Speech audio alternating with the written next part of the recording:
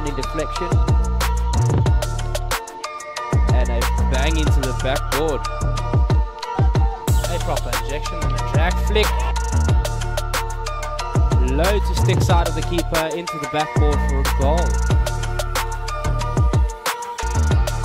And it's a flick. And what a flick that was into the top right corner of the box.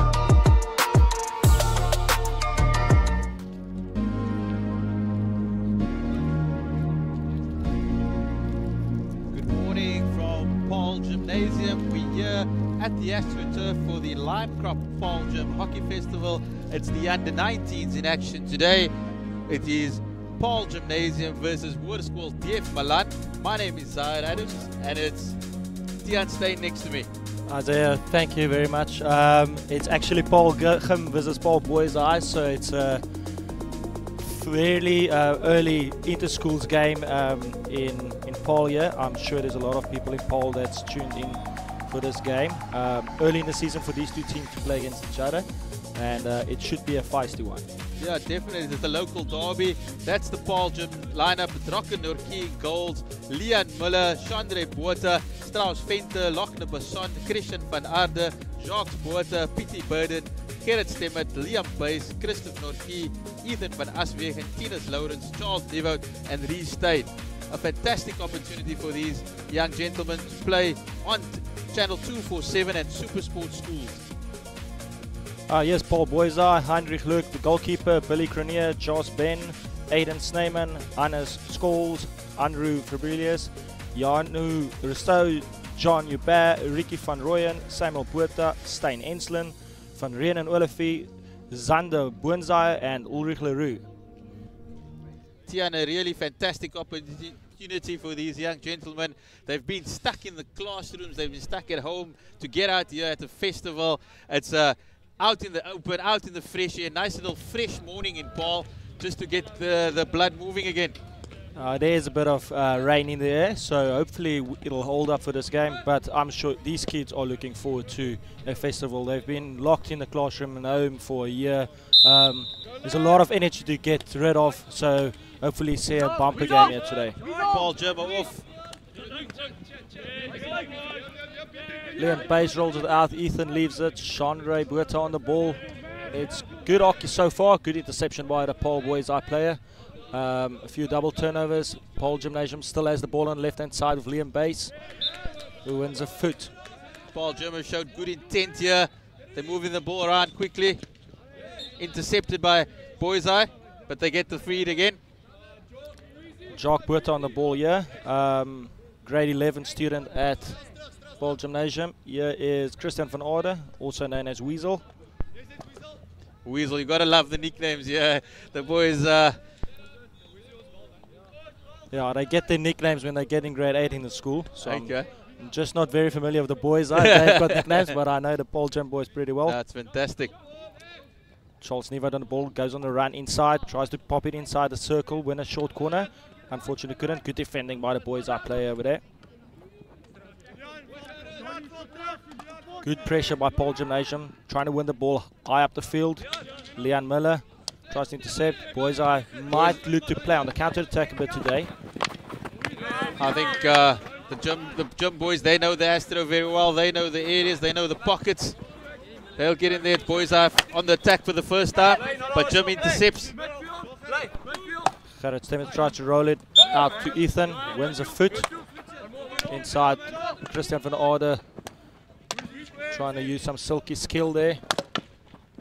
A bit scrappy down here on the right hand side, and Boys wins the ball on the outside. They might look to play around and get into some more space. I think both teams just feeling each other, wanting to assert their ascendancy early on. Yeah, it's been a bit scrappy in the last minute and a half here. Paarl Gim having nice pockets of space they want Boys to play into. Now Boys are looking to open up the game a bit. It's a pretty good press, but Boys are calm under pressure. Rolls out to the right half. That's more what we want to see, a little bit more width in the game, just stretching it out wide. A little bit congested this first couple of minutes. Yes, it is. feeling each other out, maybe not looking to make too many mistakes. There's one mistake from Jock Botha. He's got to get it right. Chandre Botha helps him out. The intensity has really been quite big in the first. He throws a lofted ball into the circle. Good save by the keeper. Good awareness of what's going on around him. Making sure his area is his.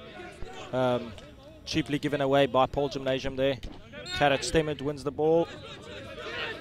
It's always nice to see a keeper control the D. Rocco is a tall guy as well.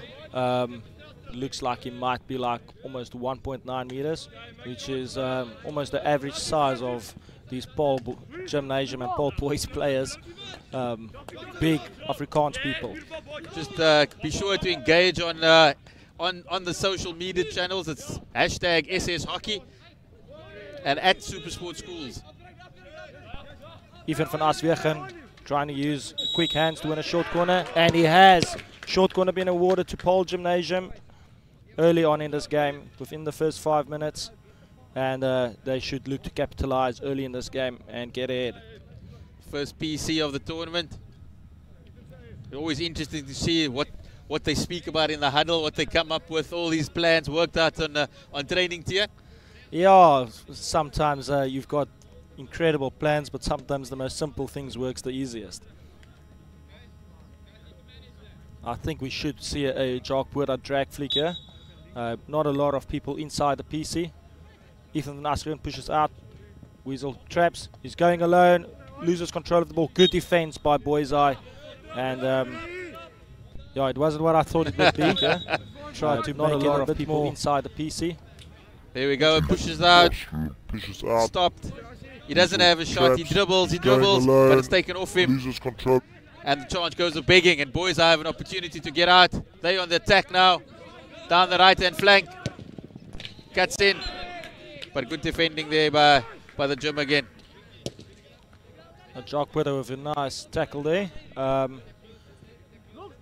This has been a fairly interesting game so far. Both teams more or less has had a chance. Gim maybe had a bit more control of the game so far, but Boisa looks dangerous on the counter-attack.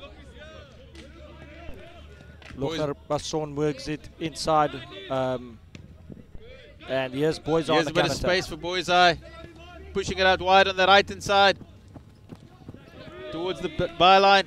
Gets a long corner. Boisai looking to attack down the right-hand funnel. Oh, ideally an hockey would like to attack more on the right-hand side because it's on your stronger side, and you're attacking the team's weaker side. So we might see a bit more from that side.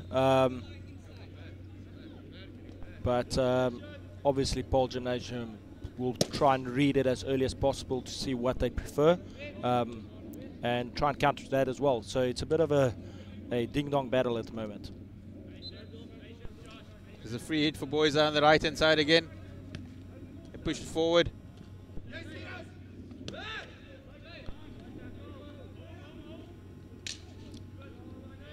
Boys are trying to get the ball inside the circle and upgrade to a short corner. Unfortunately, well defended by Paarl Gimnasium, and they get a chance to outlet from the back. Strauss Venter on the ball. I just think Boisai could possibly get the cross in earlier into the D. That's a mistake there by Paarl Gim at the back. There's opportunity for Boisai. In the circle, but it comes to nothing again. Oh, it's a 16 given there by the umpire, Michael Alexander. Very competent umpires we've got here today. Once again, Paarl Gimnasium giving the ball away cheaply through the middle of the field, which probably you don't want to do. Well cleaned up by Leon Miller there. Gerrit Stemmert on the ball. Charles Nieuwoud. Nice little 1-2s. Well intercepted by Boisai, and now they've got a chance to attack through the middle of the field. There's some space there for Boisai. Get the ball into the D. There's an opportunity. Back flick, and it's the first goal for Boisai. They open the scoring. It's 1-0 to Boisai. Yeah, that's given away in a very bad space by Paarl Gimnasium, and well capitalized by Boisai. Neat ball inside. Lochner Basson couldn't control it. Great tackle by the Boisai player. On the reverse stick, bottom corner, pretty well goal. Good goal. And Boys has the lead early in this game. A little bit against the run of play, but that just shows if you get an opportunity, you got to take it. And Boys have certainly done that. And how's Gim going to come back now? Tinus Lawrence loses the ball on the left-hand side. Boys are doing really well with the press at the moment.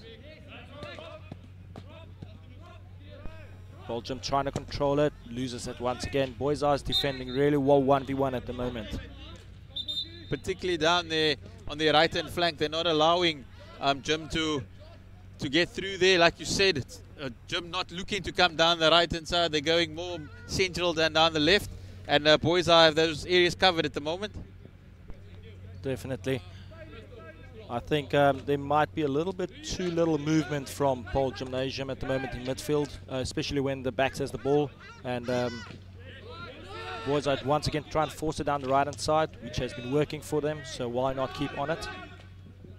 That's a good interception there by Gim. The game's opening up there. There's an opportunity down the left hand for Gim.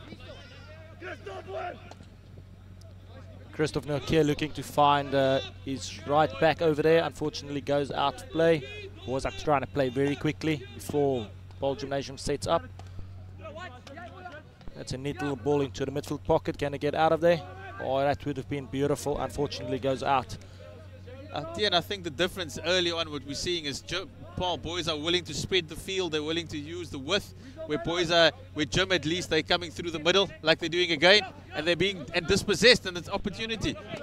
Yeah, they're losing the ball in bad spaces. If you want the ball in the middle of the field, it's good because you suck players into the middle and open up space on the outside. But that's the worst place you want to lose it. So the players that's playing in the middle of the field needs to look after the ball a bit better for Paarl Gimnasium.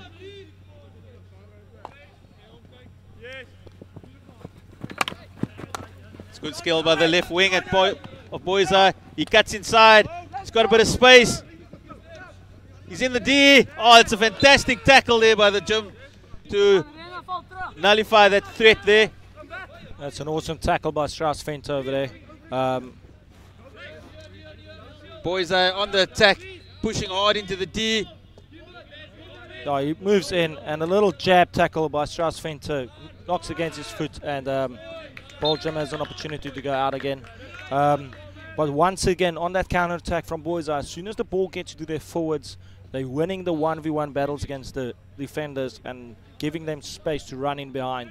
That was a neat little skill inside as well. Inside tuck from the Boys' left forward over there. And game just been slowed down a bit here by Paarl Gimnasium. Once again, getting the ball in midfield pockets. The right wing of Boys are doing lots of work there, not only on attack but in defense as well, winning the ball back for his team. Here's an opportunity for Paarl Gimnasium to really press up the field. Won by Liam Bass. Good tackle. Advantage played by the umpires, but not being taken advantage of by the Paarl Gimnasium player.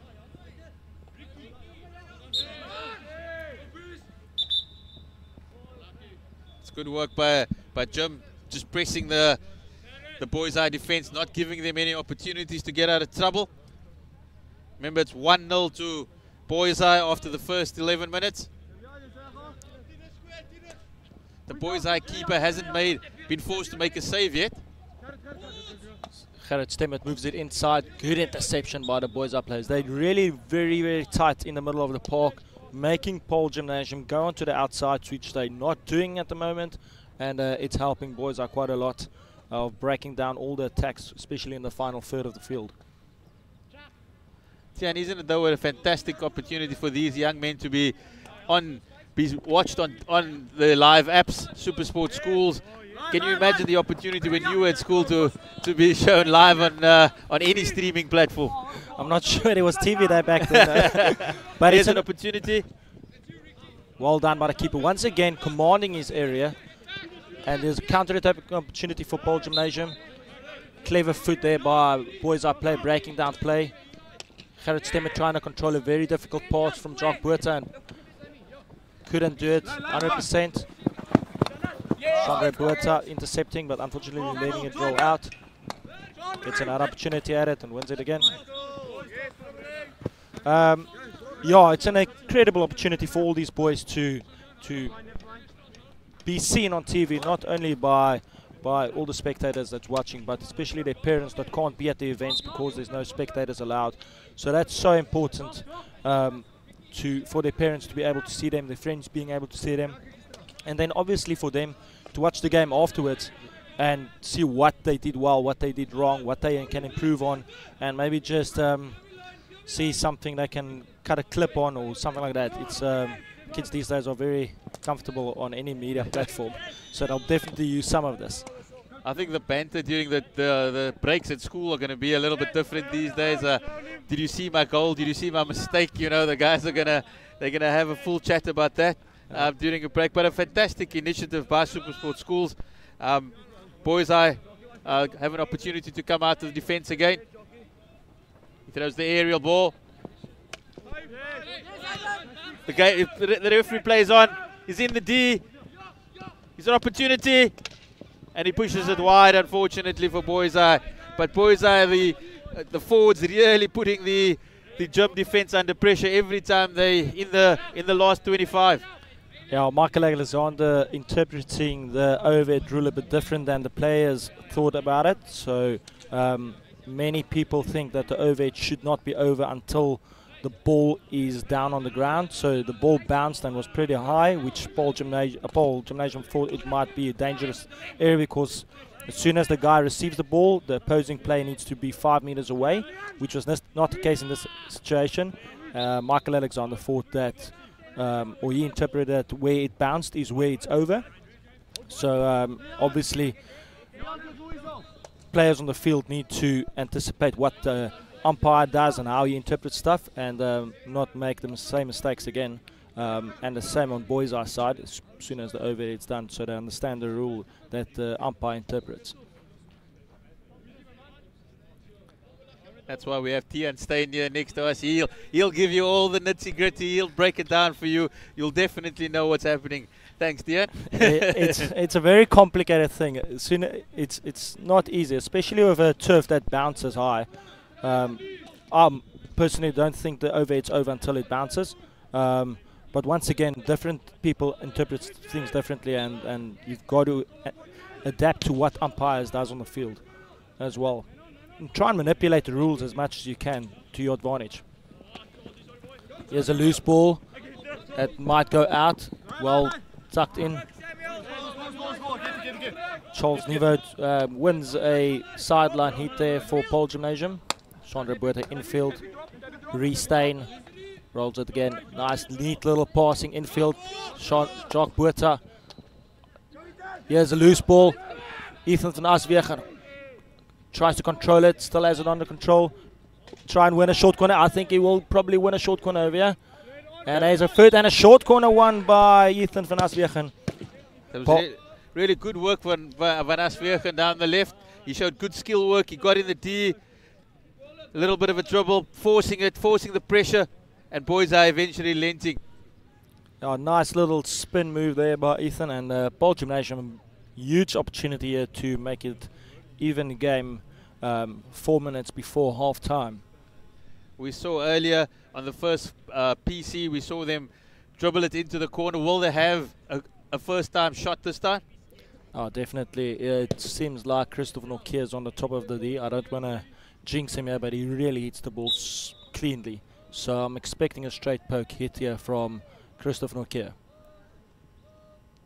Ball's pushed out. He doesn't stop, is not clean.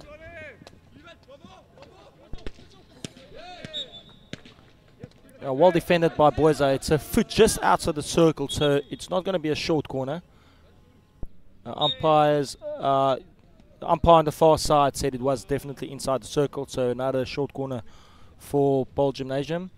Chandre Buerta not pushing the ball out quite accurately, so it's a difficult trap for the trapper on the edge of the D. Hopefully he can push it out more accurately now. The third opportunity for Gim. They get it out. The stop is clean this time. He goes on the reverse. It's a good save by the goalkeeper. That's an exceptional save by the goalkeeper. Literally, his own toenail he didn't clip this morning. Save that one. That's fantastic, Tian. That's an epic save. There it goes out. He drags it back onto the back stick. Has a go. And the goalkeeper, as Tian said, didn't cut his toenails to this morning. And he makes a fantastic save. That was an exceptional save. Huge save in this context of the game, because just before half-time, if you go in level 1 up at half-time, the team talks totally different than going in level.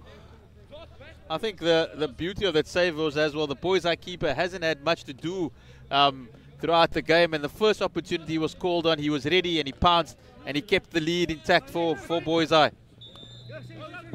As Boys Eye winning a loose ball on the left-hand side. Chandra Botha, good interception, rolls it out, Ethan van Aswegen. Bit direct.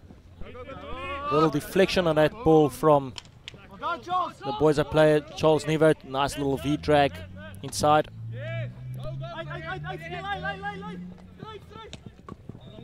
Intercepted by Gim. They've got an opportunity now, looking for the pass. Holds on to it, puts it into the D. And it goes a betting for Gim. That's a good interception by Christian van Aarde. Maybe Paarl Gimnasium not getting too much height on the field, which might have helped them there. But Paarl Gimnasium definitely taking a bit more control in this game in the last 3 or 4 minutes.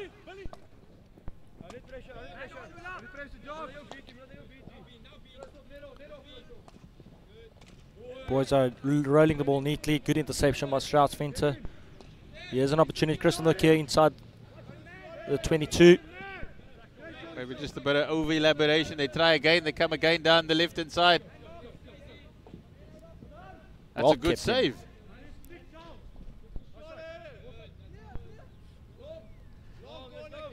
It's a long corner. Boys Eye have an opportunity to get out of defence. But Gim really showing a lot of intent the last 5 minutes.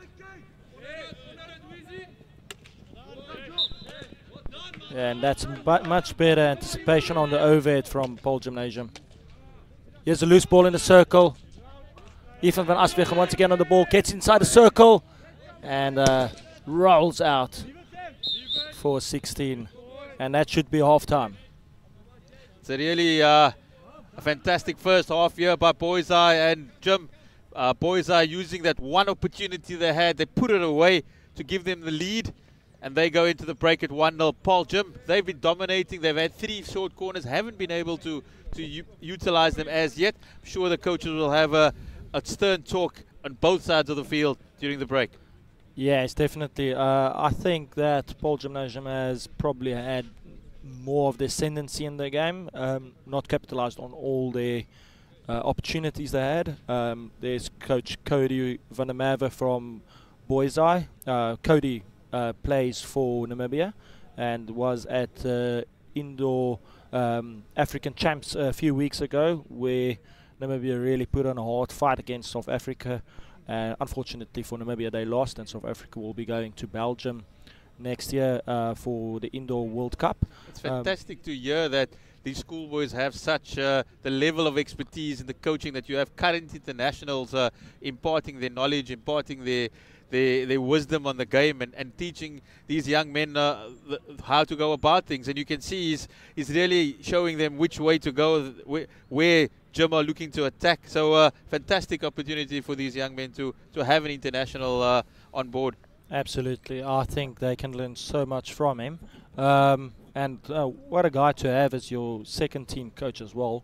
At school. Why is he not the first team coach, yeah? Oh, probably a little bit inexperienced still, but I'm sure he'll get there one day. I think Cody's only like 20, 21 years old, so a young guy. I'm sure he'll get there one day. Just on the game itself, I think Paarl Gimnasium's pressing game might have been a bit disjointed in the end of the first half, and if they get that right, I think they will win balls high up the field and can counter-attack up the field. Boys Eye was very, very good in the first half on 1v1, 50-50 balls won, and on the counter-attack. Yeah, it'll be interesting second half. I'm not sure how the fitness of the boys are. I haven't played hockey for a very long time, so hopefully we don't see a lot of mistakes, but rather great skill and something explosive in the second half. This once again brought to you by Super Sports Schools, a fantastic initiative where young men and young ladies are going to have the opportunity to play their sport on live streaming live channels. That's the fixtures for the rest of the week. We see Parel Vallei against DF Malan, Paarl Gim up against Paul Roos, and then Paarl Vallei up against Edgemead. A full program you can see.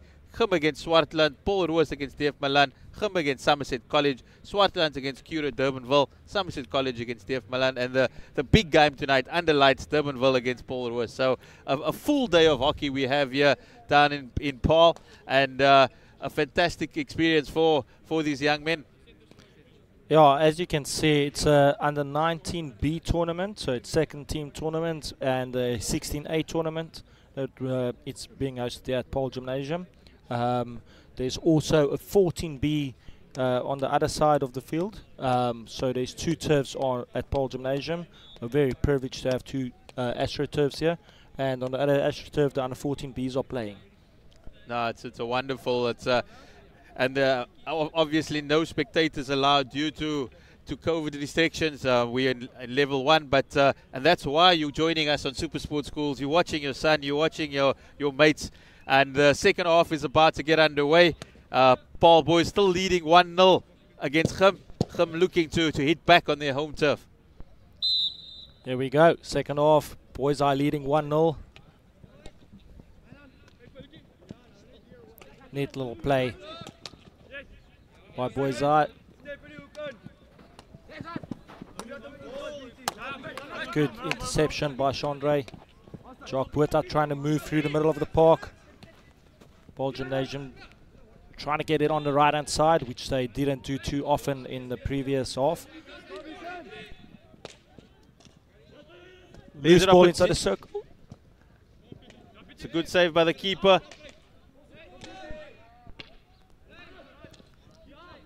Seems like a little mini game inside the circle there. There's lots of stick clanging there. Not a good save by the keeper from Boys Eye.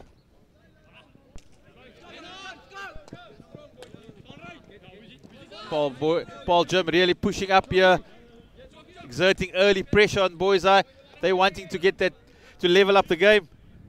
It's in the circle. Liam Bass gets it down. Not a great save by the keeper. Boys Eye hits it out, and umpire says it's dangerous. Another short corner by Paarl Gymnasium. Very, very, very intense start by Paarl Gymnasium in the first 2 minutes in this second half, and here's another great opportunity. Will they capitalize finally on one of their short corners here? Whatever the coach said to Paarl Gim during the break, they've taken note of it. They've come out firing. They've got their fourth PC for the morning. The average is 1 out of 5, 8 yet? It should be 1 out of 2. 1 out of 5. If you score one of them and don't concede, you still win, eh? Here we go. The push out coming. Stop. He goes for the straight flick. Back into the circle. The keeper takes it out. Boys Eye managed to absorb the pressure once again. Boys has really been defending their own short corners very well, and that's a ball that's been directly played into the circle. Not a good mistake from Paarl Gymnasium, but once again has an opportunity to really set up a high press on the field. Might see an overhead here, seeing that Paarl Gymnasium presses this high. Gim will really be asking themselves how they're not level yet. They've had 4 penalty corners. They're spending all the time in the Boys Eye 22.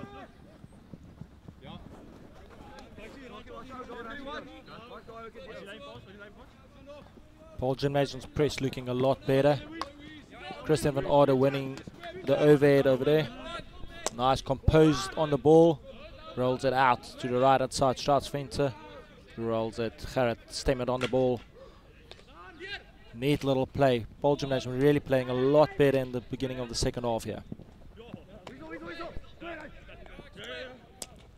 The young man in the middle for Gim, he really showing a bit of control there, taking control of the midfield. Christian van Aarde really looking like he's taking control of this game, taking the game to the scruff of the neck, and that's what you need. You don't always need flashy players. It's the players in the middle of the park that's controlling the game that gives these flashy players up top the opportunity to show their skill.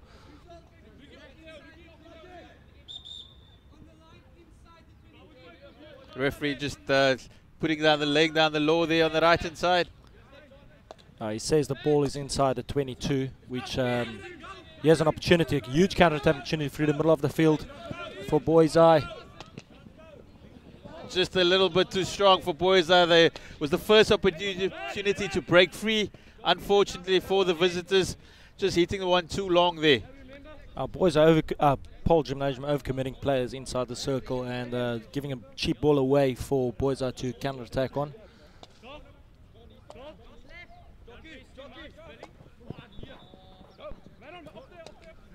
Referee waves play on.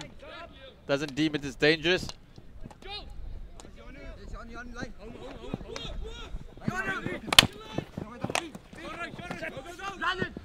It's good work here by Boys Eye on the right hand side, pushing towards the byline.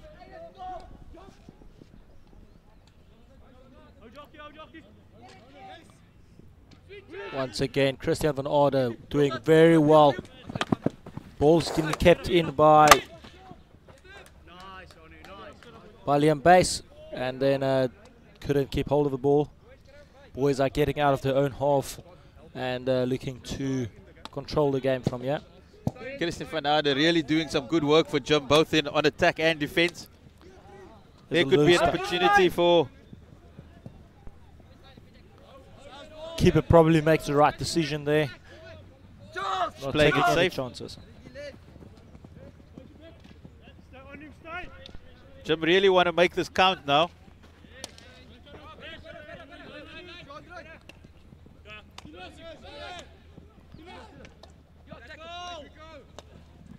There's an opportunity for Boys Eye. There's a bit of space. It's a one-on-one there. Pushing the byline. Looking for the ball inside. He doesn't opt for it, and he unfortunately gets dispossessed. I thought he could have maybe played it a little bit earlier. There was somebody in the middle waiting for the ball. Oh, that was a good tackle by Lochner Basson, tracking the player all the way to the byline, which is probably where you want to tackle him, especially when it's a 2v1 situation on a counter-attack like they had there.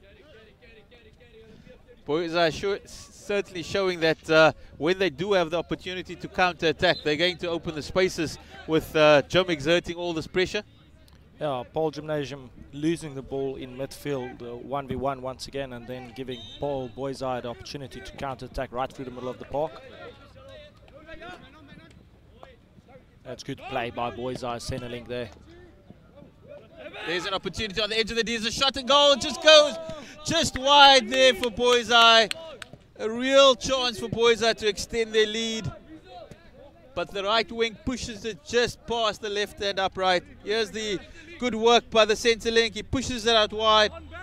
He gets the bounce, goes, has a shot, and it just misses the left hand post for Boys Eye. I tell you what, if that went in, Paarl Gymnasium would have not been happy. That was a pretty high ball past one of the defenders' hips almost, and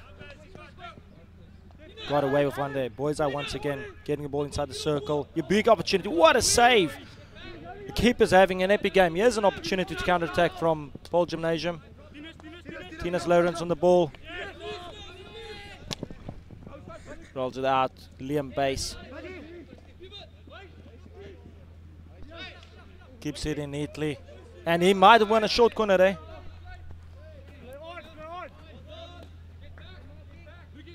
I'm not sure, the umpire is not sure. One says it's a short corner, but maybe not connecting. There. Tinus Lawrence rolling the ball. The rub of the green just going against Gim at the moment. That looked like a fifth penalty corner. Here's the one earlier, Boys Eye showing, and that's the save by the keeper. Fantastic one there by the Gim keeper to get his side on the move again. Oh, that was an exceptional save by the keeper over there. Strauss Venter wins the ball the right hand side, tries to roll it in. Christoph Norkier on the ball. Good defending by Boys. Here's an opportunity to play quick. Gerrit Stemmet rolling inside. Many loose balls, scrappy on the edge of the box. And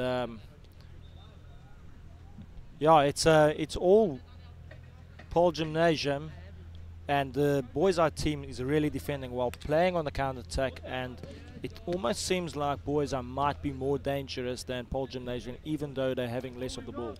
It just seems that the transitions are very good. They absorb the pressure, and once they have an opportunity to break out, their forwards really creating some chances. Oh, short corner to Paarl Gymnasium. Umpire saying that the player was not 5 yards away and penalized them. Here's another big opportunity for Paarl Gymnasium. Not they, maybe as you said, it's 1 out of 5. So here's the 5th one over here now. I think Gim really need to capitalize on this now. They've exerted the pressure. They've been up in the Boys half, and now they've got a chance to level the game.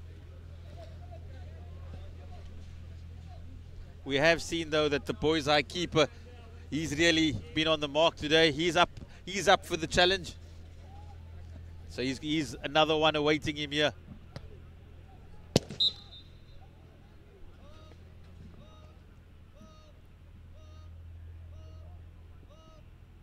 Chandra Burda pushes out. Christian van Orde tries to go alone. Doesn't get it right. Tinus Lawrence rolls out. Liam Bass gets the ball on target. Oh, it just goes past the right-hand post. And another opportunity gone for Paarl Gymnasium, and Boys gets away with. That's he played corner. The ball in the circle. Gim get it back. He turns back to his strong side. Nice little overlapping run there by Liam Bass. Pops it down and just missed on the far post by. Looking for the deflection, it just wasn't there. But Gim come again. That's down the left-hand side.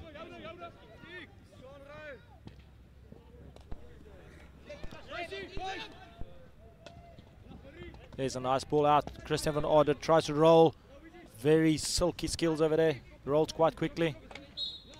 And wins a free hit on the edge of the box. Once again, Boys are getting a lot of numbers around the ball in the final part of the field.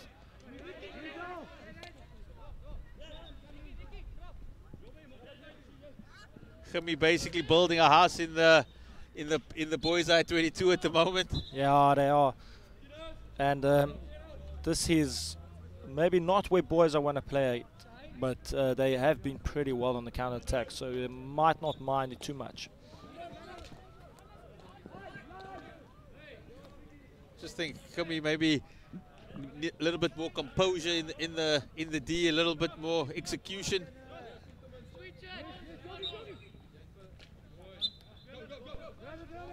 Yeah, goes Jock Buerta running with the ball. Gets to Gerrit Stemmet, rolls the inside again. Fortunately loses it. Very congested. I think Paarl Gim might need to look to get the ball more square and not go forward the whole time. Maybe pass the ball back, get some of the Boys players out of their area because it's so congested there.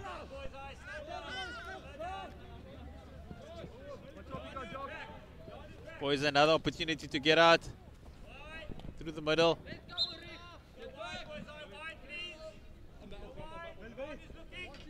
The one thing Boys have really shown is that they're willing to absorb the pressure, and when they have the opportunity, they'll come out. But yeah, it's again another free hit for Gim in the middle of the field. They've got 8 minutes left, 8 minutes remaining to find that equalizer. Remember, you're watching it on the Super Sport Schools app and channel 247.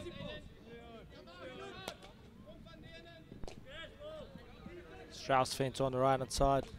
Tries to get a 45 ball inside the circle. It is loose, well intercepted by Boys' defenders. They've been exceptional so far today.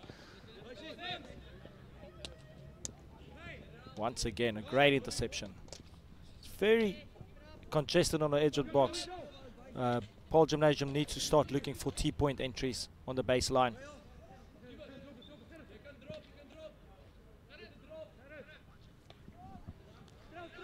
You can hear from the coach that says you can trough the ball around, which means he wants them to start getting space. And that's so good from Boys Up player pressing there. Now they've got a counter-attack opportunity. We've seen this early in the half again. The right wing going down. He cuts inside. I think maybe the wrong option. The centre link was shouting in for the ball in the middle. He went straight to the circle. But he gets the free hit on top of the D. Opportunity for Boys Eye to just get rid of the ball here and maybe win a little short corner here. Here's an opportunity on the reverse stick. Just goes wide. Boys Eye really, when they do have the ball in the opposition's half, they do look dangerous. They create opportunities with very little possession. Exactly, and I'm not sure if it would be their game plan, but they won't mind it because they're still 1-0 up in the game. 6 minutes left. 6 minutes in hockey is a long time. It's not them who are chasing the game though. Gets it again in the middle of the park. Boys Eye on the attack. It's good defense there by Paarl Gim.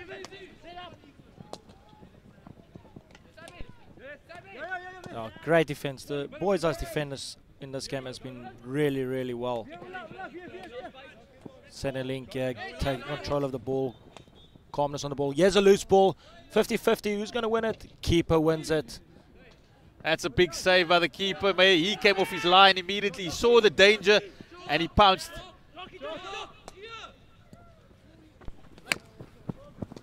Staying on the ball on the left hand side. Tries to cut infield. Bad stick tackle there by the Boys Eye player. Nice roll. Christian van Aarde trying to pick it up. Loses the ball. Great commitment from Boys Eye's defenders. It's a good save there by the right wing. Starting all the way from the back here. Much better control from Paarl Gymnasium, stretching the field a bit. Getting the ball out of the middle of the park where Boys Eye wants to defend. Jock Buerta doing well to get the ball back. Chandre Buerta, the left back, gets the ball inside a circle. Once again, awesome defending. Interception from Boys Eye, but there's a little foot. And opportunity for Paarl Gymnasium with 5 minutes left, 4 minutes left almost. Number 6 for Boys Eye, at least for Gim. It's number 6. We said 1 out of 5. This is going to be the one for Gim right now. I must say, looking at Boys Eye's defending from short corners, they have been really, really good at defending, especially the hit from the top of the circle, not even just on short corners in the entire game. We've seen Gim take it on to the reverse. We've seen them go straight. What the drag flick, is that an option? Oh, well, the push out needs to be a bit quicker for the drag flick to be effective, because the Boys Eye play so quickly out to the top of the D. That's better. Does a little zigzag move on the reverse, and I don't think that goal should stand. The first shot was lifted above the backboard. It is in the back of the net, but it should be below the backboard as the rules state on the first hit if it's not a flick.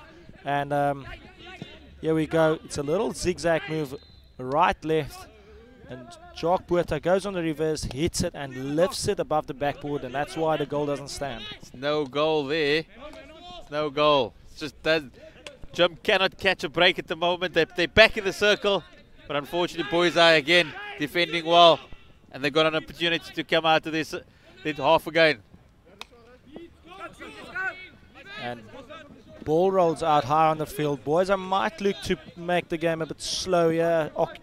Just get a bit of time ticking off the game. That's a good pass across the field.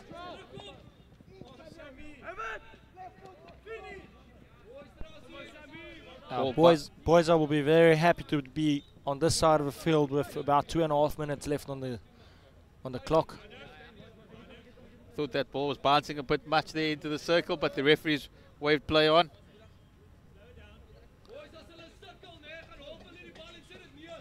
If you look on the park, Paarl Gymnasium leaving one player high up the field. And Boys Eye not committing a lot of players, which is clever, especially at this time in the field. There's only 2 minutes left for for the home side. They get the ball all the way up, but they're unfortunately not able to control the ball, and Boys High have another opportunity to get out of trouble. Paarl Gimnasium really pressing high. Liam Bates wins the ball. Here he goes. Can he upgrade on circle? Gets the shot on target, and it's a short corner. Umpire says that the goalkeeper knocks the ball out to the back of the out the back on purpose. He needs to make an attempt to get it out to the side of the field and not straight out. And the interpretation of the umpire there is that he did it on purpose, and a huge short corner for Paarl Gimnasium here with about a minute left. It's number 7 for Paarl Gim. They have their little meeting. Wait for the push out. That's a good push out quickly. Little low drag. Great defending from the guy on the post. That one was maybe going in. Boys have really defended very well the short corners. Every single opportunity that Gim's come at them, they've been able to defend. They've been able to hold them out. At 7 opportunities now.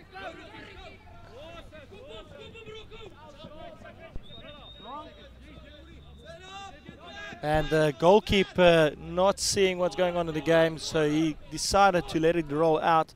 And that should be the game almost. 20 seconds left on the clock. Boys are deep in Paarl Gimnasium's territory. Rolls out to the left. If they keep hold of this ball now, the game is done. Paarl Gimnasium really needs to get the ball up on the field. Just a lack of game awareness there by the goalkeeper, unfortunately. But one more chance for Gim. But the Boys High defense have stood strong all day. And they've done it again. That's the final whistle.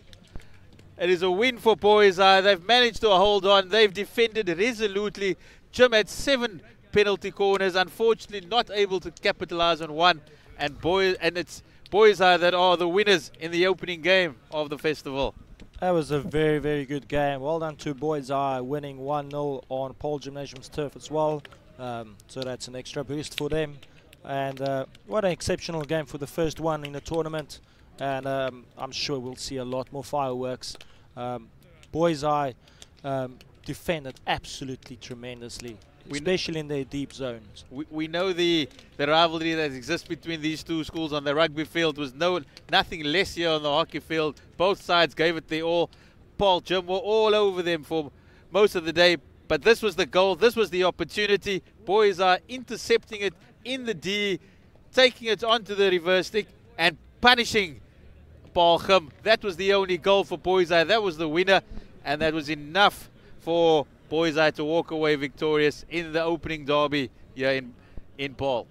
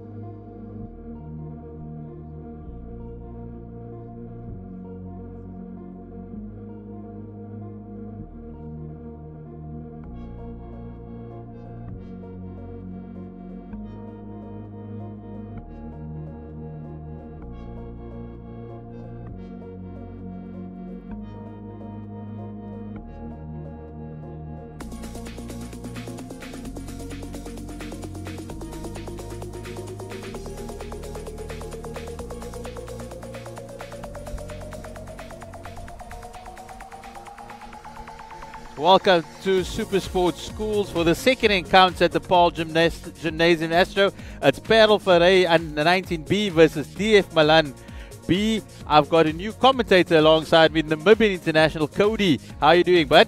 I'm doing really well. It's quite a privilege to be here. Super excited. Yeah. Yeah, it's Cody van der Merwe. He's just saw his side open the tournament with a 1-0 win. Paarl Boys over Gim. That's the Paarl Vallei side. It's Ben John in goals, Enzo Sullivan, Jean-Marc de Beer, John Mapson, Luca Geldenhuis, Vincent Boete, Skalk Bezuidenhout, Caleb de Costa, Ethan Besson, Daniel De Necker, and Daryl Mandoni.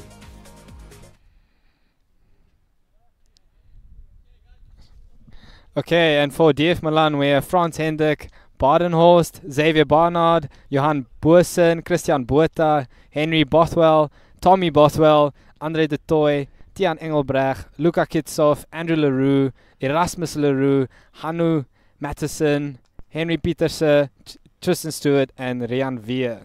Sees a couple of brothers in that DF Malan side there. And we're off underway. Yeah, it's going to be quite interesting to see if these brother combinations that DF Malan have can give them an edge on Paarl Vallei. Paarl Vallei coming down the right hand side immediately. An early attack there. So it's Paarl Vallei in the light blue with the blue socks, and DF Malan in orange. Yeah. DF Malan on the attack now. 2v1.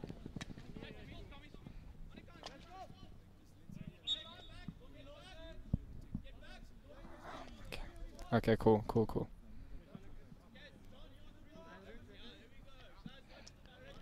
But DF Malan on the attack. They're going down right. Intercepted by Paarl Vallei. Down the middle again. Pushing here down the right hand side. Looking for an early ball.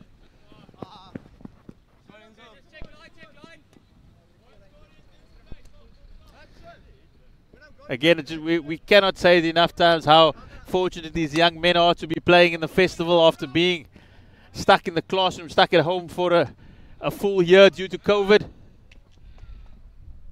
Yeah, I think it's quite a privilege to be back on the field, and especially having this opportunity to have their games live streamed on SuperSport. I think what a privilege. That's Paarl Vallei on the attack. Down the left hand side. That unfortunately will go out for a long corner. Nika, how excited were the boys when they came out in the game earlier for Boys High? They were super keen. I think, yeah, like you said, after COVID, it's been a long time since the boys have played, and just getting back out on the field against some real opposition, they were super keen, and we were thankful to get the first win.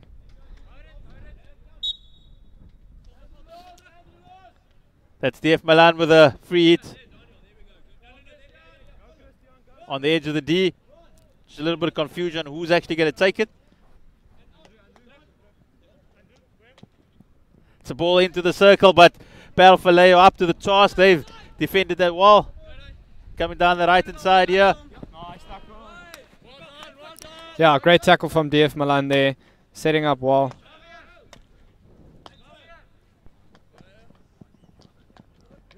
Paarl Vallei in the middle of the field. They're looking to their right hand side. At the moment, all the action just stuck in the middle of the field. No real chances yet. Early doors.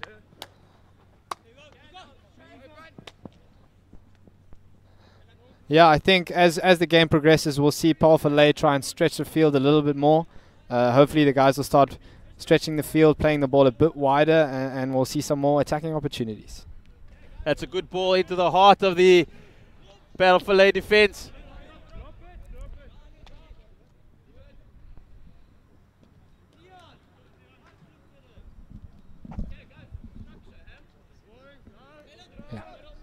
Yeah.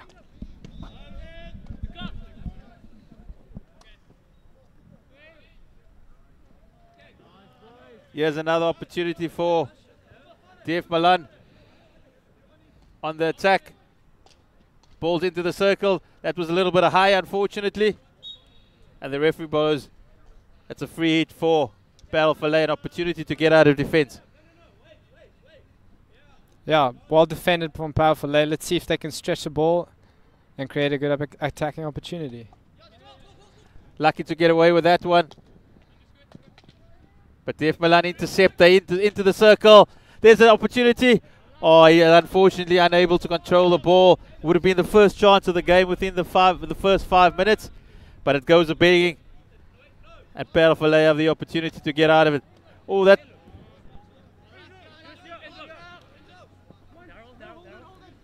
Here we go. Again, Parel Vallei. Good skill in the middle of the park. Well tackled by DF Malan there. Paarl Vallei looking a little bit shaky in the beginning here. DF Malan are settling themselves in while creating a few attacking opportunities.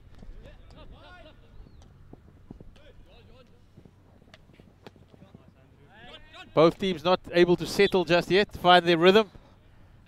But here's an opportunity for Paarl Vallei.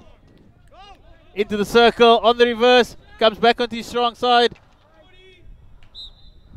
Oh, he doesn't manage to take up the opportunity, and it is a free hit for DF Malan. Yeah, well defended there by DF Malan, turning it around.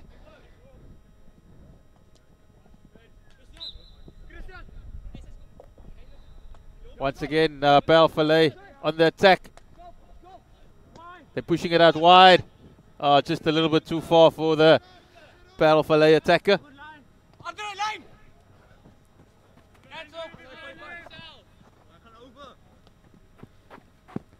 Not many options for the DF Malan. They decide to go around the back, stretching the game a bit more. Yeah, you can slowly see them composing themselves a bit, just trying to keep ball possession.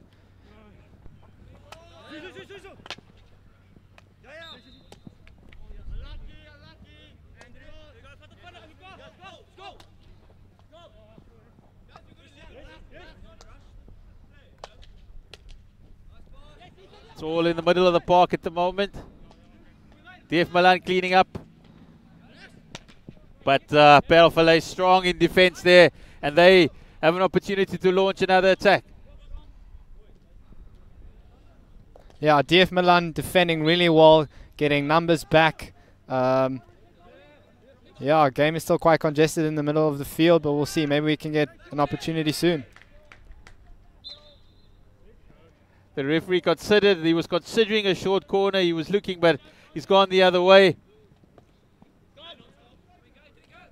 And DF Malan have just given the ball back to Parel Vallei.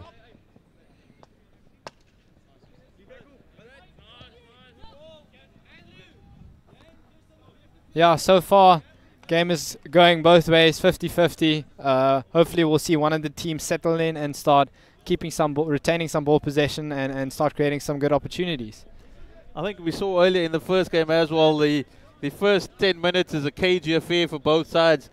They're finding their feet, trying to settle. Yeah, I think coming back after a year, I think everybody's just trying to get comfortable back on the field again. But hopefully second half we'll see them open up a bit. That's a good tackle by DF Malan. Looking to launch an attack. I think maybe just have a look up sometimes, trying to look for the opportunity. Where's your teammate? Good tackle there from Paarl Vallei, turning it over. As they say, you can practice as much times, but once you see a different color shirt out in the middle, it's a different prospect altogether. Yeah, no, that's true.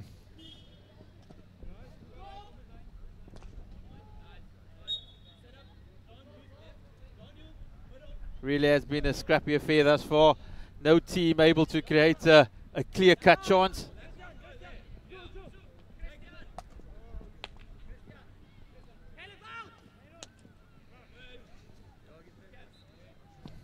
The ball out on the side again.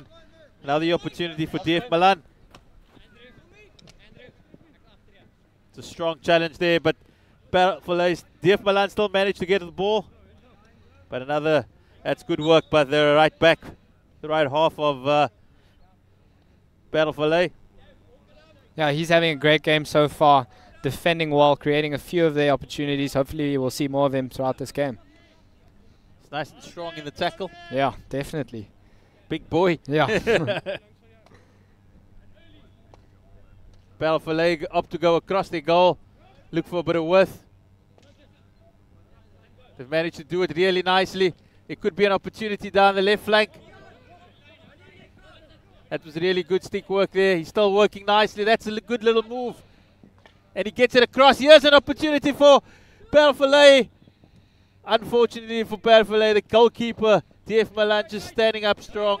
And he stuffs the challenge.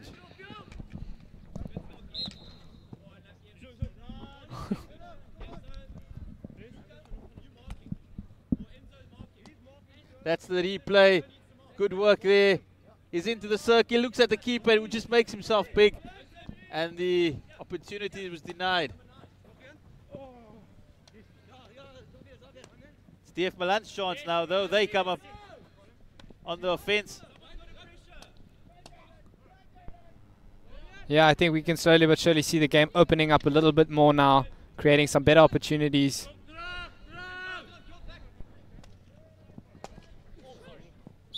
Oh, great work from Paarl Vallei's right half there, but unfortunately they lost the ball in the midfield. Paarl Vallei's right half, he has really worked hard. He's been strong in the tackle. His passes are precise. Yeah, he's really been showing some class so far. Hopefully he can be a key asset for them in this game. The first 10 minutes have passed in the second game at the Paarl Gimnasium Hockey Festival. It's still goalless.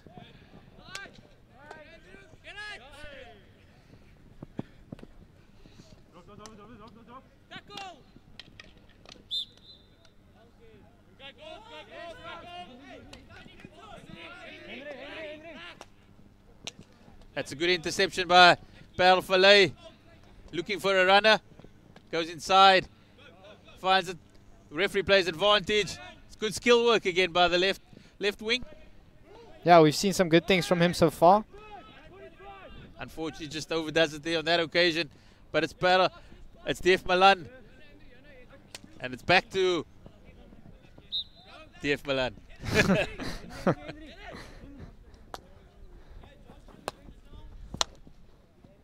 Yeah, we have a bit of a pinball game here right now. Not one of the teams able to retain much possession right now. Just need somebody to take control of the game in the midfield. Just say, that ball is mine and I'm going to distribute it.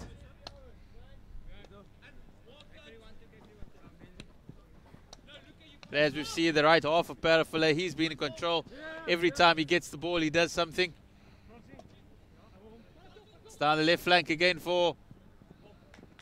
I think sometimes that's just a little bit lazy, wanting to go on the reverse stick, not getting the feet around there. Yeah, definitely. As a coach of my team, there's definitely an issue we face on a regular basis. Something we try and work out of the boys. But Paarl Vallei have had some promising attacks down the left, creating a few good opportunities.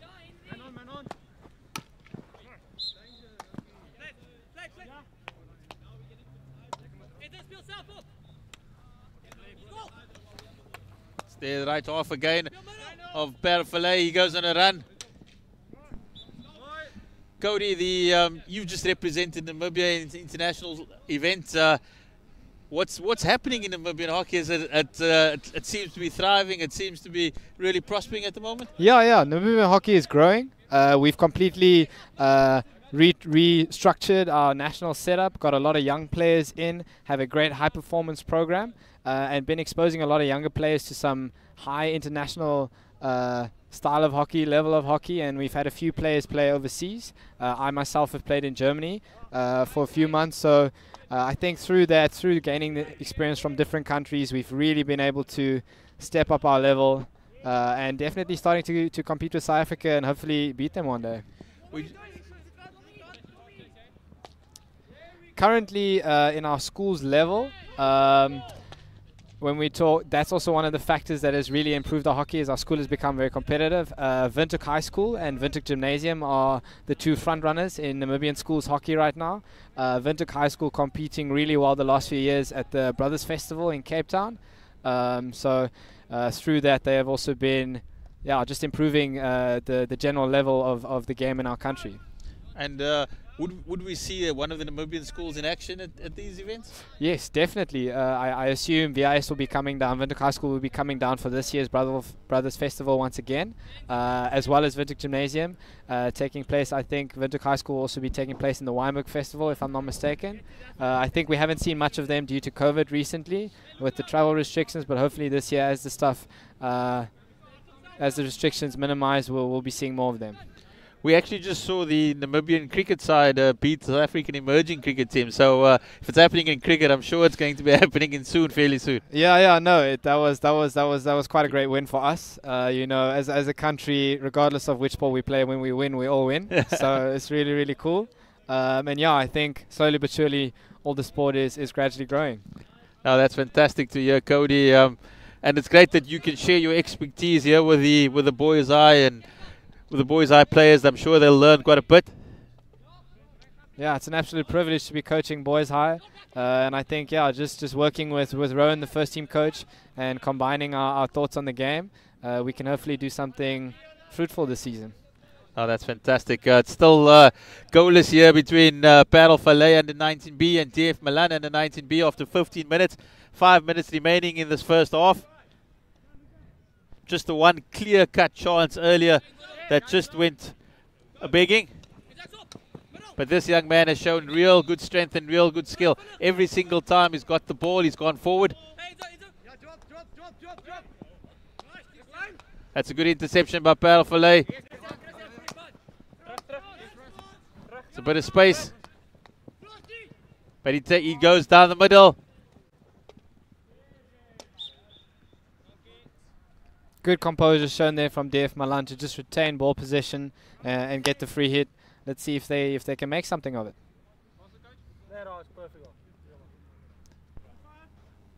Is this the opportunity for the first goal? He's a good turn into the circle in the D. Oh, that's good defending by Parel Vallei. They've managed to get out of trouble again. It's a good ball in the middle as well. But Parel Vallei showing. It's a midfield battle here. Definitely Parel Vallei have the hit. Unfortunately, they're not able to get the early ball. Yeah, I think that's a big factor in the boys' game right now. Or just in the game of hockey in general, is having to take the ball back and putting it down stationary where the infringement first took place. And I think just when it slows the game down, it definitely makes it quite difficult as the momentum is moving forward. I know there are many rule changes over the years, wanting to speed up the game, wanting to make the game more dynamic. Yeah, there's definitely been a few changes they've made. I think they just also make the game a lot more viewer friendly, make it a lot more interesting and exciting, as you said. But you know, I think as the years go along, it's quite an adjustment having to get used to all these new rules. But I think the boys are doing well so far. I think the one of the free hit where the player is able to run with the ball himself. That's maybe I'm showing my age here a little bit, but that's that's changed a little bit for me with not just a stationary pass any longer. Yeah, no, I think it's also they encouraging a little bit more individual play and just to get the guys going at each other a bit. And I think that's opened up quite a bit of avenues in the game. So yeah, it's good. Paarl Vallei looking for coming down the right hand side again. Taking the ball up.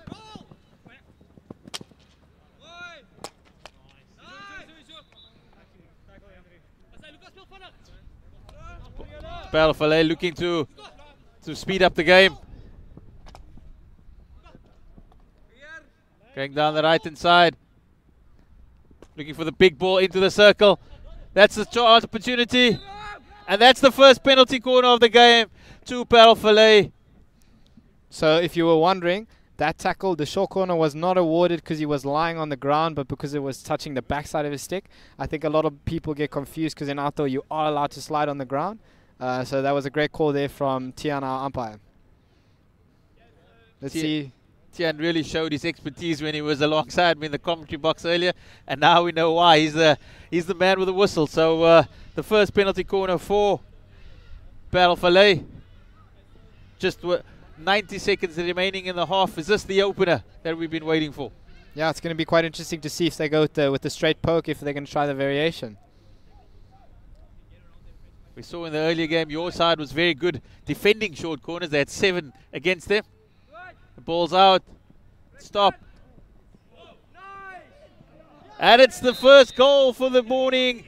Parel Vallei have managed to score from the short corner. They've taken the lead 1-0 to Parel Vallei. The ball bounced up in the circle and the goalkeeper missed it, and that is the opener for Parel Vallei. Yeah, I think that was quite unfortunate for DF Malan, but also, yeah, a lucky break for Parel Vallei. It stopped.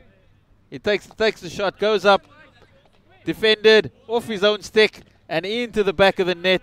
Unfortunately, a deflection for the goalkeeper. He had no chance, and the dejection shows on the DF Malan boys.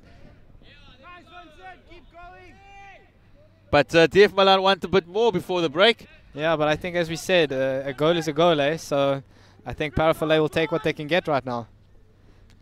It's the first goal from a short corner in the tournament. We saw Paarl Gim have 7 earlier, not convert any one of them. Yeah, I was very grateful. We did work on it in practice, so it was great to see that the boys were able to keep them out, and hopefully we'll get some short corners in our next game and see if we can score them. That's the halftime whistle here in the second game at the Paarl Gim Hockey Festival. Here's the opener. It was a short corner. The ball went up, deflection off the stick, off the DF Malan stick, and unfortunately just missed by the defender on the line. And Parel Vallei have the opening goal to take a 1-0 break at halftime.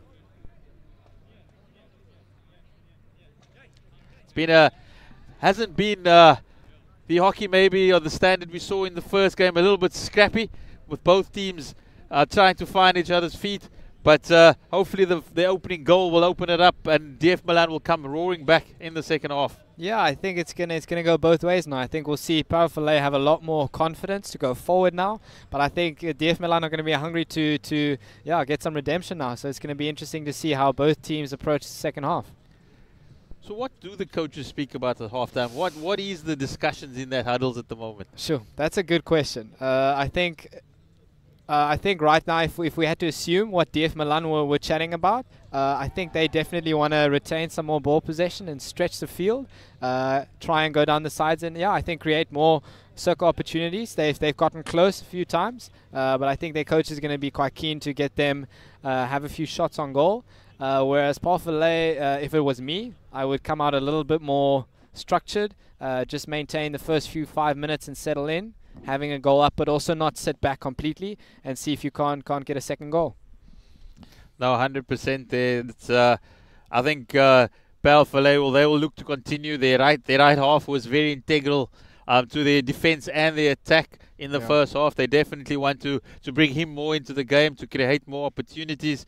And DF Malan, basically they had opportunities. They were looking to push, to high press. Unfortunately, just maybe the stick work letting them down in the D at certain occasions. Yeah, I think as you've seen, slowly but surely the boys are getting more and more comfortable being back on the pitch. So I think we'll definitely see some more from DF Malan. But I think we must keep our eye on that midfield play for Parel Vallei. He's had a few good runs in combination with their right half, who's also been playing well. So I think they're also going to be key players to watch in the second half to see what they can do. It really is an intriguing contest. It's great to see the young boys on the AstroTurf again on the fields. It's been a long year. COVID has been it's really tough on these young gentlemen.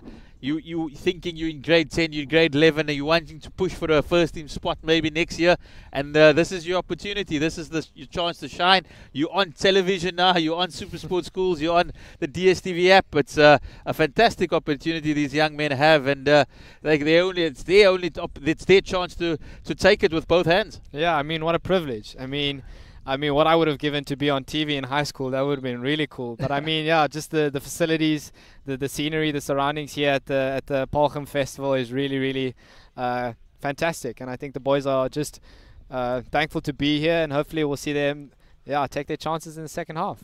I'm sure all their parents and their mates are watching it live back home, streaming it, having that opportunity to see them in action.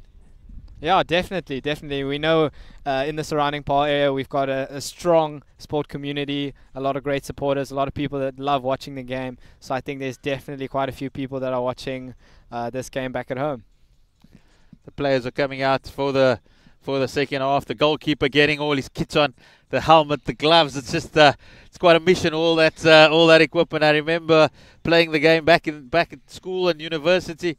It was a real effort to carry that bag and get everything on, but a fantastic just to see them in action. Yeah, definitely. No, I am thankful that I do not have to carry all that stuff around with me, definitely. And the second half is underway. It's DF Malan in the orange and Parel Vallei in the light blue. Going around the back, setting up a good base. Parel Vallei allowing DF Malan just to get out of trouble before they get their right half into the action early doors again. Good strong run there, good stick work, good control. And once again he forces the free hit on the edge of the D. Yeah, well played there from the right half. Great opportunity. Let's see what Paarl Vallei can create.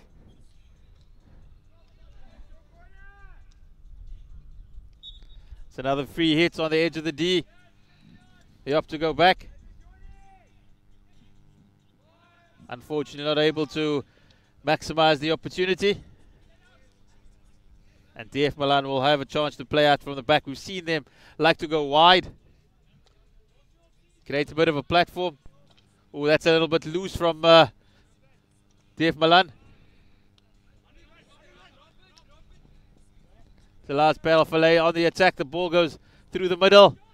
Driving towards the D. Puts it on his strong stick and forces the short corner. That's the second short corner for Paarl Vallei. They scored from the first one. Are they going to make it 2 from 2? Yeah, great opportunity. Great composure shown there by Paarl Vallei to win the short corner. I think that's definitely a thing as coaches we try to always implement, is if you don't have the opportunity to shoot, force the short corner and see if they can't get another goal. We've seen them get a bit fortunate with the first one. It was a deflection off the defender. Yeah, it's going to be interesting to see if they go with the same straight poke from their right half. Let's see what happens. The ball's out.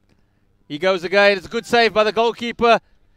The right half is on the reverse. Oh, he just goes to the wide of the upright. But the right half of Paarl Vallei, he's the cog, he's the central. Everything happens around him, and he really has added a lot of excitement to this game.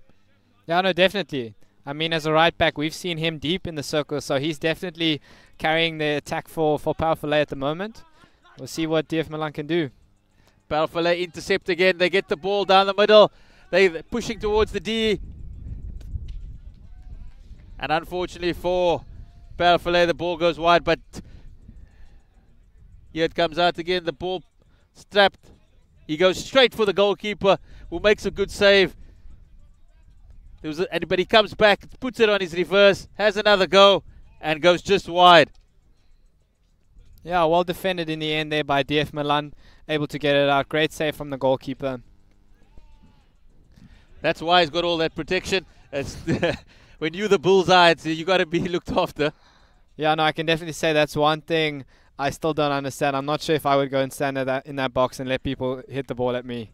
I did it all my life. It was they always asked me, you got a few screw looses there, buddy, to wanting to be the target. I remember. Yeah, usually we know the goalkeepers are the special players in our team, definitely. I think that explains quite a bit. I remember South African hockey players, Grant Clark, and playing with them and really having a full go at you. Ryan McLaren, the former Proteas all-rounder. He was at Grey College back in the day. He really knew how to drag flick. No, definitely. I can. That's the one thing I know is watching the way we hit the ball. I have immense respect for goalkeepers that are willing to put their body on the line in the goal box, definitely. I do think, though, the equipment has improved quite a bit. I remember having those yellow cane pads and asking my mom to sew the thigh pads for the leg guards. Yeah, those the goalkeepers are quite fortunate these days. The equipment has improved quite a bit. Yeah, definitely. No, that's definitely one thing just in hockey in general is the equipment has really improved. The sticks that they've been bringing out, the materials that they've been using. has just really been able to enhance the performance. Unfortunately, the price is also going up quite a bit, which makes it quite a struggle. But yeah, I think as the game grows, it's looking good. Personally, I think the best new invention has been the face guard for the postman, because I used to feel quite sorry for those guys back in the day. I was all protected, and then they had nothing. Just oh wow, yeah, so no, that definitely, that was a lot of fun. No, there's been a few times where I've been hit in the face, and yeah, no, the face mask definitely helps you keep your teeth in place and just make sure everything is good. I remember defenders always having a go at me, saying, "You all well looked after. What about us?" So, so definitely that's been a boost, and all about safety here, because that white hockey ball is quite painful when it hits you. Yeah, no, definitely. I think people are mistaken thinking that rugby is a physical sport, but don't get me wrong. If you get struck by a stick or a ball, you're definitely gonna feel it. I think that's a typical hockey player's response out here in 100%. No, definitely.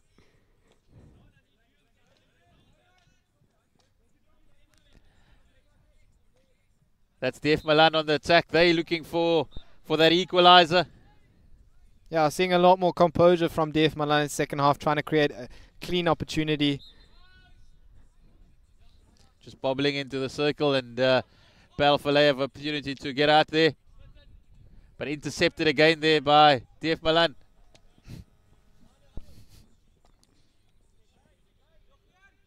Yeah, unfortunately going back and forth a little bit, seeing if one team can maintain possession. You're just looking for a bit of composure from both sides. It's a free hit for DF Malan on the edge of the D. Looks intercepted by Paarl Vallei, throws the long ball. Yeah, Paarl Vallei just throwing it out, relieving some pressure, just trying to get some numbers forward again. All the orange shirts are in the Paarl Vallei half here. That's quite strong from the Paarl Vallei attacker. He gets away from his man, he's into the circle. Good skill work. Oh, and he scored some beautiful goal by Paarl Vallei. He showed real good strength there and good skill work. And he puts Paarl Vallei up 2-0 after 7 minutes in the second half. Really good work by the attacker. And a long way back now for DF Malan at this stage. Yeah, great work there. This is definitely the midfield we were talking about. One to watch. He's been creating a few good opportunities. Brilliant individual play there. As we see him taking him down the line, beating him on the outside. Great skill. One tuck as the defender approaches. Yeah, and keeping it simple with the finish. Great goal. That's what we want to see in this Paarl Gim Hockey Festival. A really, really good skill work, good individual goal by the Parel Vallei. He's on his way again. He's into the circle. This time he tries to set up his teammate on the edge of the D. Oh, it's a good save. Yeah, great goal by Parel Vallei there. The individual player opting to lay it off, and after a great save by DF Malan's goalkeeper, Parel Vallei cleaning up on the rebound. Great goal. And yeah, definitely a long road back for DF Malan now, so I have to see what happens. It's 3-0 to Parel Vallei from a game that was evenly poised at 1-0 at the break. Parel Vallei have taken full advantage and put 2 in the back of the net within a minute. So yeah. See, opting to go inside. Pick up there from Parel Vallei. Great shot and great save. Yeah, good reaction there from the striker to get the rebound in. Really good goal. Yeah, as we can see, the confidence has definitely been showing for Parel Vallei. I think that first goal in the first half has just picked them up, and they just loosened them out, and they're starting to move the ball well and take their opportunities. I just thought the Parel Vallei, at least the DF Malan defense, had an opportunity to clear their lines, and they never used it. And unfortunately, that's what this game's about. You don't clear your lines, and the opposition make you pay. Yeah. It's another shot there by Parel Vallei, enjoying going back onto the reverse, just creating a bit more speed and more power. But on this occasion, the goalkeeper was up to it. Yeah, definitely seeing a lot more from Parel Vallei now as they get comfortable. loosening up, taking some chances, getting comfortable on the field. It's a little bit of a mistake there by the centre half, but he manages to get out of trouble. Doesn't cost him too much. Yeah, it's going to be quite interesting to see how DF Malan approaches these next 9 minutes or so, or 10 minutes or so of the game, to see if they can't try and get back in it. It's once again the right half combination there for Parel Vallei. Oh, that's a good intercept there by DF Malan in the heart of the field.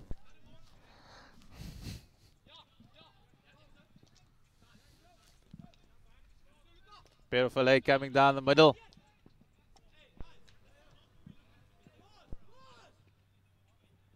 As we said, maybe just some of the young men not prepared to get around, get strong for those passes, just looking for the easy option on the backside. Yeah, definitely. I think one thing we can definitely work on is just protecting the ball, keeping ball possession. I think for me personally in my team, that's definitely one thing we want to try and focus on. I think now that the boys have been off the field for a while, there's a little bit of nerves. They're a little bit edgy on the ball, just trying to give it away as quickly as possible. And I think as the tournament unfolds, you'll see more guys getting comfortable on the ball and hopefully, yeah, see more individual runs as we just did for the second goal. Here we go, Parel Vallei on the attack again. On this occasion down the left side. Create a bit of space. That's good movement by the left wing. Looks for the ball in the middle. Just misses the centre forward. But they get the ball back in the circle. But DF Malan managed to come away with it. Yeah, we would have. I think there was maybe an obstruction call there that the umpire might have missed. You could see there was a bit of a hanging face from the Paarl Vallei players. I think what we're also going to see now is with the fitness of both sides, having been stuck in the classroom the last 10 minutes, how are the legs feeling? Is it still strong? Yeah, definitely. I think, as you can see, Paarl Vallei with the 3 goals, you can see has a lot of energy, a lot of confidence. And I think DF Malan having to work are definitely going to need to show some heart now.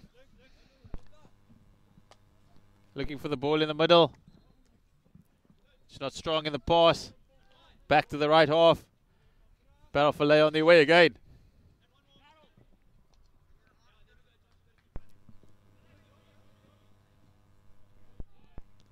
It's really interesting to see which way DF Malan's gonna go. Are they going to look to pull players forward in search of a goal, or are they looking just to contain Parel Vallei and not to concede anymore? Yeah, that is the question. I mean, we still got a few days ahead of us. Still quite a few games. So I think it's going to be interesting to see whether the coach opts to just keep the deficit low and keep some legs on his team, or whether he's going to try and gun for it and see if he can't. Yeah, here we see once again great individual skills from the Parel Vallei midfielder, taking 2. Great finish on the inside post there. And here's the 3rd goal for Parel Vallei. It's a good save originally by the keeper before off the deflection, reverse stick, and it was 3-0 to Parel Vallei. Both those goals came within 1 minute of each other and really set DF Malan back. They would have thought at 1-0 at half-time, if they had pushed for an equalizer, they were right in there. But Parel Vallei were having none of it. They counter-attacked, and they managed to really put their foot down and take the advantage in the game. Wow, but that just shows you how the game of hockey works there. I mean, we go 20 minutes, almost no goals, and then 1 minute they score 2 goals. So it can really go either way. It can open up really quickly. But right now, Parel Vallei looks really composed at the back. Good confidence. We'll see if DF Malan can create any opportunities. I think it would be nice if DF Malan managed to get on the scoreboard right now, just for the confidence levels. As you say, it's a long tournament still ahead. You don't want to begin with a big hiding in your first game. You want to have some confidence. You want something to build on, and maybe if they do get one now, just maybe it creates an opportunity for another. Yeah, no, exactly. I think right now, if they are able to get at least one, it'll also just boost the confidence for the strikers in general going into the next few games. And as you said, just closing the deficit a little bit in the first game, especially for the confidence levels.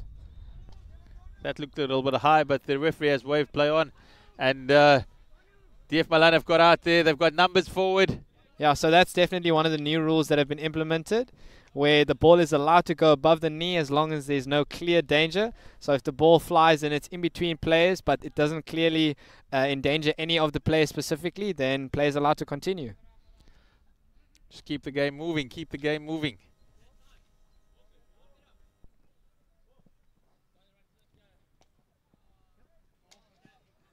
That's a good interception by DF Malan. He puts the ball into the center. There's an opportunity for DF Malan on the back stick. And unfortunately, he fluffs the chance. And it's an easy save for the goalkeeper. Again, as we've said, just maybe should have stayed on his strong side. He had enough time. Could have taken a really powerful shot. Instead, he opted for the back stick and just fluffed the opportunity. Yeah, I think definitely all around that's been DF Malan's biggest issue this game. Has just been decision making in those integral moments.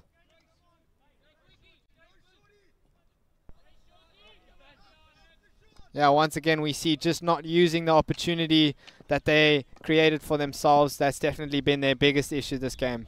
There was a real chance to here. We see it again, one-on-one with the goalkeeper, and unfortunately just not striking the ball cleanly. That would really have made this last 5 minutes interesting had he put that one away. Instead, it's still a 3-goal advantage for Parel Vallei in complete dominance in this encounter. Yeah, I think as you said, we've seen a little bit of laziness from the boys, and just as we saw in the replay, he had enough time to maybe turn and opt to hit it on his front stick. But I think that's definitely something DF Malan will look to fix in the next game. There's a huge collision on the right-hand side. He thought we can't stop him in any other way. We'll just take him out, legs and all. So got to start all over there for Parel Vallei. Yeah, as we said, you know, if it doesn't work playing hockey, you might as well try playing rugby. Eh?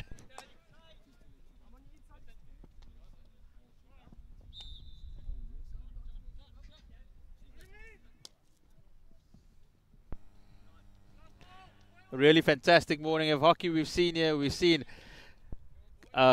Boys High win their first encounter in the local derby. That set the tournament off. A good smile by Curro. His side got the win, got the points in the first game over the hosts, and Parel Vallei looking to take full advantage here, leading 3-0 with just 3 minutes remaining. Oh yeah, definitely. I think the first 2 games so far have been great games. And the next game we have Paarl Gimnasium B under 19B versus Paul Roos under 19B, which I think definitely is going to be a good game. Definitely, I'm going to have to watch and analyze, as I will be playing Paul Roos next. And yeah, so that's going to be definitely a good game.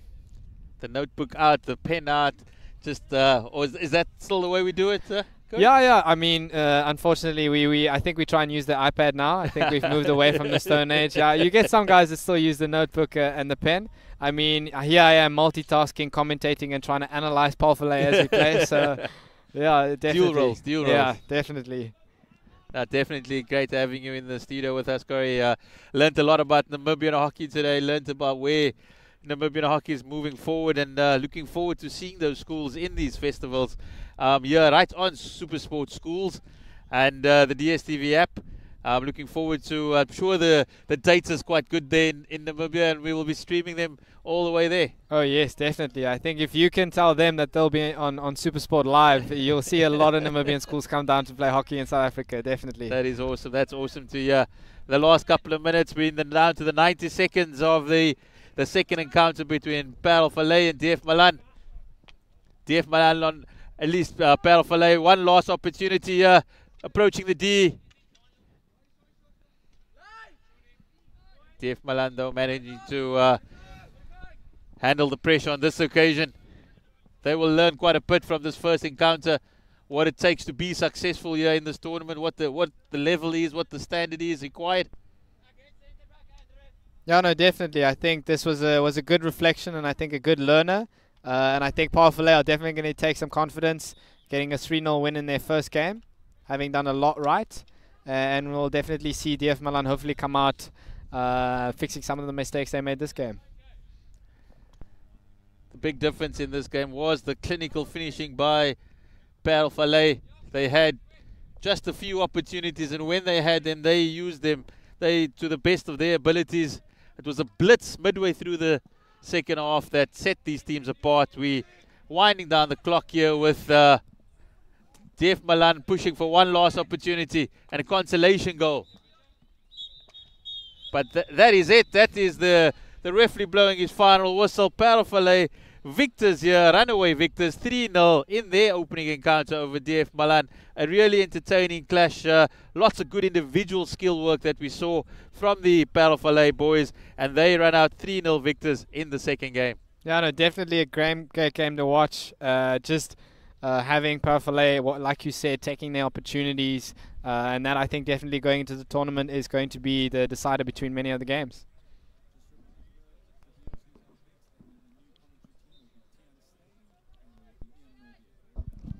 Okay, so up next, as we mentioned, we have Paarl Gimnasium under 19B versus Paul Roos under 19B. Definitely stick around. I think that's going to be a great game.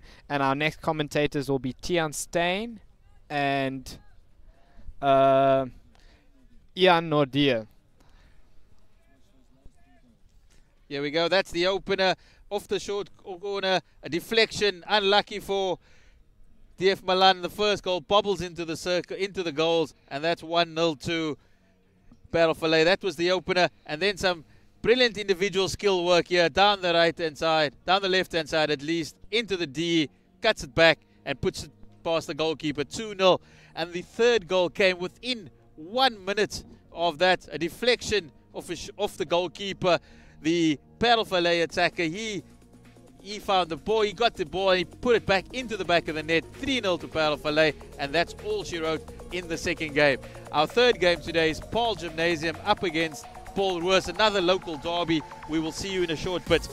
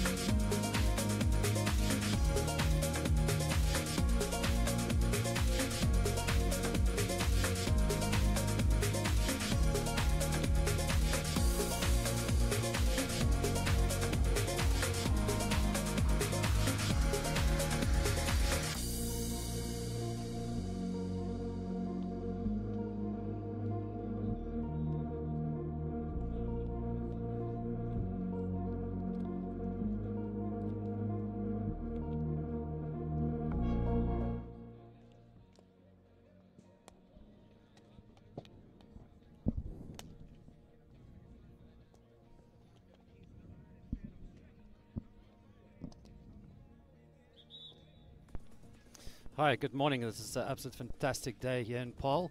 Nice and cool, great hockey weather. I'm Ian Nodia, and joining me this morning is Jean-Ray de Blanche. Good morning, Jean-Ray. Hello Ian, how are you doing? Yeah, it's an absolute beautiful day here. It's a little cloudy now. Might expect some rain later on today, but I think this is definitely going to be a highlight of the game. Paul Roos versus Gim. Yeah, we have the team sheet here of Paarl Gim. A very strong side. Also the hosting school of this tournament. Yeah. Yeah, so we've got in the lineup there, very, very big, tall goalkeeper, Curro Durbanville. Then Leon Muller, Jean-Ray Botha, Strauss Venter, Lochner Basson, all in the defense line. And then we've got Christian van Aarde, Jacques Botha, Pietri Burden, Gerrit Stemmet, featuring in the midfield. And then we've got Liam Bass, Christoph Norkier, Ethan van Aswegen, Tinus Lawrence, Charles Nieuwoud, and Reestain. Great firing squad up front. And we're looking very much ahead to a good derby, both Boland schools. And traditionally, Paul Roos also one of the top Boland hockey schools. We've got Paul Roos there. We've got Ruben Muller, Heinrich Swart, Ivan Engelbrecht, Dasai Reddy, Rowan Hall, Willem van der Westhuizen, Christopher Vermeulen, Jean-Ray Beets, Daniel Hubert, Gordon Morrison, Ethan Karam, Ross Alsworthy, LV, Philip Coetzee, Miguel Oosthuizen, Hubert Esterhazy. And just for folks at home, we've got on our in the maroon, that is the Paul Roos team, and then in the green, the local boys, Paarl Gimnasium. So really featuring this Paarl Gimnasium Hockey Festival in April. We're very, very fortunate to had the green light about a month ago that we can go ahead with competitive school sports hockey. It's been long awaited, and it's been quite a long break. Yeah, I mean, it's almost been a year without any school activities or sport. So great for the players as well to get the chance to get those skills back. I must say, very excited to watch this game as well. Two of the very strong hockey sides here in the Boland area. Yeah. So waiting for the umpires to give the start of the game. 20 minutes aside, 5 minutes half time, and yeah, so everybody giving it the best shot. And I think one of the tricky things, maybe you've experienced this before, Jean-Ray being the coach of the Parel Vallei team, also participating, DF Malan. That's correct. Sorry about that. Same school colours, not a problem. Yeah, so get it confused with the blue. But with as being a coach, how was your experience so far? Oh, it was great. I must say, it's very organized. The system in place for the COVID regulations, I think, is the most important, and it's good that they follow every procedure to the book. That was the first thing, and also the organizing of the event. It was so easy to get every player here, get ready for the game. We know exactly when what happens. So I must say, very organized school. And it's a privilege to be here. It's a privilege to be one of the schools that is invited to this big tournament. And also a great way to prepare for here we have actually a shot now from Gim. Yeah, definitely Gim trying to make sure they get into this tournament within the first minute. So a great attack there and the first scoring opportunity. Paarl Gimnasium in the opening match this morning versus Paarl Boys had 7 penalty corners and not being able to convert. And hopefully their coach Ruben had a bit of a chat to them on their break. And let's see if they can make something most of their first opportunity. I think penalty corners are one of those things that at least when you get a circle entry, you need an outcome, either a penalty corner or a goal. I think if I'm correct, about 50% of goals scored internationally are from penalty corners. So definitely a set piece that takes a lot of practice. So let's see, little short there, going for the slip, almost deflection, and there we go. Great first goal from Gim. Great way to start the game, especially against such a strong school as Paul Roos. Will definitely give them a lot of confidence going into the game. Yeah, no, definitely. I think when you can score in the first minute, it definitely puts you on the right track. Let's have that corner again. And nice little slip, going for the deflection. And Charles Nieuwoud on this post, putting that away, not making a mistake again. So definitely sorted out their penalty corner problems. Yeah, and great reflexes. I mean, that ball comes at quite a speed, and to stop it and be composed to put it away in the corner, very, very well constructed goal. And Paarl Gim definitely making most of this opportunities, going on an attack on the right hand side again, looking for that cross ball in. Good reflexes again, taking that one-time shot, but this time Petrie not being able to put this one away. Yeah, Paul Roos definitely under pressure in the beginning of this game, especially there in the D. I think they give Paarl Gim quite a lot of space to work down the line. Yeah, and definitely another circle entries and another opportunity. Definitely making sure they're getting those outcomes. Yeah, no, the fact that they created already, I mean, it's between 2.5 minutes into the game and at least 3-4 opportunities created, and with another penalty corner, as you mentioned before, 50% plus of the goals international scored via penalty corners. So another great opportunity for Gim here. Yeah, let's see if they're going to go with the same strategy or if they're going to go for something different. Jock Botha setting up for the drag and going for it, not getting it off completely. Christoph picking it up, just a little miss on the cross there. The ball definitely got a little bit away with that drag. It stopped him from getting some air with it. But still, good opportunity, good getting the ball back from the pusher. Okay, so just have another look at the goal from a different angle.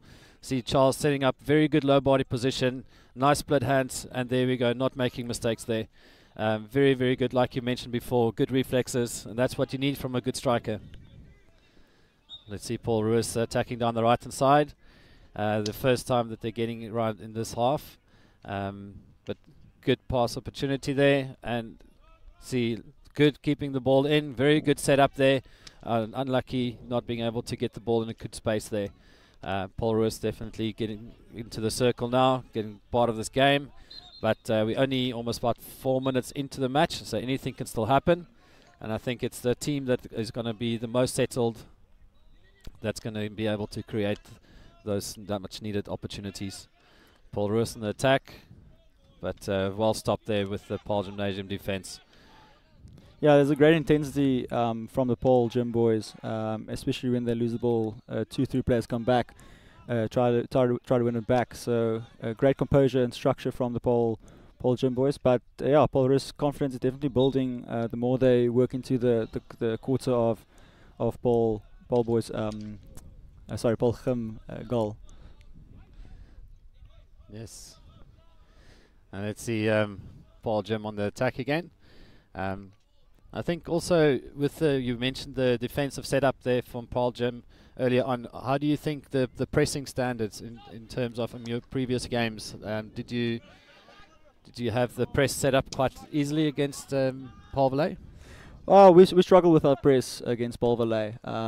Especially we have about 3 weeks of training before the tournament, so we focused more on structural play as we changed the setup a little bit. So the press was not one of the focus points, and it definitely hurt us today. It gave them opportunity to get the ball away quite quickly without our structure being in place, and you can easily see, I think 3 of the goals were basically, except for the penalty goal, was a counter-attack, and that's because our press was just not up to standard. But we'll definitely have a chat about that before our next game, and we'll fix that quickly. Yeah, we see Paul Roos just outletting quite easily down the left-hand side here against the Paarl Gymnasium press, and I think it is so important that when you set it up there that you, let's see if there's a circle entry there for Paul Roos, but not getting a good connection on the ball there. It's a little bit sloppy. We see the umpires having a little of a chat of some previous incident. I think it was a reverse stick hit, or the reverse side of the stick when the Paarl Gymnasium went in for the tackle. I think that's what Michael Andersander is, so he's reversing that decision. I think it's quite important when the umpires work together like that. Because the umpires can definitely have an influence in the game, and as long as everything is in fairness. But let's have a look at this, because there should be a penalty corner here, if I'm correct, because Paarl Gymnasium got involved there without the ball being moved 5 meters. So lucky also not to get away with that one. Great defending. Yeah, the one thing I saw today in the previous games as well is with the guys having not playing hockey for over a year now, some of the basic rules of the in the 23 meter, the ball has to travel 5 meters before entering the circle. Some of the guys forget that, so I think a lot of the mistakes made in the round of D is one of those. But I mean, it's understandable. A year without hockey, you tend to forget. Yeah, we talked earlier about the press, and we can see how well Paul Roos just set up that press, turning the ball over, getting back and immediately counter-attacking, and then their first penalty corner of this match. I believe it's also Paul Roos's first match for this tournament, and I think that's where Paarl Gim maybe have a little bit that first match nerve settling. But Paul Roos is definitely getting back in it, and now their opportunity. And let's see if they can convert this one. Yeah, if I'm correct, this is also the first clear-cut opportunity that Paul Roos will have on goal. So 2 castles set up. It's a good push. They should get the shot off target. Good defense by the first wave runner. But are they going to give it? I think he's going to call it. I think it's maybe if there's, we'll have another look. Yeah, I think the shot might have happened outside of the the drag. I think that's maybe what they're discussing. Okay, goal given. Yeah, there was a deflection off the first wave runner, and went over the goalkeeper's head. So first goal, or first penalty corner, and first goal for Paul Roos. Let's have another look at this. First wave runner going out. Nice deflection there, going quite high, and goalkeeper just not getting over the head. Definitely a clear goal there, no question about it. And Paul Roos going immediately into an attack again. And I think that's what we've seen with the Paarl Gim. They scored and immediately went really good in attack. Now Paul Roos warming up their first goal, putting a lot of pressure on the Paarl Gim defense. One thing I also saw at the penalty corner goal from Paul Roos' side is one of the attackers from Paul Roos also creating pressure on the goalkeeper with the ball in the air. And that's very good intelligent play, just distracting the goalkeeper from the air ball. Yeah, no, goalkeepers are under a lot of pressure in these scenarios, and that's why they absolutely, what we call them, goalkeepers are amazing people. Having to deal with a lot of pressure, a lot of resilience, have to bounce back. Definitely a game on its own, and a good goalkeeper can win a match for you. But we see Paarl Gymnasium here on the attack again, going through the midfield, finding the striker up front. Nice little connection there, but just unfortunately not getting a good first touch on that ball. Yeah, it's great to see how the momentum changes during the game, especially after the goals. The guys were quick to attack, but they settle quite easily back into their rhythm. It seems like Paarl Gim is gaining momentum again after that, conceding that penalty corner goal. But especially on the penalty corner goal, like you mentioned, 50% of the games already. With both goals came from penalty corners here, and just stipulates the importance of those short corners.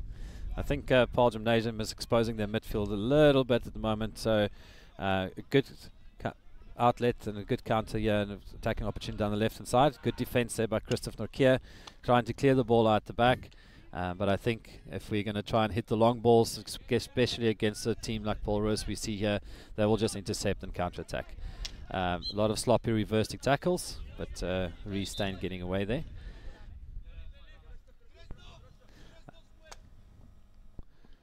Oh, great ball through between the defenders of Paul Roos.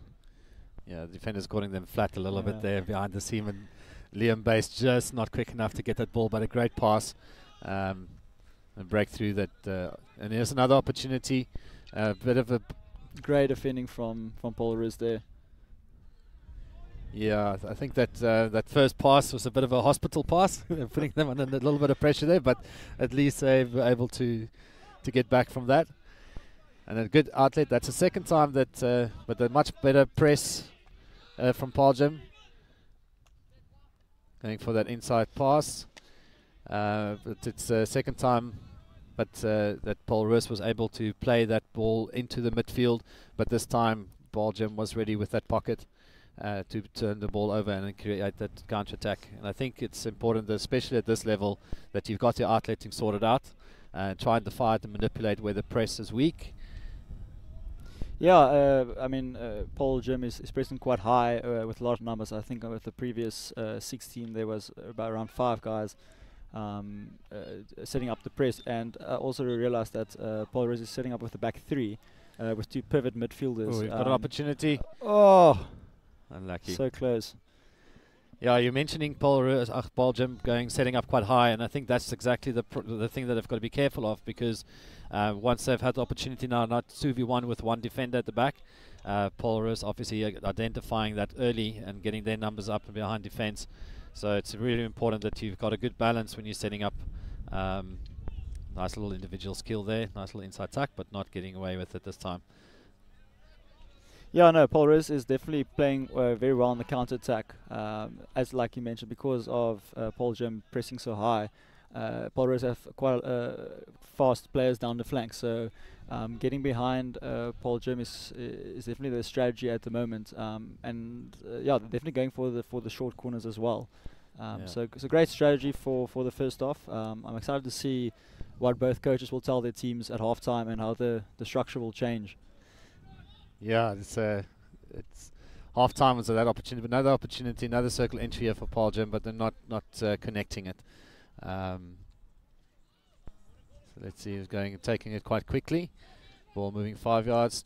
Buerta going for the T-point entry, but not connecting with the players. And I think that's the one thing you've got to make sure is that you, especially when you create these 2v1 scenarios, that you really connect and throw the ball in space rather than more of a stick-to-stick pass, because it is quite easy to defend that. Yeah, especially in the 23, generally it's a man-to-man mark zone. So throwing the ball into space is Paul Roos with another opportunity. But great defending again from Paul Roos there in the D. Yeah, much better driving the baseline there from Paarl Gim, trying to get that setting up the players. But both two players of Paarl Gim standing on the baseline, just not creating and giving each other the space to work with and to manipulate and getting an outcome. But another baseline entry. Let's see if they're going to. Unfortunately, no advantage play from the ref there. Yeah, that's a good effort, but taking the feed outside the circle. I think in certain scenarios like that, it's crucial that the umpires allow advantage and just allowing the 2 seconds, hold the whistle, just maybe a second longer, and see what happens. Especially in such a dangerous area. I mean, there was 2 great runs from Gim into that box. So a ball across the box gives Gim definitely a scoring opportunity. And like you said, that 1 or 2 second hold of the whistle makes a massive difference. Yeah.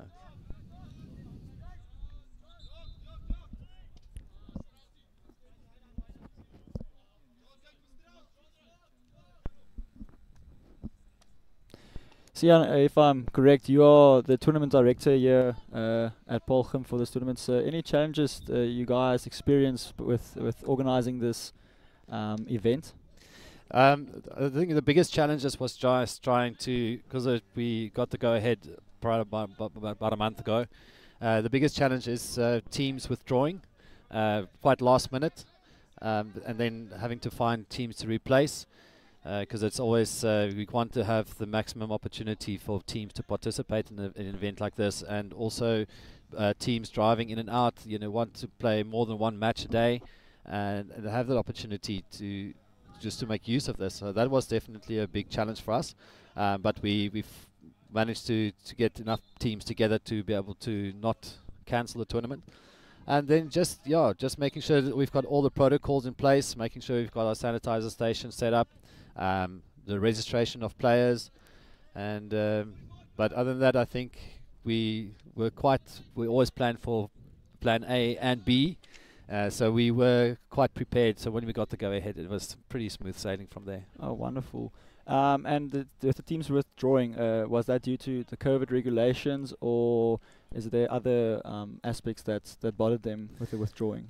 I think one of the biggest challenges we face with school hockey in general at the moment, and we see that even with club hockey, that a lot of teams are quite late in their planning, in their pre-season development, and I think it's a combination of the COVID teams maybe being a little bit insecure or around that, but also not feeling confident that their teams are ready to compete.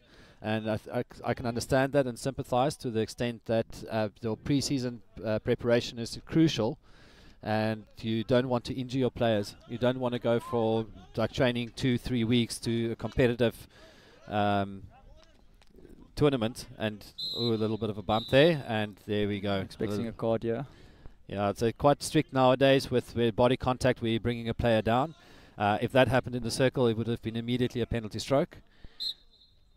Yeah, and with the green card for the viewers out there, it's 2 minutes before the player can enter the field again. So let's see if Paarl Gim can capitalize with the numbers up. But Paul Roos not holding back here and then really going into that counter attack. But very persistent hockey from Paul Roos there, winning the ball back after losing it and setting up a great opportunity for a goal here. A great defending from Paarl Gim and driving now the ball. They have overlap here with 4 attackers versus 3 defenders.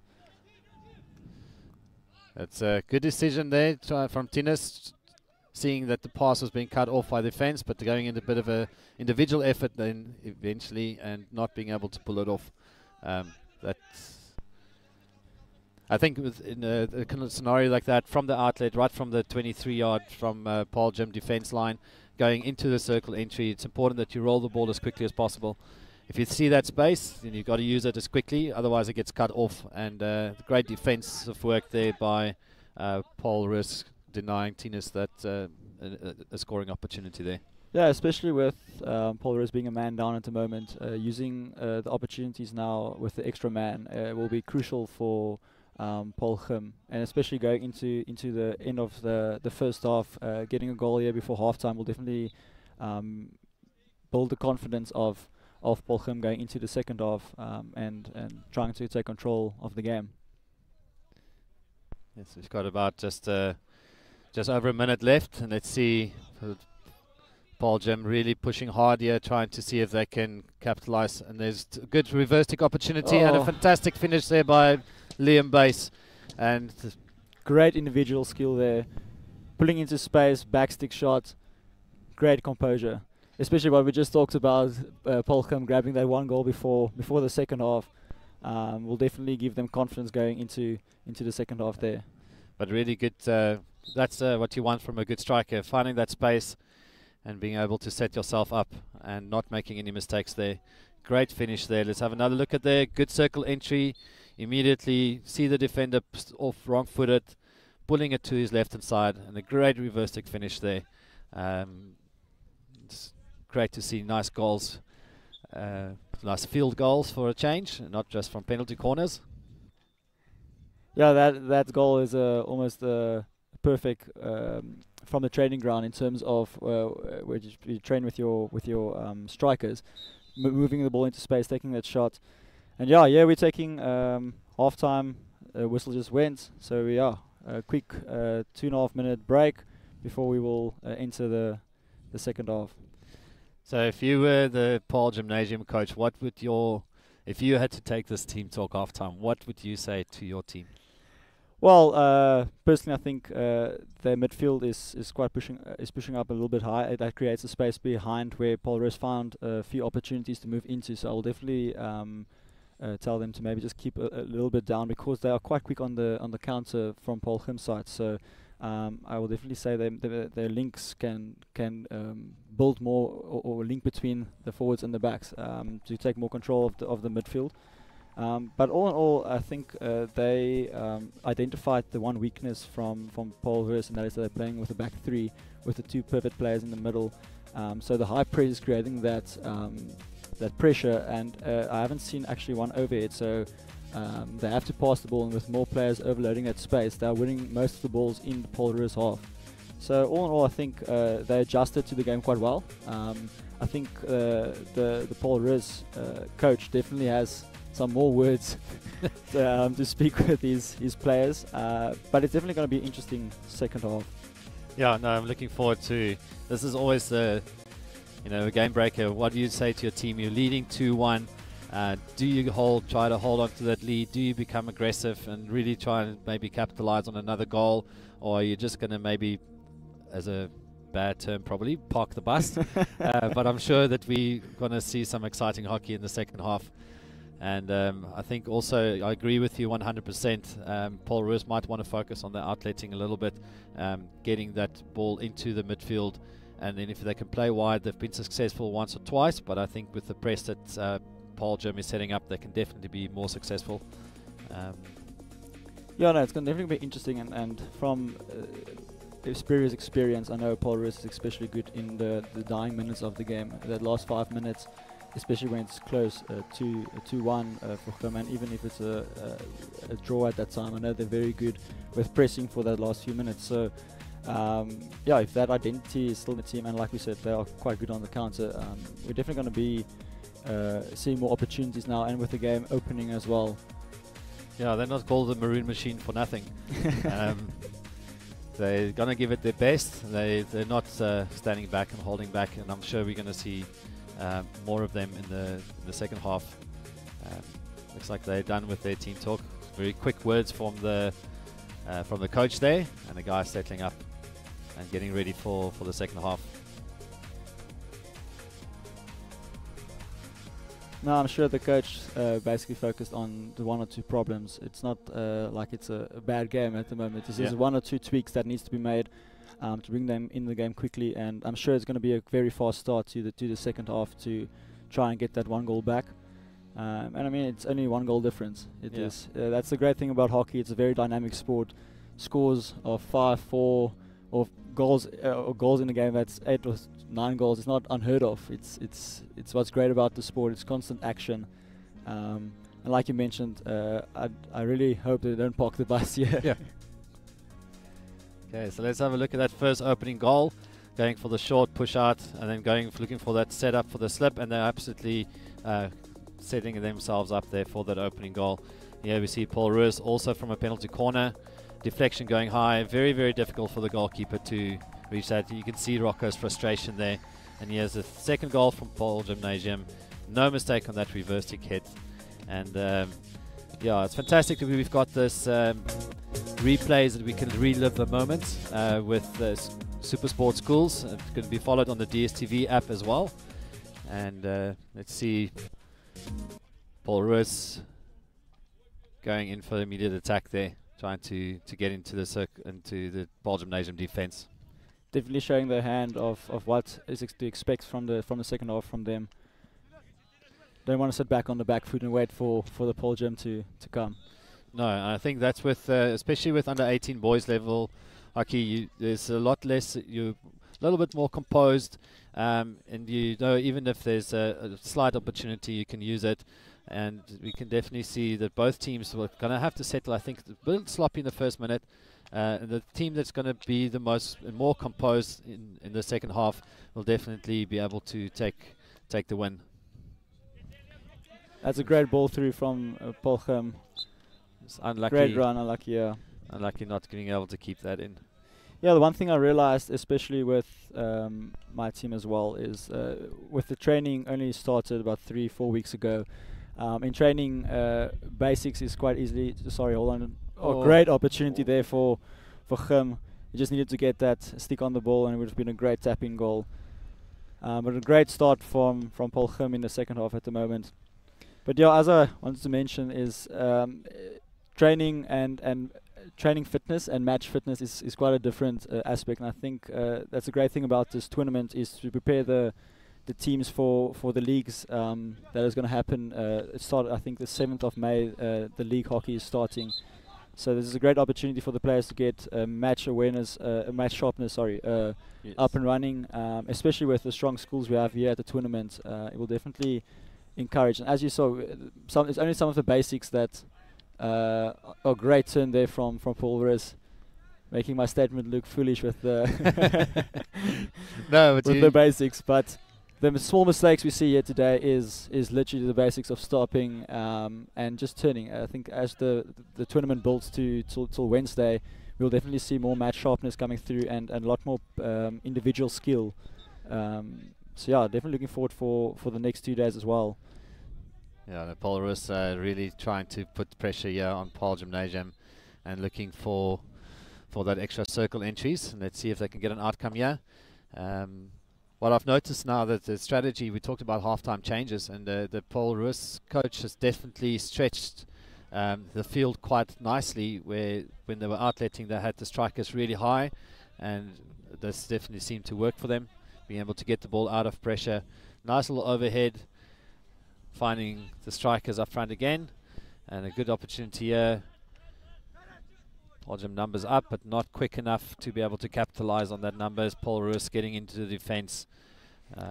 One thing also I see is that the only 2 strikers hanging up. The midfield tracked back quite nicely with the counter from Paarl Gim there, and I think that's one of the things the coach also might have mentioned is bring the numbers back and build from the back up going forward. So we might see more composure in the midfield and blocking those incredible attacking play from Gim in the first half.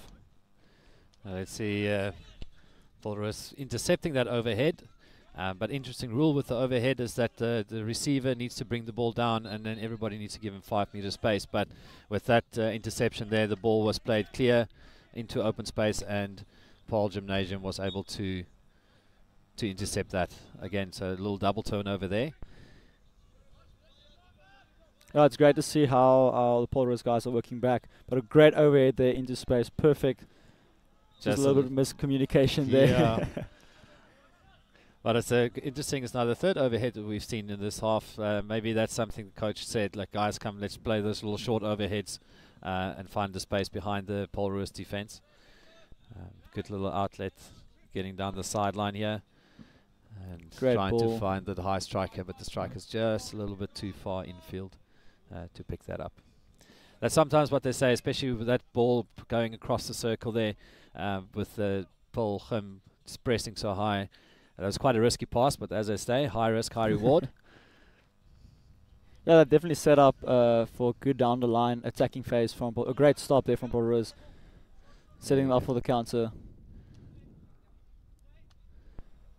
Paarl Gim with a lucky escape there, but great composure to actually keep the ball from Paarl Gim there.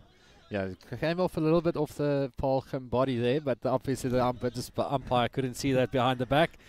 So that's the thing, umpires can only really blow what they see, not what they think they see. And so sometimes we see things umpires don't, and we want to criticize, but it's such a hard job for them. And I think the umpire so far, what I've seen this morning, has done a fantastic job. Great little baseline circle entry there, good advantage from. Great skill there from Reece Steyn, getting down the baseline, and the keeper just deflecting that ball out, creating that long corner.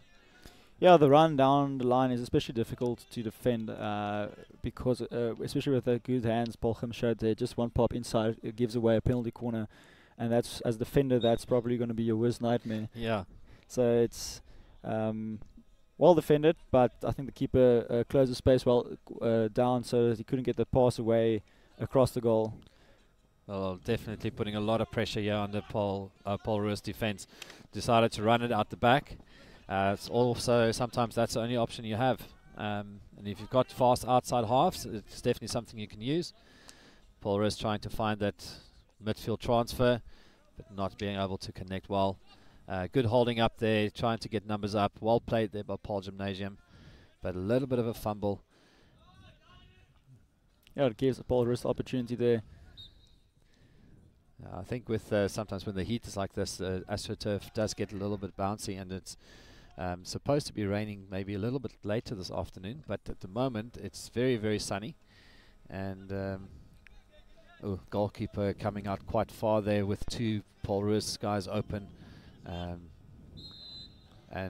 body contact. Yeah, the goalkeeper did well there with the first shot. Definitely on target, and a great save, sliding tackle in there. Makes me think about the football stars or football keepers when they go out. Yeah. It did very well. They closed down the space, closed the angle of attack on goal. But yeah, Paul Roos here with another short corner opportunity. I think it's the second of the game. Yep. Let's see if they can make it 2 out of 2 from short corners. Looks like they're setting up a flicker again. From the first castle, and good defense there by Lochner from Paarl Gymnasium. That flick not going anywhere, but good defense, good counter-attack opportunity here. Paarl Gim's got the numbers, but not being able to capitalize on. That's the thing. Penalty corner is a great advantage for the attacking team, but the defending team, with so many numbers up at the penalty corner, is also a great opportunity for a counter attack. So if your PC defense is pretty solid, you can definitely use it as a attacking opportunity. 100%. I mean, as for the viewers out there, with a penalty corner, you're only allowed, the defending team's only allowed with 4 players to defend, and the rest of the team must be behind the halfway line, and after the push is out, they can work back. And that's also the importance of, especially the outside halves, or outside links, the short corner defense, to move out down the line for that outlet should they win the ball, to set up that counter. And it's especially with the short corners in the past few years, how that actually, bad contact here. Let's hope the Paul Roos guy is okay. That's quite charging in there, not clearly trying to play the ball. I think time's been stopped there. Paarl Gim questioning why he's been carded, but I think that it was quite, there was already a player in there, and there was no clear indication that he was going in for that tackle. So yeah, so another 2 minutes for Paarl Gim player. Now it's a little bit turn around from the first half, where Paul Roos had a player on sent for a 2 minute break. So let's see if Paul Roos can capitalize with the extra man on the field. But Paarl Gim is making quite a effort here to make sure that they don't get that opportunity, and keeping at least the ball into the attacking half. But good defensive work there from Weasel, Christian van Aarde. Great ball, and let's see if unlucky. There's great vision there and really good ball speed. Just unable to trap Paarl Gymnasium, just not able to trap that ball cleanly. As you can see there now, one of 4 Paarl Gim players closing down the space for the Paul Roos player, and that just shows you the Paul Roos giving opportunity there. It just shows you how defensively disciplined the Paarl Gim players are. Whenever they lose the ball, they work back and close down the space as soon as possible to give maximum pressure on the Paul Roos players. So it's a little bit of obstruction there. Yeah, good call there by the umpire. And Paul Roos not getting away with that one. Yeah, but as Ian previously spoke about, especially the short corners, how important they are. I think the past 5 or 4 years, it became actually more of a focusing point for teams to practice, because it is such a great opportunity, and it's great to see how what a great ball with the opportunity here. It's a Liam base if he can do it again. Oh, unlucky. That is such a good opportunity there. Great counter attack, great pass from Liam, and Paarl Gim just not able to getting the stick on that outside post there. But what an opportunity to get it to 3-1, but this time no cigar. Yeah, I'll just see that the Paarl Gim player is back on field, so it's again 11 versus 11. Yeah, I think Paul Roos missed the opportunity there to capitalize with the extra player. And as they push forward, they create a lot of space behind. Let's have a look at this opportunity again. Liam Base driving in, making sure he gets himself that space. Good effort there, good commitment, and just unlucky not being able to get it off the post there. And we see Paarl Gim just being the player being sent off there. Obviously, the umpires had to upgrade because it's the second time that Paarl Gim has made the commitment or body contact and bringing down the players, and this time it's a yellow card. So it's in this way the umpire can decide how long he wants to keep the player off, but it's a minimum of 5 minutes. And I think it also depends on the severity of and you see another penalty corner here, but yeah, it depends on the severity of the incident, and I don't think that really justifies a 10-minute. No, there will definitely be a 5 minute, especially because there was an upgrade from the green card for the same incident. But yeah, I think that is also going for warning for the Paul Roos players, with them already having also a green card in the first half, that they should be careful of the body contact. But yeah, Paul Roos setting up with 2 castles again. Yeah. Let's see if they're going for the straight shot. Great save there by the keeper, but Paul Roos picking up the rebound. And unlucky open goal opportunity, and great defensive work there by Paarl Gymnasium, keeping that ball off the line. There's Liam Lochner. Sorry, that was Lochner Basson, and then Leon keeping that ball off the. Let's have a look at this again. Going for a little bit of an interesting change the direction of the first wave runner. First save by the goalkeeper. Paul Roos picking it up again, having another shot off the back foot, and great on the ground, great commitment there from Paarl Gymnasium, allowing the goalkeeper to get back into space. Yeah, I think that second shot was actually from the post, if I read the game correct, and it just shows you that we talked about it, that Paul Roos, here's an opportunity now for Paul Roos. Just not being able to get his foot around. But let's see if he can get another outcome here. Yeah, that's great defending on the line from Gim. I think what I'm noticing in the game is that there's a lot more guys running into each other, and we looked at the cards it's been giving this morning. I wonder if it's really guys playing physically, or it's maybe the legs getting a little bit tired from not maybe being very fit and conditioned at the moment. I think it's definitely both, especially in a game like we're having here now. It's a tight game. It's bragging rights, basically. Yeah. So a little bit more physical, a little bit more hard going into this game. But definitely the legs will tire. The sun is still out, and we all know the heat here in Paarl can get quite bad on the field as a hockey player, with the Astro not really ventilated. No, definitely not. Great intercept, great press save, great setup, throwing the ball into space, and let's see if they can capitalize. And that's a great opportunity, and what a finish, not making any mistakes there. Paul Roos getting it back, equalizing, and it's a great effort, great setup right from that press. And it'll be again, that shows clearly how important the press is, setting it up, the interception, and Paul Roos getting it back to 2-2. Yeah, it also shows us about taking the opportunities with Gim having. Have a look there.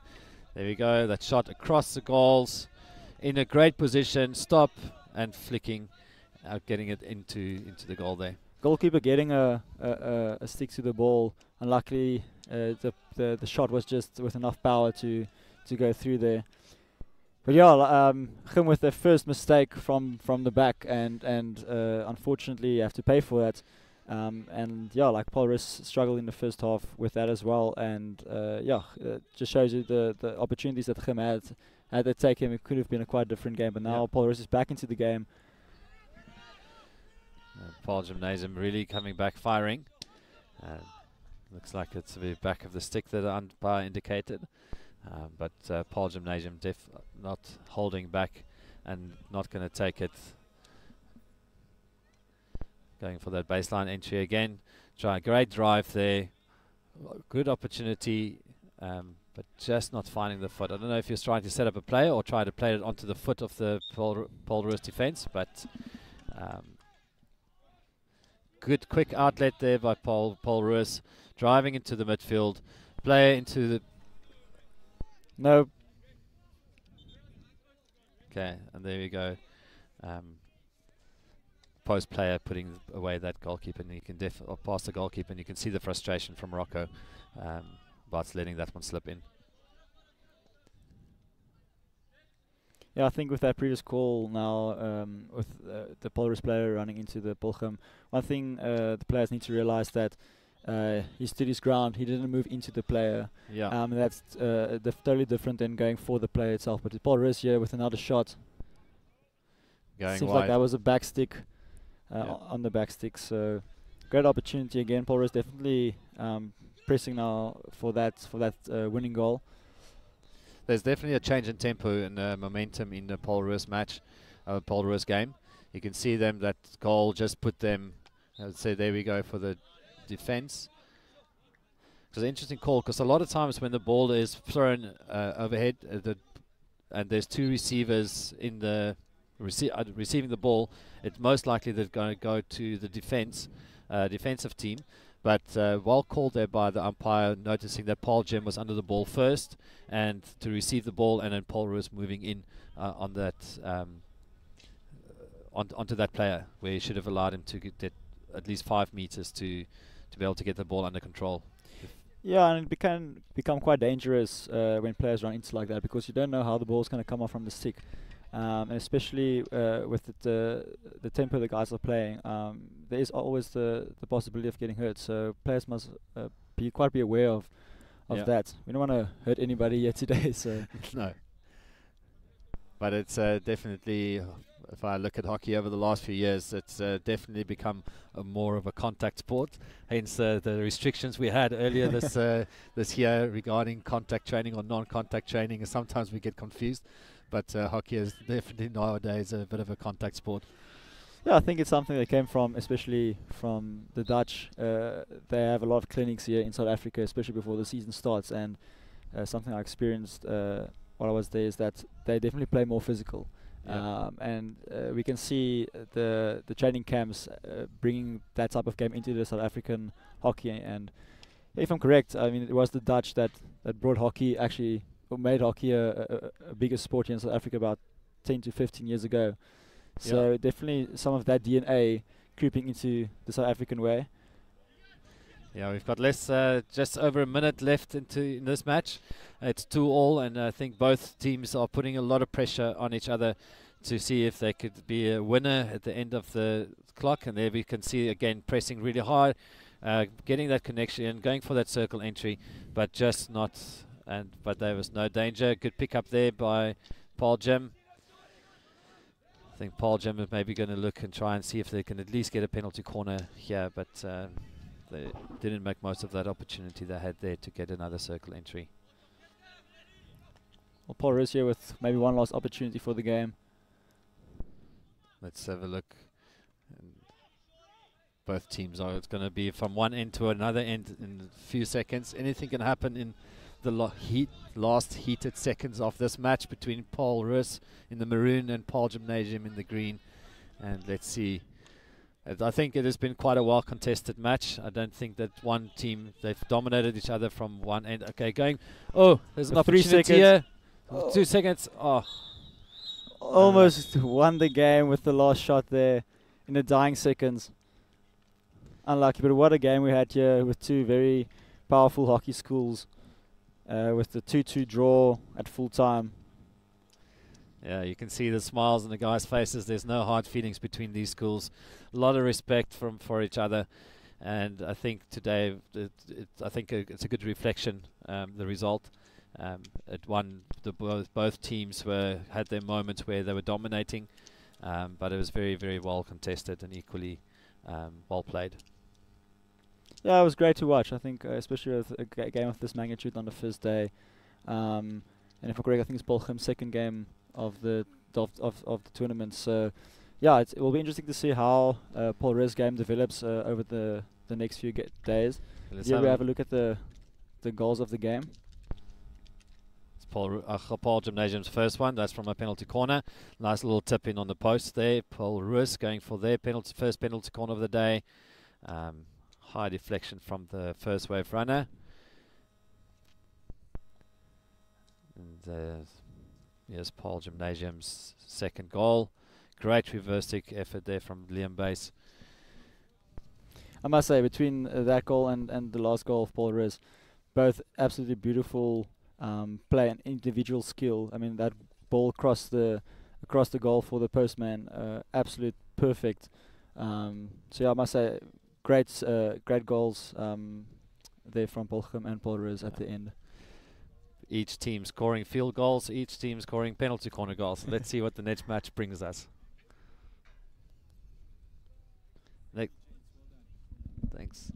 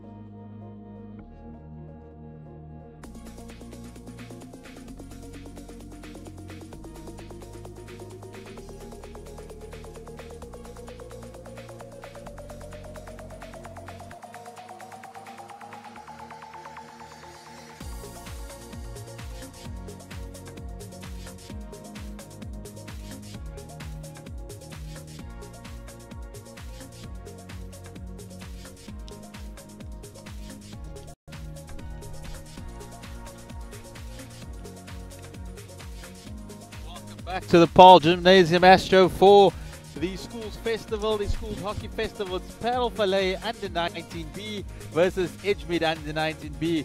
I've got Saki Jones next to me. Welcome, Saki. It's nice to be here. Thank you. My team played recently the game before on the B side Astro. As you can see from the view we have, as we play on the one side of the field, they're busy playing on the other side. At the moment, gonna start playing is Paarl Gymnasium under 16B and Paarl Vallei under 16B. That's fantastic. The action has been thick and fast here on the A AstroTurf. It's Zaire Adams with Saki Jones. You can watch us at Supersport Schools or on channel 247. Live stream directly to your device. It's a fantastic initiative. That is the Parel Vallei under 19B side. They're the ones that won earlier. It's Ben John in goal, Enzo Sullivan, Jean-Marc de Beer, Josh Mapson, Luke Geldenes, Vincent Buter. He was a goal scorer earlier. Skalk Pazeno, Caleb de Costa, Ethan Basson, Daniel Denecker, and Daryl Mandoni also got on the score sheet in the 3-0 victory earlier over DF Malan.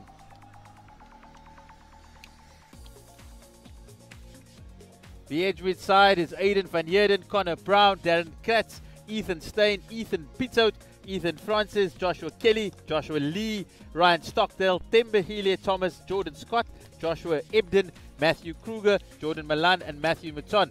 That is the first outing for the Edgemead side. I had a little chat with the coaches earlier. They were really excited to be out in the park. It's their first game since the COVID break, so the boys really excited. That's the skipper, Enzo Sullivan. He was really strong down the right flank earlier. He got a goal as well, and he will be looking for another performance. I watched the game of Paarl Vallei and DF Malan the game before, and it was a really open game. As you saw on TV, the Paarl Vallei team were more dominant over DF Malan, and we're having great hockey here at Paarl Gymnasium. The guys just going through their final places, warming up now. I think the Paarl Vallei, having had a game earlier, they'd be a lot more settled coming into the game, a lot more composed, finding their feet. You know, with COVID having been out for so long, the boys we've seen this morning really just taking a little bit of a time to warm up, to get back into the swing of things, feel the pace of the game. So they'll be really confident. A 3-0 victory really giving them the confidence to go in the second game. Edgemead on the other hand, these are the boys in red. They're really looking forward. That's the Paarl Vallei coach. He's Ross Campbell. Must have been very delighted with his boys earlier.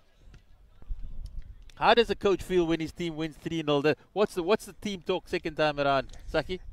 Team talk when you win is you don't really have bad stuff to say to your teams. You praising them at that stage. You're proud of your boys winning 3-0. On the other side, when you on the losing side, it's not the best. But if you on the losing side, but your boys played a great game, you can still say they had a great game, and you're not disappointed in them, and they can do much better. And especially regarding to my team, they played two beautiful games against Paarl Gim. First game against Paarl Gim, unfortunately we lost 1-0, and second game around we played Paul Roos, another loss there, 2-1. But my boys played extremely well, and I'm happy with them. And I know tomorrow they're gonna have a better day of hockey. That's fantastic to hear. That's the Edgemead boys just warming up. We saw the Paarl Vallei earlier. They were very good with their short corners. They converted 2 of them, so that's something that Edgemead really need to look out for. They'll have to be very quick out on the defense. We're about to get underway. The Edgemead coach is coming across for one final chat before we get going.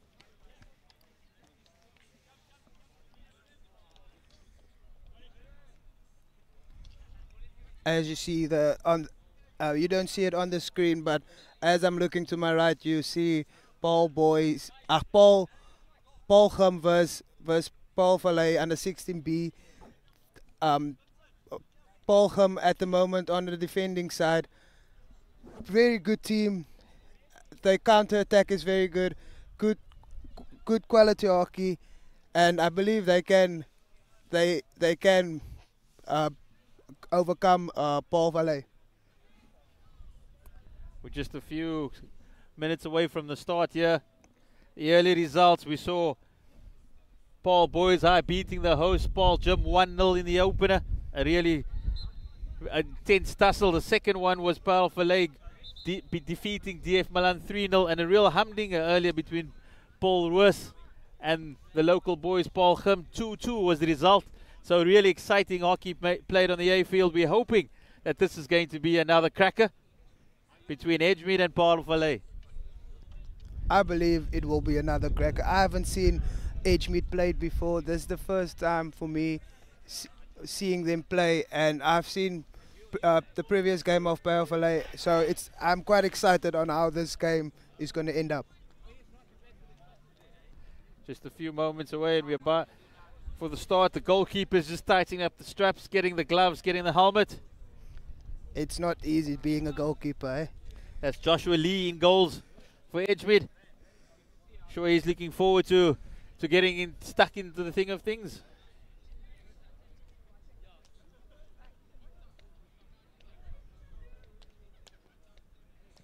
His counterpart at Parel Vallei.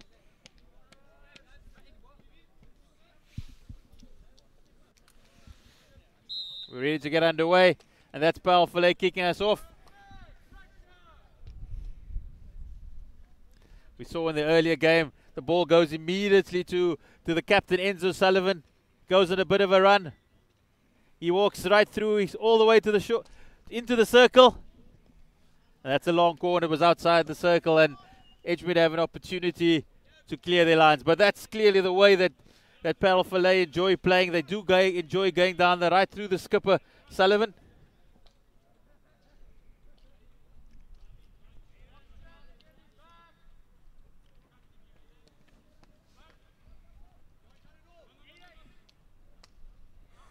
And Edgemead giving the ball away earlier. Very good press from Parel Vallei to get upper hand on the backs of Edgemead. Edgemead showing a lot of composure just from playing earlier. They're going down the right again. The fullback taking it all the way. Maybe just a little bit too far.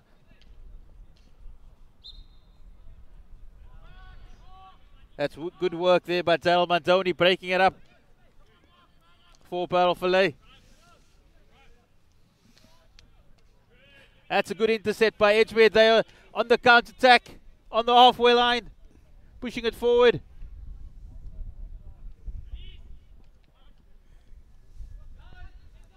But Parel Vallei managed to get out there. Down to Enzo Sullivan, who just plays the long ball up front. Maybe could have looked at his options a bit better.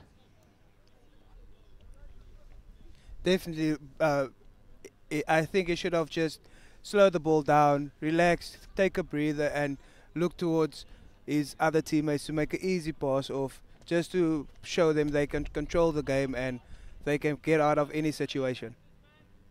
Connor Brown loses the ball for Edgemead, but he comes back. He's hassling, he's working his way in the middle. Unfortunately, the decision goes against Connor Brown.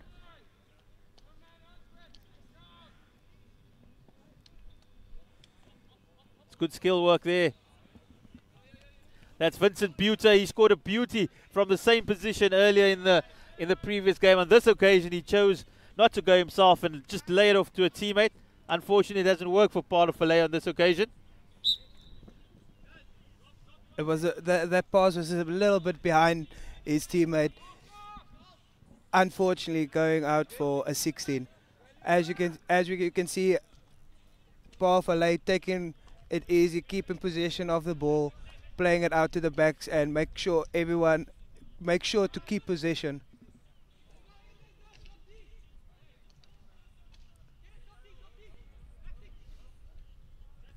That's Del Mandoni taking the ball to the edge of the circle.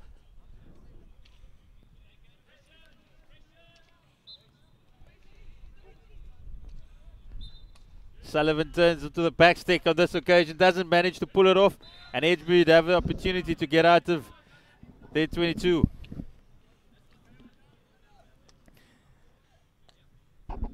You can definitely see this is Edgemead's first game of the day. It's a bit rusty, coming back from COVID, all COVID restrictions, and it's not easy coming back to instantly play again, having a tournament.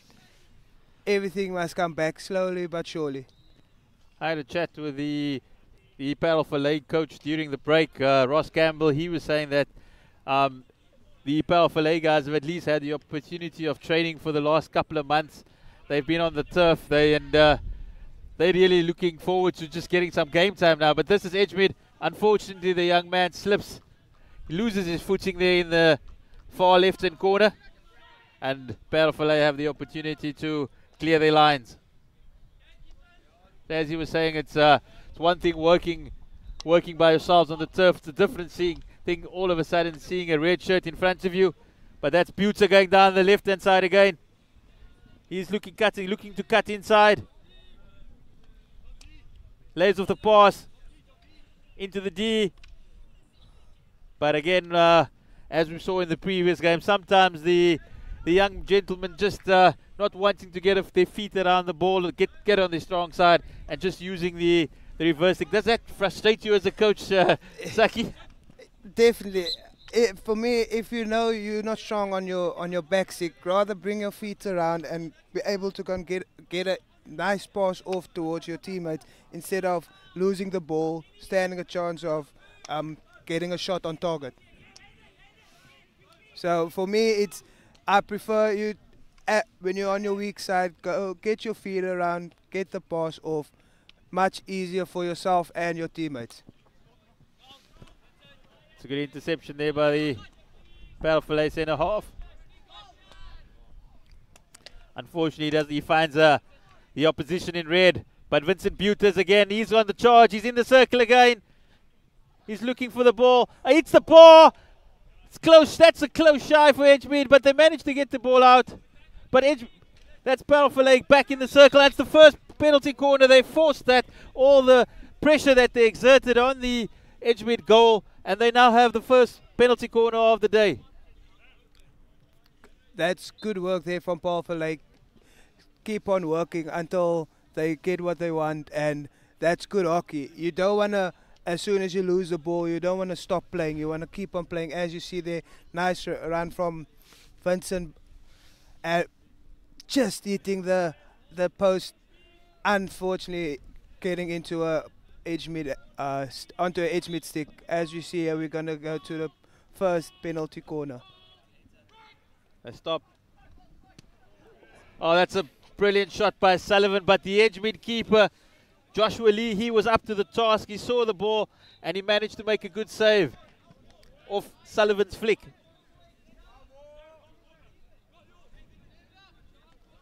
It's not easy as a goalkeeper. As you see the replay. You see Sullivan had a go. He was on target, but Joshua Lee stood tall, used that big glove of his and put it away to safety.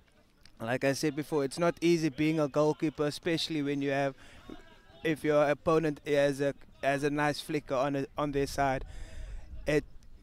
Talking about it out of experience, it's not that best to, at that stage, first save of the game always brings a keeper's confidence up. 100%. Joshua Lee, he's manning the Edgemead goal. He might be in for a busy day today with the likes of Sullivan, Butzer and Mandoni raiding down on him.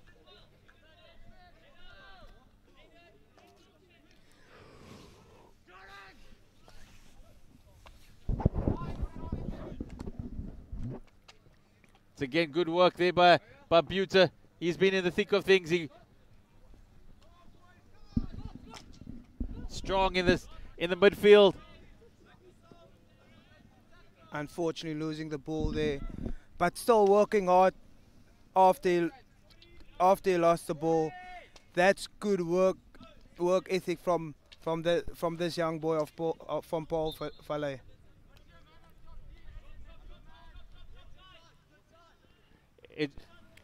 Parel Vallei looking for the opener. And pushing it out wide. That's the channel that they like. They enjoy going down the right-hand side. That's a little bit of mistake by centre-half. Connor Brown, he's on the charge. It gets broken up there in the middle. Edgemead don't have a player to move the game forward, but they come back.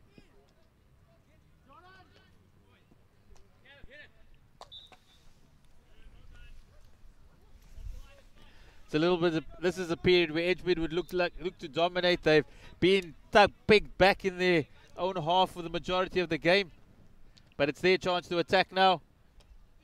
They're in the circle,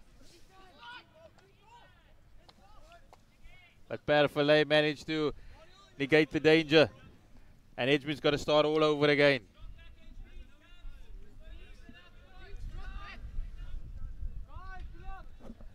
Speaking to the Edgemead coaches, they were really excited to get back on the park. It's been a whole full year without any competitive action.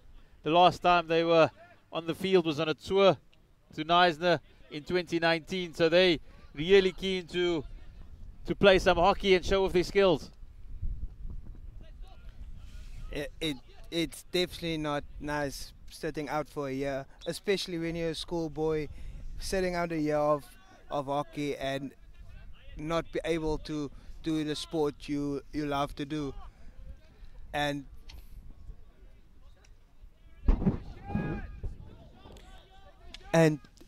now you can see them on their prime, trying to show everyone what they've missed.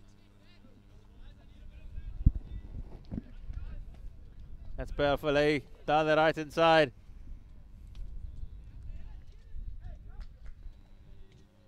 Potential short corner, but Edgemead get away with it. That's Mandoni breaking it up, working hard there for Paarl Vallei in the midfield. It's another free hit towards Paarl Vallei. Paarl Vallei, remember, in the blue on your right hand side, Edgemead in the red on your left.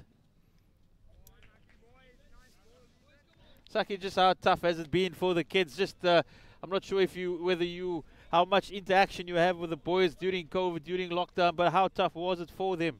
You know, just to look at their sticks and just play in the house and in the passage. How tough was it for the guys?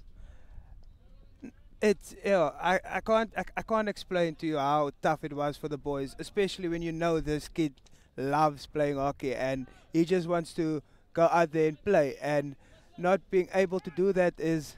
There's one that just misses the left-hand post, reversed by Vincent Buter once again. Clearly the young man at the heart of the attacks for Paarl Vallei, going just past the post. You can see that young man is definitely hungry to score goals today.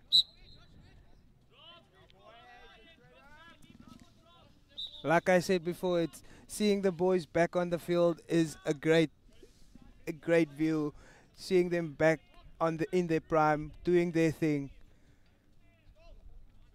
Not being able to. There's a chance on the D. It's another opportunity and it's the first goal for Paarl Vallei. They open the scoring in the 12th minute. Good work in the circle by the midfielders, eventually getting the ball out to the right, and they've managed to open the scoring. That's the opening goal of the game. It's 1-0 to Paarl Vallei, and they are now in the lead in this encounter on the main turf here at Paarl Gim. Some great attacking there from Paarl Vallei, opening up the scoreboard on a nice, easy goal, a hard-working goal. Here we go. He turns, he pushes it in, and great footwork, and then with eventually putting it away in the right-hand corner. He picks it up on the middle of the circle, gets it on the right through his legs, and he gets the goal. The goalkeeper, Joshua Lee, unfortunately, no chance for the Edgemead goalkeeper. But Paarl Vallei at it again, has a shot, and it just goes wide on this occasion. Paarl Vallei in complete dominance now, really taking the attack to Edgemead, who are just managing to hold on in this encounter.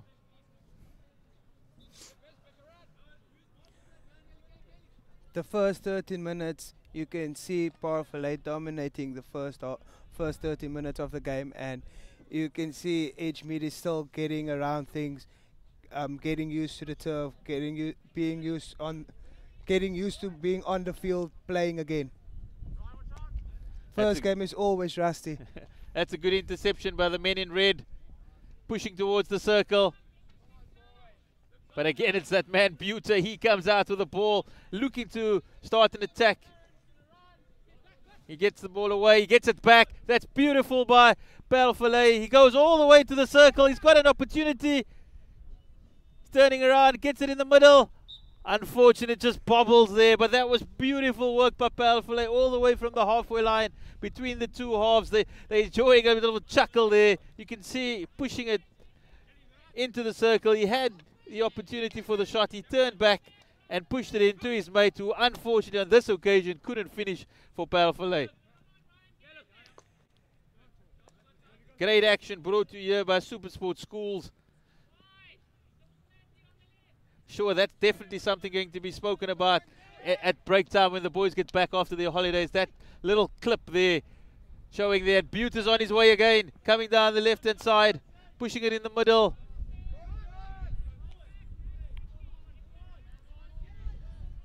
Unfortunately, giving the ball away, easy a giveaway there from Paarl Vallei. All they should do is just keep composure of the ball and make sure they keep possession, and they will end up on top. Remember, you can watch it on all the social media networks at Supersport_schools, and you can engage with the hashtag #SSS Hockey. That's Supersport Schools Hockey. Have a chat, have a chat with your mates. Let's hear what you have to say about this action-packed hockey down at the Paarl Gimnasium AstroTurf. And you can also catch us on channel 247.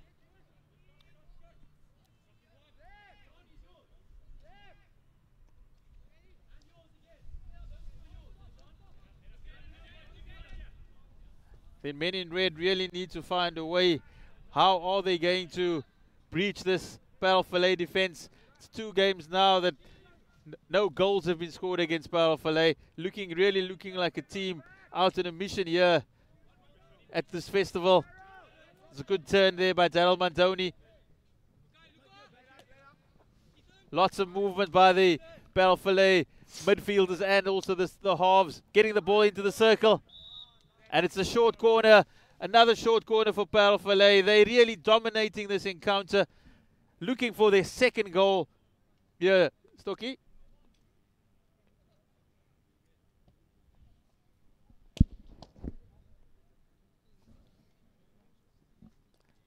We saw Enzo Sullivan in the previous short corner. He flicked immediately when he went upon arrival. Joshua Lee was up to it in the Edgemead goal. What has Parel Vallei have in store on this occasion?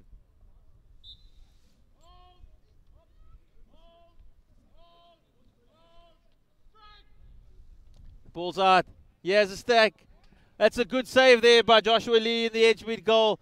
Just manages to get the big boots on to keep Enzo Sullivan from scoring Parel Vallei's second goal. But that's Parel Vallei back into the circle. That's a big shot. And the goalkeeper, Joshua Lee, big save there.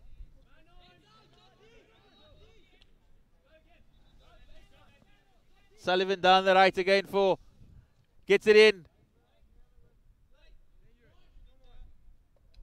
Edgemead somehow found a way to clear their lines.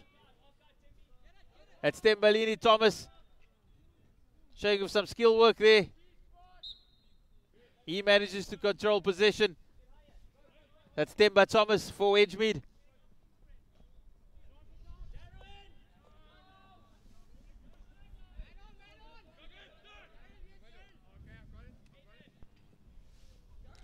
The Edgemead somehow manages to find his way out of trouble. That's Darren Katz. And the red machine move forward once more. Every time they've met a blue wall who is holding strong here. 2 minutes to go in this first half. Parel Vallei on the attack again.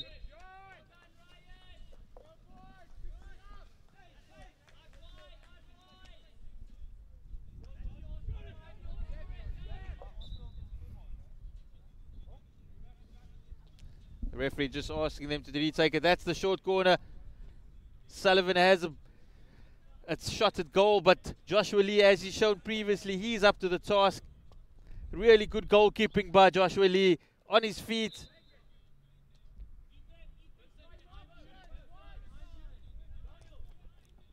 Edgemead keeper is getting a lot of work done, and it's definitely paying off.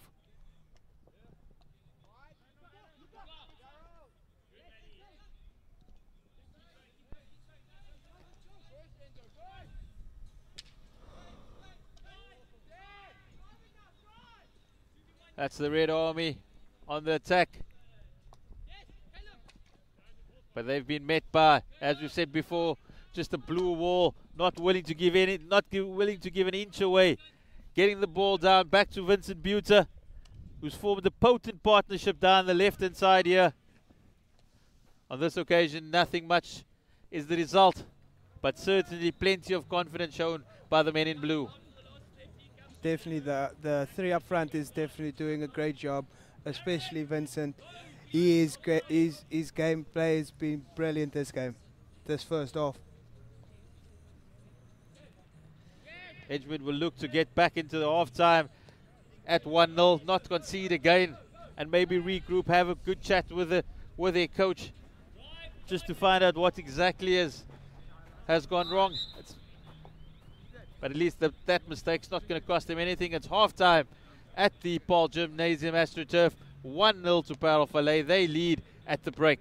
Really, the dominant side, have been having all the chances and could easily have been 3-0. Hey, Stocky. It's definitely I think with the keeper, the Edgemead keeper in goals, he's definitely saving them in this first half. Yeah, Joshua Lee's had a spectacular half for Edgemead. He's kept his side in the game with Parel Vallei launching attack after attack. Joshua Lee's been kept very busy, and he's ensured that his team only go into the break at 1-0 and have a chance of regrouping. They'll be sitting down in the goal box and really just listening in and taking in from their coaches to find out what exactly they need to do to change the fortunes in the second period.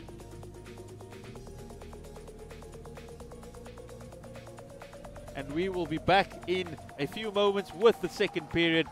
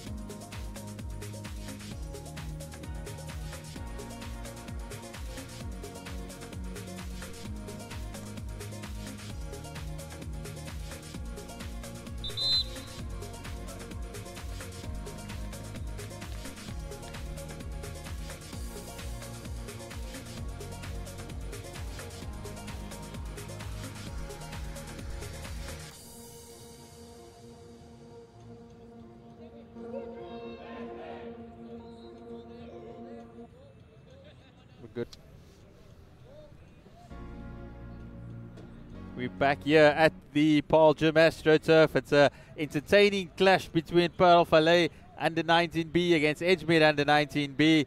The Parel Vallei side, they're the ones leading 1-0. They've taken the form from the first game where they beat 3-0. They won their first game, and now they really showing their form. They've had a few more chances to extend their lead. Saki Jones, it's been entertaining hockey for the first 20 minutes. Yes, it's definitely been a very entertaining first half.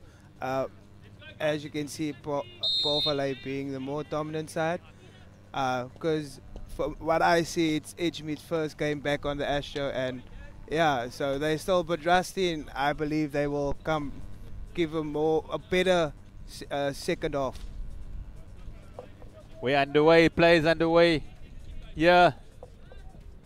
And it's that man again, Vincent Buter. He's definitely a playmaker in this team. He's a good player for Paarl Vallei, and he's definitely helping his team getting the upper hand over Edgemead.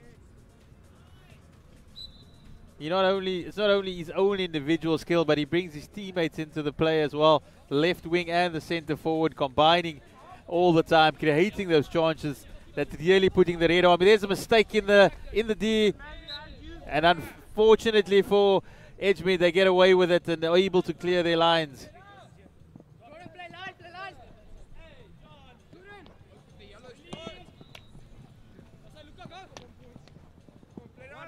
Yeah, like you said, Vincent, he is a very he's a team player. He's not a player that plays for himself. He plays for the whole team, and if he gets a chance, he will take it. But if he sees someone else in a better situation, he will give it to them and make sure he will making them opportunity to score.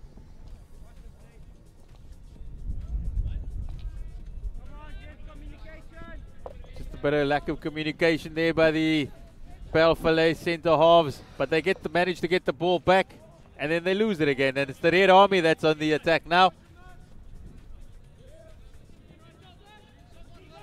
But really good to see if Edgemead could manage to create some opportunities, level the game, just to see how Paarl Vallei respond to that. They haven't been behind in any of their games.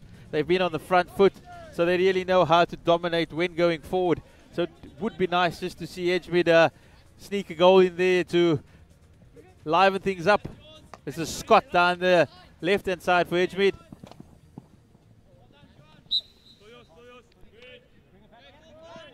Edgemead just winning a free outside the 23 area, looking for getting opportunity into the D. That was potentially promising for Edgemead, but it hits the foot, and that's Buter again down the left-hand side, looking for a runner. He gets it down to the centre forward. It's a good turn by Paarl Vallei. It's a beautiful ball. Just unfortunately for Paarl Vallei, a red stick getting in the way. Would have been a great chance for Paarl Vallei. Really good work by Buter once again. We keep on speaking about the young man, but really he's the engine room for Paarl Vallei, creating opportunities not just for himself but for his teammates as well, and really putting Edgemead under pressure. Edgemead's keeper just clearing the ball, clearing his lines. That's Jordan Scott, the number 2 for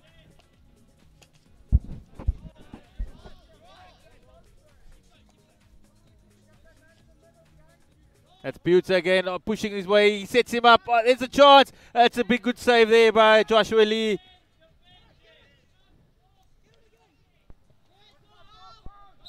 It's a real physical battle in the middle.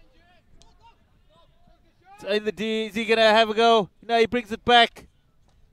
And that's the man, Vincent Buter. We cannot keep speaking about him.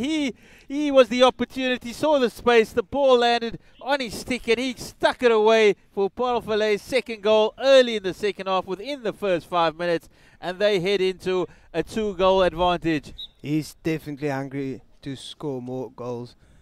He's definitely a goal-scoring machine.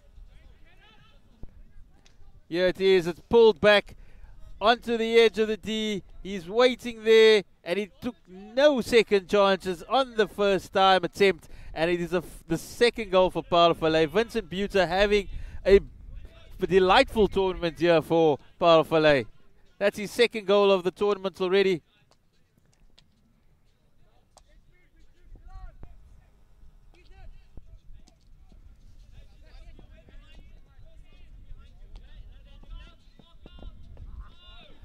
Just the Edgemead not getting their feet around it, not getting strong. Just creating another opportunity there for Daryl Mandoni. He races towards the D. He's going, he tucks it inside. It was actually a surprise not to see Vincent Buter on the edge of that one, Stokey. Definitely, it's not. It was a surprise not seeing him there. He's usually all over the place. But he's coming back again. He gets it in the middle. Edgemead unable to clear their lines. And Buter comes back on the edge of the D, pushes it towards the keeper. And Joshua Lee just makes the save. And it's a long corner there for Parel Vallei.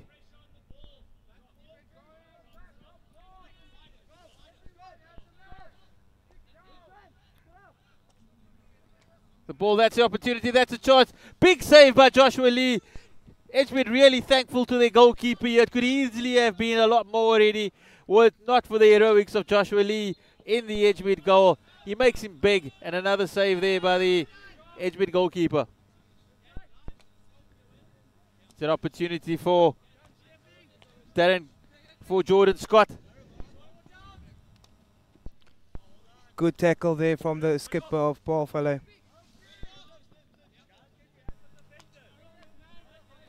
Just looks like Edgemead not easily taking the ball onto their weaker side, not staying strong, allowing the Parel Vallei defenders just to get in there, get their sticks in between, and to stifle the attacks.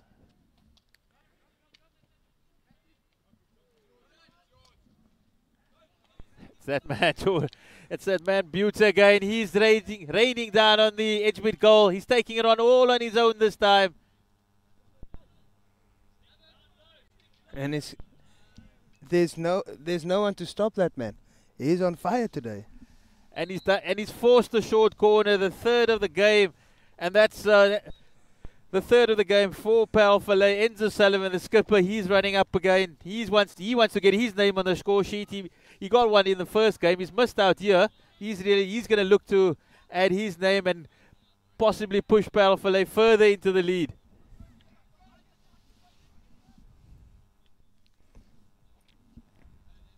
Edgemead just having a conference in the box with the umpire, getting the facial wear on, the defensive masks. Joshua Lee's been good in the Edgemead goal. Is he up to the task yet again? We wait for the push off.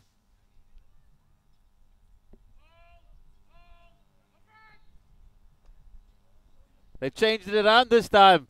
But Joshua Lee is again, he's been there, but it's another short corner there for Parel Vallei. They are seriously dominating proceedings here at the moment, and they're looking to extend the lead. They are eager to get another goal on the board. As you can see on the replay, a little bit of a mistrap, but quickly gone onto a slap to get a shot on target, winning another short corner.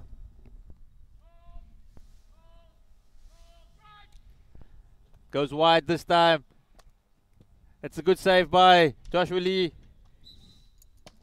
And Edgemead have managed to avoid the danger on this occasion. Really, really grateful to their keeper. He's come here and he's really wanted to show off his talents. He's been in the thick of things on most occasions, and he's kept the scoreline to just 2-0 to Parel Vallei.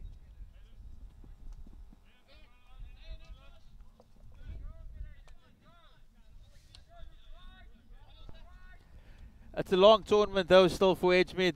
They want to look to just be composed, create a little bit more in their build-ups when they get into the next games, that they have a little bit of confidence knowing that they can perform at this level.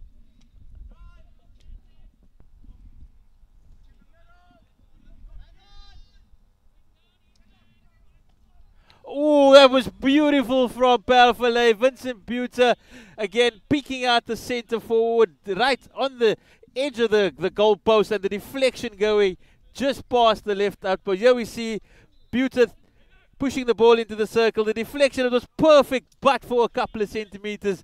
Paarl Vallei really turning on the skill at the moment. But Joshua Lee is up for it. It's a big shot coming in. And it's another save by Joshua Lee. He is really the difference in this game and keeping it the scoreline to a respectable total. Paarl Vallei, the attacker, very disappointed that he couldn't capitalise. But I'm sure there will be another opportunity the way Paarl Vallei are dominating proceedings at the moment. The keeper, Joshua Lee is definitely keeping them into this game. He is having an awesome game as the goalkeeper for Edgemead. He is keeping them in distance to come back on a comeback goal. Edgemead just getting the ball out. They're just getting the ball forward, wanting to clear their lines. They've been under severe pressure. The Paarl Vallei keeper just fakes a little shimmy there with with not having much action. I thought he'd want to get involved, just get a kick in there. But Paarl Vallei come again. The blue wave. It's a blue wave here on the Edgemead goal. Jones in the thick of things, laying on it, doing everything he can. But unfortunately, he has to concede another penalty corner for Paarl Vallei. There's nothing the keeper could have done there. If he just moved a little bit, it would have been another goal for Paarl Vallei. Vincent Buter, that man Vincent Buter again, the intercept, but he picks up the rebound, and the action there in the thick of things. Super small schools bring it to you right into your homes from Paarl Gimnasium. A fantastic opportunity for these young men to be shown live on television and the streaming channels. It's another short corner for Paarl Vallei. They went wide to the right on the last two occasions. I'm thinking they're setting up Enzo Sullivan. No, they're giving him a miss, and it's Vincent Buter. Again, Jones. He's down on the ground, getting off the line, swinging a miss. And it's the referee calls time, brings a halt to proceedings, and Edgemead breathe a huge sigh of relief. Good work there from Joshua Lee. He's been absolutely doing great there between the sticks. He's definitely keeping Edgemead in this game. And it's Vincent again on the ball. It feels like there's four of him on the field. Seeing him play is really amazing.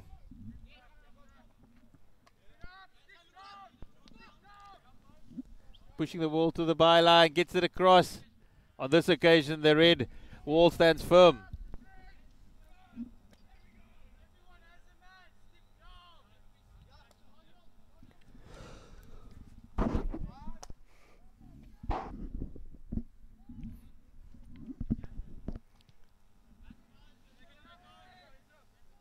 It's another opportunity for Paarl Vallei.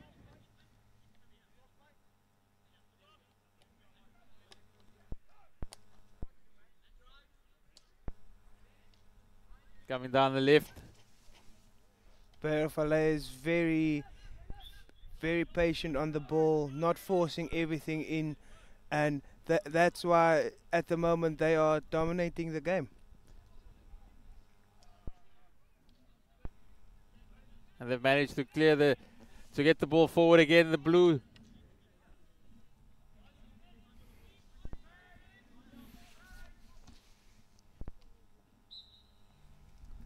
It's a free hit outside the circle for Paarl Vallei. 6 minutes remaining, 6.5 minutes remaining in this match. It's going to be on the basis of play really tough for Edgemead to come back into the contest with Paarl Vallei dominating as much as they are.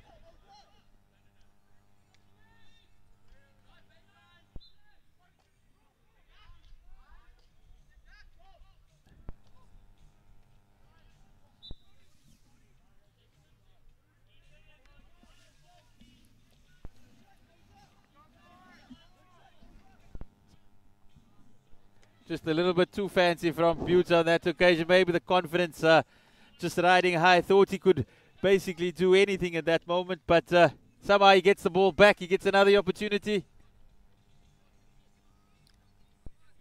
And at this occasion, Joshua Lee can just watch the ball go safely over the byline for Edgemead to restart.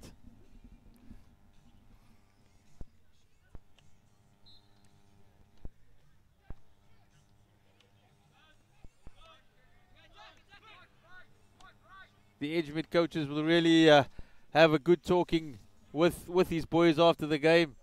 You know, just telling them that this is a long tournament. It's their first game since the COVID break. They shouldn't be too down on themselves. They've managed to at least put in a solid defensive effort on occasion. Maybe just looking for more in attack going forward. Definitely, they're definitely going to work on the attack forward in this tournament, and I know that I have a feeling they can be a very dangerous attacking team if they get the chance.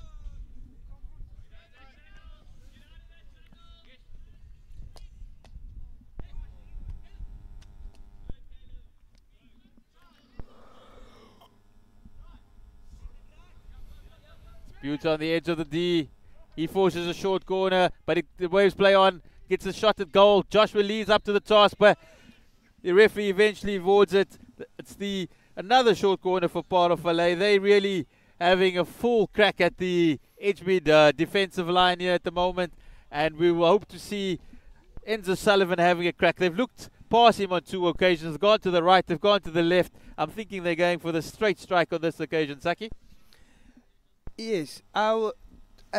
At this moment, I will go for a variation. Yeah, sorry for that.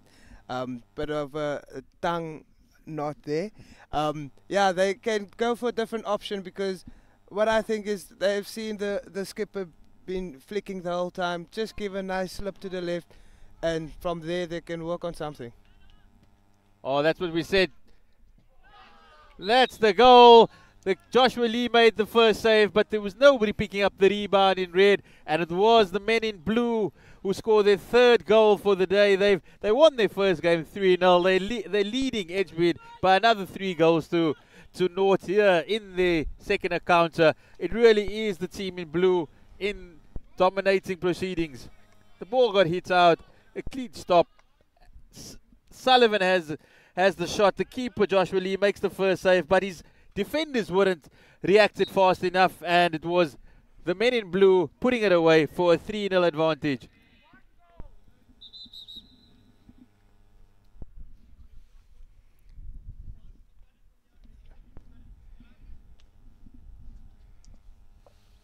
Just about 2.5 minutes left of the second half. Will Edgemead be able to get a goal towards the end of this second half, or will Paarl Vallei get another, making the end score to 4-0? It looks like Edgemead is working hard to get that chance to go score, but as you see, Vincent again on the ball. There's 2 minutes remaining in this encounter.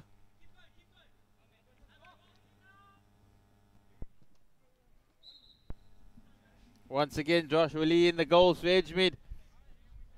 The scoreline might be, here we see the replay of the 3rd goal, pushes it out. As we called it, it went to Sullivan. The keeper made the save, but nobody reacted, and Paarl Vallei put it away. 1.5 minutes remaining in this clash. And you can see Paarl Vallei pressing up high to get that 4th goal.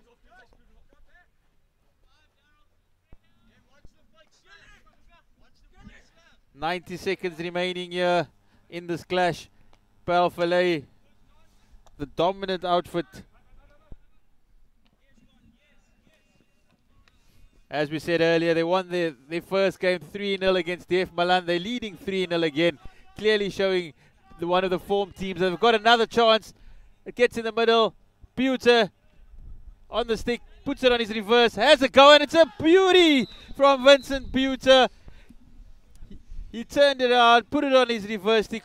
Not something we always like to see, but he's shown he's got the skill, he's got the talent, and he's put it away for Edgemead's 4th goal, at least Parel Vallei's 4th goal of the day. That's 4-0 to the men in blue. Here we see it. It shows the replay. He puts it onto his reverse stick. He has a look, and Joshua Lee on this occasion had no chance. He's been superb in goal for Edgemead, but on this occasion, just the Vincent Buter, just too good for him. He is definitely a goal-scoring machine. And that's the final whistle on the Paul Roos AstroTurf, the Paarl Gim AstroTurf, I should say.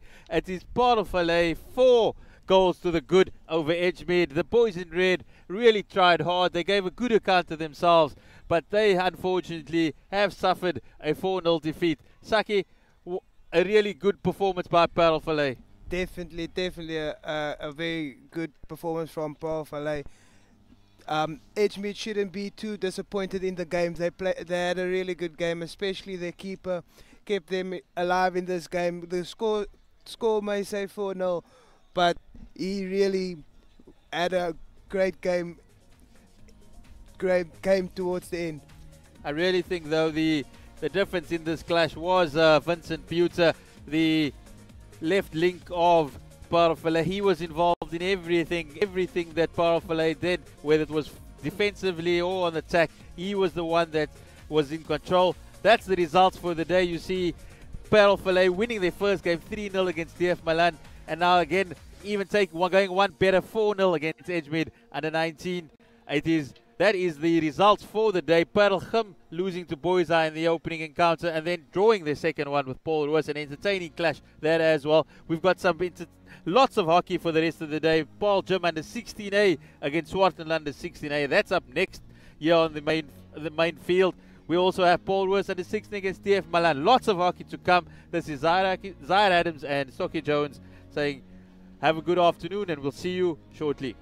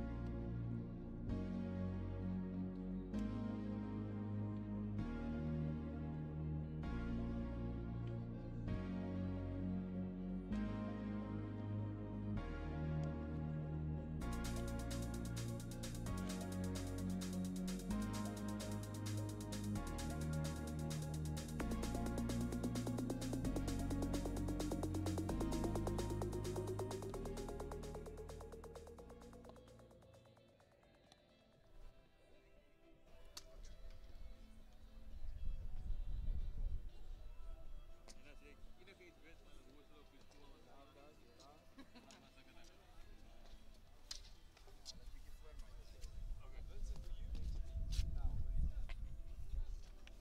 at 12. No? Is it 12? One, yeah.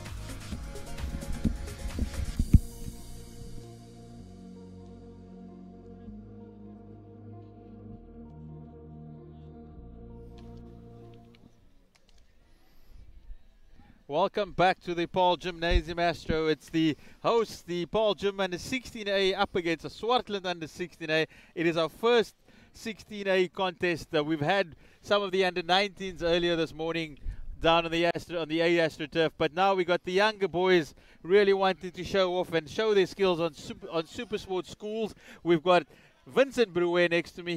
He knows these Paarl Gim boys very well. He's the 16B Paarl Gim coach. So we'll leave up to him to tell us a bit more. Yeah, it's a good season so far for the boys. I've been putting in the hard yards, and it's showing in the Okada playing the couple of games they have played. Oh, that's fantastic. They must be really excited to get out in the park. They've been stuck in the classrooms, stuck at home for so long. That's the Paarl Gymnasium side. That's Corne Nieuwoud, he's in goal. Daniel Hamman, Gerry van de Venter, Willem Mattie, Dirk Grobler, Kian Trute, Steven Pieterse, Balthazar Kloppers, Aldie Nel, Willem Cronier, Neil de Wet, Douglas Smith, Rowan Meyer, Johan van der Merwe, Chris Smith. Who should we look at in that side? Balthazar, he has quite quick hands. He's quite a flashy player, so I'll promise him some excitement from him coming in this game. That's fantastic to hear. That's fantastic to hear. We look at the Swartland lineup. That's going to come up fairly soon. Okay, it's the Paarl Gim. They will be playing from the left-hand side in the green. That's the local boys. And we have the Swartland guys in the blue and yellow. They'll be really looking to make an impression against the hosts who want to be coming out and really showing off their wares. I'm sure all their parents are at home watching on Super Sports schools, their friends, their mates, really tuned in to the 1 o'clock kickoff right here on the Paarl Gymnasium Astro. Yeah, Swartland coming all the way from Malmesbury. I know the coach. He's an ex-Paarl Gim student. And he's also been climbing the ranks coaching. So it will be a good contest. That's fantastic to hear. Keeping it all in-house here. Paarl Gim ready to go. Swartland in the blue and yellow. Must be a massive encounter. What's about the nerves for these young men? Getting to play on television, getting to play a live streaming. It must be nervous. Must be worried about what are my mates going to say? How are they? What are they going to say if I make a mistake? No, I think it's probably some of the first times these guys have played on a live stream. So I think the nerves are there. No, 100%, Vincent. We are about to get going here. I do like the Swartland kit. It looks really cool. The blue and yellow, and off we go.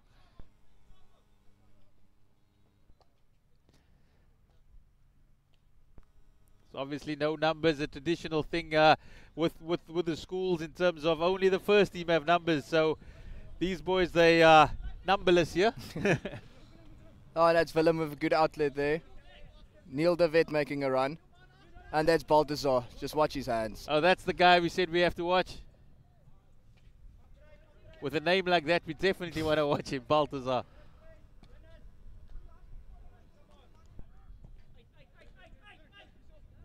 Paarl Gim really showing an early pressure here, wanting to push up early. Oh, and this is Daniel. I coached him. He made his way up from the B side, and he's also someone to watch. So that's your protege there? Yeah, it's my work. That's my work. Fantastic. A coach always looking out for his own players, always looking out for his players. Fantastic, Daniel. We look to see he's got some fancy boots here.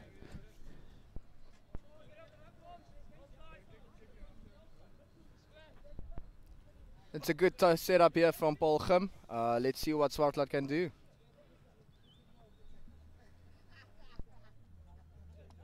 Looking to go around the back. Big release. Good control here by the Swartland centre half. Looks a busy little player. Oh, it's a good set of hands there. That's good skill work there, all the way down the left by Swartland. Oh, good tackle there by Willem Mathieu. Now an opportunity for Paarl Gim just to settle it down again. Oh, and it's out there trying the flashy pass, and it might just work out. Oh, okay, and Swartland gets the ball.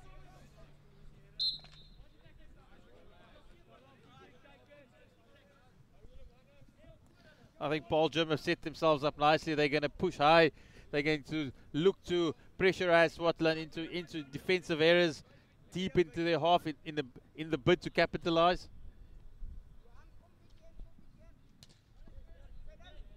An area ball, but intercepted by Paarl Gim.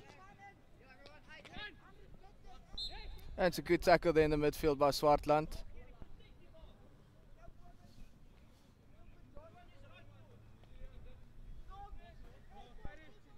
See all the Paarl Gim boys back on defense. So they're definitely putting in the yards on defense. The one thing we know about a Paarl Gim side, they'll be well coached. So, right, Willem. And there's Daniel sending it around.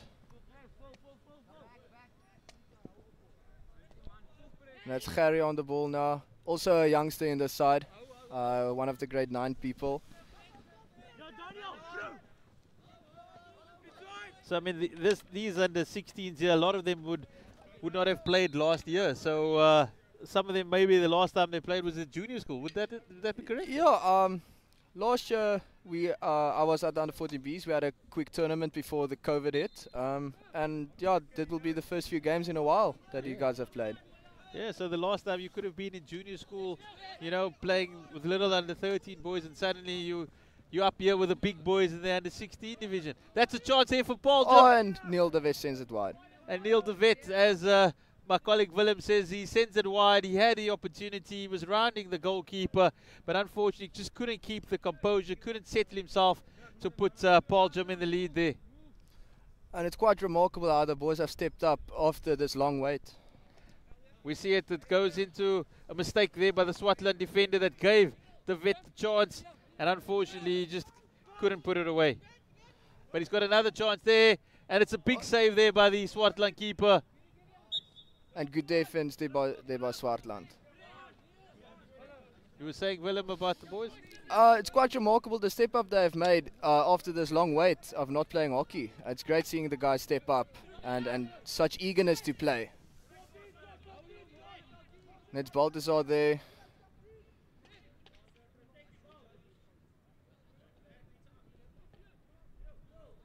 Yeah, it looks like he wants to get more involved. He wants to get in. That's a beautiful pass. Oh, it's Chris Smith sends it wide. Paarl Gim exerting the early pressure. 2 big chances. Here comes in. And it's Ruan Meyer with a shot, and it's a good save there by the keeper. We have seen some good goalkeeping thus far in the tournament. Earlier we saw in the under-19 game, Joshua Lee for Edgemead. He had a really good game. And now the Swartland keeper showing that he's commanding his area as well. So yeah, as we were saying, a lot of them would have been possibly in junior school, and then only a little bit of under 14 hockey, and now back into the big leagues with the under 16s. Yeah, I think most of the boys didn't have an under 14 season, so it's a big step up for them playing with the bigger students now. And they're quite, I think this is a young side if I'm not mistaken, so it's good to see them stepping up. No, it's the intensity, the physicality, the pace just raised a little bit. You know, it's first 5 minutes gone, it's flown by. The first 2 chances to Paarl Gim, they've been in control. They've been the side making the play. Really wanting to make an impression in front of their home turf. Good defense there by Swartland. think, as you said, that Willem is a big hack that came in there.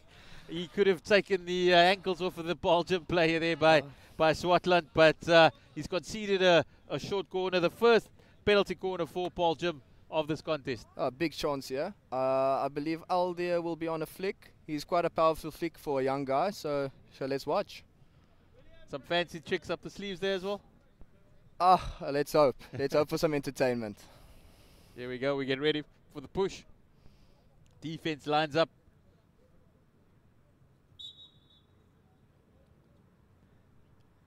It's a good stop. Sends it out left. Ooh, just misses there by the Paarl Gim right wing. The name, Willem? It's Chris Smith that had a chance there. He's had a couple of chances now. He's been in the thick of things here.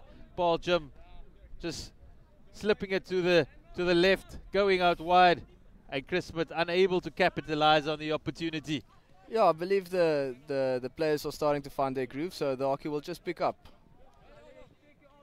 And there's Swartland on the attack. Good ball through. Swartland closing in on the circle there as he managed to, unfortunately, doesn't able to hold it in. It was the first opportunity for the boys in blue and yellow, but the byline beat them to it. And it's Willem on the ball at the back. And it's a good outlet there by Gim boys. Just such a great opportunity for these young men from Paarl Gim and Swartland, having the opportunity to play on Super Sports schools, and also you can watch it on Channel 247. I'm sure they'll go home this evening, they'll watch the recordings, they'll watch the clippings. Fantastic stuff here from Super Sports schools. Great defense there by the Gim lad.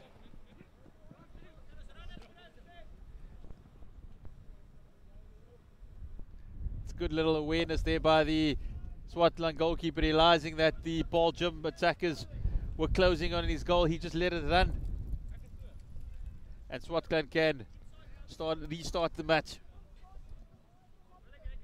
And it's a good high press here by the Gim players. Let's see if it works for them.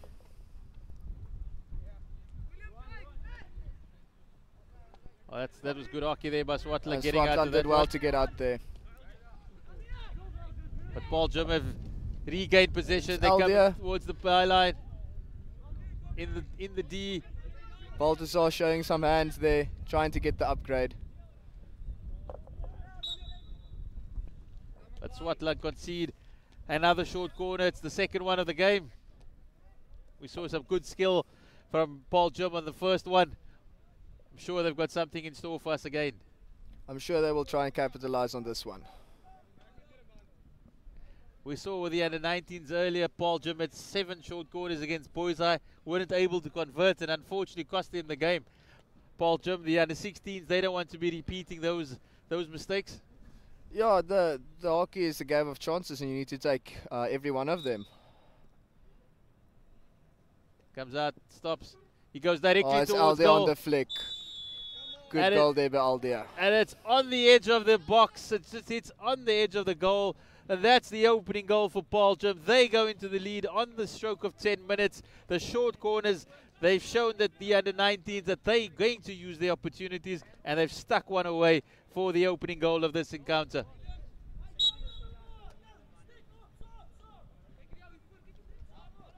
There we go. That's a straight shotted goal on the edge of the box, just on the little corner, and that was enough to put Paarl Gim into the lead.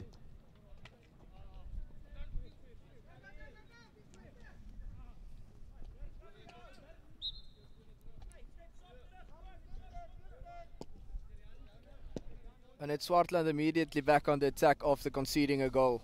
Let's hope they can get an equalizer here. I think Swartland, the way they respond to going down to that goal is going to be important. They were the ones under pressure all the time. They now need to show that they've also got an attacking game, that they can go on the offensive.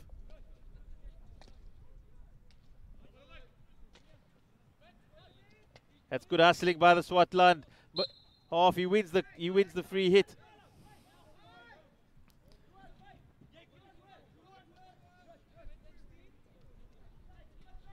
Goes towards goal on the edge of the D, reversed. That's a big Good save shot. by the Paarl Gim goalkeeper.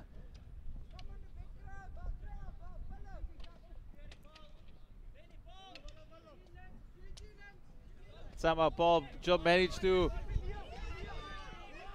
get rid of it. And it's immediately on the counter attack. Good ball in by Gim.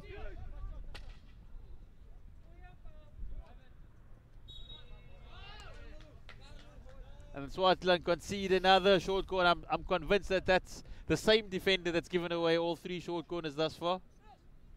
Here's the Paarl Gim save. He gets it in. It's a good shot there by the Swartland boy and a great save by the keeper. Definitely good goalkeeping we witnessed all throughout this tournament. Goalkeepers really on point here, showing off their reflexes, showing off their agility. But it's the Swartland goalkeeper that's going to need to be showing his expertise right now. The short corner's out. They have And it's another short corner for the Gim boys. Gim is really keeping it simple. It's push out, stop, and strike at goal. Yeah, I believe keeping it simple is the best way. Sometimes you can beat yourself by trying difficult things. So it's good to see just the traditional short corners being used. It's out again. It really is firing down on the Swartland goal at the moment.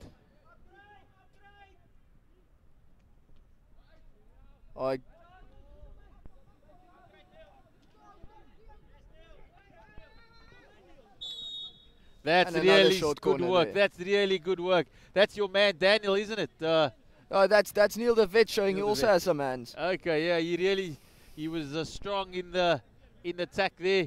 He forced the short corner, and that's the 5th one now for Paarl Gim. Real pressure on the Swartland defense here. How are they going to hold out? Unfortunately, they're not. And I believe that ball hasn't left the circle. The umpire, so it's a Swartland ball. The umpire cancels out the goal. Here we see the ball never left the circle before the hit, unfortunately for Paarl Gim, and the goal was denied by the umpires. And it's Gim immediately on the attack again. Big save by the Swartland keeper. It's a bit of a mess in the circle there. Sticks flying against each other. The ball comes out somehow to Swartland, who look to take it forward.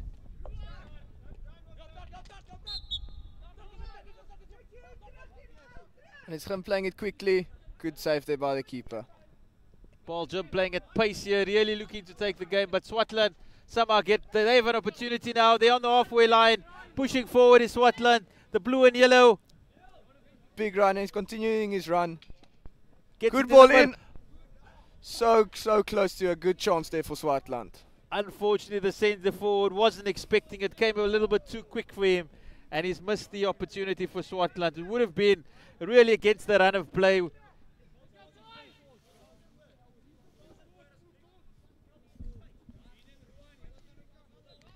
Would have been the equaliser for Swartland. Something they desperately need against the Paarl Gim side. Really pushing forward all the time. Good work by the... And it's Swartland on the attack again.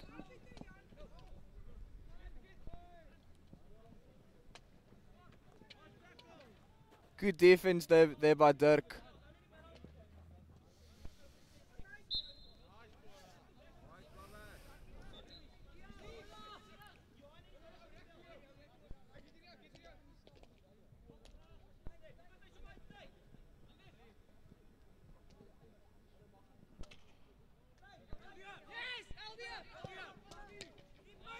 On trying to force the ball there through the middle.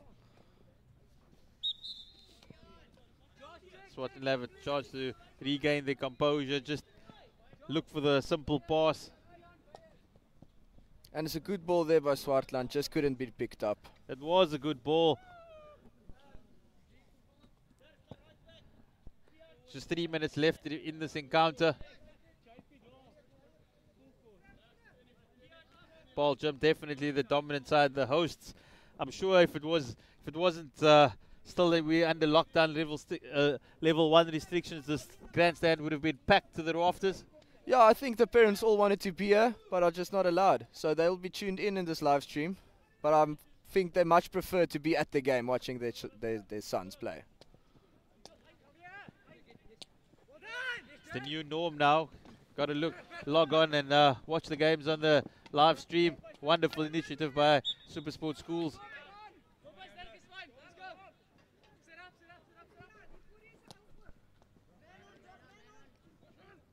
And huge pressure here on the Swartland player. Just finding themselves there in a little bit of trouble.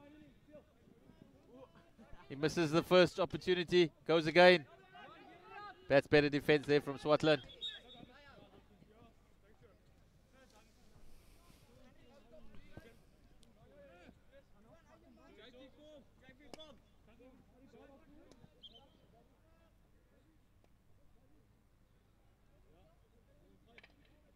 Let's see if Eldia can make something out of this. He's backed in the corner.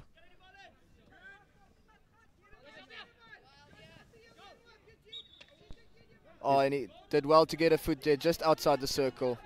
Freed for Paarl Gim. They push it out wide to the right. That's a good run by the right half. He gets it in. Good deflection. Oh. And it's Balthazar there with a goal. On this occasion, Paarl Gim were not going to be denied. It was good work down the right flank. They managed to square the ball to the center, and it was that man, Willem, called it from the beginning. Balthazar, he's the guy to get the second goal for Paarl Gim. They in the lead with 1 minute remaining in the first half. It's good seeing the guys being aware after the first shot and being there for the rebound and there to capitalize on the goal. But they're coming again. That's Balthazar again. On this occasion, it just goes wide, but Paarl Gim in complete dominance of this encounter. There, here's the goal, stuck into the middle, deflection in front of the goalkeeper. Balthazar reacts quickly, and he pushes it in for the second goal for Paarl Gim. Really good work, the way the attacker moved in front of the goalkeeper to deflect it into Balthazar's direction. Fantastic work there by the hosts.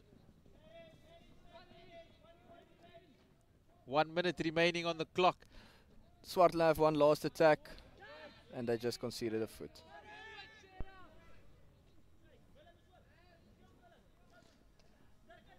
I think the Paarl Gim coach would be pleased with the work of his players during this first game. They've really showed good intent. They've ran hard. They've also put themselves in good defensive positions, particularly when Swartland trying to come out from the back. And it's another good ball wide there, just couldn't pick it up.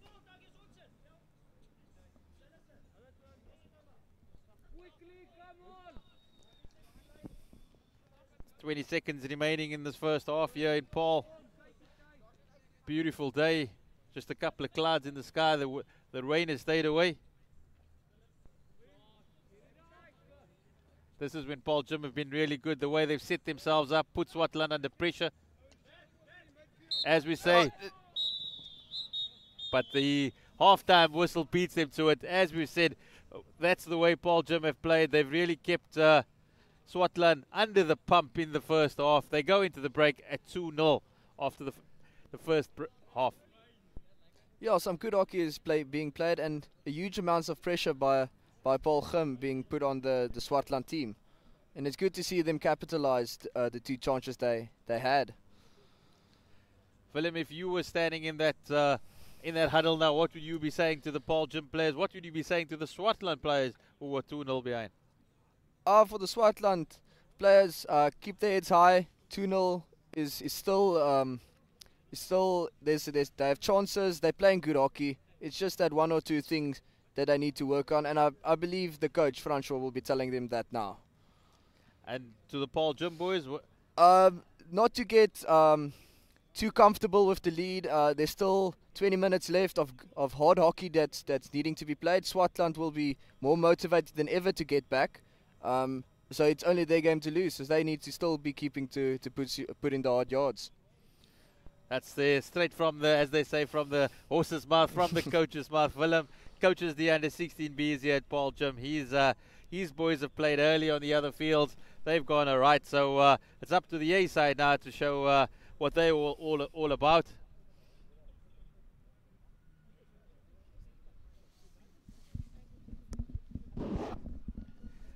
And that's the halftime break. We will see you in a short while.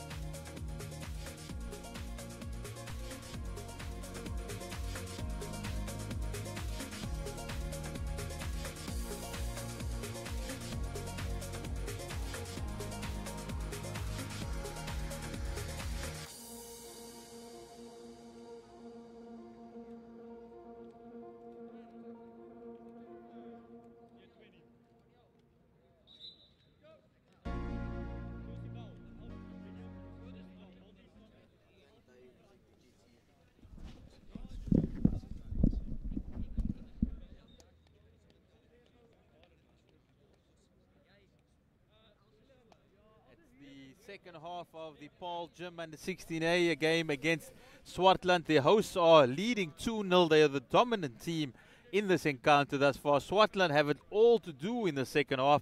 The coach would have had stern words with his young charges, just motivating them, getting them back on track for this encounter. I've got Willem, the local boy from Paarl Gim, here with me, alongside me.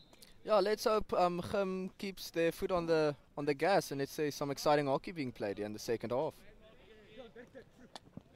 Really thought Paarl Gim were excellent in the way they controlled possession and how they also dominated the defense, exerted pressure, and they've started in the same way here, pushing an early attack.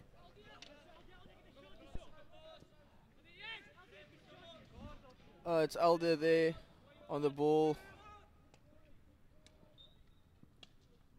And Aldia trying the...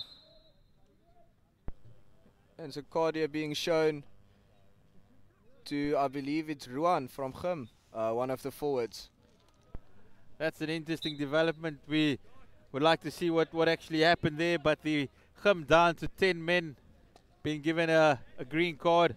He goes to spend a bit of time in the dugout. It's just been indicated to me that it's been he's talking to the umpires and so on. That's not something we want to see at schoolboy level. Just accept the decision and move on. Yeah, just the umpires are there for a reason. Just play the game. Focus on your hockey. The men in pink are in charge. Yeah.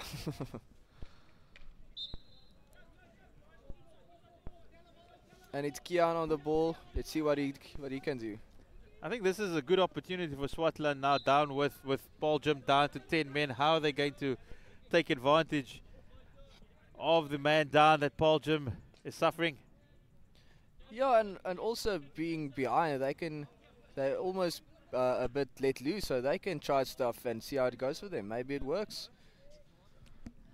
They first have to get the sticks on the ball, though. Just Paarl Gim just dominating possession, not allowing Swartland into the game, even though they're down to 10 men. Don't think the coach will be too happy with that young man for the green card.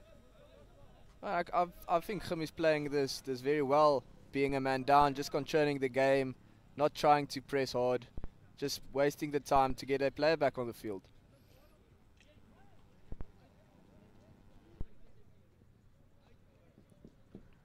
Unfortunately for Swartland looking to break out there, but the touchline just beating them to it. And it's Gim playing it around at the back. An almost intercept there by Swartland. And it's Aldia, and he gets the ball stolen from him. Aldia very much seems to be the engine room of the Paarl Gim side. He's the one that makes things happen in the middle. Maybe on that occasion just one touch too much. That's a good tackle there by the Gim boy.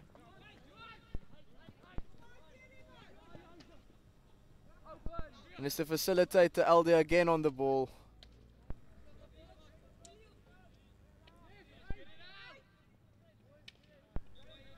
Swartland not looking to clear their lines immediately, wanting to play out from the back. And it's all it's done is concede possession once again to Paarl Gim, who have a free hit on the edge of the circle. And it's Dirk coming, oh, almost. And it's Swartland back on the ball. Playing it quickly, not letting Gim set. And it's a turnover, Gim ball again.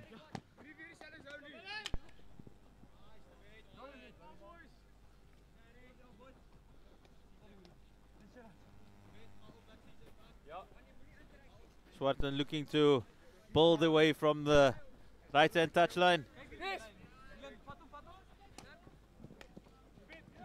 And it's Swartland in the midfield. Good position to be in. Oh, they're linking up some nice passes here. Saw this young man earlier go on a mazy run. He's trying again, trying to just create some form of momentum for Swartland. And he has it back. Pass Dirk. In the D. Oh, and he misses it out there for Swartland. The disappointment in both our voices here for Willem and myself, because Swartland really trying to get themselves into the game, get them going against this powerful Paarl Gim side. And that was a real opportunity that went a begging for the boys in blue and yellow. And it's Kian on the ball, dribbling. And it's Swartland ball, Gim played it out.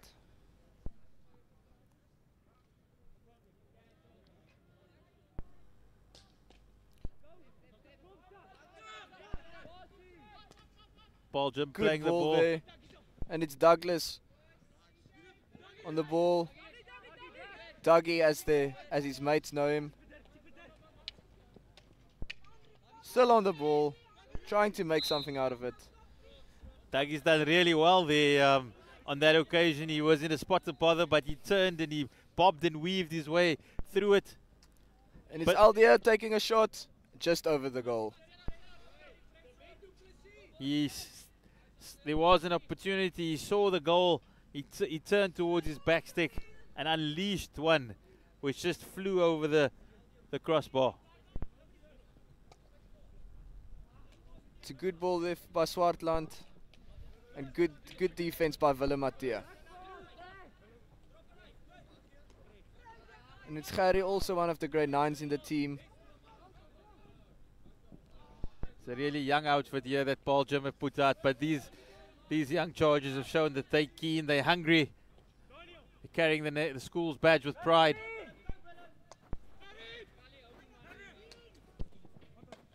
Oh, an intercept there by Swartland. The ball from Gary not working out, but immediately they turn it over again.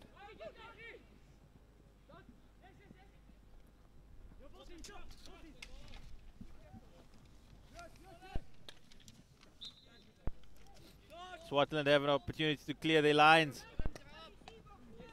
Paarl Gim and it's William with the intercept. Oh, and Chris Smith just sending it wide. Big chance there for Gim.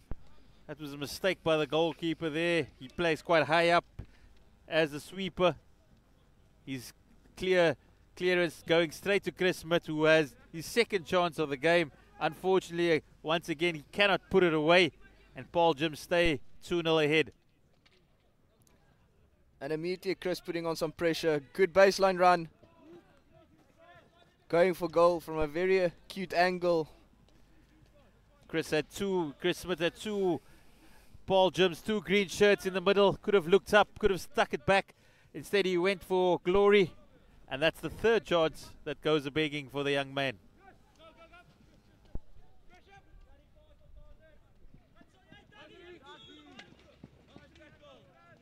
And it's Chris Smith on the ball again.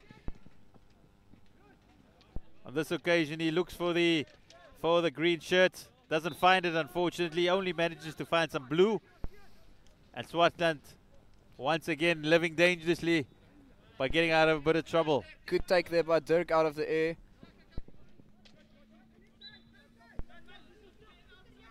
Just seems that the green wave keeps on coming though. And it's nice to see them not getting too comfortable with the lead and still trying to score more goals.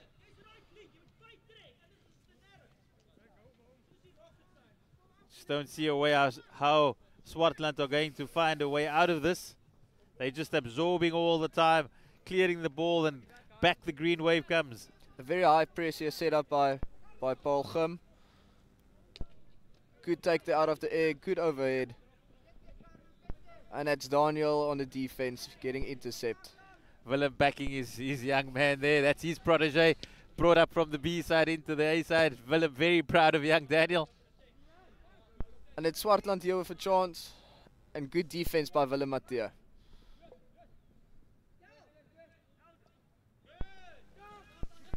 Aldia looking very comfortable on the ball.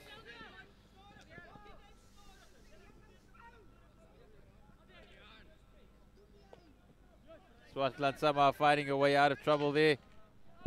Having the ball in the middle of the field. That's good skill work, that's good determination. Wasn't prepared to give up. Kept going. Even with the green machine hounding him.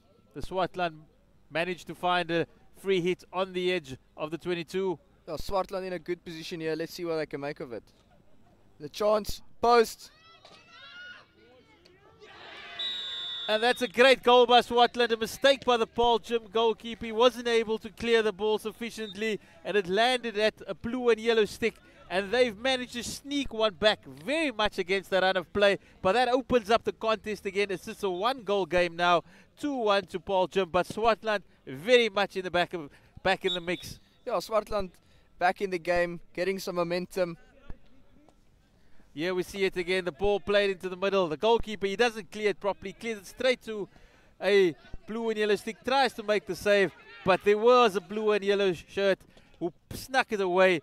And that's the game cut in half now at 2-1. It's good to see the Swartland defender being aware that it's people in front of him and lifting the ball into the net rather than just playing it on the ground. I think that really will lift the confidence of the Swartland guys. They've been under pressure throughout this game, but they've somehow found a way through. Here we have a look at it again from the goal mouth. Super Sport School bring it to all the action against the post. Comes back from the post. Goalkeeper dives in, and that's the put it away. And that's 2-1 for Swartland. Back in the contest. You can really see they're playing with good momentum now. It's very nice to see. You can even hear on the bench, there's a lot more noise coming from the Swartland bench, wanting their boys to stay involved. Oh, just over the box. Paarl Gim might come to rule all these missed chances. They've had plenty of opportunities. Chris Smith we've seen with 3. Balthazar another one, not being put away and keeping Swartland in the game. That's a big ball there, through by Swartland. And it's Gim. Don't think Swartland would mind that very much. They want to get out of their half. They want to play in the opposition's half, and this is exactly what they're doing right now. I believe it was a foot up there by Gim, taking the ball all the way back. Unfortunately, everything I've said just got deleted. They've got to start all over. So here we go. Swartland from the back. And I see Swartland going for the overhead route many times now. And it seems to be working for them very good. Clearly an exit plan that they spoke about. And the Swartland player not 5. For horse whistle being blown there. So 8.5 minutes remaining. Anybody's game. We didn't think about it like that a few moments ago. We really thought Paarl Gim were in complete control. But the lack of discipline, the player being green carded. But they have with a baseline run. Good ball in. Ooh, that's a dangerous there. Hitting the Paarl Gim player against the head. It's a short corner. Just about high there from the keeper, and it's a short corner for Paarl Gim. Let's see what they can do. I believe they want to score this one to get a cushion again. I think they have been the dominant outfit. They just allowed a lack of discipline earlier that got Swartland back into the contest, created a bit of momentum, which Swartland capitalized on. They got the goal, and now they really need to show that they are the better outfit on the day. This is a big short corner, can get the momentum back. Good flick there by Aldia, long corner for Paarl Gim. They're still on the attack, let's see what they can do. The Swartland keeper really up to the task here. Right idea there by Aldia, just not good execution. Just a bit too hard for the overlapping Daniel making a run. He's gifting away possession.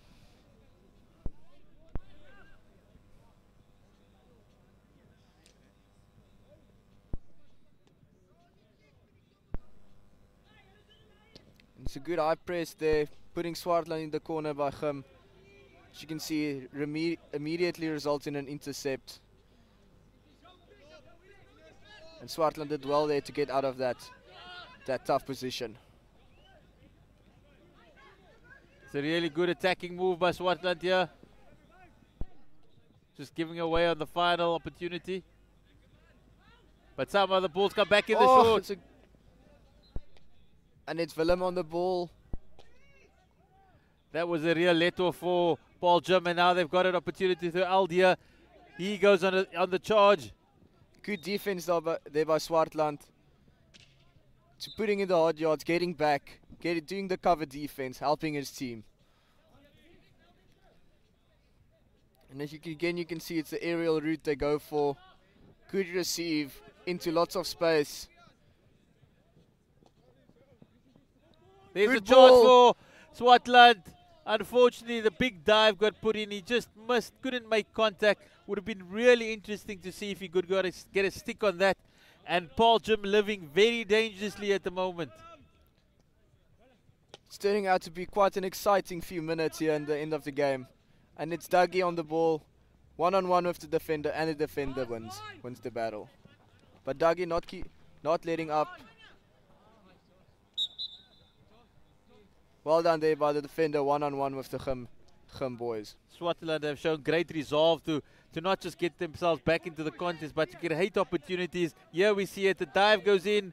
Oh, he actually gets a touch and it just manages to push it past the right-hand corner. We thought he wasn't able to, but the young man did get a touch. Just wasn't in the direction that he would have liked. That was so close. I think Paarl Gim really needed to have a hard look at themselves here. They were really dominating this game earlier, 2-0 up. But Swartland, to their credit, haven't let down. They've been fighting all the way. The boys from Malmesbury. And it's dangerous hit there by Swartland. Immediately turning the ball over. Willem on a run. Gives a good ball. Neil de Wet. That's good defense there by Swartland. Managed to defend the goal there. Paarl Gim were really pushing hard on the attack. And it's Alde on the ball now. Still in attacking position here for Gim.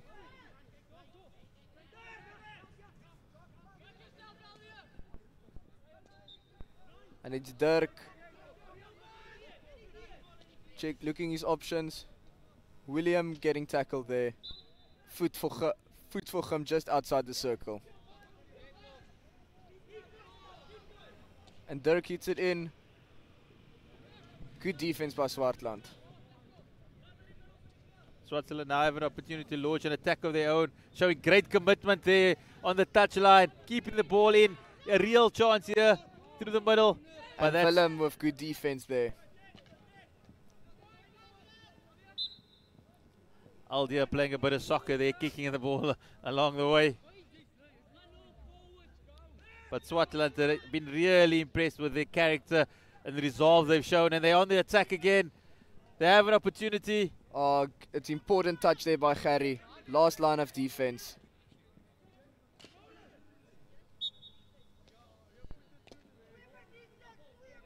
And it's Gunball, they're playing it back.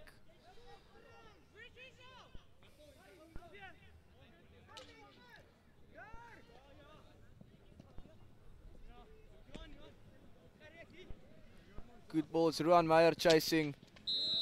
Big swipe there by Swartland.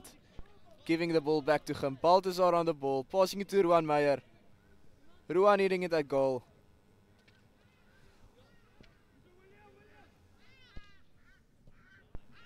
The Swartland keeper, he showed good skill here.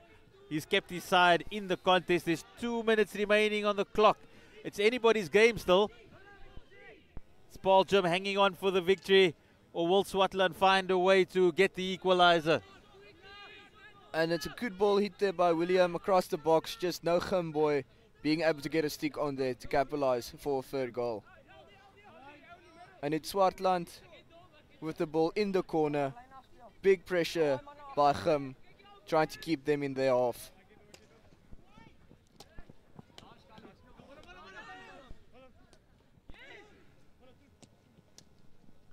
And it's Ruan. There's the opportunity for Paarl Gim. And the keeper did well again. A really big effort by the Swartland keeper. 1 minute remaining for Swartland. They've got to hurry. They've got to get to the other side if they want to level up this game. And it's Aldo with the intercept. Good pass there. Looked up. Good vision. And it's Gumball in an attacking position again. Just 40 seconds remaining on the clock. Dirk with a good ball in. Aldo on the ball. Oh, and almost puts it in from a very, very small angle. That could have been the winner for Paarl Gim. That could have closed it out. I believe the Paarl Gim coach wouldn't be happy because there was no forward on post. Definitely have a conversation when he comes back into the booth about that. I'm sure he'd be wondering, how did his side get into this position? They're really having to battle this last 20 minutes. And Swartland, unfortunately, won't have the chance to win the game. That's the end of the result here at Paarl Gim Astro. Paarl Gim under 16 2, Swartland under 16A 1. A really entertaining contest, Willem. One that had us on the edge of our seats throughout. Yeah, it was a very entertaining game. Good hockey being played by both teams. And I look forward to watching them again throughout this tournament.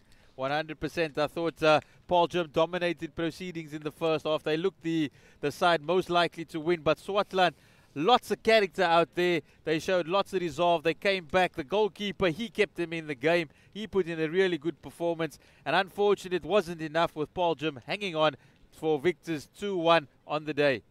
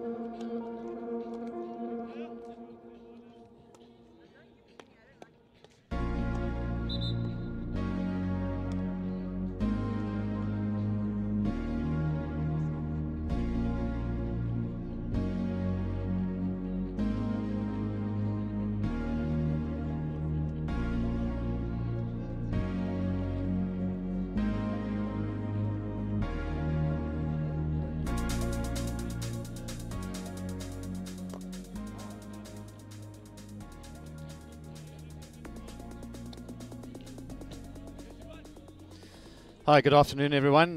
Lovely afternoon here in Paarl. Great day for hockey. We're privileged to be here and privileged to have some school sports going ahead and a hockey tournament here at Paarl Gimnasium High School. With me is Vincent Brewer. Good afternoon, Vincent. Yeah, it's a good day. Glad to see the rain keeping away, and it's a really good day for hockey. I'm excited for this game. Yes, two strong contenders. We've got North versus Winelands. We've got Paul Roos from the Boland area, Stellenbosch. And in this team lineup, we've got Aiden de Wet, Zach Grossley, Rudolf Bart, Daniel Greef, Hanu Basson, Eka de Kok, Jacques Solier, Marcus Sabati, Matt Lawton, JP Duplessis, Ethan Flismas, Michael Giles, Daniel Fourie, and Luke Olivier. And then we've got from the northern suburbs DF Malan joining us from the Belleville area. And we've got their lineup there. They have Jovan Badenhorst, Corney Cronje, Corney de Jong, Daniel de Tooy, Dirk Hagen, Skalk Loots, Kai Marais, Lucas Pens, Rex Southey, Keen Stewart, Liam Teron, Charles van der Merwe, Charles van Tonder, Evan van Zyl, and David Vervier. Yeah, David Vervier there at the end. And yeah, it's fantastic just not being able to watch hockey live at the, with no spectators. And fortunately, we've got Super Sport schools that we can live stream these matches, and also on the DSTV app, channel 247. So fantastic to get the viewers at home also involved, and some parents that I'm sure that would love to be here, but at least we can have some hockey. And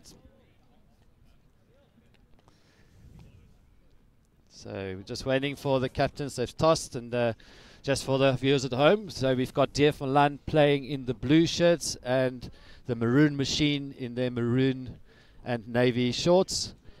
And we're looking forward to some proper action here between the two sides. And we've got Bo as an umpire and Ruben Duplessis. They're going to be our umpires for these matches. Yeah, I really believe some of the parents wanted to be here and watch their boys play for the first time in probably a year. They've been playing hockey games since the COVID hit. But it's a nice initiative from Super Sports schools to be able to watch them still from their homes, from their couches. Yeah, they open up the game so much, but yeah, we're off and the whistles opened up, and Paul Roos intercepting that pass from DF Malan, bowling down the right hand side, and a little turnover there as well. Probably a few nerves going through. The boys having a few nerves here, the first 5 minutes or so, and then it will settle and find their groove, and it will be settled to be a good game of hockey. Absolutely. It's so when you haven't played matches for almost a year, like you said before, it is definitely this first, and also playing in a tournament, I find every single time the first match nerves, if you can get that settled. So one way to do it, I mean, you did it with your team this morning. You also, Vincent, also coaching the Paarl Gimnasium's under 16B side, and you had 2 wins this morning. How's the nerves feeling now? Yeah, it's nice to get a few wins under the belt, because the guys settled now. They know what they're capable of, because it's a good competition that we were able to beat, and I think it's just confidence oozing from our players now. So tomorrow will be an exciting day. Yeah, so it's the first team that shows the most confidence in this match. It's going to maybe get the goal early on and help settle those nerves, and try DF Malan trying to outlet straight to the middle. Not successful there, but DF Malan after Paul Roos defending quite well. Also trying to, I see both teams tactically trying to get those long balls through, but keep passing to the opposition and to players under pressure immediately. It's just a foot there from Paul Roos, and DF Malan looking to go for the big ball through the middle most of the times. Yeah, it looks like that's an outletting option for now. And let's see if they could. They've definitely got a circle entry there, but intercepted by Paul Roos. Paul Roos going on the attack on the right hand side, but under pressure there from DF Malan. Good win there. Winning off the ball. Let's see if we've got not enough numbers inside the circle, so no strikers there, but I'm sure DF Malan's going to try and do playing around the back again, and try to overload the left hand channel. Good little 2v1s there, and it's really nice to see passing hockey. I mean, DF Malan getting that circle entry. And Oh, DF Malan keeping on the pressure. Paul Roos needs to dig it out here and trying to get in the game. Yeah, no, they're definitely getting numbers behind the ball, but DF Malan very well playing the ball around, not going through directly in one direction, going down the left-hand channel, transferring the ball, going down the right-hand channel, looking to get those circle entries. Also having more strikers inside the circle now. Maybe they've got more players to pass to. That's an easy turnover there by DF. Paul Roos back on the ball. Let's see what they can build up here from the back. They're setting up in the back four for outlet option. Big ball, but very, very risky, but they say high risk, high reward. Irish guy unable to trap the ball there, and immediately it's DF Malan's ball again. And DF Malan playing it back. Good link up there between the players. Strong on the ball.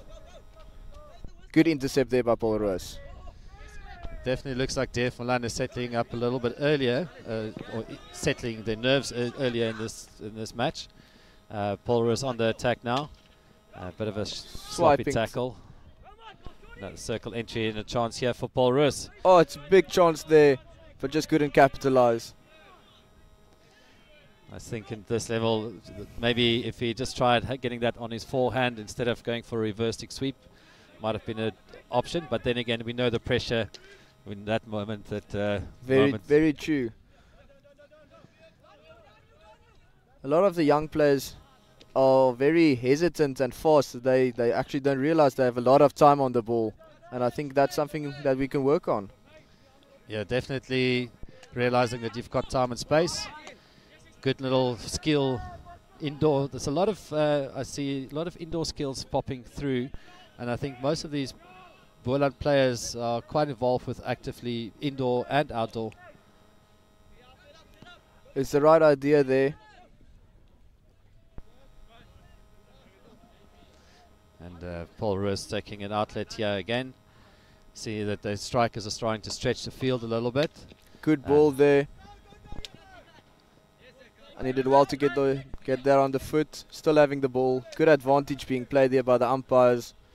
Yeah, it's good to see that the umpires aren't blowing and allowing the game to flow a little bit instead of just blowing for everything they see. And how did you find with the under 16B section, and how was the umpiring for you? Oh, very well. The game was flowing. It wasn't stop-start. The advantage was played very well. Opportunity here. Ooh, saved on the line for the keeper there. That was a great opportunity for Paul Roos to get on the scoreboard. So you say you're quite happy with the umpire? Yeah, the umpires have been very good. The quality of umpires are very good for this tournament. Trying for the overhead. Definitely seeing that DF Malan is trying to play the longer ball up, and then but Paul Roos winning that overhead. Good ball because there. the defender under the ball first, and the DF Malan players weren't 5 meters away. Another circle entry, and that wasn't too dangerous, so no penalty corner for Paul Roos there. Paul Roos in a good position here. Taking their time, looking for the pass to go through. Good hands there.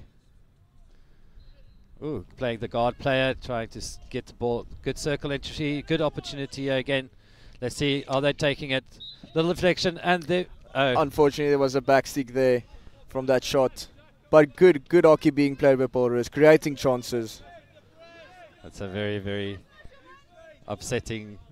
As a striker, if it was me in that position, I would be so disappointed. But it was the right call from Coach Ruben. Again, DF Malan player not being 5 away from the Paul Roos player underneath the overhead. It's looking like the Paul Roos have a very high and good press at the moment, because DF Malan are looking for the aerial route the whole time. Another opportunity here for Paul Roos. Let's see. There we go. Short corner for Paul Roos. First one of the game. Are you expecting some fancy tricks here? I think what I've seen so far from the previous matches, that they're keeping it simple. They're looking for a drag flicker or a straight shot, and then maybe working the rebounds.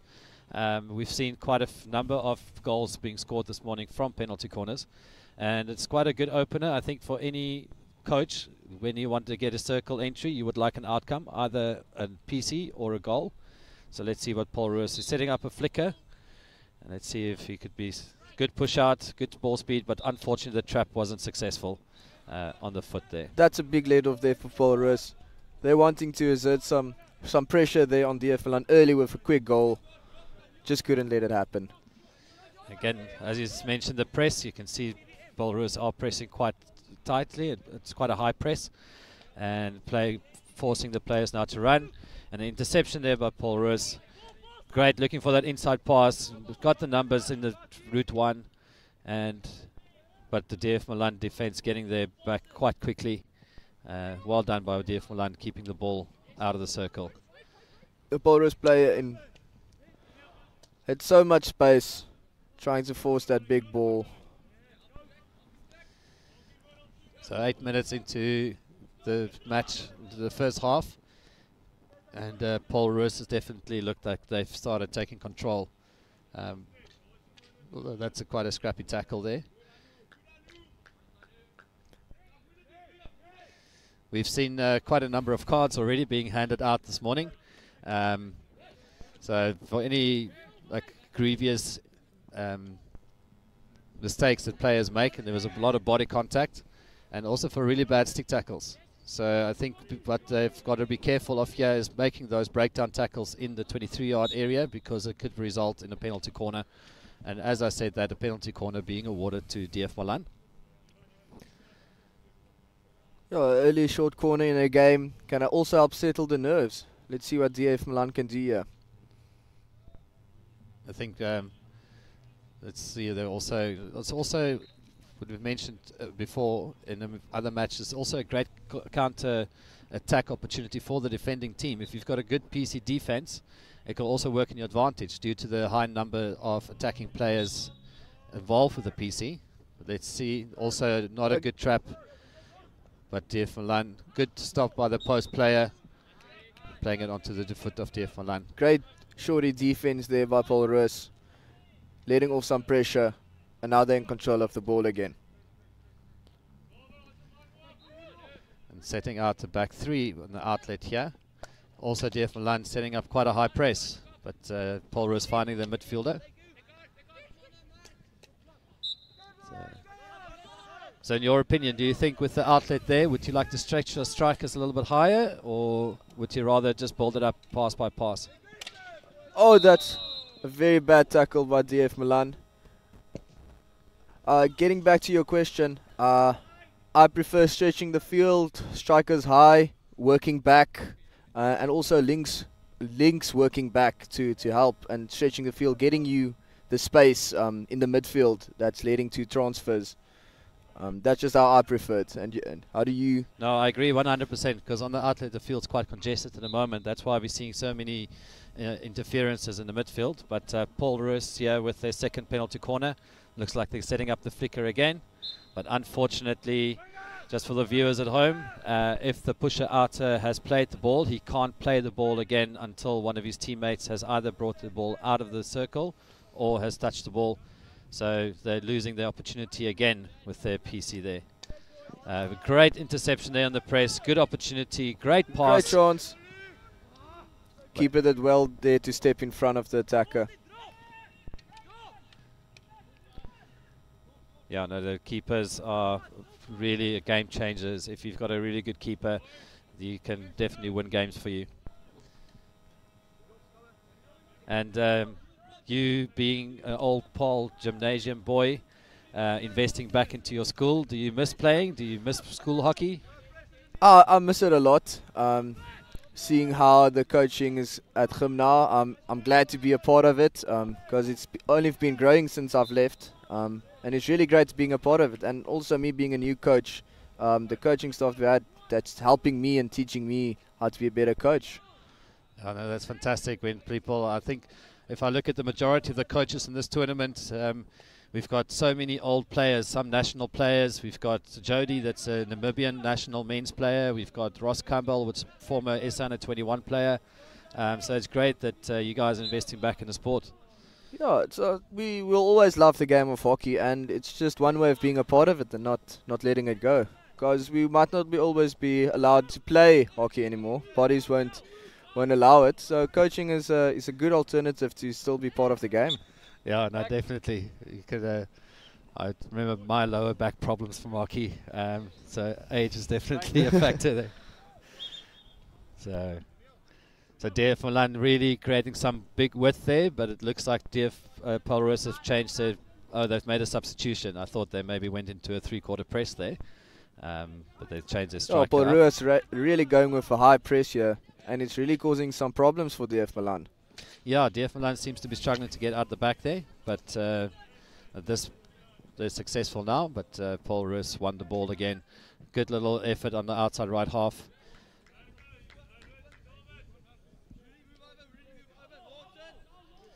And another substitution on the Paul Roos bench. And DF Malan cutting off the back pass, but they find the midfield tracking back. And the umpire seems to have different opinions on that last call. Quick play there by Paul Roos. Good run. And looks like it's a card being given. A green card for bad tackle there from a DF Malan defender. He's getting punished by a penalty corner and a green card. So that is 2 minutes on the bench. So DF Malan down to 10 players and the penalty corner. So penalty corner number 3 for Paul Roos. And let's see if they can get the push out or the trap sorted out for this one. And I know with the turf being so dry and warm, a lot of players use water on the push out mark because it's not turf. So maybe that's something they could discuss at half time. Yeah, I don't see any water there at the moment by the pusher. So that may be a result of him struggling with that push, the previous one. Let's see. The tension's high. That's a good push, good trap. And Unfortunately, just hits it onto his foot. I think sometimes keep it simple. So third one, not lucky. Not third time lucky this time. So again, that high press, trying to overhead, but definitely a danger there. Lifted ball, as soon as there's an evasive action from a defender or an opposition player, then it is deemed danger by the umpire. So good call there from coach umpire Ruben. Yeah, and Paul Roos having the ball in the 25-yard area, continuing with the pressure they're putting on. Yeah, and Paul Roos taking the ball back a little bit, trying to create more space for them up further up in the field, because they have been putting a lot of pressure, which means it's quite congested, but finding that midfielder, and unfortunately also finding his teammate's foot. Good intercept here by the Paul Roos defender. Okay, nice little baseline entry there. Okay, playing the guard player. Nice little transfer. Good pass. Is he going to drive himself? Good effort there. Great, setting up his teammate. Is this an opportunity? Good pass. And good escape there from the DF Malan defense. Yeah. Paul Roos definitely creating more opportunities for themselves here. I'm sure that the goal is soon on its way. We've got about 4 minutes left of this first half. And the sun is really coming out now. It's nice and bright on the turf at the moment. I'm sure the guys are feeling the heat as well. And I know definitely DF Malan might be feeling the pressure.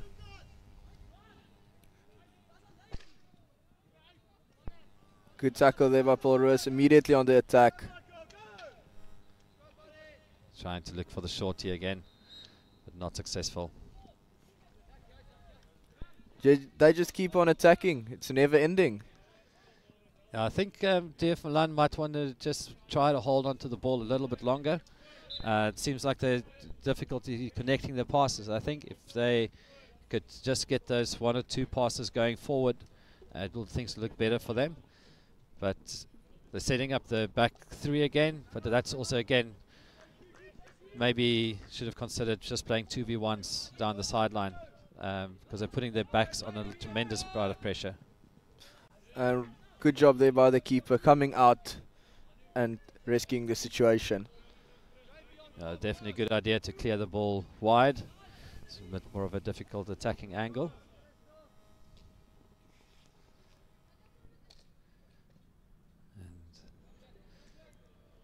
Great defense work from Paul Roos, winning the ball again. Nice little touch. Let's see, it's another opportunity, another circle entry, but DF Malan getting the free hit. And DF Malan giving it away immediately. I think maybe just a little bit more patience. It's still 0-0, so there's no reason to panic yet. I think if they can just get just settle a little bit. A great interception there from the forward, going on an attacking run. Great tackle. Great, as you say, great tackle there from the Paul Roos defense.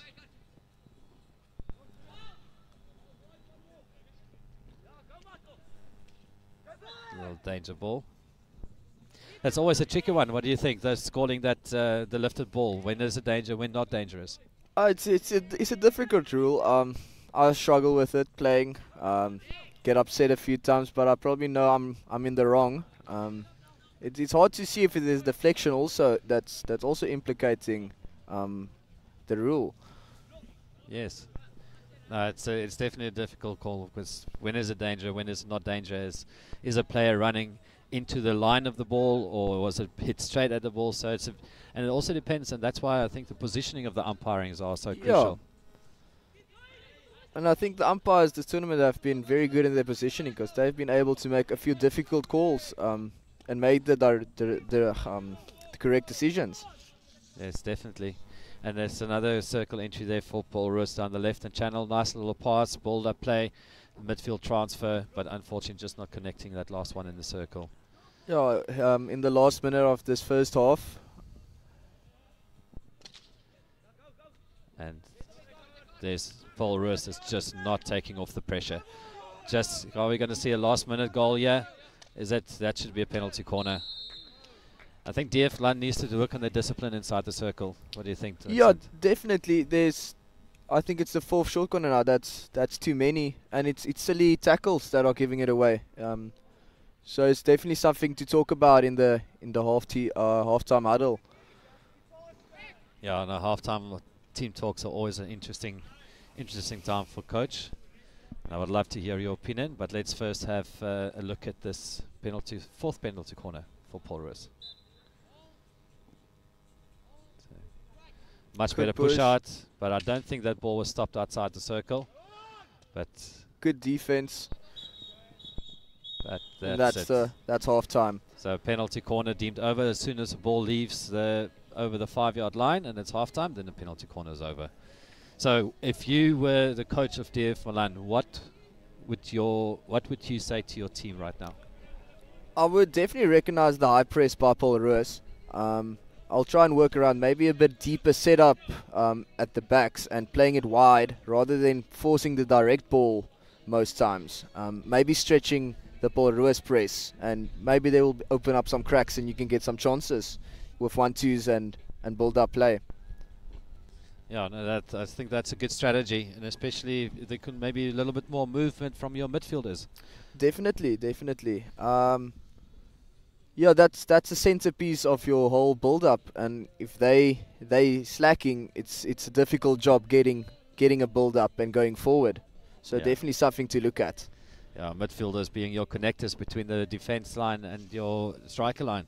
So it's very important the role that your midfielders play in the outlet. And if you were Paul Roos coach, I mean, it's 0-0, you're dominating, you're getting the circle entries, you're getting the penalty corners. Any thoughts for your on that? Oh, definitely taking the momentum with me. I'll play the same style of hockey. It's just capitalizing on the chances we're getting. That's the main focus I would talk about. And maybe like getting in the positions like forward, getting on the post rather than small things like that. But definitely having the momentum makes a huge difference going into the second half.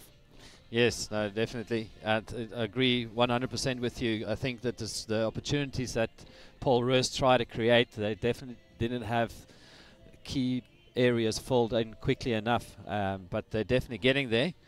And I think also with halftime team talks, it's important that coaches maybe just stick to 2 or 3 things, and so your players can remember. Everybody being quite under pressure, sometimes you don't want to overload with information. Yeah, how do you approach a halftime huddle?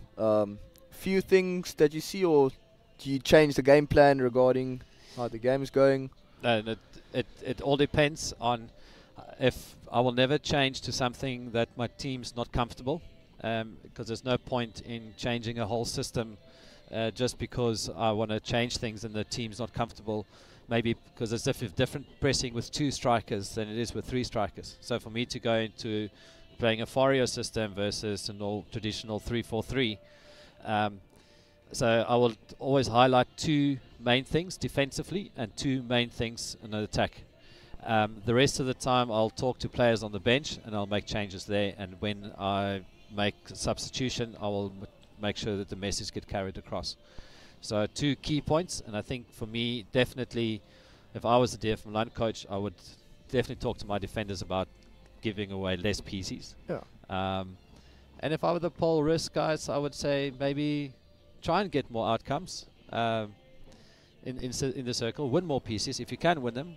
Why not? But also, like you've mentioned, and I agree with you 100% there, maybe just getting those strikers into, and maybe what I would say is like, just get the first shot on target and then work the rebound. Yeah. Because we haven't seen anybody really taking a good shot. I was just about to say, we haven't seen a lot of shots at the keeper. They're trying to play the passing game in the circle. Maybe 1 or 2 shots will open up the defense, and they'll think differently about your approach. I think the goalkeepers can definitely do some more work, but hopefully Paul Roos goalkeeper gets some work here with, let's see if DF Malan brings something new to the table in the second half. And we're almost ready to get going. Yeah, and with the score still 0-0, it's still anybody's game. A quick momentum shift can put DF Malan in the front seat. So halftime is not always good for having the momentum. It breaks your stride a little bit. So DF Malan is very much still in this. I think it's even game now. Definitely, it's as I say, a clean slate. So it's a new game, new half. Still, anything can happen. And let's see if we could get some goal action in the second half from either side. And it'll be very interesting to see if we can spot. Let's play a game, spot the change, see if we can see if the coaches have made any tactical changes. Seeing a 4-man midfield set up here on the Paul Roos side. One thing I definitely wouldn't change from the Paul Roos side is that high press. It's working unbelievably well for them. If it works, why change it? You don't have to reinvent the wheel. A bit more composed, trying to play the ball around the back, trying to find the channels that's open. Good intercept there. Paul Roos definitely creating more worth than the DF Malan team at the moment. Yeah, bit of pressure there. Just looking for those 2v1s. That's what we want to see. Those little transfers, the 2v1s. Good opportunity here for Paul Roos. Immediately on the attack, straight after the halftime start. Just making use and capitalizing on those quick passes. And I think that's one thing that that's going to be the difference, is how quickly can you... Good turn. First shot and goal. Great attempt. Good first shot there. Just off target. Would have been an amazing goal if it went in. Yeah, definitely had some speed on that one. Definitely. Have you ever played keeper, Vincent? I did one game. And being an outfield player, I didn't use my feet at all. I did everything with the stick. I just swiped at everything. It's a very different game than being an outfield player. Yeah, no, so it's a world on its own. But I have to say, you have to be quite a character to be able to stand in a box against hits like that. Yeah, no, it definitely wasn't for me. It was fun. First time I have a story to tell, but it's not for me. But the protective gear is quite important with these goalkeepers, and I see both keepers are playing with some top quality stuff. So feeling protected and confident is half the battle won. I see Paul Roos in the attack here again, a little bit of individual skill, but not linking up with the strikers. Again, also, the strikers don't seem to be moving around in the circle quite a lot. They, I think with both sides, we could see a little bit more leading, throwing the ball in space.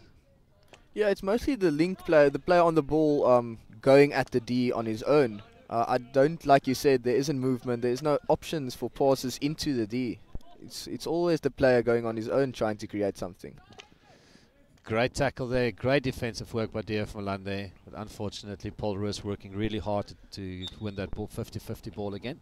Yeah, they're just not letting off. It's when they get a turnover, they immediately get it back. They're pressing, counter-pressing you very, very hard. And that's also causing a bit of trouble for DF Malan, because I don't think they're expecting the guy that turned over the ball to be right behind you immediately. No, that's see now the contested 5-yard rule outside the circle. The ball has to move 5 yards before DF Malan could interact or engage with the ball. A great tackle, good opportunity, but good clearance from the DF. Oh, well Malan out side. there by the DF side. Yeah, I still remember when you just get a free just outside the circle, the defender could stand just inside. And now you must also be 5, gives you a lot more freedom to move as an attacker, I think. Yeah, no, that's. I think it's a very tactical rule to play, and coaches can definitely use it to their advantage. Try to force the engagement so that the opposition defender steps, and you can go in a penalty corner from there. But it is something that needs to be coached. There's very few players that does that naturally. Again, we can see the Paul Roos strikers. We're in the attacking half, but nobody inside the circle, so that's why they're finding it very difficult to get outcomes. Good little 3D skill there.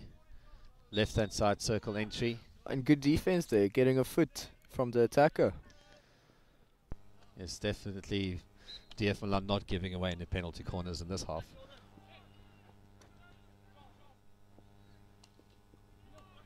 And trying to play around out the back there. Good high pressure again from Paul Roos, not allowing that transfer around the back. Yeah, it seems as the DF defenders are playing a lot more confidence on the ball this half. Yeah, they're moving their centre back also into the middle there. But ball, I think it's very important that they, like you say, that they play with much more confidence and not panic on their passes. Then there will be a lot less turnovers.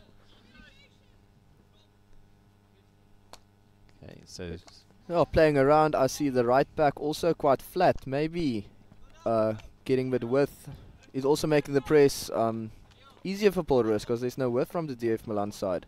yeah, and a great interception again there. Paul Roos winning the ball, looking up, and that's what I see with these players up as well. The moment they get to receive the ball, their eyes are up immediately, and they're scanning and trying to find that pass.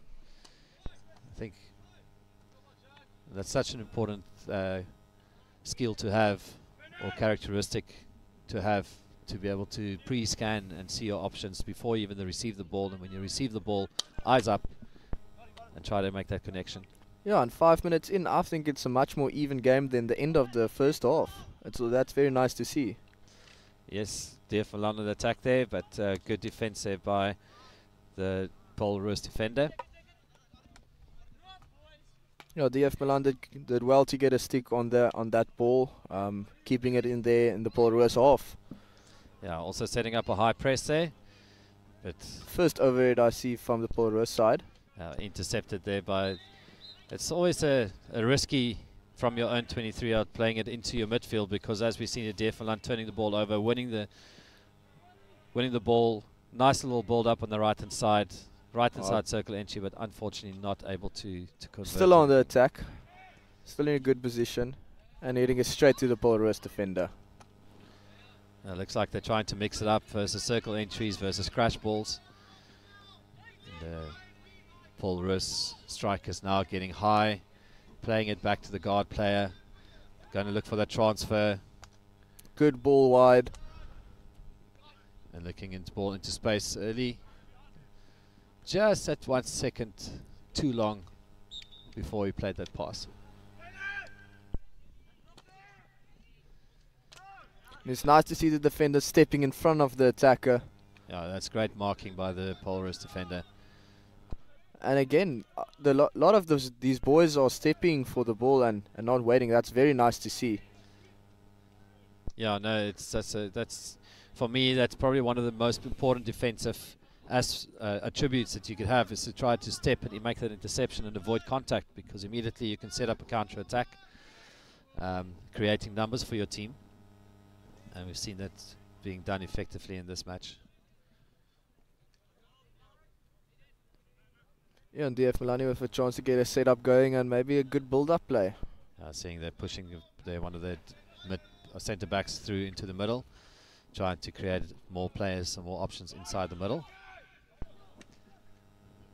Yeah, I'm just seeing it's a very flat setup from DF Malan, and it's causing themselves a lot of problems.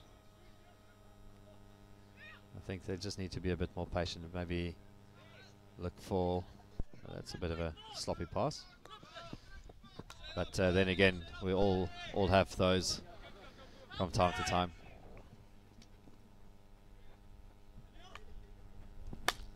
Ooh. Okay, that ball seemed not to be dangerous because it's in a space where there weren't any defenders in the line of the ball. And then again, how close to that ball do you need to be for it to be dangerous? Yeah, I think for me personally, as soon as an opposition player has to take evasive action, then you could consider it to be dangerous. Unless the player obviously runs into the line of the ball, then it's just his own fault. It's a good chance here. So, DF Malan giving the Paul Roos goalkeeper some work. I think that's sometimes one of the difficult things with goalkeepers is that if you haven't seen a lot of game action, you get those moments. Oh, big chance. Good, well done by the keeper there. 2v1, and he was able to make the save. You can see the frustration from the Paul Roos players and the coach on the opposite side. There's a great opportunity. Great work by the DF Malan goalkeeper. As you're saying, making that interception, managing a 2v1 effectively. That's great work by our DF Malan goalkeeper. And Paul Roos on the attack again, getting numbers above and behind the defense. Another solid strike, just off target. Let's have another look here at that counter-attack opportunity. And Paul Roos going for that pass. 3v1 against the keeper there. So keeper really playing and managing that pass very well.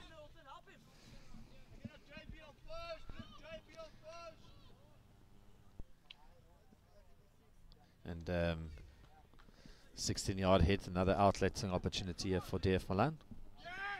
And I see Paul Roos is also starting to stretch the field a little bit more. But, or DF Malan, sorry, DF Malan stretching the field a bit more in the outlet, but setting up the back four. But again, you can look at the Paul Roos guys setting up quite nicely between the outletting defenders and the midfield.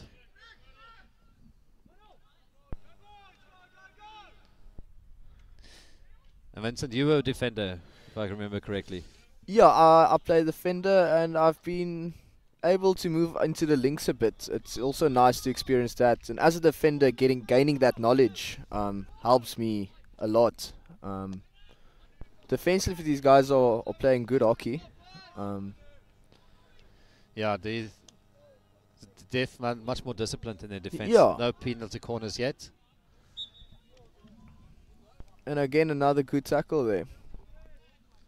I think the coach definitely had some words there. We said spot the difference. Maybe that's the difference. Okay, better outletting opportunity, but a bit of a deflection off the Paul Roos stick, making it difficult to initiate that counter-attack or that build-up. But Paul Roos on the counter-attack here, looking for a great pass.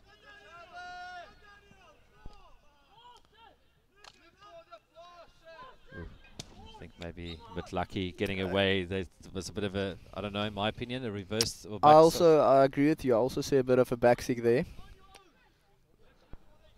Another chance. Again, it comes down to being in that right positions. Maybe overrunning your post run a bit.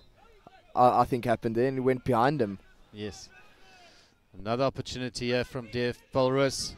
Oh, they're using it again. Fantastic work there by the DF Malan goalkeeper, denying Paul Roos that much needed goal that they've been working so hard for. Yeah, that's been a good couple of saves in a very short period of time. It's good to see him not relaxing and keeping on top of his game, how the game is going. Absolutely. We said goalkeeper can make or break a game for you, and DF Malan goalkeeper is definitely keeping DF Malan's hopes up in this match. And that's also lifted into the circle. How do you deem that? From the angle that I could see, it looks like it was just going into an open space and wasn't really dangerous to any player. And I think also the thing that umpires need to consider is which players are making the ball dangerous. If someone, for instance, threw a stick into that ball or tried to stop the ball, that could have made the deflection, that could have made the ball dangerous, which could have resulted into a penalty corner, or alternatively a hit for the defensive team. And it's Paul Roos with a good run. Well done there by the Paul Roos attacker, getting a shorty for his team. Let's see if they can capitalize on this opportunity and take a 1-0 lead. Yeah, opportunity number 5. And again, then we saw that sloppy tackles that has cost it, or given 4 penalty corners in the first half. But now this is the first penalty corner, and we've 13 minutes into this half. So looks like they're setting up the flicker again. Looks like it's a different flicker this time. Good push there. Great stop. Flicking opportunity. Another great save by the keeper. He's really having a good game. I hope this DF Malan side has got a man of the match award for this guy, because he's been definitely. Paul Roos must be frustrated. Have a look again at this good shot. Push, good stop. Good setup by the goalkeeper, getting a good save on it.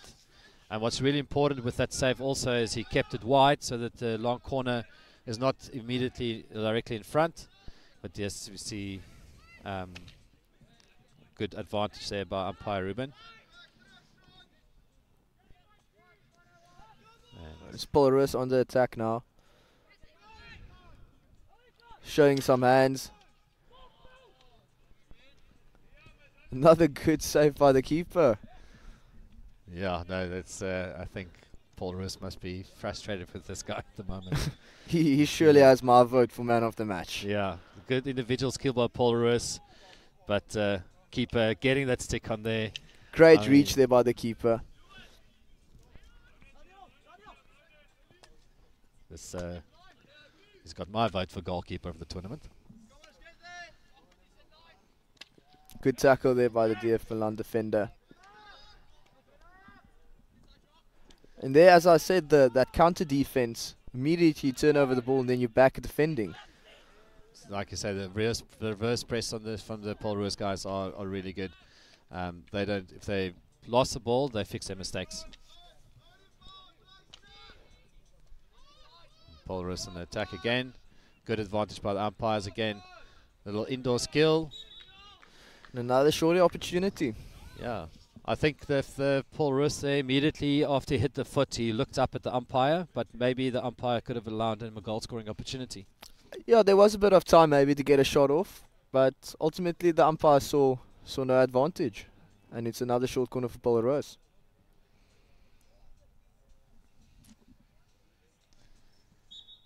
It's important to look at the defensive setup from DF Malan with their defensive PCs. It's looking like it's going to be another flick. And running too high. Slip. Going.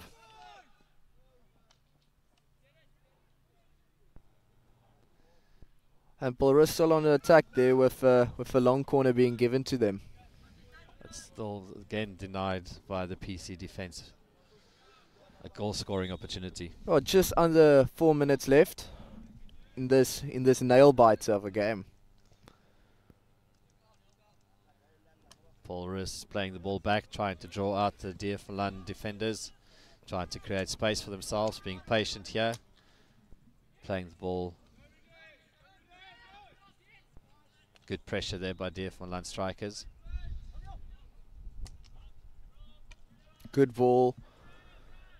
Good tuck inside.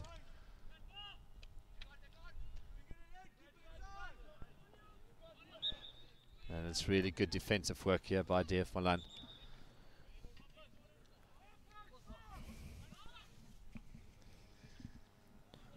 3 minutes left now in this game. There's still plenty of time. Goal takes a couple of seconds. But I really have Good to say ball. this DF Malan keeper has been on form. Good opportunity here for DF Malan. Are they going to be able to use it? That's a stick tackle. That's a stroke. Absolutely no doubt about it. Ruben made definitely the right call there. It's a good call there by umpire Ruben.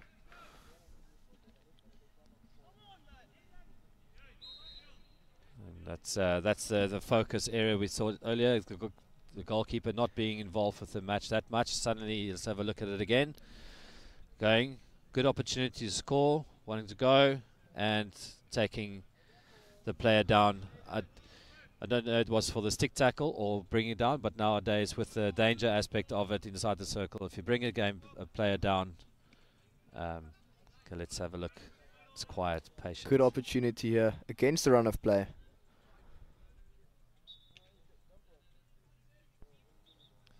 The keeper being a little bit, got to wait for the umpire.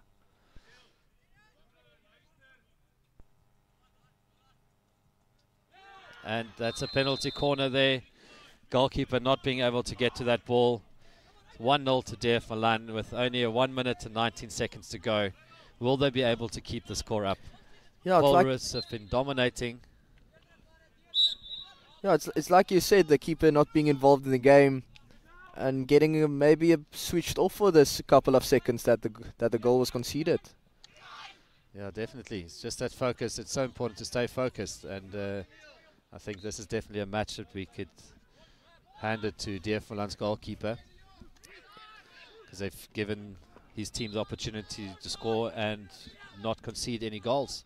Yeah, and DF Malan playing with all the momentum now. Yes, just have a look at the flick. Good placement there. No chance of saving.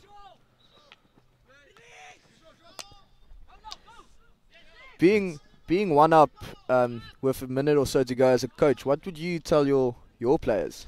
Keep possession. Keep the possession. We can slow the tempo of the game down. Don't be hasty. Don't try to be erratic. It's so important that we keep the ball high up in the opposition half. And we've got 10 seconds to go. And it's so important here that DF Malan One last chance. They don't concede a PC here. And that is full time and a 1-0 win to DF Malan. And hands down, I think you can take the success of this match down to the DF Malan goalkeeper. I think he's had a phenomenal game. Yeah, he really had he had very, very good saves there at the end, keeping his side in the game, and ultimately pulling through for the 1-0 win. That's exciting. Nice little hot afternoon here. As you said earlier, the rain is keeping at bay, which is really grateful for, allowing us to have and be able to spectate some fantastic hockey. And but I have to say there was a good performance from the Paul Roos structurally. I think they played really good structured hockey, which is characteristics of Paul Roos. That's why they are the best hockey school in the Boland area. Yeah, I was really impressed with their pressing. It really did put DF Malan in a spot of bother in the first half. Like you said, spot that change, and I think the coach was able to find a way to work against that. Yeah, no, it's so 1-0 win. Let's have a look at that penalty stroke again being awarded. Stick tackle, bringing down the player to the floor, and absolutely nothing wrong with that call. And like you said, good placement. Goalkeeper quite late to react there. And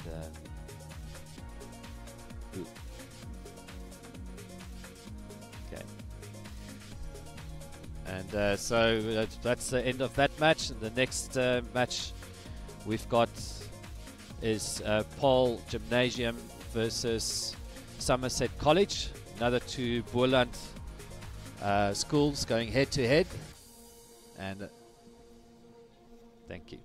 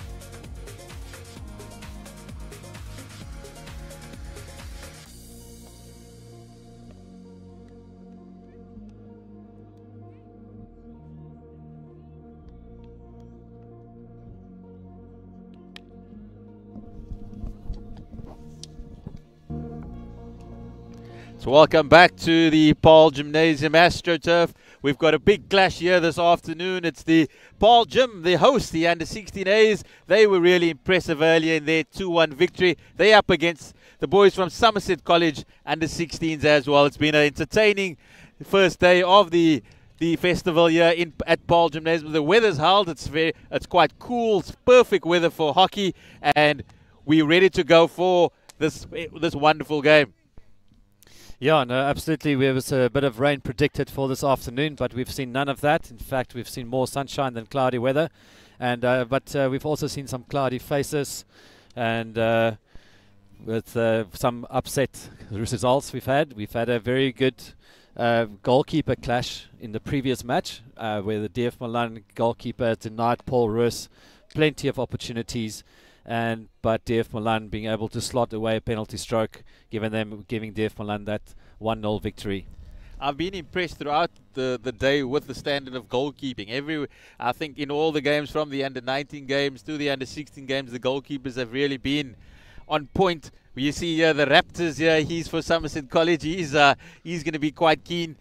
So yeah, really the goalkeepers been in the action, and that also shows that there's been entertaining hockey throughout the day. The teams are creating chances.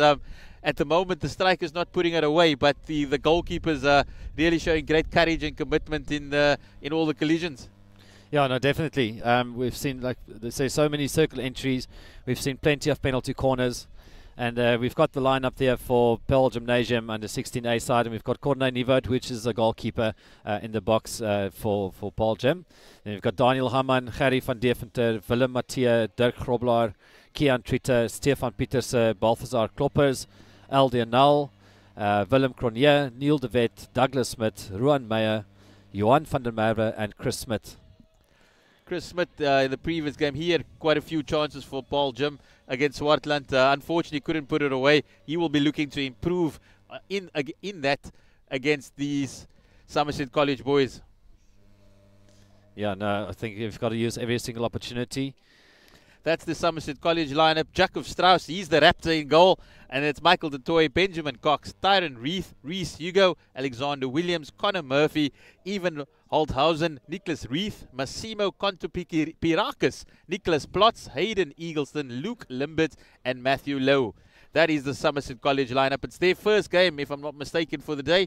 They will want to really get going. We've seen that a lot of the teams in their first games a little bit hesitant before in the opening exchanges. We can understand that. It's been they've been out through COVID. They've been in lockdown. They haven't had much Astro time, and it's been taking them a while to settle in. Where Paarl Gim, they've had a really tough encounter against Swartland earlier. They were dominating for most of the time. They were leading 2-0.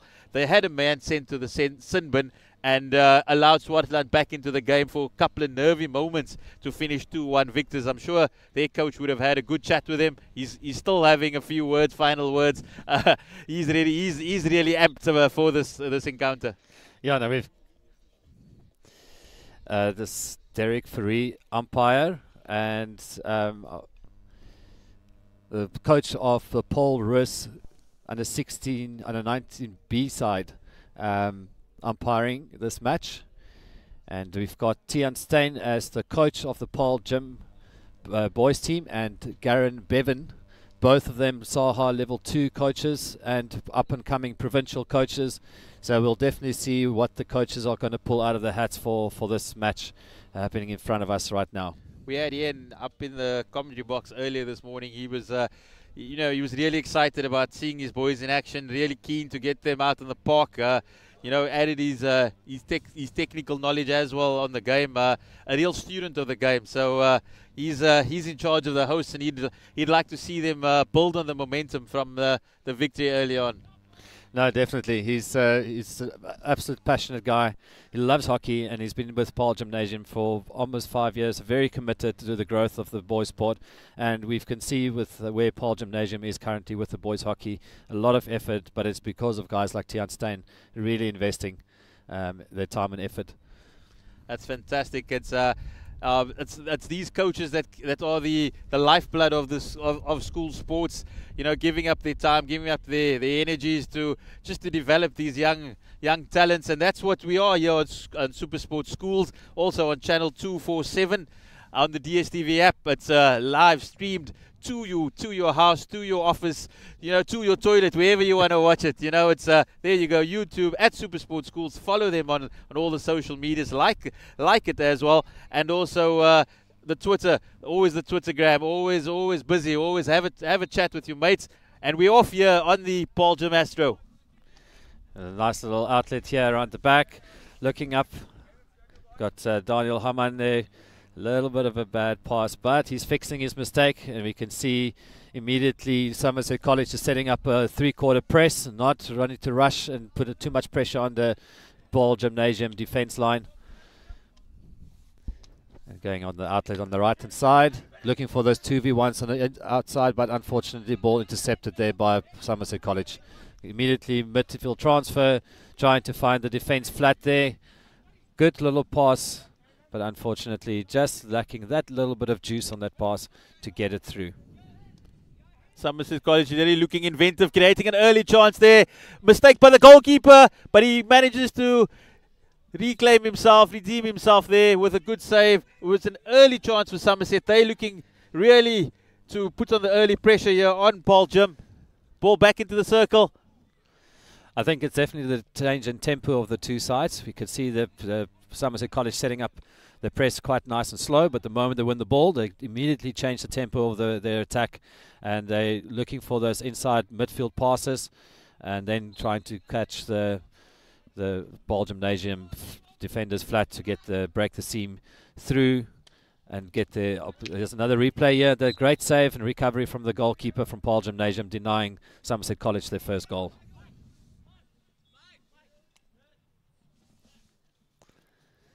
And a nice little build up here on the left hand side, but unfortunately running themselves out. Now it looks like an intriguing contest here that we're going to have this afternoon. Somerset really setting themselves up very nicely. Decided to go for a Paarl Gymnasium setting up for a back four, but they've changed the tactics to a full press and intercepted by Somerset College. Striker showing his 3D skills. Hand up, looking at the umpire, but umpire says no foul there from Paarl Gym, so game on.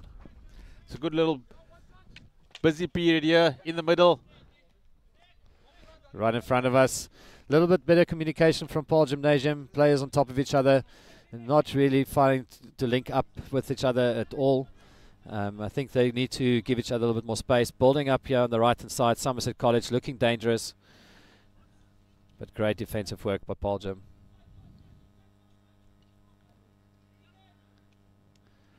Paarl Gym cornered in their own 22 at the moment. Somerset College showing good stick work into the circle. There's an opportunity. Gets it into the middle. On the back stick. And they forced the first short corner of the day. That's good pressure by Somerset College. Forcing the first short corner within the first 3 minutes of the game. Yeah, that's a great shot on goal. And it actually came off the body. Let's have another look at that opportunity here. And going for the reverse stick shot. Hitting the defender's foot. I think half a meter one way, it would have been a penalty stroke. Yeah, 100%. I thought they were actually lucky to get away with that there. Yeah. He was on the line, his feet just the only difference between the goalpost and him. It's a good spot by a good decision by the umpire there. Here we go, the ball's out. Straight for the drag flick. And it just misses, just goes over the top.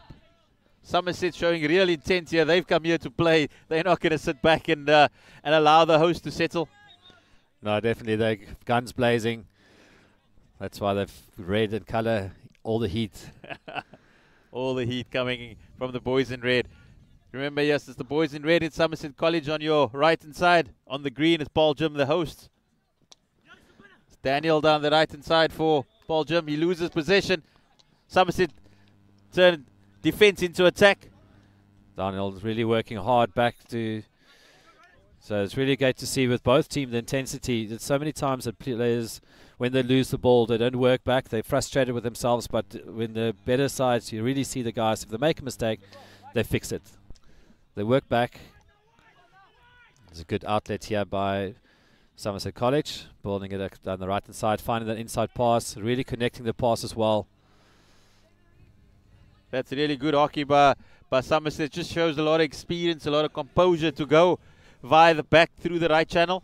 That's the way you want to play on the strong side. Yeah, and you being a provincial player yourself in your younger days? Yeah, that many moons ago. Many moons ago. There's something on the break for Paarl Gim. He's got some pace there. He's into the circle. Balthazar. Oh, it's a good save by Somerset College goalkeeper there. It's the Raptor. It's that man, the Raptor. Raptor CPL player. Yeah. I think the more hockey the boys can get, all the better.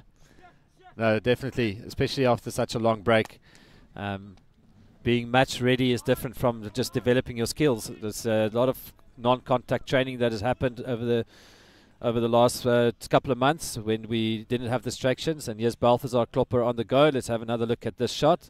And this opportunity off the back foot, creating that space for himself, but great save there by the Somerset College goalkeeper. Really enjoying watching the goalkeepers. Yeah, we're talking about those days that was a goalkeeper in the day. Yeah, walked around with all that heavy gear. Yeah, that was good fun. But many moons ago, that was but down at Paarl Boys and but youth provincial hockey as well. That's fantastic. It's good fun. Good period of my life. The memories that you create and friends that you make. No, 100%. Yeah, that's Somerset College on the attack again. They're get looking in the middle. They forced another short corner. That's 2 for the men in red now. I think Paarl Gimnasium's got to be very careful of allowing the Somerset College to attack down the right-hand side. So I think it's important that the coach maybe at half-time just have a quick chat. But let's see if they can convert their second, Somerset College can convert their second penalty corner. I see with the heat like this, the turf tends to dry out and the ball tends to get sticky. So I've seen that they've added some water there so they can wet the area to push the ball out fast. And there we go. And that's the first one. That's the opener for Somerset. Fully deserved. They've been all over the host Paarl Gim in this first 7 minutes of the game. They've taken advantage of this second short corner, banged it home. Is that the young defender put it into the left corner, and Somerset College 1-0 up after 7 minutes. Yeah, just a nice little low flick in the right-hand corner. Difficult to save for the goalkeeper, and the post player just being a little bit out of position.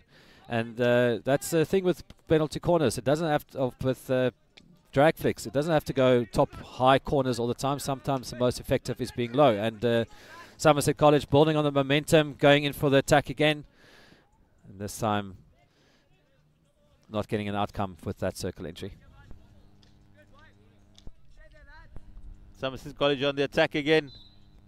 Fortunately, a little mistake allows Paarl Gim to get out of it. This is the goal. He stops it cleanly, comes in, drag flick into the bottom left. The goalkeeper had no chance. The postman, he missed it as well. And that was enough to give Somerset College the lead. I think it's definitely well deserved. They've been putting pressure onto Paarl Gimnasium quite early on. And we've got 8 minutes into this fit match, and Somerset College leading 1 to Paarl Gim 0. I love what you said about the making friends, because that is exactly what these festivals are about. Here we see another angle. The boys see the post player just being off the post there. If he was maybe half a step more inside, he would have maybe gotten a stick onto that. Yeah, as I was saying about this is what the festivals are about. Boys from all over the province, sometimes around the country as well, coming together. We've seen that COVID has kept us apart, and we now have the opportunity to rekindle those friendships and to build them again. So a wonderful initiative here by Paarl Gim with this hockey festival. And another good counter-attack here from Somerset College, finding the space, finding the striker not being marked. I think that's something they're going to have to look at. And another stick tackle. I think that is a good call by the umpire to give that PC. Thought maybe the umpire could have played a bit of momentum. The Somerset College youngster, he was still in control of the ball, just with the goalkeeper to beat. I think sometimes the umpires might be also a bit more nervous than the players just seeing that moment. I don't want to make the mistake. I'd rather just give the blow. And just a little bit hasty on the whistle there. Let's see if they can capitalize on this third PC. Comes out. They've changed it up a bit here. Slip to the left. Goalkeeper makes a save on the back stick. Turns around. Another save. And a good save. Good cover up there by Cornet, the goalkeeper for Paarl Gymnasium. And the defense and the good counter-attack opportunity here for Paarl Gim, but unfortunately just playing that ball a little bit too hard for the strikers to pick that one up. Let's see another opportunity here with that PC. He just couldn't create the opening, to just get the stick, the momentum for the shot. Passed it on. And that's good decision making by a striker, knowing that my teammate's in a better position for me to score. We see the Somerset College captain quickly counter-attack, finding the striker high, free, unmarked again. That's something that Paarl Gymnasium really needs to address, because the moment they're just ball watching and flying all over the place, allowing Somerset College way too much space. It's a really entertaining game here, going from end to end. There's an opportunity for Paarl Gim now on the byline, moving inside the circle. Oh, that's good defending there from Somerset College. It really is a entertaining clash. Both teams going full tilt here. It's, some of these guys have known each other from provincial teams playing together. So that's the thing with these Boland players. And you're saying sometimes you're the friends that you make, but the 1 minute it's your opposition, and the next day you're best friends. There was nothing better than when your provincial teammates, when you came up against your provincial teammates, you wanted to show them, what your school side was about. You wanted bragging rights when you go back into that provincial camp. Absolutely. And trials being set soon, as we've got the go-ahead from SASOC that IPT is happening soon. That's in the June-July holidays. And so these guys today they're competing against each other, and then they're going to be competing for position in the provincial team. But we see the first penalty corner here for Paarl Gymnasium, and let's see if they can equalize and make use of their opportunity. They showed some real innovation earlier in the earlier game at the short corners. They went right, they went left. Sometimes it was the straight up slap. So definitely, there he goes again. He gets the water bottle out. He wants to get the ball. He wants to get the ball on. He's been watching television. This young man. He knows what he's doing. Yeah, that's Willem Mathieu. His sister is also a great hockey player and head girl of the school. So he's definitely, he can't be caught doing anything wrong at school. He's walking a straight line, is old Willem. Yes. It's fantastic. Hockey runs in the blood there. We started here. That's fantastic news that you spoke about the IPTs being back on the go. Yeah, it's a slightly different format, but we'd rather have IPT than no IPT. IPT in any format would be fantastic. So every province can only send one provincial team. So therefore, the competition to making a IPT side is going to be so much higher. The second team, the B side, will then compete into the regional tournament. And all these boys that we see competing in this festival, they qualify for Boland. Is that correct? No, we've got Edgemead, that's Western Province, as well as DF Malan, that is Western Province. But the majority of the Boland schools obviously would like their players to participate and do qualify to play. Somerset College, Paarl Boys, Parel Vallei. And if I look at the quality of the hockey that's being played here, I think we can look forward to some strong under-16 Boland team.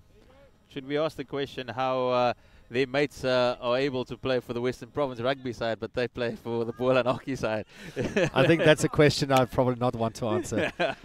Again, we're seeing the three-quarter man setup here from Somerset College, allowing Paarl Gim to play around the ball about the back, but they're waiting for that's good outletting from Paarl Gymnasium, finding the space, going for that circle entry, but just a little bit hasty with that hit. A good slap there from Stefan Pieterse would also have been a good option. Maybe forcing it a little bit there, Stefan. Forcing the pass when An easy option was probably the way to go. So I think both teams are finding the gaps in the opposition press. Both have been easily being able to get through on the outlet. And Somerset College going again. Good skill there by the centre forward. Gets it in.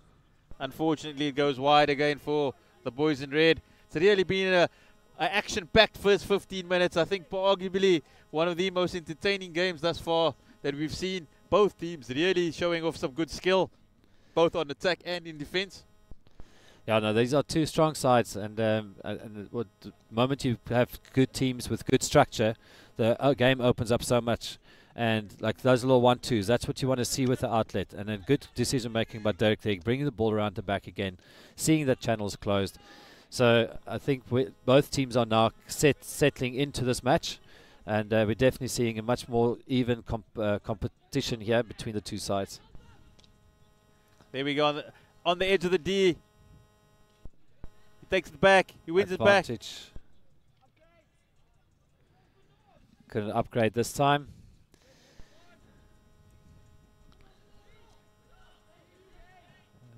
Good pressure there from Paarl Gymnasium, forcing Somerset to run down the line, but great interception there.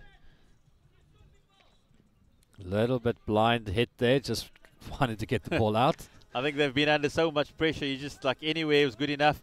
Yeah, like almost wanted to say great pass, but then intercepted there by Somerset College.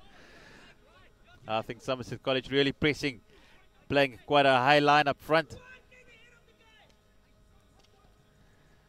One thing that's very visible, both sides really coached well. They know their systems, they know their structures. Yeah, no, you can definitely see the coaching styles of two coaches. You can see Tian likes a good running, fast, high-paced game. And I can see a little bit more passing coming from where they're really trying to make shorter connecting passes from Somerset College. But both setting up the good outlets and good decision making from Paarl Gymnasium. Patient, playing the ball in little midfield pockets, Somerset College trying to create that midfield pocket there with the three-quarter press, but the patience here, trying to find that midfield. That's just the pressure that Somerset that they maintain. They just show a good shape. They don't allow any outlets for Paarl Gim. There isn't an obvious pass, so to say, and that's how they close down the spaces. And that's exactly what you want from a good press, is that you want to force the errors from the opposition team.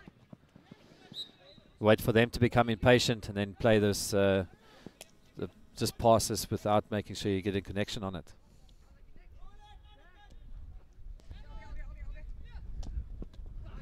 Okay, good opportunity here. 3-on-2 here for Paarl Gim. Ruan on the ball there. Good also to play the ball back to the guard player, trying to create numbers up. Gets it back into the D. Tried to force the short corner, but strong defense there from Somerset. The umpire had a look at it. Now there was a great tackle there from Somerset College. There was nothing wrong with that. You can see a little bit of frustration on the Paarl Gymnasium boys. I think if they just take a breather, they're still the second half and they're only 1-0 behind, and anything can happen. Yeah, just under 2 minutes remaining in this first half. Both sides really giving it the all. It's a very, very exciting game to watch. It's quite high pace. I really like the way that Somerset College is changing the tempo up in the game. The centre half, the one with the hairband, he's really dictating the show. He's the one making those midfield passes, setting up the opportunities for his strikers. And Somerset College have another PC on the stroke of half time. Yeah, let's see if they can, what they're going to try this time. They're going to go for the flick again, or they're going to try variation. I mean, there's so many tactics that coaches use, and it's but sometimes the most simplest ones are the one that works.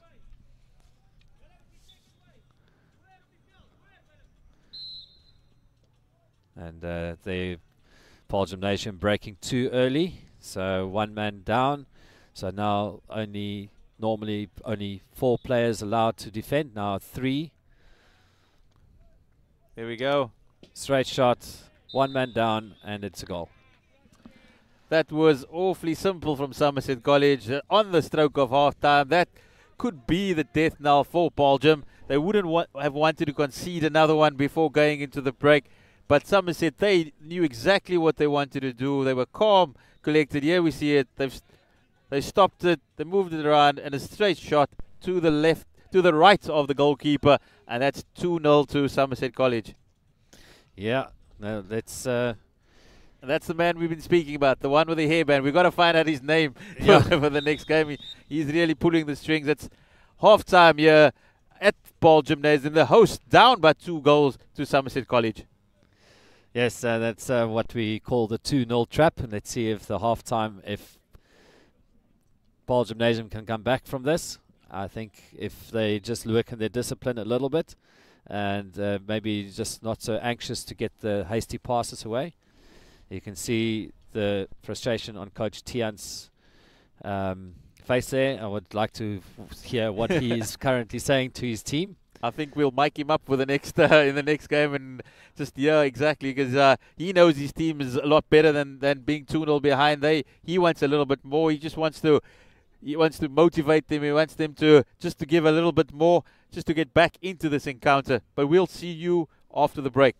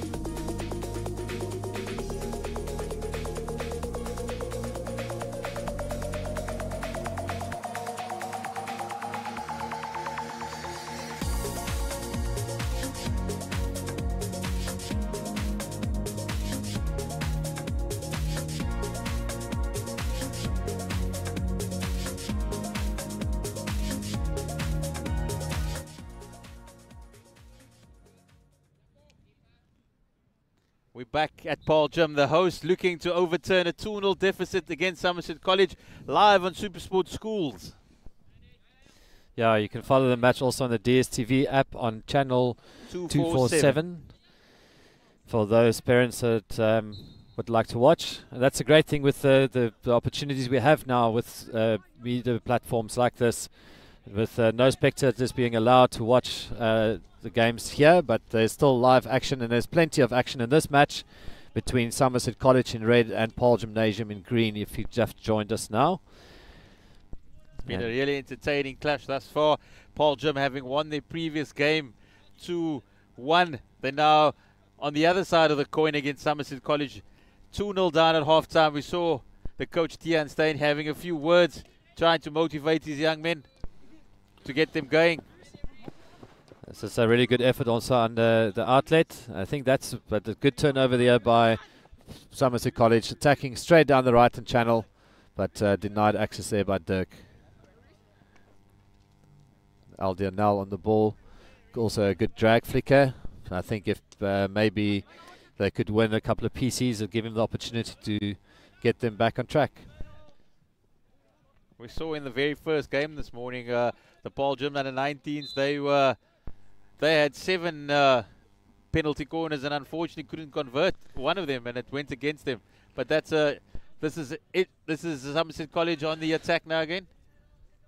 Yeah, I think with the breaks that we've had and the restrictions and how we can train, coaches have really tried just to get their players fit again. And the penalty corners are one of those set pieces that you have to train over and over and over to make it work. No, 100%. We do wonder this festival where you're playing more than a couple of games a day, you know, how the legs are going to hold up.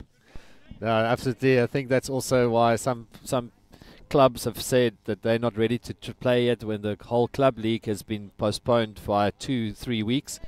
Because I think it's just right across the board from school level to club level that the conditioning is an extremely important part. Where you haven't played hockey for a long time, you don't want, the last thing you want is injuries that's going to last you for the remainder of the season. We've actually seen it across sporting codes at the moment in the return to sport to these young men. That's an intercept there by Nicholas Reith. He has a shot at goal. The goalkeeper makes the save. It's Matthew Lowe showing good skill work. Matthew Lowe and Nick Reith has definitely been the 2 playmakers up front for Somerset College. Oh, unfortunately that deflection just onto the own foot. Yeah, we're showing the replay. Nicholas Reith has a shot. Unfortunately, didn't connect cleanly as well as he would have liked, but still forced the goalkeeper into a save. And that's what you want. You want your first shot to be on target. The keeper has to make that save, and then you can set your rest of your players up for the rebound. So it's important to have that first shot. Make sure it's that it's on. Paarl Gymnasium goalkeeper making sure very well to close down the second shot and denying the rebound effort there from Somerset College. Somerset College surely showing here that the first half it wasn't a fluke. They've come out to play. They're really wanting to take the momentum to Paarl Gim. They've had a couple of opportunities. That's good skill work by Matthew Lowe, and unfortunately just tips the goalkeeper's pads on the way through and misses out an opportunity. But really good skill work, close in, and he gets another opportunity for Somerset College. Yeah, no, Cornet doing very well in the ball box there for Paarl Gim. And it's just his positioning. It's so good. He just closes off the space from the strikers and denying them the angle that they can shoot from. So it's sometimes you don't have to make all the dives and the glory saves. Just being in a good position makes all the difference. I do think also the way he stays on his feet is also very good. You want to see a goalkeeper stay on his feet as long as possible. The moment he goes down, that's when the striker thinks he's got the charge, he's got the upper hand. Just had to see an attacking opportunity there. Let's have another shot at that goal. Good positioning. He didn't rush in, he didn't dive in. You see a lot of goalkeepers just wanting to take out the striker. Yeah. You know that they say they're the crazy bunch. And you can see the camaraderie there by Daniel Haman congratulating Cornet on his good save. That's what you want to see as a goalkeeper also, that your teammates back you and have confidence in you. Nick Lowe did show, at least Matthew Lowe showed good skill work in close quarters there to create the opportunity. He's also in the first half, you can see he's definitely been practicing his 3D skills. Getting that ball lift up is very difficult to defend, but Somerset College on the attack here, going for circle entry there, but unfortunately one-handed, maybe 2 hands on the stick is a better. We were about to say one-handed is not always the way to go there. Just trying to give yourself a chance. You can see the right-hand side shifting up there, trying to overload the right-hand channel, looking for those. There we go. Now, those are the 2v1s that we were looking for, just not able to connect it, but that's at least the style of play that we're expecting from Paarl Gim, going from a back 4 into a back 3, overloading the right-hand channel. But good work there. And there we go again. Little shorter passes. There we go, playing the guard player again. Looking, Willematia looking up, heads up first. And again, Nick Reith, quite a fast little guy here. He's been all over the park, whether that's going forward, whether it's going backwards. And now we've got another attack there by Captain, linking up with Nick. And again, denied a goal.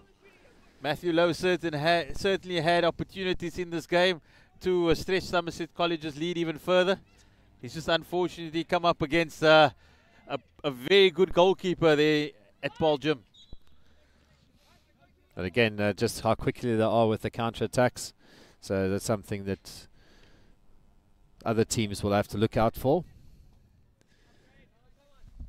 Paarl Gim getting the shorter connected passes. Great work from Balthazar Kloppers, connecting almost with Ruan Meyer. Just not getting quite a hold on there onto the ball there. I think that's what Paarl Gim need to do. They need to get the ball to Balthazar. He was the one that showed lots of intent earlier. But this is a chance, and it just goes wide of the left-hand upright again for Somerset College. They're really showing good intent here, putting Paarl Gim under pressure, but just not able to convert at this moment in time. I think let's have another look at that from a different angle. And what's really good there is that the striker received the ball with his back face towards the goal box, but then turned and arced to create that space for himself. And we see that more and more from strikers, especially in the 9-yard area, where they actually shoot from angles that they're actually not facing the goal box, off the back space, off the back foot, squeeze shots. So definitely be able to shoot from anywhere. There's a good circle entry, good chance here for Paarl Gim.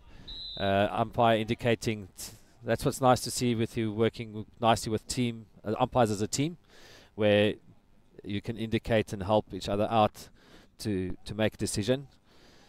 So Paarl Gim's first penalty corner of this match. It's their second one. They had one in the first half. They failed to convert in that on the right hand side, but they would really want to get into the game now. It's 2-0 down, 8 minutes gone in the second half. If they are able to get one back now, we could be in for a very exciting final 10 minutes of this game. Yes, now as soon as if they taste the blood, then they'll get the momentum up. I'm sure that will revive their energy on the field. Let's see if they can convert this one. Aldia setting up for the flick. Going for a little slip, little touch. It's Aldia again on the left-hand side. Do well to control the ball there. He was trying to force another short corner. They're coming out again. Just lifting the ball a little bit too high. Just the right idea by Balthazar, but unfortunately the ball just lifting it a little bit too high. And Somerset College doing very well to defend quite low there. And they're quick on the counter, quick on the outlet, not waiting for Paarl Gim to set up the press.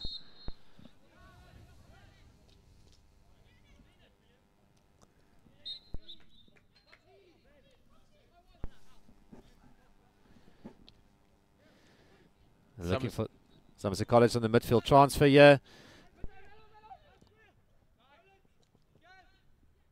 Ball's into the circle, but Paarl Gim up to the task on this occasion. Nick Reith playing more than one position for Somerset College, because he's definitely an absolute all-rounder for his then he's right striker, then he's in the midfield.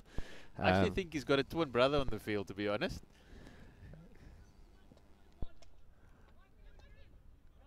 That's the opportunity for Paarl Gim to create, but it's again that man, Nick Reith, just breaking it down on this occasion. Well, I'm doing well. Eyes up. making that connecting pass. If they can just get those 2-3 connecting passes up, they'll definitely create more opportunities for themselves. A little bit of a missed trap, and you can see the frustration on Somerset College on that face. Sometimes when you get a bobble of a ball like that. I think this is a good opportunity there. Pushing Good. towards circle entry. They have the shot. Oh, he just misses it. Just denied. But it's another short corner for Paarl Gim. They starting to turn on the heat. They started to build some pressure. It's the second one of the second half. It's getting to the time where they need to convert at least 1 out of 3 here. Which way are they going to go? Good. If I'm looking at the bench on Somerset College, they're definitely questioning why this was a penalty corner, but the umpires has to make the decisions quickly and blow what they see. Okay, let's see if Ruan Meyer can make a difference here. But it's a penalty corner again, off the foot. The push out was a little bit wide there. It stalled the momentum. Would have looked to want to get it a bit straighter. Stop it immediately. Give the striker an opportunity to shoot. I think in scenarios like this, the change of the first wave runner needs to be adjusting your line so quickly, because you've got your mind set up on going first wave. But they're saying they're running 2-2, but it's too high. I think they're going to umpires. Yeah, it is a correct decision. That first shot needs to be lower than the backboard for it to be a goal, but that, unfortunately, the path of the ball was a little bit too high. So here we see it again. Gets the deflection, it goes over the backboard. You can see it also didn't hit it too cleanly. It kind of bounced actually off the turf, so it's like more of a squeeze shot. It's a great overhead into space and a good opportunity for Somerset College, but the momentum just being a little bit too much. But great effort there by the right striker. It's great that he actually got himself into that position. He just couldn't maintain the balance. Yeah. But a beautiful ball from the back that just unlocked the Paarl Gim defense. You can definitely see Paarl Gymnasium stretching the field a lot more. The strikers are much higher, and you can see the acres of space inside the midfield. If they can capitalize this, they can create more attacking opportunities for themselves. And you can see them moving forward, finding each other. Keep winning the ball there. Still need to be a little bit stronger in the passes there. Yeah, no, they're definitely a little bit loose still. They need to, good individual skill, great build-up. But just past the far post. He would have been wanting a left wing to come flying through there for the, just for the little deflection. I'm sure if this was a water-based Astra, you'd just seen guys diving and skidding all over the place. The burns on the sand Astra, not something that you enjoy. It's a great run here by the captain, trying to find the space, but just going past. Super Sports Schools bring you this live hockey from Paarl Gymnasium, also to be watched on the DSTV app channel 247. So I love how these players really try to influence the umpire's decision, shouting "shorty, shorty," but they've got to understand that umpires can't make a decision based on what players are thinking. Oh, that's beautiful from Somerset College. Short little inter passes, and they've created the space for the right wing again on the byline. Knocks it in.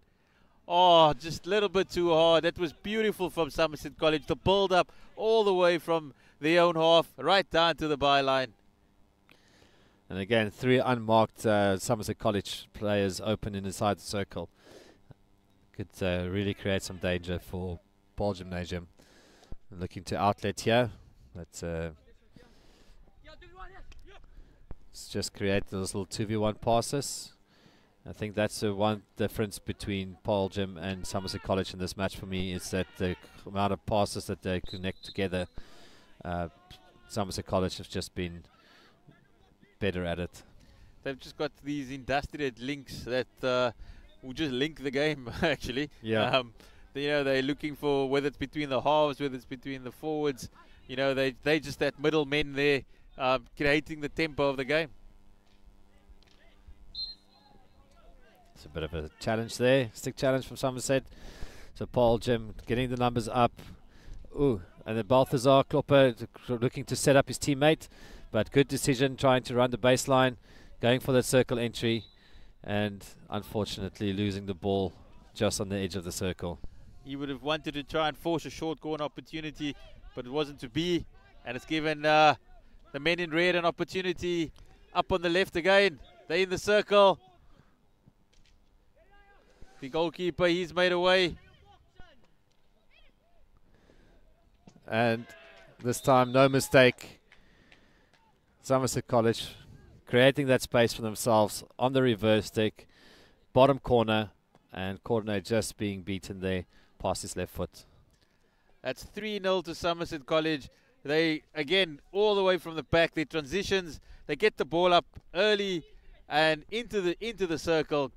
Good commitment there from the young man, but the goalkeeper pushes it out wide, and it's a reverse stick, and it's 3-0 to Somerset College. I think that's that could be just the final nail in the coffin here with 5 minutes to go, 3 minutes to go in fact. 3 minutes to go for the home side.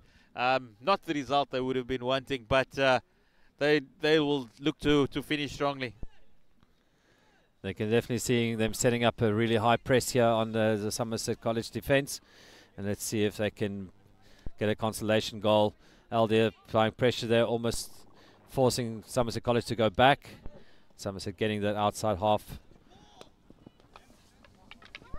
All the action is right in front of us. And again, ball out to the right striker, just not being able to control that pass. A quick outlet there. And that's just to change the pace and the tempo of the game. There's a good little touch there, and we can see Paarl Gim, Neil de Wet trying to create space for himself, but unfortunately just ran himself out the baseline. It's quite a high intensity for the last 2 minutes here from Paarl Gim, and they're definitely looking for the consolation. Good intercepting Aldia on that overhead.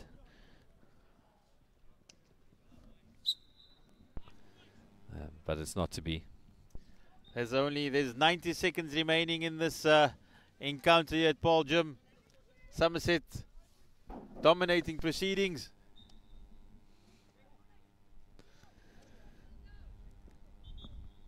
Paarl Gim is definitely not releasing any pressure. They're still going at it, and that's the great character to have, not to drop your head and just give and lie over, but just to keep fighting for that opportunity. I think it's also important to maintain, because it's a point system, to goal difference does play a difference in the end. If the two teams are drawn at the same amount of points, then they will go to goal difference. And so even if you can make the gap a little smaller, then it's you've got to use all the chances you can get.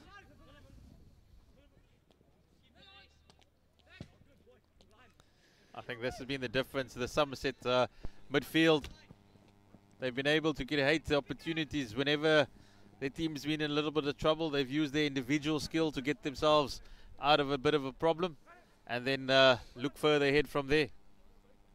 Yeah, no, they definitely receive the ball, eyes up immediately, looking at the options, and they release the ball a little quicker. They see the space, and they trust their players to run on into the ball. But let's see the right-hand side attack here from Paarl Gim, but unfortunately just not connecting with his link there. Dirk frustrated with his pass. You see Coach Tian there instructing his player. And Balthazar and Ruan Meyer, unfortunately just not quick enough for the clock. And it was a race against time, but the time won. And our final result here, Somerset College 3 and Paarl Gymnasium 0. Definitely a turn up for the books here. The Somerset College boys, they've came to the home of Paarl Gim and comprehensively won 3-0 in a very entertaining game. The boys in red really put on a show. Paarl Gim They really tried hard. They had the opportunities, 1 or 2 short corners. But back to the notepad for Coach Tian Steyn there. He's got to take his boys and really think about how where they went wrong, because Somerset College really dominated that game. Had a few more opportunities, but a very comprehensive scoreline nonetheless. Yeah, and great work there from Cornet, the goalkeeper, I think keeping the scoreline down. But I agree, it's a great show from Somerset College. They definitely, their first match, it's a great opener. Definitely the nerves were settled, so I would look forward to seeing them playing the next match, or when they play again a little later on versus DF Malan at 5 o'clock. But the next match up is Swartland under 16 versus Curro Durbanville. And it should also be quite an entertaining match. Really some good hockey we've seen today. The Paarl Gim boys, unfortunately losing early this morning to Boys Eye, to neighbours. In any day, that doesn't go down well on this side of the world. But not in Paul. Anybody but Paul. Anybody but Paul. Yeah. So DF Malan unfortunately losing 3-0 to Parel Vallei. They've also won. They beat Edgemead 4-0 as well. Paul Roos, a 2-2 draw with Paarl Gim. But the under-16s of Paarl Gim, they're winning their first game 2-1, but unfortunately falling short in this last game. But DF Malan definitely pulling off a surprise there, beating Paul Roos 1-0. So we look forward to the next clash at Swartland under 16A versus Curro Durbanville. We'll see you in a couple of minutes.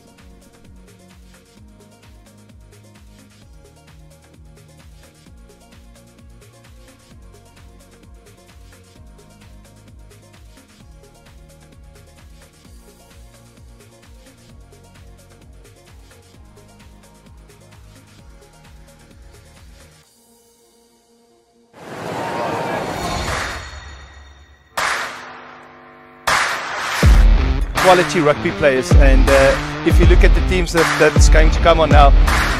Has it come off his leg? It seems like it has. What a try from Stuart here, though. Into Vessels. It's lining up here. It's a try for the captain. Right up October in for the try. Captain taking it in his own hands. It's Monuments from Christop. In the second half, carried nicely. A little bit of luck, but it doesn't matter.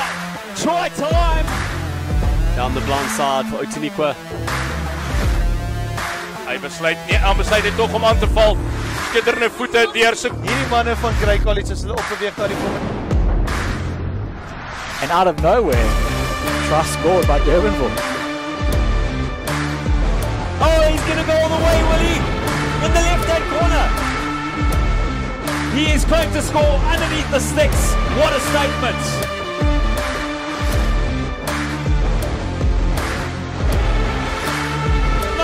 What a run by the fella. Bobby Alexander. That is phenomenal, sir. It's a loose ball. Quinall spots a gap. Quinall in the outside centre.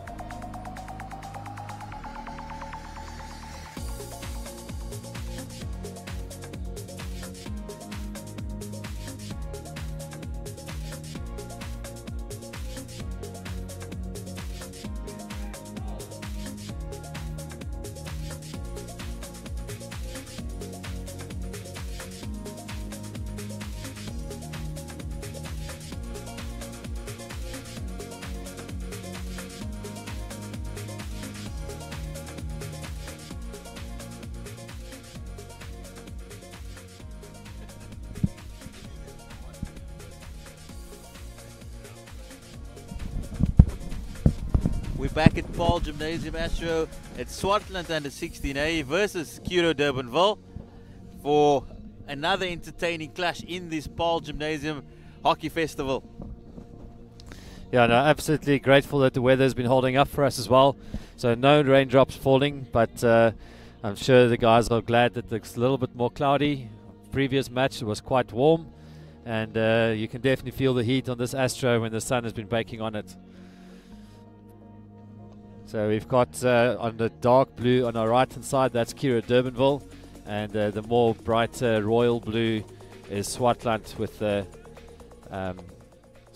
from Malmesbury and Curro from Durbanville. So we've got the Swartland lineup here for you. Jan Paul Bester, Anrich Klute, De Wet Du Plessis, De Wet Erasmus, Pieter Jan Genis, Ines Groenewald, Johan Jurgen, Roan Lesch, Stefan Malherbe, Josh Miller, Kobus Steyn, Thomas Theron, C.J. van Aarde, Carlo van der Merwe, Eugene Vermaak. The Curro Durbanville side, that's Taylor Gilbert in goal, Joshua Beckley, Thiago de Gouveia, Dylan Gilmer, Quentin Carl Hatting, Henko Lawrence, Joshua Metler, TJ Mosheniani, Mackenzie Nell, Antonio Rasconi, Kieran Samuels, Sebastian van der Wolf, Carl Flock, Elix Krause and Keegan Roger. This will be Durbanville's first game for the festival. They will be looking to make a good impression up front. Swartland they've had a game earlier against the host Paarl Gim. It was a really entertaining encounter, and they went down 2-1 to the hosts. Ian, we watched a really entertaining game before this with Somerset College really setting the bar. How do you think these Durbanville, Curro and Swartland are going to go? I think these are two evenly matched teams, and it's, I think, for me, Curro Durbanville is also a late entry into this festival, so we're really grateful for having them here, and all it is an opportunity for these guys to play, and I'm sure that we're going to see guys going to leave everything out in the field, and I think both teams, Swartland obviously having settled their first match, and let's see if the first match is always in a tournament. You have that first match jitters that they call it, no, and if they can, if Curro can get over that and settle early, then we'll in for a good match. I think we're also forgetting that. So the one thing is they're coming out of COVID. You know, having not played for almost a year, coming back onto the field, and the second is that for many of these young men, it's the first time that they're actually playing on a live stream on television. It's the first time they'll get to watch themselves. Their mates will get to watch them. Their parents will get to watch them. I think that is that's quite nerve-wracking in its own right. Yeah, and we can thank Supersport Schools Live for that, and for streaming this live for the audiences at home. They can also watch it on the DSTV app on channel 247. That is correct. And that's just one thing from COVID.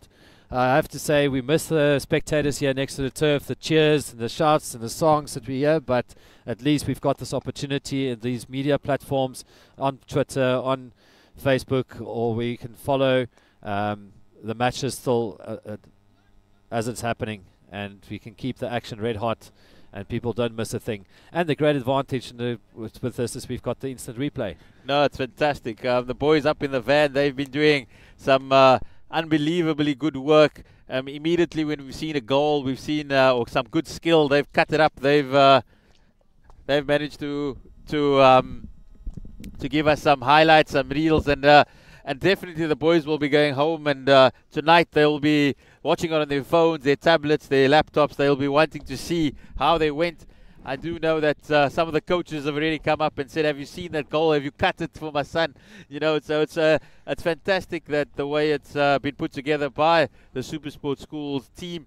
A really fantastic initiative, and something we'll like to see a lot more going forward, particularly in these days when parents are not allowed at the venues. We saw one thing that we have to commend is Paarl Gim for putting this thing together, putting the festival together in this time.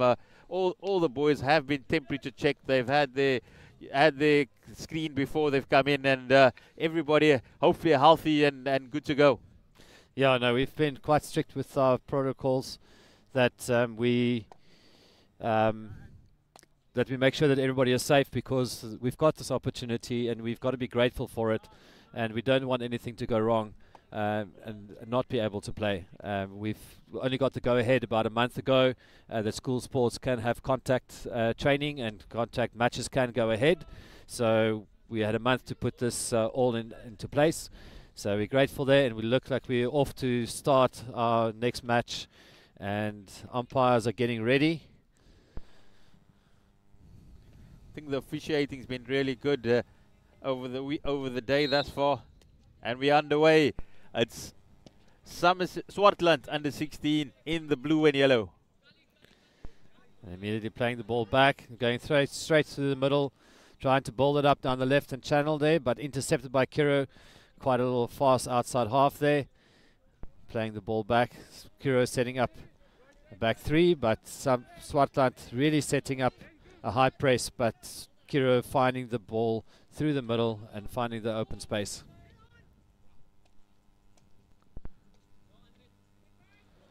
Swartland definitely seems to favour going through the middle, but there's acres of space on the outsides. I think if they can stretch and widen the field up a little bit, they're definitely going to find more attacking opportunity. At the moment, they're making itself very difficult because the Curro midfield seems to be quite tight, and definitely be able to control that space very well. I think that's what we saw in the previous game as well. They do play a very direct form of hockey. It's not very subtle sometimes, but it was effective. They're a team that runs hard, they challenge, they're hard in the tackles, and they will give as good as it gets. So Curro captain not being able to get the ball through, but we don't see quite a numbers. Swartland's definitely keeping numbers back behind the ball. They're not committing too many players on the attack. It's a good thing if you want to make sure a team doesn't counter-attack against you. And Curro Durbanville also not being able to capitalize on that turnover there. But definitely a lot of commitment from Curro Durbanville, going for a slide on a not water-based turf. Definitely don't want that grass burn on my skin. Yeah, that's his coach will enjoy that commitment there. It's into the circle. Played it out again.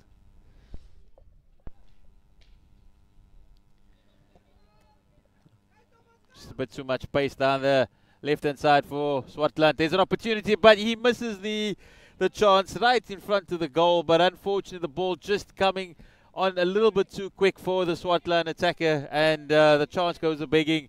And Curro Durbanville have the opportunity to clear their lines again. Swartland setting up a high press. You can see they're not giving these defenders any space. Unfortunately, not being able to intercept that pass. And Curro being able to get the ball to the right-hand channel. And playing it out nicely there. Finding the gap between the strikers and the press. And a good outlet there. Curro on the attack, going down the right-hand channel. Good effort, individual effort there by Curro Durban. Playing the ball back, looking for the pass.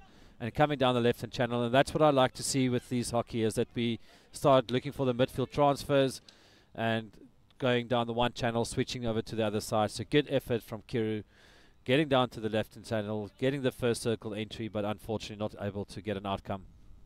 They were clearly looking for the short corner there. There was a couple of glances towards the umpire. The umpire, unfortunately for Curro Durbanville, they just waved on, and Swartland back out in the middle of the park again.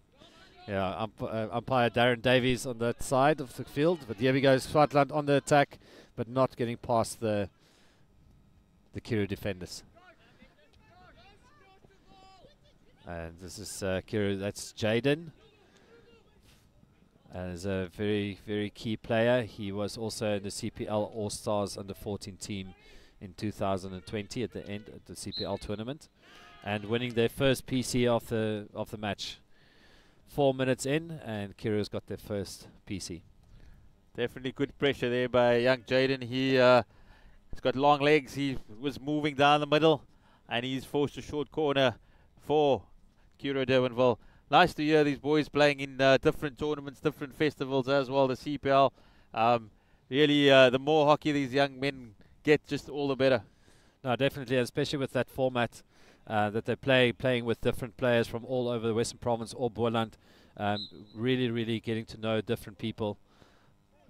It's good injection, good stop, but unfortunately the flick not getting off the field. But there's another rebound opportunity, and it's the first goal. Curro opening up the goal scoreboard with a nice rebound play and picking the ball up, and then a low flick into the right and bottom left-hand corner. So Jaden of Curro Durbanville, my co-colleague, was just singing his praises, and he just shows up when he's needed. He missed the first flick there, but he picked up the rebound, lifted his head, and picked his spot perfectly there to put Curro 1-0 ahead in the first 5 minutes.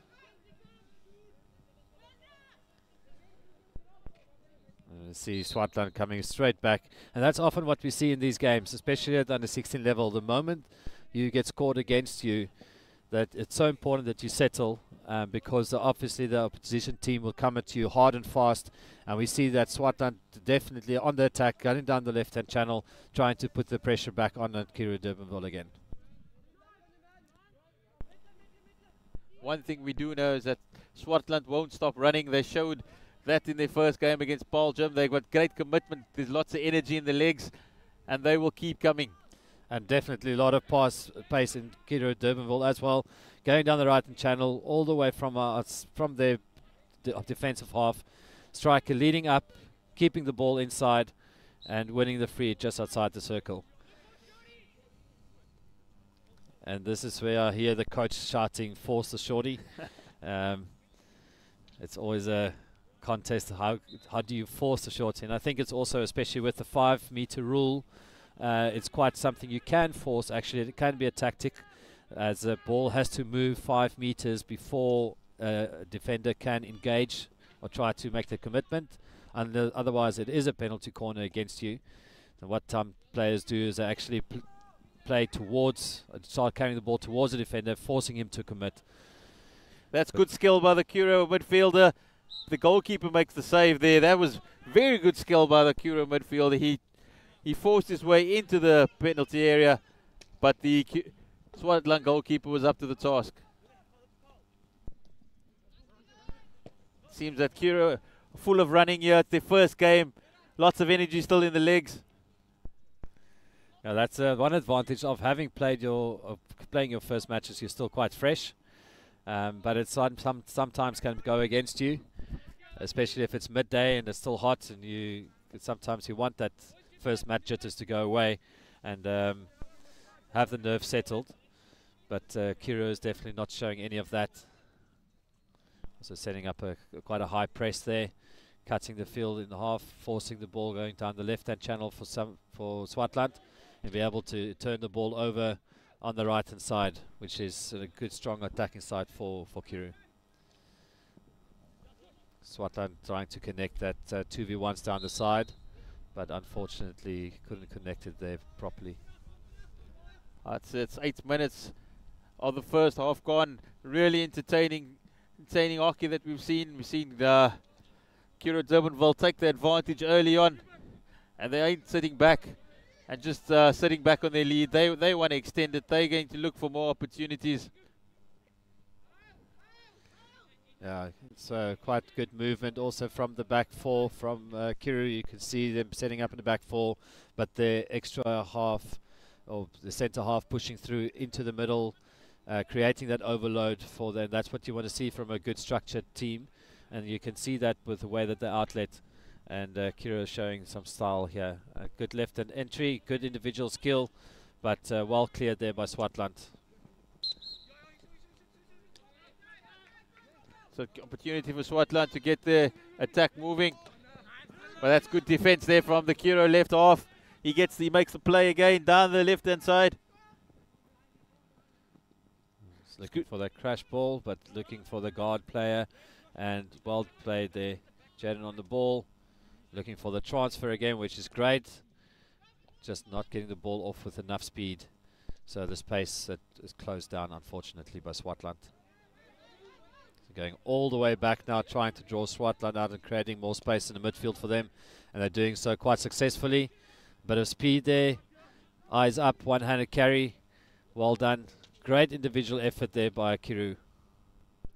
That was good skill there by the centre half. He works back, he gets the ball back, working hard, but Swartland somehow managed to stifle the attack, and then they give the ball away, unfortunately, again. And Swartland, and it's Curro Durbanville that comes back. That's something I've seen a lot in the last few games as well, where if there's double turnovers like this, once you've got possession of the ball, you've turned the ball, you won the ball, you want to create those 2v1 scenarios, or trying to find them, make sure you connect the next pass. And I think a lot of times players feel that they have to pass the ball rather than just hold possession and wait for a player to get into position, rather than forcing it, being anxious with it, and then turn the ball over again. That's a little error there by the Swartland defenders, allowing Curro again just to launch another attack. Yeah. And Curro not being able to capitalize on that free hit on the sideline.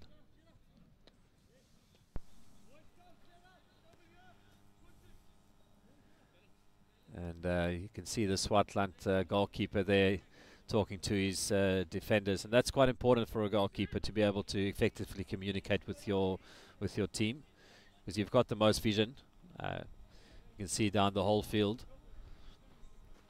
It's a good press setup from Curro, and they won the ball and playing it out the back again. We can definitely see the playmakers in the Curro Durbanville is their centre spine, from centre back to free centre back to centre link. All of them quality players, definitely influencing the way that this game is going to be played. That's great tempo increase. It's a good drive towards the byline. Again, the Jaden has a shot, but it goes just wide. The Curro coach calling for a shorty there. Instead, the Jaden having a shot and going just wide for Curro Durbanville. The tempo that Curro has been playing at, it's really good. They managed to raise it quite a bit, that they be in one gear and suddenly just shift through the gears and really go at pace at the defenders. It's so important to be able to change and place the tempo of the game, because ultimately you don't want to be playing at 170% the whole time. You want the opposition to get static, and that's when you're going to find the space, when you can quickly change the tempo and get them off guard, and you slow them down, and you can counter them with speed.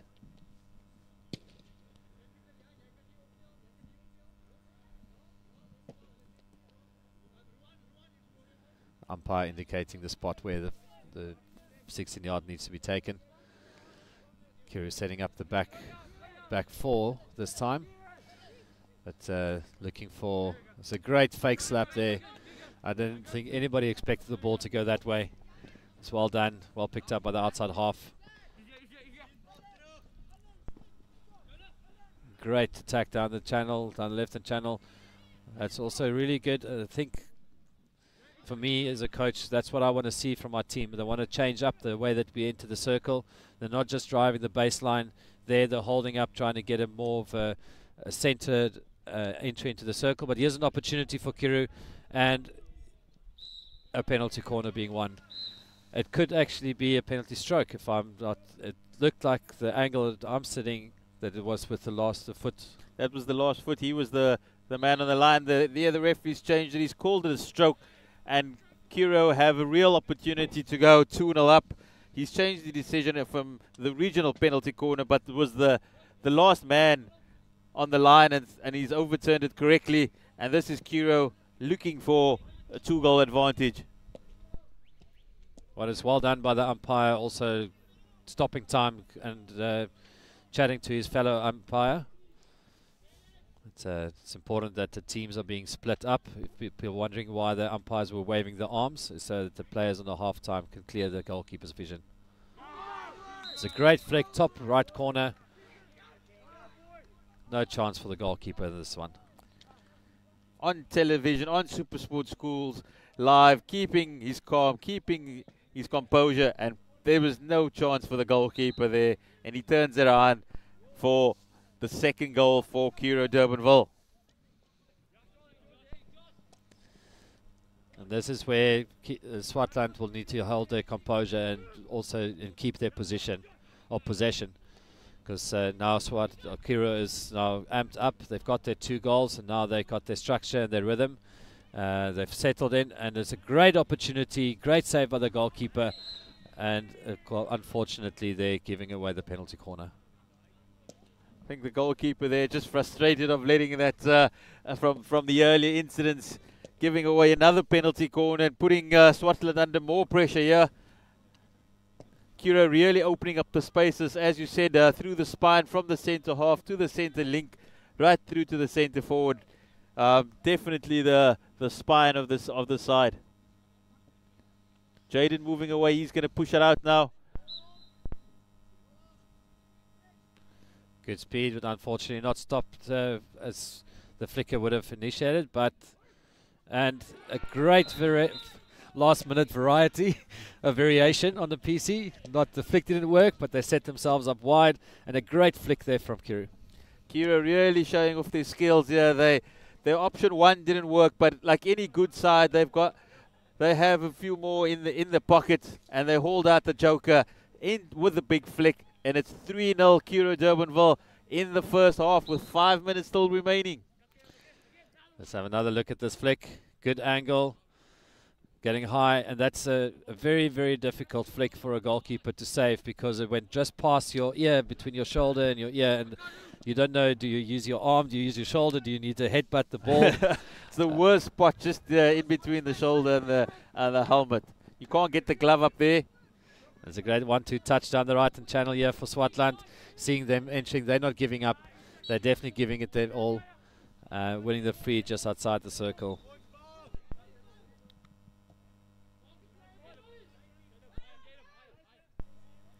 The umpire just wanting the correct spot again.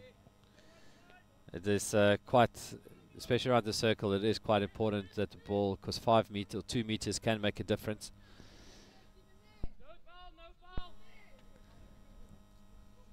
And trying to look for that circle entry there, getting it, but unfortunately the striker's not being able to pick up. Once again, Curro just looking for the exit, a no-look pass there from the centre-half. That's good skill down the left-hand side, looking for the ball, taking the easy option. It's a great hold up there by the left link. And it's a great decision, because you don't want to just drive forward and then turn possession away. And it's good, clever hockey being played. Oh, that must have hurt.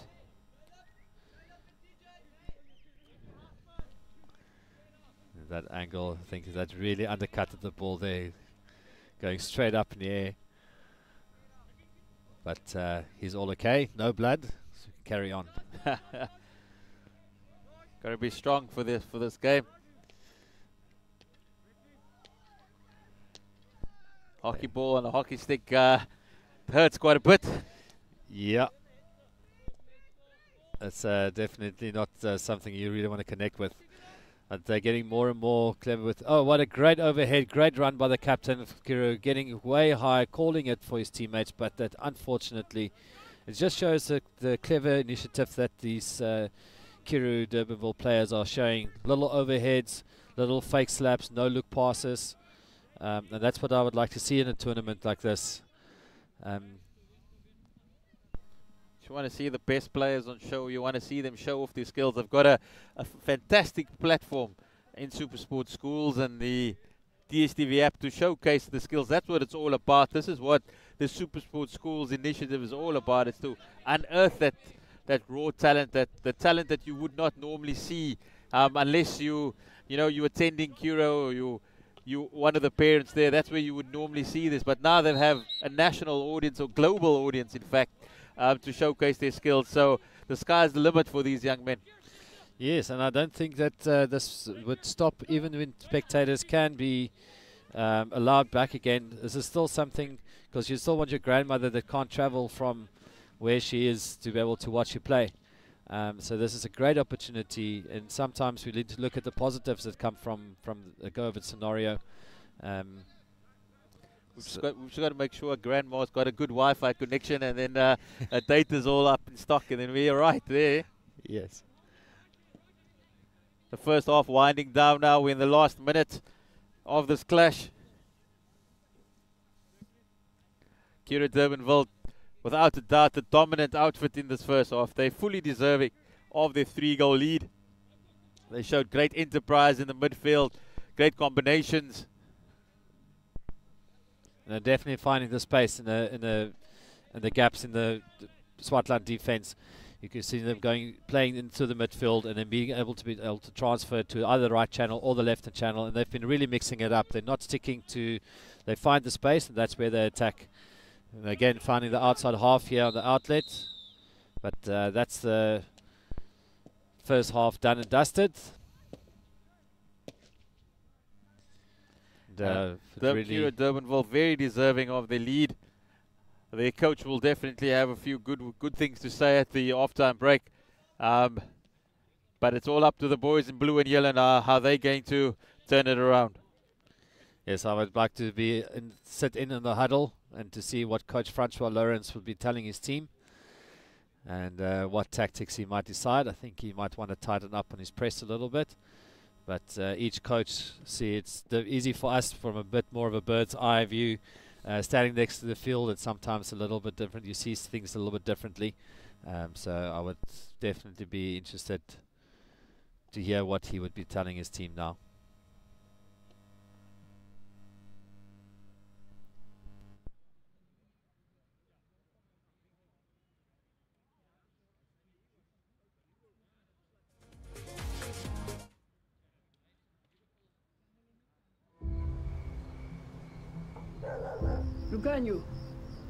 Lucanio.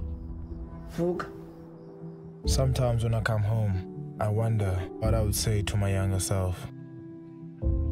Maybe I would say, ungenayonga yona kid inhle okanye ibhadlileyo.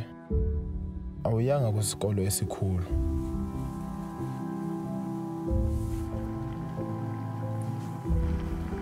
Ndakubona intwana ezimiseleyo.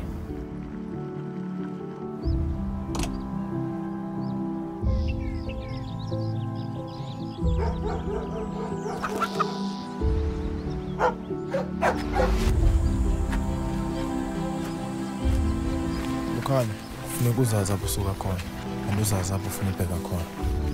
Ayazi akululanga xa kufuneka uye emabaleni. Kodwa qina, qhubeka ufunda, qhubeka udlala, qhubeka ukholelwa. Ngenye imini ukukhanya kuzokufumana.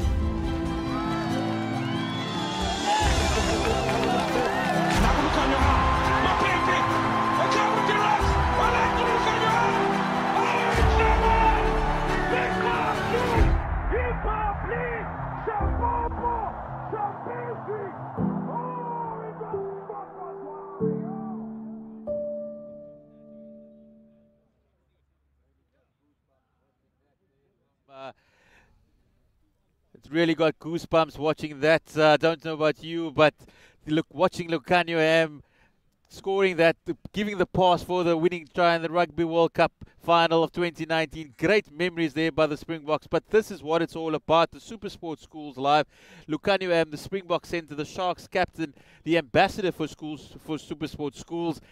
I actually had the pleasure of chatting to him in the week at the launch of the Supersport Schools, and he was speaking about the fact that he never had the pleasure of attending a prestigious rugby school. He went to DF Malan out in Kings Williamstown, and he never had the pleasure of playing in the border school setup and playing Craven Week. He missed out on that, and he had to go via the how do we say the gravel road, so to say, through the Border Bulldogs and the Southern Kings, and eventually only landing up at the Sharks in 2016, and how he really wanted to, just as a young kid growing, as we see these boys from Swartland and Curro Durbanville, have the opportunity for somebody to spot them, to watch them. And that is why he's so excited about Supersport Schools. It is the opportunity for these young gentlemen to showcase their talent, because that's all he ever wanted. He wanted a platform to show what he was worth.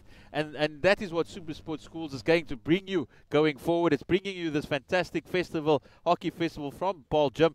And in going forward, it'll bring you a lot more. It'll bring you the Rugby Classic Clashes. It will bring you netball. It will bring you water polo. It will bring you so much more. An opportunity, as we see, for these young men. Swartland under 16, Curro Durbanville, they're not interested whether it's 3-0 half time. They just want an opportunity to show off their skills after being out for a year in COVID. No, absolutely. And you know, a few years ago, 3 years ago, 5 years ago, I mean, it was so difficult to be able to be spotted, and now that all the sports are giving an opportunity, and we've got our B-side players being showcased, and we've got under 16As being showcased, so everybody's got an opportunity being able to see themselves on television. And the great thing is that you can watch this again later. Everybody wants to have that replay of the goal. Everybody always asks, Coach, did you see that? Coach, did you see this? Or Coach, did you take a photo? And now you can say, no, replay this on School Sports. And also the DSTV app there, channel 247. And what other platforms? We've got Facebook, we've got Twitter, we've got Instagram.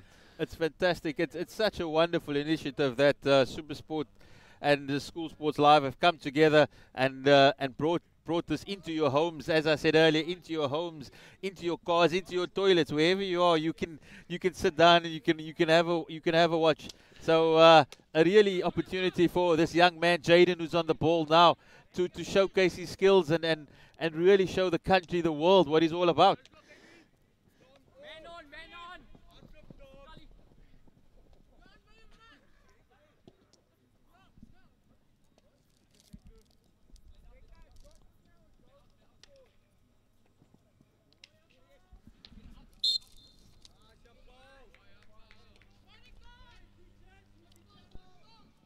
Swartland onto the attack here in the second half. They're looking to come back into this game. And some more sporting action we can be looking forward to is the Paarl Gim netball action when this tournament is finished. That also for 3 days, and the North-South rugby in Affis. That just sounds really fantastic. It's anything North-South gets the blood boiling. It gets everybody excited. At the moment we're watching. There's no senior rugby. It's just derbies after derbies at the moment in the senior professional ranks. So just to get some more rugby on the screens will be fantastic. I think any opportunity now that we can showcase sports is fantastic. And I think that's one thing we've learned, at any moment, there's an opportunity here for Swartland, but unfortunately great advantage there from umpire Darren. He indicated the penalty corner, but he allowed Swartland to take the shot. Unfortunately, they couldn't capitalize, but a good opportunity for Swartland to get something on the scoreboard. I think their coach would have spoken to them, try and get a goal back early. If you get one within the first 5 minutes, then we're back into this game and we can really turn on the pressure, and maybe Curro will feel the nerves will start settling in, despite being in a 3-goal lead at the moment. Swartland definitely turning on the pressure. I think maybe the nerves need to settle up a little bit again. There's no need for Curro to panic, and Swartland still has plenty of time to be able to get a goal or two on the or more on the scoreboard. Great inside pass, great connecting passes. That's what you want to see. Off the ball movement, ball being thrown into space. Those inside, outside, inside, going into the midfield, going forward again. That's what we want to see from a good hockey team. Definitely see seems to be a telepathic relationship between the centre half and the centre link. Jaden, they're always looking for each other. Whether the one goes on the run on the right or the left, they're always looking where's the other. Ooh. Swartland, unfortunately, hitting the foot there. Yeah, no, that's when you've got a good spine. You can work off each other, and especially if you've got a centre back that has got the ability to step through, you can create some real danger for the opposition team. Again, that no-look pass, but this time, it's being picked up by the captain from Curro, and a good little 3D pop over the stick there, trying to look for his teammates. And we've got a good opportunity for Curro. They're going to be able to use this, and dispossessed by Swartland. That just looked like he was bundled off the ball there. It wasn't. He didn't even worry about taking off the ball. He just bundled the strike off the ball and managed to get Swartland out of a bit of bother. Yeah, I think maybe he was a bit lucky there to not get away. I was thinking because the player went down, and that's the thing with umpires now. If there's a foul committed onto an attacking player, the attacking player is being brought down. The FIH has been quite strict that for the safety of players, it's immediately a penalty stroke. I think if that was football, the striker would have gone sprawling there for looking for the penalty. Yeah.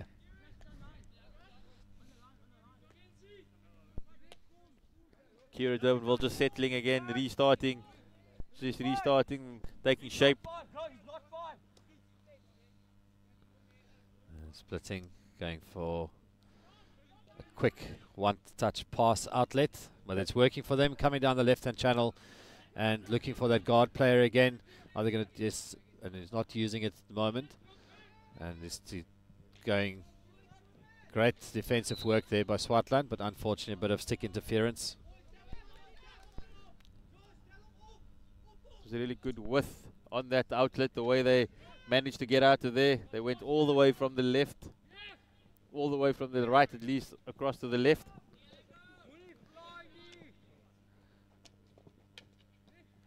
Oh, Swartland dispossesses the attacker, and it's a double. And on the attack, running it out of problems. Sometimes we don't have a pass on, just run yourself out of trouble. And that's exactly what the centre mid did in that position. The lights are on here in Paarl. It's getting a little bit dark, and we've switched it on. Yeah, the cards are looking a little bit darker, and I hope that we make it at time. I hope there's a delay on the rain that was predicted for this afternoon, but it seems that it's going to hold out for the remainder matches. I think this is the third last match. We still have another two to look forward to, in this under 16, under 19B, and under 16B festival. At Paarl Gymnasium, and it's from where we're sitting, the view is just absolutely fantastic. It never gets old, when you just look across at those Drakensberg mountains. Always beautiful, always beautiful. We were out with Super Sports Schools down here in the Winelands during the CSA Cricket SA Cubs Week, and out at Martis every day at Kutsenberg. It's what a wonderful place to go as well. Really enjoyed coming out to the Winelands. A boy from the southern suburbs like me, so really enjoying the hospitality down here. I promise you, it never gets boring. A great interception there by the striker from Swartland, but just couldn't hold on to it. Good defensive work, and that's what we see more and more from the stronger teams, that they never, if they lose possession, they immediately work back and fight back again. They don't give up. And they understand it's their responsibility. If I lose the ball, it's my responsibility to get back and win the ball back again. But a little loose possession there. Great reversing tackle by Swartland. Good commitment from Curro, but not winning the interception there. And it's a good pass, good opportunity here. Swartland with a great opportunity, 1v1 with the keeper, but maybe the moment a little bit too big. and just not getting a good clean shot on that. I think as he wound up, he realized he was on TV. This was his moment. This was his moment of glory. And it was just too big for the Swartland striker. And he unfortunately couldn't pull one back for his side with just on 11 minutes remaining in this entertaining clash here at Paarl Gim. Okay, definitely end-to-end action here. Good right side entry, good circle entry, great defensive work from Swartland, keeping the ball out, denying Curro another goal. We've 10 minutes into the second half and no goals have been scored, which means definitely Swartland has sharpened up on their defense. A little bit of a reverse stick there. It's a good technique to be able to pass split hands on the reverse stick, but you've got to have good footwork and good position and balance. So not a bad choice of technique to use. And we see Swartland also using that same technique now, but more effective. But that's the thing, if you're reverse stick, you're always at risk of playing the back side of your stick, which umpires will obviously blow you up for. Curro, what's really good build up here, going down the left-hand channel, and great high hanging striker, great key save from the goalkeeper. But they just really want to make sure that they can get another goal in and maybe seal the deal here against Swartland. The Curro captain really, he had a good chance here. We see it again. Wanted to get to the edge of the circle, unfortunately just missing out. But they come again. Really full of running, this Curro side, knowing exactly what they want to do and how they want to go about it. And not too afraid to bring the ball out the back, because it was getting a little bit congested there. Good interception there. I think that's the one thing that Curro always going to have to be careful of, is those counter-attack opportunities that Swartland can get.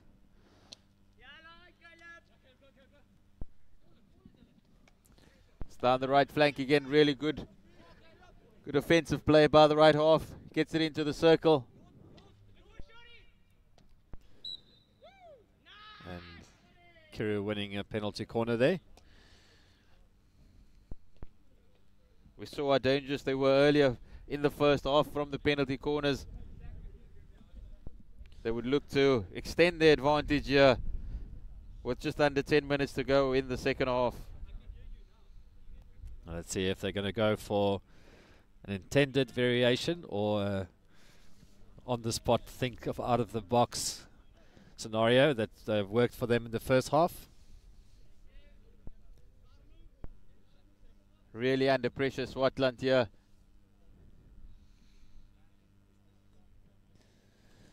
But Curro committing a lot of players up into this penalty corner, which is a real counter-attack opportunity for Swartland if they can defend it well. And they can get it up, unfortunately, just not connecting that pass. It was a straight old stop and slap there from Curro, nothing too over-elaborate. It's good work again by the right half, into the D, gets it in. And there's no making mistake about this one.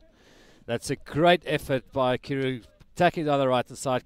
And what is so important in that scenario was that he kept the ball on his stick, making sure that there's no way that they can dispossess him, getting that flick on target. And that's the most important thing, that the keeper has to make that save. But immediately, this free centre-back into a good goal-scoring position and be able. Here we see that again. Ball, stick contact, good flick. Goalkeeper a little bit off-sighted there, and that rebound into that 9-yard area. That's 4-0 to Curro Durbanville. Really the dominant outfit in this, and they don't look at any point like they're going to stop anytime soon. They want some more. It's really going to be tough for Swartland to keep the scoreline down now in this last couple of minutes. I think this is where if I look at the reactions on the Swartland bench, for them it feels like, okay, we know this is it. There's 6 minutes on the clock left, but what can we do? And I think this is a important part, that you don't drop your head too much and get too discouraged.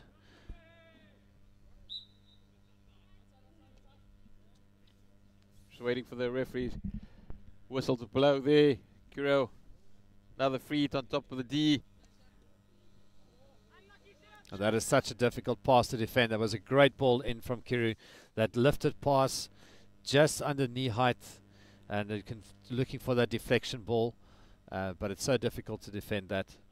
So great opportunity, but no outcome this time, unfortunate. They're setting up quite a high press again, really turning on the pressure on Swartland here. Curro not making any mistakes.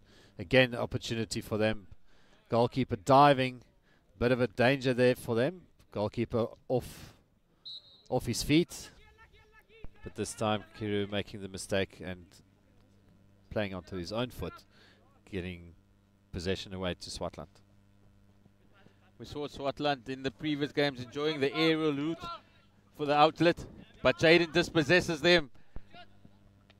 Shows good skill work, one-handed, going towards the circle, inside, pushes it back, but there's nobody on top of the D waiting for the response. That's great skill. That should have been, I thought there was a bit of a stick interference, but obviously the umpire was maybe just not at the right angle. And indicating shielding.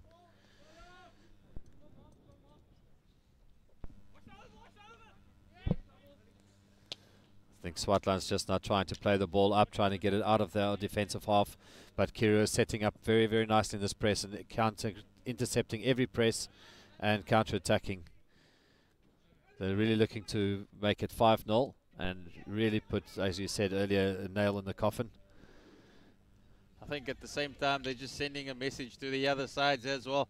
Well, we might have started late, but we've arrived and we're here. So we're definitely looking forward to some future clashes involving Curro. They're a side that really they're full of running. They've got they've got some skillful individuals through the middle, and would really look to attack when they have the opportunity. Like this one, and we're going straight forward, and we get the strike in. Oh, that's a great pass. It's a great effort, and that should. Okay, maybe I thought there would be a bit of a penalty corner potentially. The referee weighs players on. It was that was never an equal challenge. The little striker up against the big goalkeeper. It was never an even contest. But plaudits to the young man. He showed bravery. He still went in for the challenge. He wasn't gonna let his team down there. No, he was in a perfect, good receiving position there.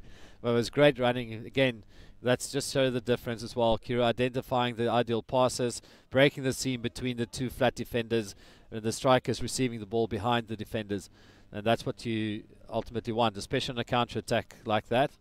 But I'd have to say Swartland goalkeeper did well coming up so high and making sure that there is no opportunity for them.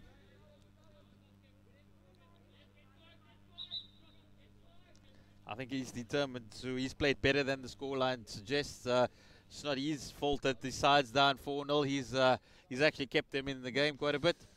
Definitely, he's denied a lot more goal-scoring opportunities, and so hats off to him.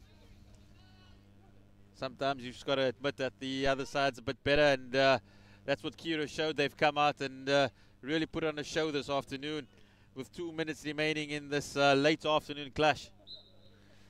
Yes, absolutely. And I think that's where we need to understand that sometimes it's a game of percentages. If you look at the amount of goals, shots on target, or goals at shots on goal, how many was saved versus how many was scored, then it could have it paints a different picture. And especially as a goalkeeper, that's things that you need to take into consideration sometimes, because I think goalkeepers need to be quite resilient. But great opportunity here for Swartland coming down the left-hand channel, going for T-point entry, but just not able to get an outcome.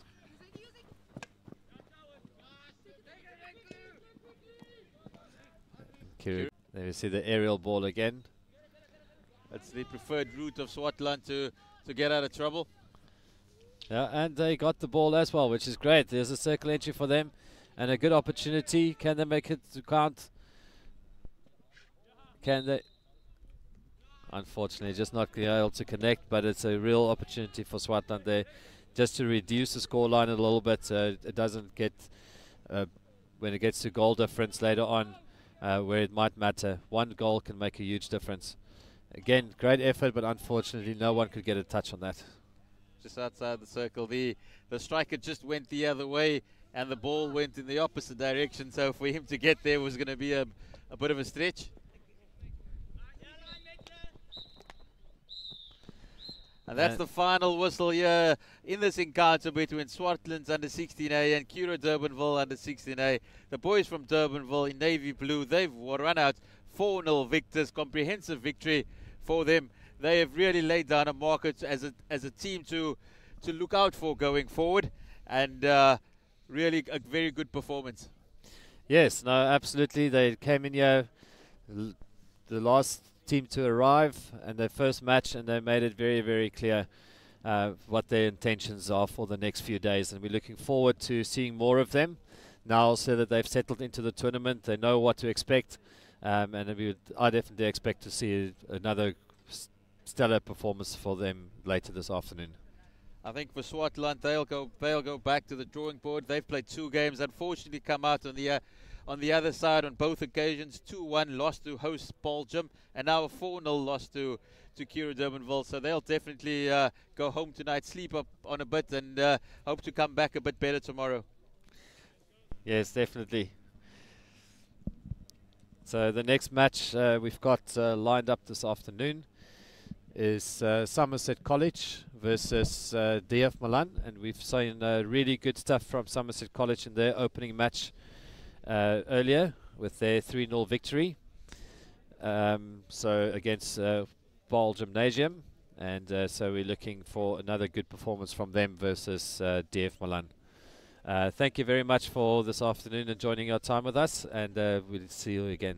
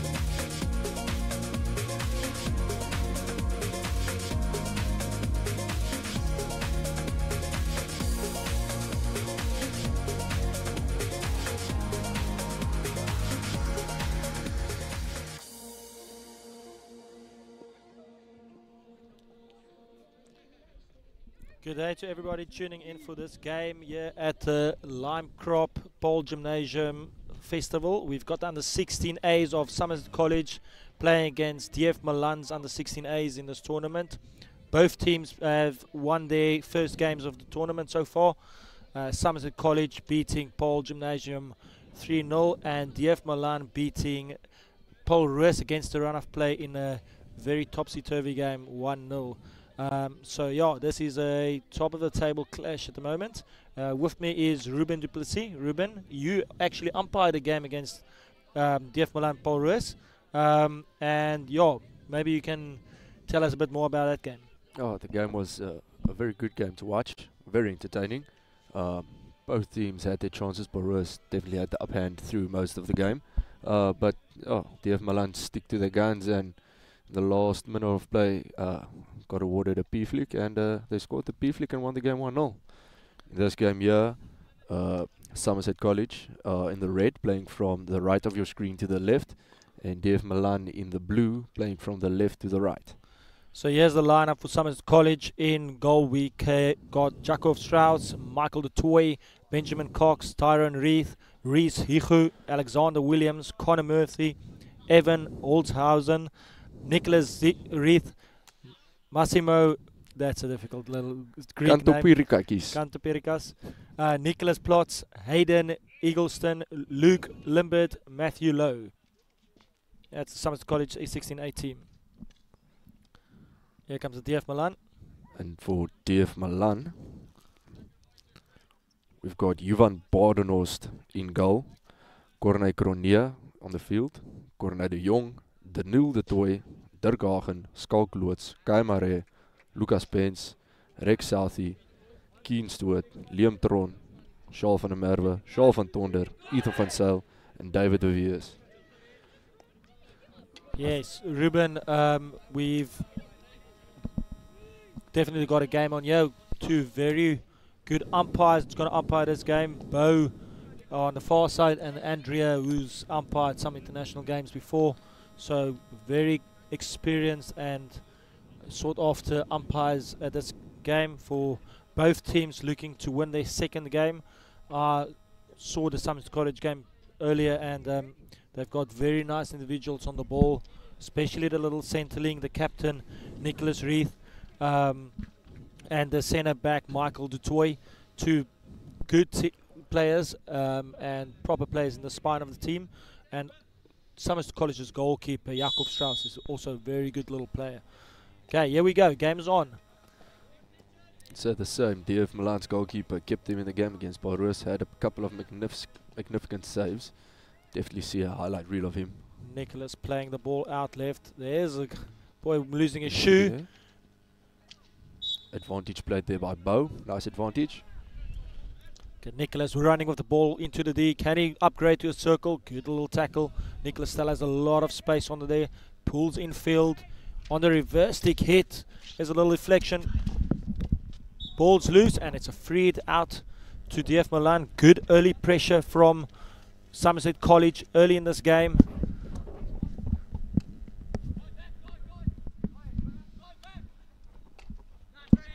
Good tackle. Small Andrea Somerset gives College a little boy. freed against DF Malan, and a chance for us to see the presses of both teams. DF Malan outletting with 4 at the back, and unfortunately going out there on the far side. Oaks from Somerset College look a bit smaller than the DF Malan boys, but yeah, it's not the size of the fight it's not the size of the dog in the fight.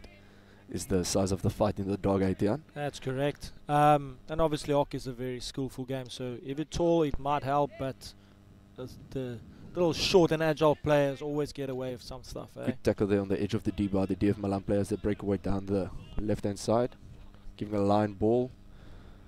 Picked it up.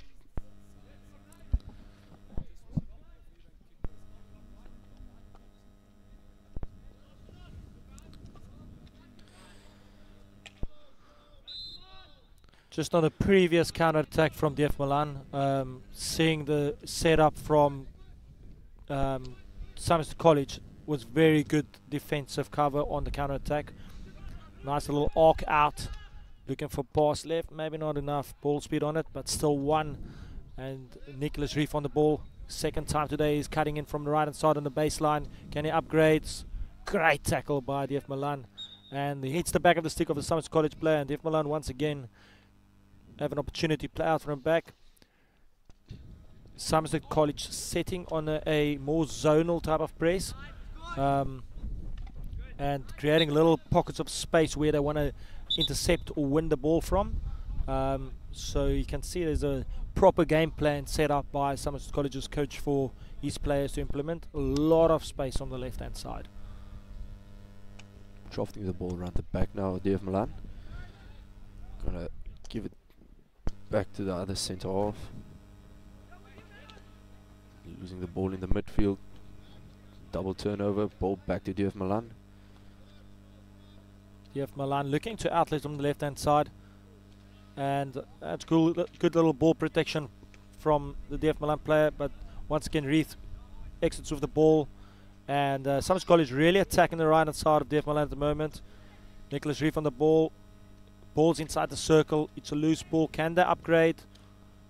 Oh, little deflection on near post. Goes out wide. And an opportunity goes backing for the Somerset College boys. And that should be a sigh of relief for the DF Malan players. Early in this game. Definitely the ascendancy of the game so far for Somerset College.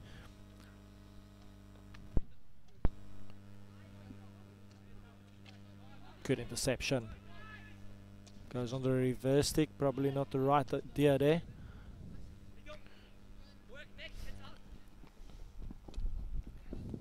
Ball's gone out, says Andrea, the umpire. Good effort there by the DF Malan player. Somerset College on the ball now, looking to outlet.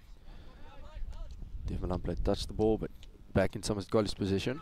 As they drive up the field, can they have another circle entry and maybe upgrade it? It was a lovely open receive from the captain of Somerset College. Really good player. He's in the Boland high performance squad. And you can see why. Really nice touches on the ball. Soft hands. Knows where the space is around him. That's a lovely ball into the circle. Unfortunately, nobody picking it up. And once again, DF Malan absorbing a lot of pressure. Can they get away with another victory by absorbing almost 80% of the pressure in the game? Well, Tian, a diamond needs pressure to form, eh? So maybe that's what this team needs to excel. Could be. All 11 players of DF Malan behind the ball, trying to defend. Somerset College needing to show a bit of patience. Outletting with 3 at the back. A lot of patience shown. Gets the ball in midfield, and this is where DF Malan wants to counter-attack from. Winning the ball in the middle of the park and then counter-attacking. Unfortunately, giving the ball away cheaply there. But there's a real game plan on here. Good. Nicholas Reef on the ball. Captain for Somerset College. Unfortunately, can't get the ball right through to midfielders. And there's a lot of double turnovers so far in the game, Ruben. Yes, Somerset College there with a transfer across the field. Player gives it back. And then another double turnover. Footy there. Andrea plays the advantage. Can DF Malan do something? Nice turning out, waiting for his players to come help him. Gives the ball down the line. Oh, it's DF Malan had a chance there. That was a very awkward tackle from the centre back, Michael Dutoy. For me, that was an awesome little front stick arc from DF Malan right forward. The guy on the ball now, gets it inside the circle. Good interception. Trotting the game. And unfortunately, we're seeing a lot of double turnovers. Now, double turnovers is basically when you win the ball as the team and you give it away straight away, which obviously makes the game very scrappy, and that's not what you want. That's a coach's absolute nightmare. The other thing is you go from defense to attack and straight from defense. That switch in defense to attack takes so long for people to recognize, and it opens up the field sometimes when you've got double turnovers. Free just outside the circle for DF Malan. Lets the ball go 5 meters. Oh, maybe there's a footy there. No, No foot there. Somerset College get it out to the right, and they need numbers. DF Malan turning it over again. DF Malan gaining a bit of confidence in this game, winning a lot more 50-50 balls and treats, especially in the other side of the half. And Somerset College looking to spread the game. Nice receive there. Good transfer as well. Andrea playing the advantage as College can go down the line and drive into the circle. Once again, good defending from the DF Malan player. The right half of DF Malan. Tall, lanky defenders for DF Malan. Got a big reach to tackle, especially on the forehand. Once again, you see Somerset College creating little pockets of space, but well done by the midfielder from DF Malan, just holding the ball, not giving it away, keeping the ball on a stick and creating stick fouls from the Somerset College players, who's probably got to just show a bit more patience when they're tackling, not force the tackle, especially with the DF Malan player holding the ball on the stick. Nice little 2v1 in the midfield. Got the foot just outside the circle. They're going to play this one quickly. They do, but the umpire's going to call them back to stop the ball before they start the play.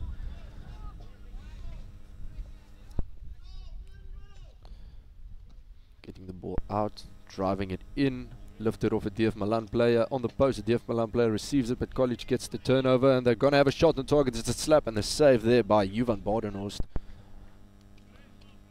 Ball rolls out, and it's going to be a hit for College on the line.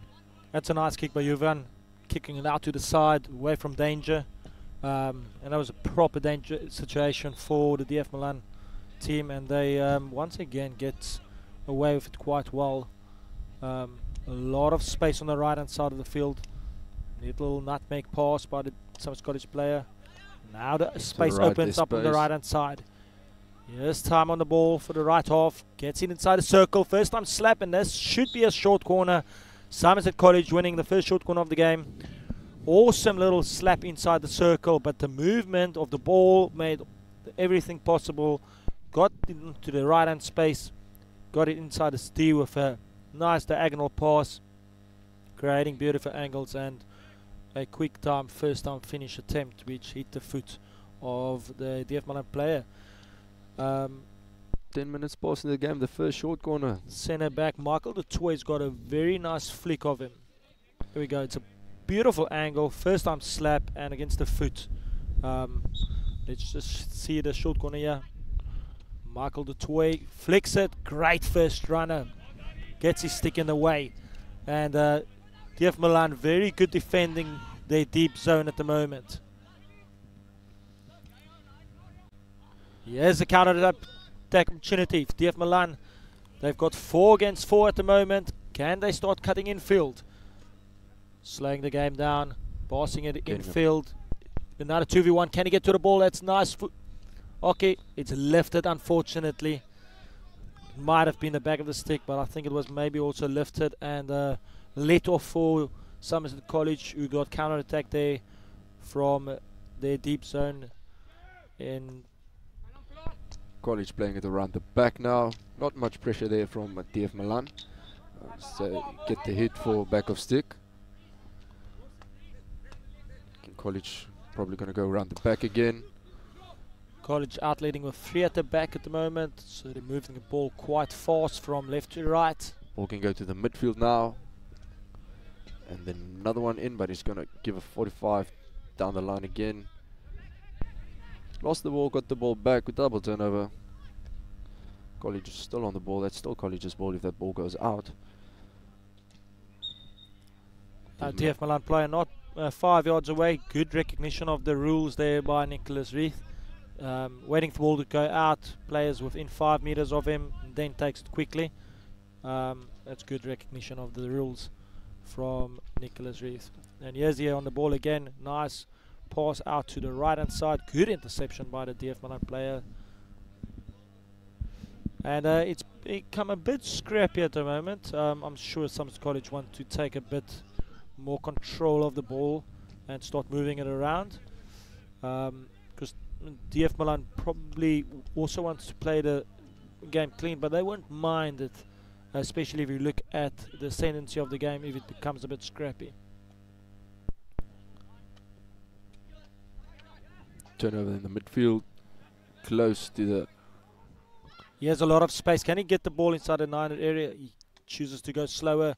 Space and time. Slap across the D. Good deflection. Awesome save. Great save. DF Malan keeper. Johan Badenhorst there. That's a proper save. Drives into the circle. Nice hands. Stick tackle, short corner. Umpire Bo shows just exactly he thought of that tackle. I think he'll give the Oaks a stern warning there. Bo de Pree, a local primary school teacher. There the deflection goes. Keeper has a fantastic save. Johan Badenhorst there.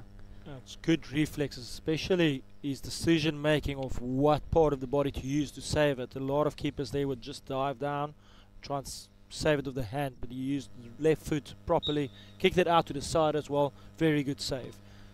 But here's a big opportunity for Somerset College. Push out, trap in the box. It's a drag flick right, and another proper save there by Johan. And he's keeping DF Malan in the game at the moment, and Somerset College need to find a way around him. Ball gets played directly into the circle. Ball needs to travel 5 yards, even though it's a long corner. It's not outside the 22. Here's a replay. The drag goes to the right hand side. That's a very good save. They need to start finding the corners, because this keeper is going to save anything within touching distance of him.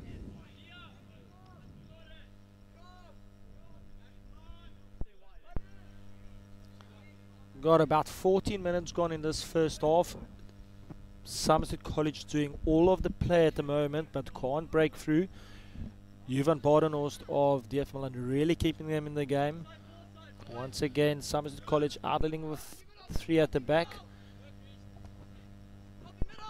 Showing patience. Good win on the ball. Right forward from DF Malan. Driving in. He's a little good player. Tries to play on the front stick. That's also a very good tackle. Wins it back again. He's been winning a lot of 50-50 balls. DF Malan with an opportunity again to get into the D. Gets the foot just outside the D. Let's see if he's going to play that one quickly. Lets it go 5 to one of his teammates, who smashes it in. Gets another foot for the advantage. She's going to give the hit outside again. Let's see what they can do with this one. Ball goes out again. Somerset College player putting pressure on. Beats his defender. Rolls the ball. Another free hit for DF Malan just outside the D. What can the DF Malan players do with this one? Lets the ball travel 5. Tries to get back into the D. Somerset College steal the ball there. With a stick tackle there by DF Malan, which gives Somerset College the ball again. Goes for the overhead. Trapped there at the back by DF Malan. Oh, and he hits the ball hard against the Somerset College foot. Thank goodness for shin pads, otherwise he would have definitely gone off the field there. That was hit ferociously by the centre back of DF Malan. Patience shown. Somerset College once again setting in their zonal press. Good overhead there. Almost found the player that had maybe a 1v1 situation against the centre back of Somerset College. 4 minutes left in this half. See if one of the teams can break the ice and get a goal before halftime. Somerset College moving the ball infield. He has an opportunity to spread the game to the left hand side. Oh, unfortunately can't control it. Can he keep it in? Yes, he does. Now they just need to show a bit of patience. That's a neat little ball inside. Good run. Now there's numbers ahead of the game. Can he get the ball inside the 9 area? Unfortunately, lifts the pass. The ball's maybe a bit in front of him when he ran off the ball. But it was a dangerous situation that DF Malan broke down. Once again, DF Malan showing great defensive awareness. DF Malan outletting now, getting it to the right. Oh, unfortunately mistrapped there by the right back, which gives Somerset College another great opportunity to attack. As you can see the players rushing back in defense for DF Malan. Somerset College trying to do something special now. Mistrapped again. DF Malan player showing his skill, beating his defender, making his pass. Another 1-2 pass there. unfortunately touched the foot of the DF Malan player, and now College on the ball. Turnover. So DF Malan on the ball again, giving a line ball, trapped by Somerset College, and the ball rolls out. Once again, all the parents and friends of the players tuning in from wherever you are, very welcome here to the Lime Crop Paarl Gymnasium Hockey Festival. So privileged to have a festival where the players can start playing sports again, especially over a year out. So I hope you guys are enjoying it. There's a pretty decent game on here. Nice little run, get the ball in the area. Can we have the first goal here? This should be a short corner. And yes, Bo de Pre gives a short corner. About 2 minutes left in the first half, and another golden opportunity for Somerset College to take the lead. Ruben, right decision? A correct decision there by umpire Bo. It would be interesting to see what Somerset College does here. The 2 flicks so far has been either blocked by the first runner or saved by the keeper. I'd like to see a variation, maybe a slip left, just to throw the team off. Could be, I think. And that's what we have. Across the box, and unfortunately goes out once more. And we still goalless. I'm sure DF Malan will be very happy so far with how this game has gone. Somerset College just maybe need to be a bit more cute inside the circle to get it. DF Malan, actually, if you couldn't see it on the screen, but they had a lot of space with their forwards as Somerset College was making substitutions. Always a tricky situation if you're making substitutions when the other team has the ball, as if they can play quickly and exploit the space where the defenders went off. They could have an advantage, but unfortunately for them, they couldn't recognize it early enough. Loose ball inside the circle, well defended by the centre back from DF Malan, and he bursts forward, cuts in field, still has the ball. Can he win the 50-50 here? Yes, he does. That's a very, very strong run from the centre back, and he tracks back into his own position again. Maybe he should be playing further up the field. That was a fantastic run by the big man. Lung-busting run. DF Malan slowing down the pace of the game. 30 seconds left. This half, let's see what DF Malan can do with position. Throw the ball upfield. Good little pass. Unfortunately, just not picked up by his teammates. Gives College the ball just here before half time. Seen a lot of things happen in hockey. 14 seconds enough to score a goal. Ball goes infield, turnover by DF Malan. Then can they get the ball in the circle? 3 seconds left. Unfortunately, doesn't recognize the time on the clock, and that's half time.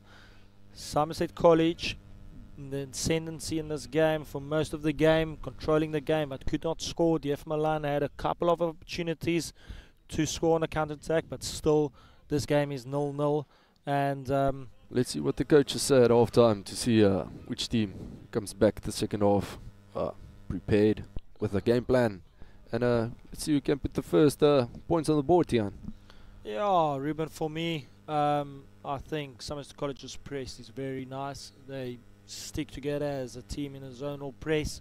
More like a free quarter, waiting for DF Malan to push their ball into midfield, and then they win and counter-attack from there. DF Malan looking to slow down the game, getting numbers behind the ball, so it's an interesting little battle between the two teams. But we'll be back in a few minutes' time for the second half. Be sure to tune in.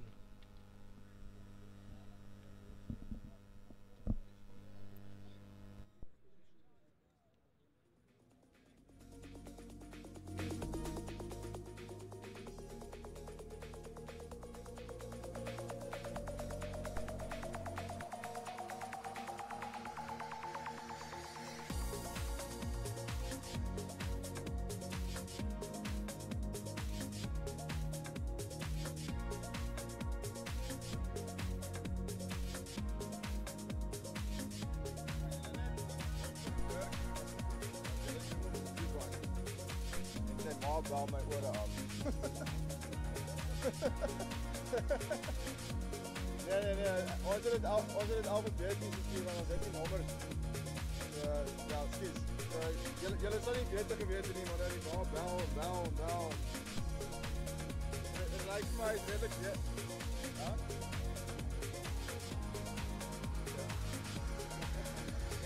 Maar hy lyk as hy redelik besig is. Ek dink jy gaan sy naam baie gebruik. He's only grade 9, hè? Really?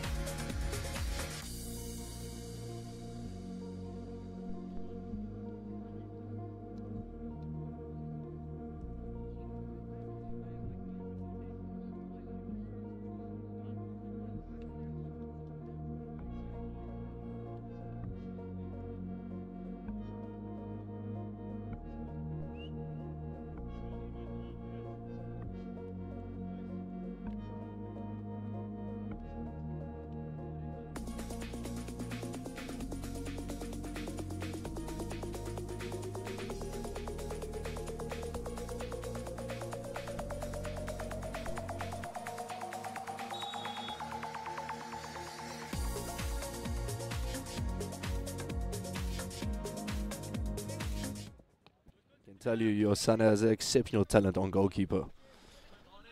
Yeah, Dirk, hopefully Dirk, for DF Malan's sake, is not that much in the game in the second half, but I'm sure if he is, he'll be making a few more saves in this game.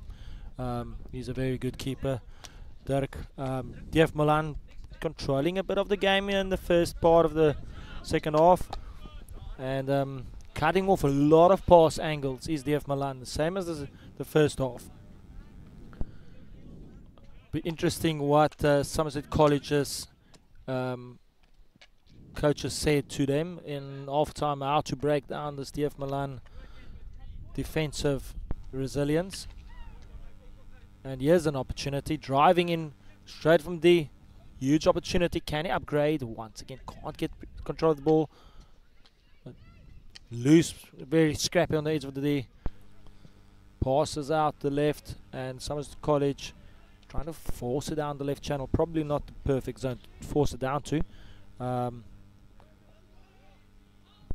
Nice little neat inside pass. Good right tuck. Nicholas Reeve really hasn't had a decent game so far. Yeah, he's had an exceptional game, yes, Dion. DF Malan with a full press here, putting all their players almost behind the ball. Just the forwards now. Not with the ball. There was a foot there. Umpire saw it. Freed out for DF Malan. And DF Malan's forwards going high up the field now. I know that Nicholas Reeve, the captain of Somerset College brother, also plays with him. He's a year younger than him, Tyron. And Tyron is also a little good player. Here's an opportunity. Somerset College on the ball. Right hand side entry. Can he upgrade? And that should be an advantage and a goal. Somerset College takes the lead. A loose ball. Superb advantage from the umpire, Andrea. And Somerset College takes a deserved lead early in the second half. And now all the work needs to be done by DF Malan to get back in this game. That's an exceptional strike. And unfortunately, Dirk had almost no chance to save that. Here's the replay. Good pass, unfortunately couldn't intercept it. He hits the ball against the hand. Loose ball smacked inside the left-hand corner. That's an awesome little shot by the centre forward from Somerset College, and they would breathe a sigh of relief because they've been struggling to get past Dirk Hagen in the DF Malan goal. Pinpoint accurate shot there, all the way to the far post. And Dirk, unfortunately, not much you can do when a striker smashes the ball from P-spot. Somerset College getting it around the back again. Playing it into the midfield, mistrap. DF Malan also with a mistrap, but he fixes his mistake, gets the ball and loses it in the midfield again. And now it's DF Malan again. Oh, stick tackle there. Umpire played the advantage, I believe. DF Malan player stopping the ball there on the baseline. Somerset College player getting the foot, so now another chance. Somerset College played it quickly, but DF Malan got the ball again, and it's a circle entry. Somerset College blocked the ball from getting to an attacker. Somerset College play out to the left again, and it's a Somerset College ball on the line. They have a 2v1 situation here, capitalizing it. Tika-taka around the one player. DF Malan player doing very good there to get the ball. Darren Reef unfortunately gives the ball away. Played a nice little 1-2 with his inside player. College may be forcing the ball too much. They 1-0 up. Game management, make sure you outlet properly. Don't give away cheap chances because you are up in the game. That's important. And here's a big chance for DF Malan. And a short corner for a push from the Somerset College player. And DF Malan has a big opportunity to get level. They are used to taking their opportunities. First big opportunity for DF Malan in this game. If I'm not mistaken, it's their first short corner. Let's see what they can do. Big strong centre back also up. They've got about 5 people part of the short corner routine. I believe we're going to see a straight poke yet, yeah. Or maybe Well, I've got no idea seeing the setup, but let's see. The push out goes to the big guy, smashes it low down, and it's a goal! Fantastic stuff. DF Malan, the team from Belleville, hits back straight away after conceding, and they've got a knack of scoring on their chances they get. Hey, dear Ruben? Oh, definitely using the opportunities there, and Somerset College are playing this quickly as we have another look at the shot. Beats the keeper just to his right. Somerset College took the early lead here, but DF Malan are back in it. That was awesome little strike. Here's the centre back, the goal scorer. We saw him make a very energetic run early in the game, and that was a very energetic hit from him. Bottom left corner. And now Somerset College needs to do all the work to get back in the game. That hits the back of the stick, unfortunately, and if they pass it early, they could maybe go on a counter-attack, but unfortunately for them, Somerset College gets back in position. Still an opportunity. Right-hand baseline entry. Can the ball get into... Oh, he unfortunately lifts the ball. No danger because it was at the keeper, and it's a long corner to DF Malan, who's unexpectedly started playing some very good hockey. You can see there was Bo on the screen with the Somerset College keeper Jakob Strauss. DF Malan playing the ball back. Make sure that ball goes 5 before it enters the D, and they do just exactly that. And they pick it up in the D. Do we have a chance here for DF Malan? Oh, unfortunately he hits his own foot with the ball. College are going to play this ball quickly and get it upfield, maybe for a counter-attack, but no, it's a turnover for DF Malan. Trying to get the ball back in there. Ball was lifted, but into his own player, so no danger. DF Malan players touched the ball there, so they are still on the attack here. Oh, but another turnover. Game's full of turnovers, Tian? Yeah, that's probably what the coaches would like them to cut out. Here's a break through the middle of the field. Somerset College has an opportunity to get the ball inside a circle and just goes out. Bit of disconnection from the two attackers from Somerset College. And another chance goes backing.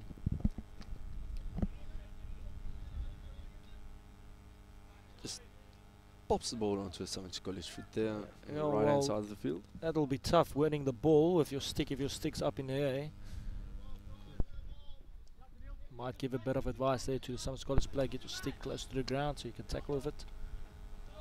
Ball goes through the legs of the right midfielder from Somerset College. Once again sets up in the press. You can see College also loading the channel while pressing in the midfield, but then switching over nicely as well. Stealing the ball there with, oh, but it's another transfer in the midfield, and again College have the ball this time. College still on the ball as they enter the last quarter of the field, getting the circle entry. Are they going to upgrade to a short corner? Yes, they are. Unfortunately, the DF Malan player hit the ball across his own baseline, so that's why umpire Andrea awarded a short corner there. Can Somerset College capitalize, Jan? What do you think? Yeah, well, they need to. They've had plenty of opportunities, and I'm sure that sometimes when you had plenty of opportunities, the simple stuff is that works, not the more intricate stuff. And a lot of times when teams try different stuff, it's still not going to work. Here we go, push out at the edge of the early runner out. What's Andrea saying here? I think one of the College players might have entered. I think what might have happened is the guy that pushed the ball out's foot was on the line when he pushed, which means he's actually inside the circle, and then he needs to go back to the halfway line, so a new pusher needed here. Very fine details on the rules, Ruben. Andrea is a world-class umpire, and I'll trust her call with that. Definitely. Interesting little move here. Ball's hit on target. Great save, Dirk. Scrap there, and I'm sure it should be another short corner. Andrea, good save by Dirk Hagen there. He's had plenty of saves so far in this game, and another crucial one from him there. You could see the previous ejector of College wanted to go back for that short corner, but as it is a rewarded short corner, he's not allowed back. So College with a drag flick low, and Dirk Hagen saves. College with another opportunity. Gives the ball back. It's outside the D now. They're going to get an entry. They are going to be in a reverse stick shot. And that's over the crossbar. So it's going to be a 16 for DF Malan there. DF Malan really can absorb a lot of pressure. They've shown it against Paul Roos. They're showing it against Somerset College. And Somerset College just needs to be patient. Their chance will come.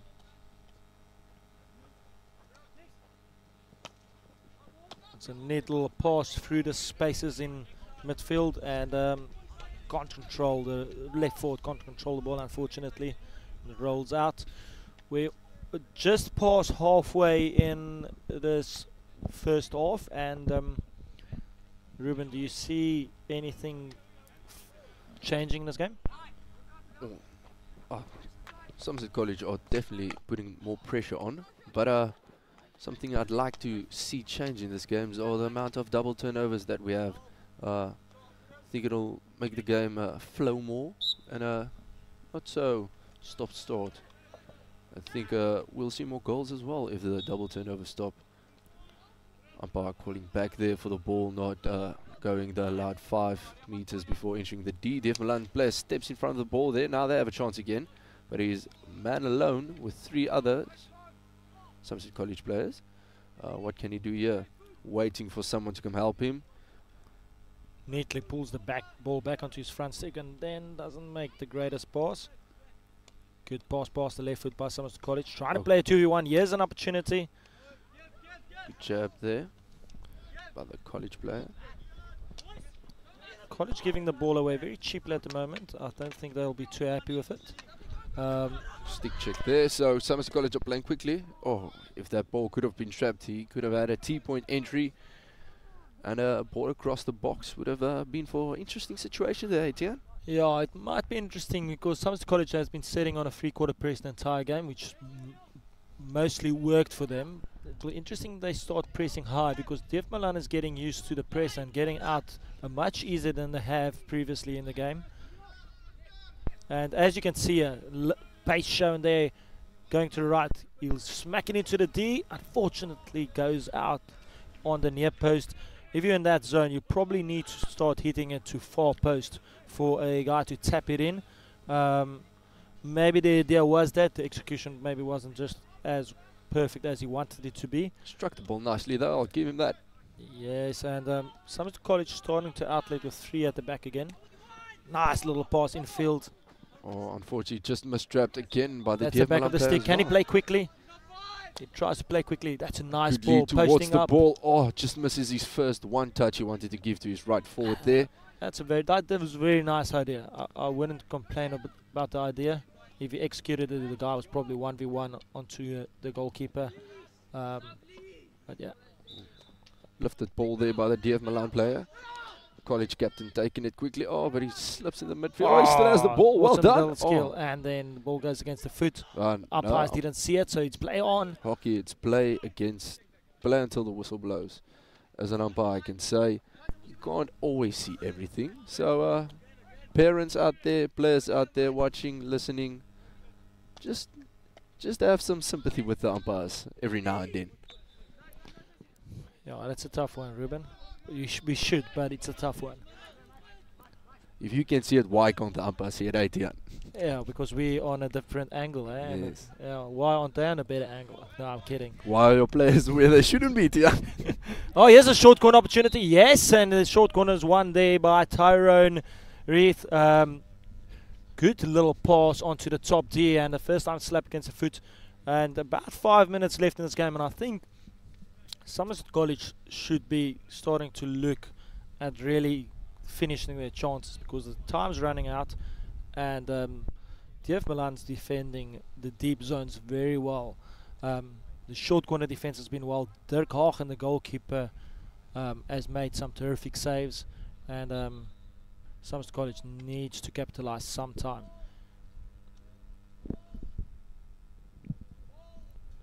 Push out. Nicholas Reeve traps it. Drag flick low against the stick. Ball still alive. And it's lifted by Tyrone into his own body. And there's a chance for an outlet from Somerset College, from DF Malan. Slowing the game down.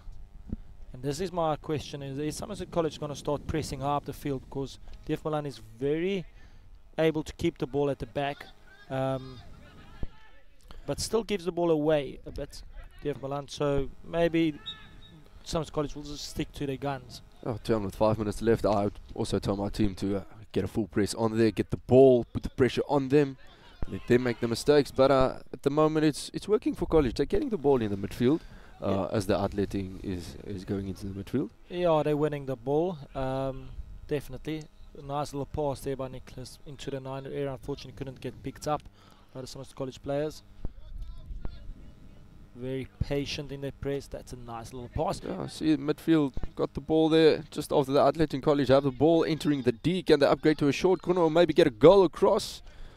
Great defense by DF Malan. Just tracking the player around along the baseline, opening up space on their feet for him to pull back and win a short corner. Great defending by the left half of DF Malan. Somerset College in the ascendancy here. And that's a foot inside the circle. Another short corner. And we talked about great defensive principles from the DF Malan team when Nicholas Reeve made the baseline run. And unfortunately, he was very, very flat-footed, the DF Malan defender in that zone. And short corner one by Somerset College. I think it might be the 7th or 8th short corner so far. And they haven't capitalized on one of them, so let's see if they can maybe capitalize on this one. Tyrone pushing out, edge of the day. Going for a zigzag variation, but unfortunately it doesn't pay off. Umpire giving a free hit up there. Once again, awesome short corner defense from DF Malan. They've really done well to get the sticks in, stick pressure on the ball. As we get into the last 3 minutes of this fixture, Coming up after this game, we have Curro Durbanville taking on Paul Roos Gimnasium. The Oaks from Durbanville versus the Maroon Machine from Stellenbosch. 2.5 minutes left in this game. Somerset College moving up. Darren Reef rolls it inside. Here's an opportunity inside the circle. Forces a short corner.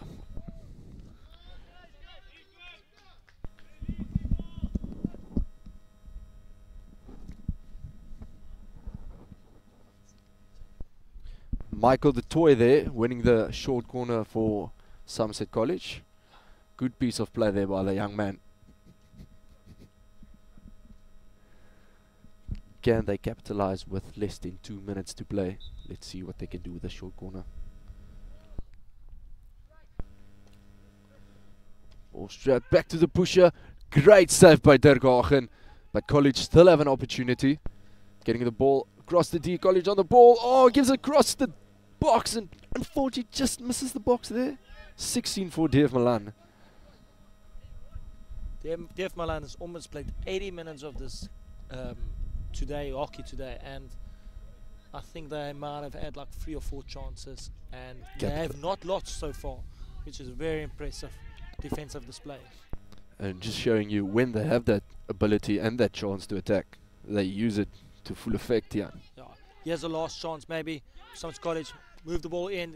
It's gone inside the circle. Hits it. Good save by Dirk. And he smashes it away. The centre back that scored the only goal.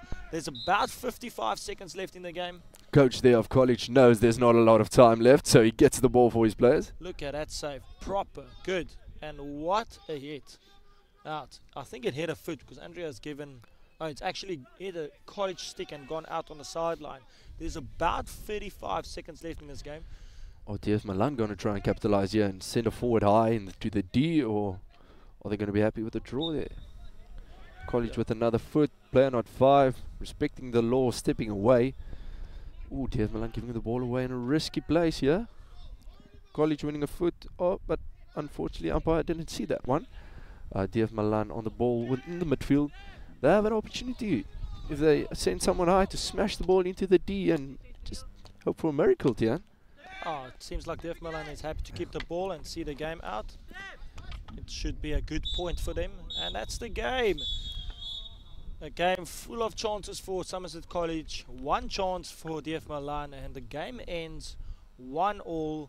I think Somerset College will be a bit disappointed not gotten the win, but DF Malan coming away unbeaten today and really absorbed a lot of pressure. Great defensive display from DF Malan, and sometimes it's attack v defense, and if defense wins, they deserve something out of it. Hey, Ruben?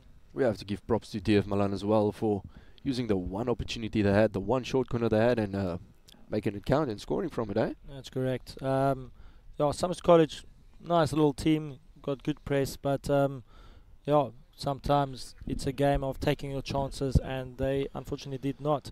Thank you very much to everybody tuning in from Somerset and Belleville, all the parents and friends of the players. I hope you enjoyed it, and we've got a very, very good game after this one.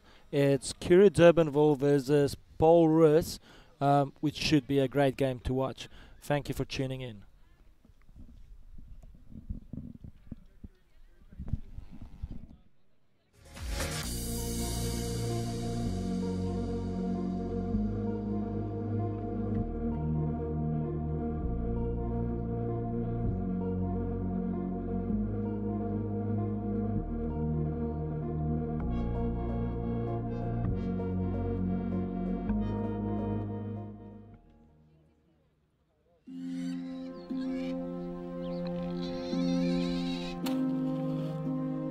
This is where it all started for me, in Hammersdale, a village just outside Durban. Grew up in a very traditional family. A few times in a while we have to go, and do up the garden in the morning.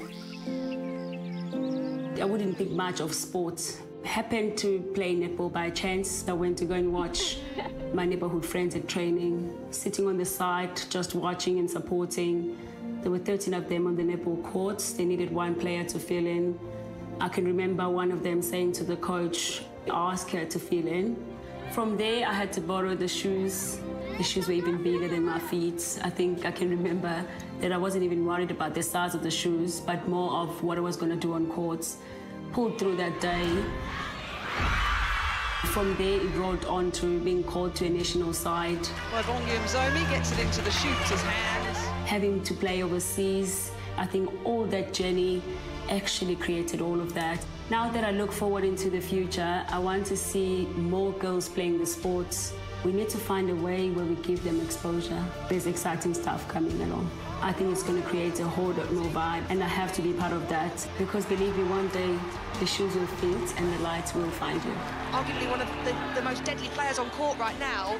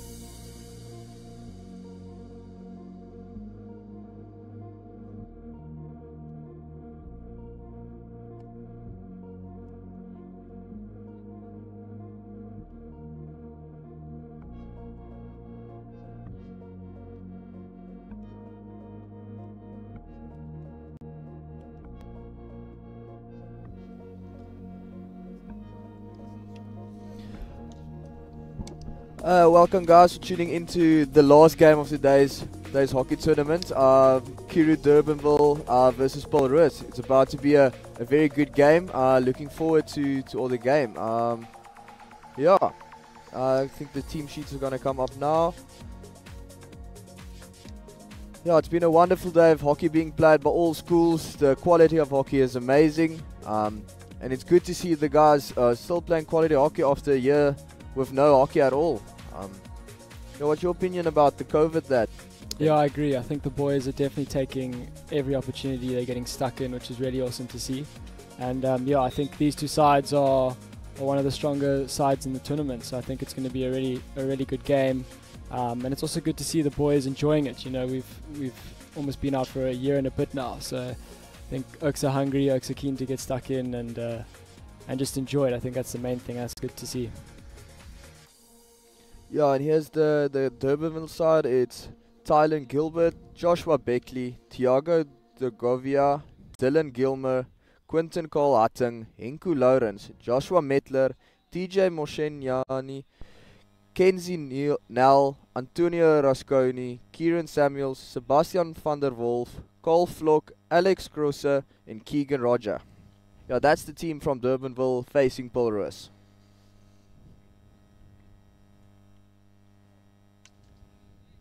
Then the Paul Roos under 16 A side is Aiden de Wet, Zach Crossley, Rudolf Bart, Daniel Greef, Hanu Basson, Eckhart de Kock, Jacques Cilliers, Marco Sabati, Matt Lawton, JP Duplessis, Ethan Vlismas, Michael Giles, Daniel Ferry, and Luke Oliver.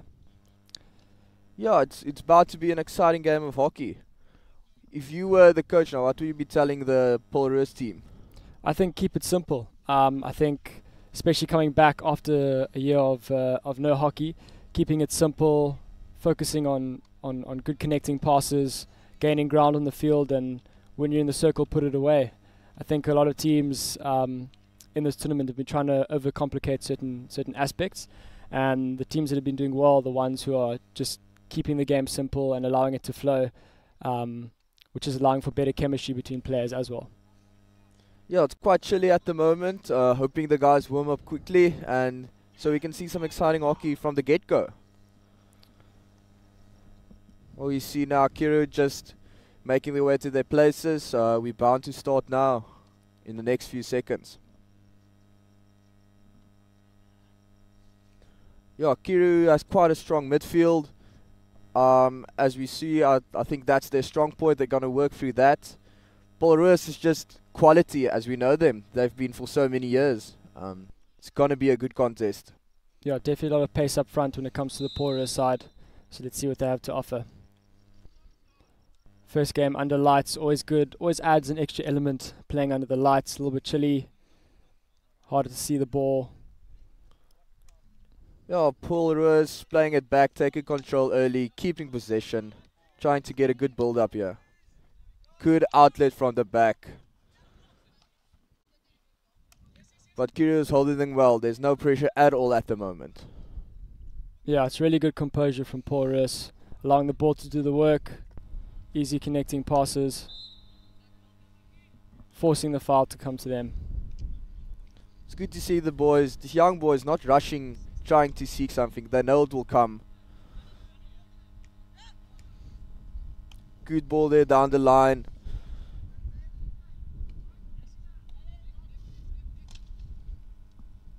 And Paul Roos in a very good position just outside the circle.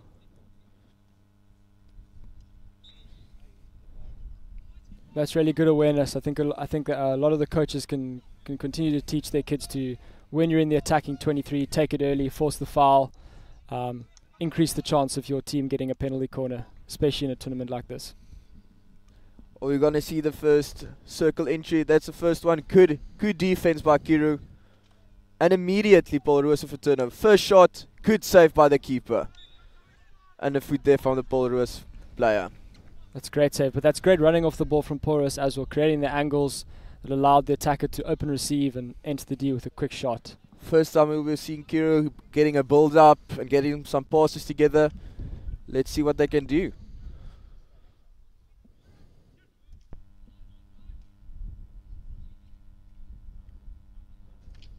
quite quick press there. Cool, calm and collected by Curro. Big ball and intercepted by Paul Roos. Strong turnout. It's nice to see the lads not forcing the direct ball all the time and turning out and looking and playing patient hockey. That's really well managed by Paul Roos in the early stages, just protecting the middle of the field, forcing Curro to go wide, creating that frustration and being able to turn the ball over in the right areas, which is very good to see. I think Curro shouldn't get too fussed because they're not getting any ball, and that might upset some teams, their rhythm and so on. It's still early days. They're still very much in it. No, this is a very positive start from Paul Roos, really on the front foot. Curro haven't even been in their half yet. Quite a few scrappy turnovers there, and they're playing it wide. I love the width that Paul Roos is creating. It's really setting up the way they play, and if you've seen it a few games they've played today. Definitely looking to create that back three formation, allowing the centre back to go into the midfield, just giving them that extra option and freedom to play through the middle. That's a lovely 1-2 play, but well defended by the Curro centre back. And that's the first short corner of the game. Let's see if Paul Roos can capitalise there. I think an early short corner goal can really set the tone for the rest of the match to come. 100%, just allows the team attacking time to reset, ease back into the game, gain a little bit more control. It looks like it's going to be just a traditional straight poke. I guess not, looks like a drag. Yeah, at the moment just looks like the one castle set up there at top D. Good push, great stop, gets the flick, great save by the keeper. The attack's not over yet. Good ball across the face, just no one at the right spots to capitalise on that. That's really well managed by Curro. Good save from the keeper, forcing the danger wide. Oh, good flick on target, get the keeper working for that rebound. That's always good, and seeing the guys ready for the rebound and not slacking off after the flick. Penalty corner second phase always becomes a huge part of the game. Great outlet there by Curro. Really great ball movement there by Curro. And good defense, one-on-one. I think that's where most players have been struggling, is that one-on-one defense. And it's good to see tackles being made. At the moment, Paul Roos under a bit of pressure. Recovers well. It's a great outcome. Great advantage by the umpire. Really well managed by Paul Roos, centre back there. Nice and composed, calm, everything you want. What's your opinion have been of the umpires this tournament so far?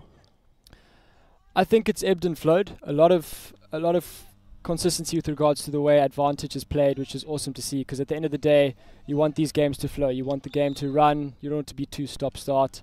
But all in all, definitely a good standard of umpiring, and it's also good to see the interesting fact that everyone and all the boys are educated about the rules, so they can play the game at a high tempo, allowing the referees also a little bit more of an easier job, as we know that can be quite tricky at times. Yeah, I agree 100%. And it's also nice to see the boys not complaining the whole time. Like you said, they understand the rules, they know they made a mistake, and they just go on with it. They just want to play hockey. That's awesome. And it's a good ball through by Curro, just a bit overcooked. But that's definitely a player to watch. Definitely. Centrelink got a lot of vision, got a lot of 3D skills and aerial attributes to use. It's a good turnover here for Curro. Well managed. Good skill to eliminate. Good hands. Great save there. What a save. But from Curro, that was good attacking play. Good position the player was running with the ball. Nice in front of him, getting his eyes up. That's always something you want to see from the lads playing. Good intensity now from Curro, really forcing those circle entries. And a great outcome here for Curro, winning the short corner, adding that little bit of extra pressure to Paul Roos. As I've seen in the warm-ups, there's quite a few flickers in this Curro side, so let's hope for a good outcome. Just looking at great save by the Great goalkeeper. save there by the keeper. Good reflexes there with the stick. Yeah, 7 minutes in, and it's really been a good game of hockey so far. Definitely Paul Roos starting on the front foot, but Curro just starting to grow into the game, starting to get a hold, especially in the midfield there. Now they've got a penalty corner.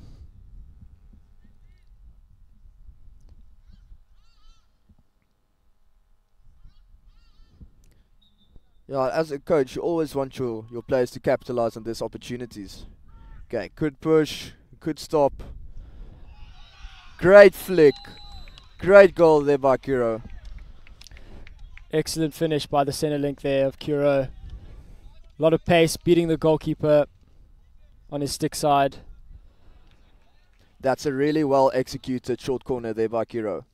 Let's have a look at it. Good push, good stop. Really great body position, nice and low to generate that power and creating a slingshot shot action to release the ball. Excellent goal. And just look at another angle. Just too fast for the keeper. Great pace on that flick. And it's Curro playing it around again. They're playing with so much confidence now. It's very nice to see. Really being able to outlet down that left-hand side. Attacking the strong side of the Paarl Roos team, but really allowing themselves to get out there very easily. Here's Paarl Roos with an outlet now, looking to go forward. Good ball speed, good composure. It's a great open receive. Great receive. Great attacking run. Well managed by Curro defense, getting the correct outcome for the team. Yeah, and now the whole team can reset, get their setup correct, and build up from there. Great over it into space.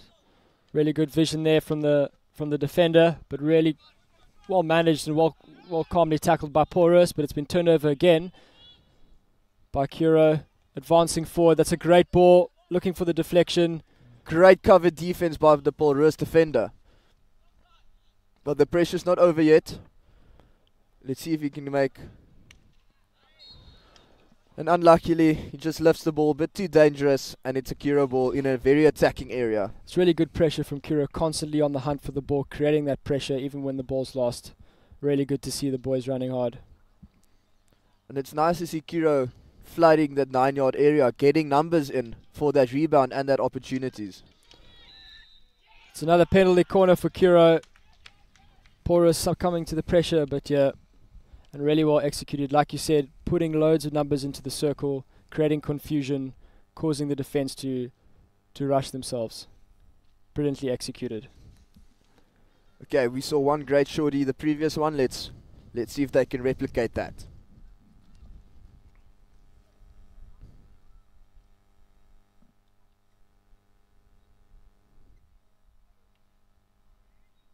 As a coach, do you coach your boys just the traditional short corners, or do you go for like the more flashy, new, tricky things that you can do?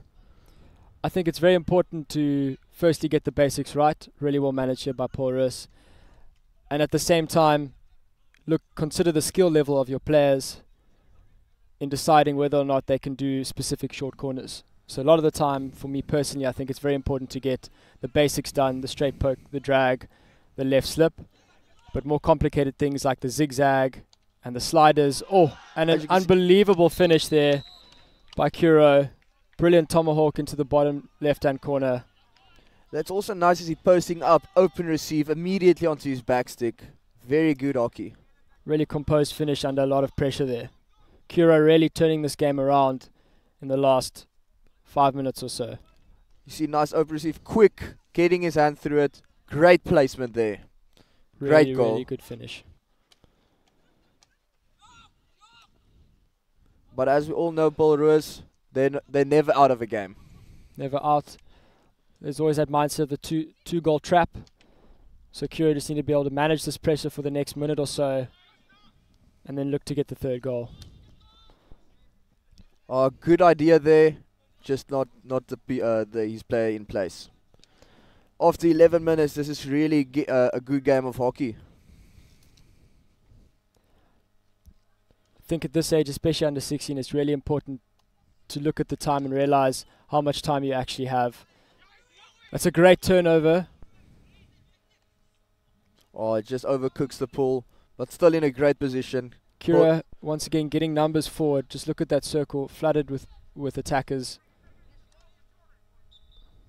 Really keeping Paul Roos pinned down in their own 23 here. Good ball through. Getting out of the danger area. But immediately Curro back on the attack. Linking passes. That's some great skill to eliminate the player there. And it's gone in again for Curro. Prime example there of driving towards the baseline and then playing it across the face of goal for the deflection. Really well executed there by Curro. Yeah, they're playing some excellent hockey this last 7-8 minutes since they've been warmed up. It's been a nice thing to see. Paul Roos now really need to have a bit more ball retention just to keep the ball, calm things down, and then look to go forward. Let's have a look here. Great hands, composure, driving, great position, eyes up. Excellent carrying position. Oh, very unlucky there. Deflection from the Paul Roos defender, but it's a goal, unfortunately. Very unlucky.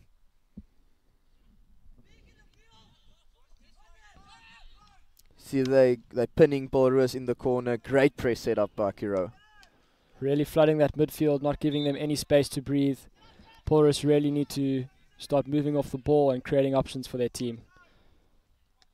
Yeah, like you said before, it's 13 minutes past, so 27 minutes of hockey left to be played. Still a long time. Paul Roos can easily get some goals back. Just all about being composed now, being able to manage the situation you're in, and then look to go forward. That is an incredible overhead there into the space, and it rolls out for a 16. But that's really good to see from those players, really looking to attack the space rather than pass the ball straight to the player, which is great to see. As a coach, what would you tell your boys now, being 3-0 down so early? Well, I think first of all, damage limitations. So look to try keep the ball as much as possible, just to calm things down, and prevent any oncoming attacks from Curro. And once we've had enough ball retention, or as we can see here again, the pressure just getting too much for Paul Roos. And once you've been able to overcome that pressure, start to look to create goal scoring opportunities. So slowly build from the bottom again.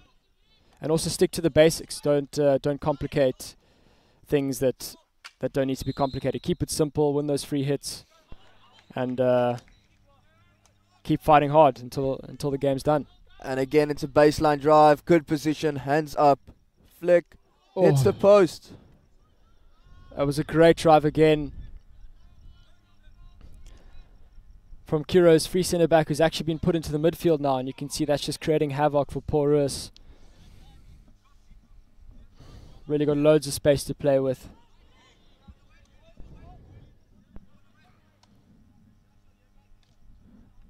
And they're quite far back. Much better press from Paul Roos there, winning the ball. See if Paul Roos can capitalize. Then a good spot. It's much better from Paul Roos. They've got to realize that chances will come. And when they do, they've got to be able to capitalize and bring the energy. Once again, taking the free hit quickly, trying to force the 5-yard foul. Yeah, there's just not enough movement inside the circle for Paul Roos. They don't have any numbers. Everyone's outside, wide. I just think they should get some numbers inside. Definitely. Paul Roos need to identify that issue. It's much better composure here, though, bringing it in, bringing it out. Good connecting passes. Oh, but it's... Oh, and they're working the counter-attack now. Loose pass 3v2. there. Great through ball. Oh, trying to first time it. Could have just taken a touch, maybe pulled the keeper. But that's a lucky one for Paul Roos. Yeah, they really need to be accurate with their passes, passing to the strong side. Can't afford any double turnovers in the midfield.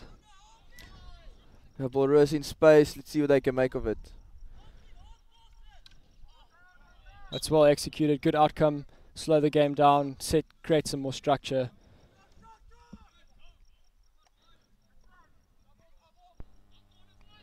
Good overhead into space. Just unfortunately couldn't trap the aerial ball. And now it's a long corner for Curro. Paul is definitely having to react a bit quicker here with the attacking hits of Curro in the 23-yard area. That is great skill to get through, beating 3 players there. It's still going. But well managed there by the Paarl centre back. Really important in those situations just to channel and jab to keep the attacker's eyes down, not to fly in and give away penalty corner. Just under 3 minutes left.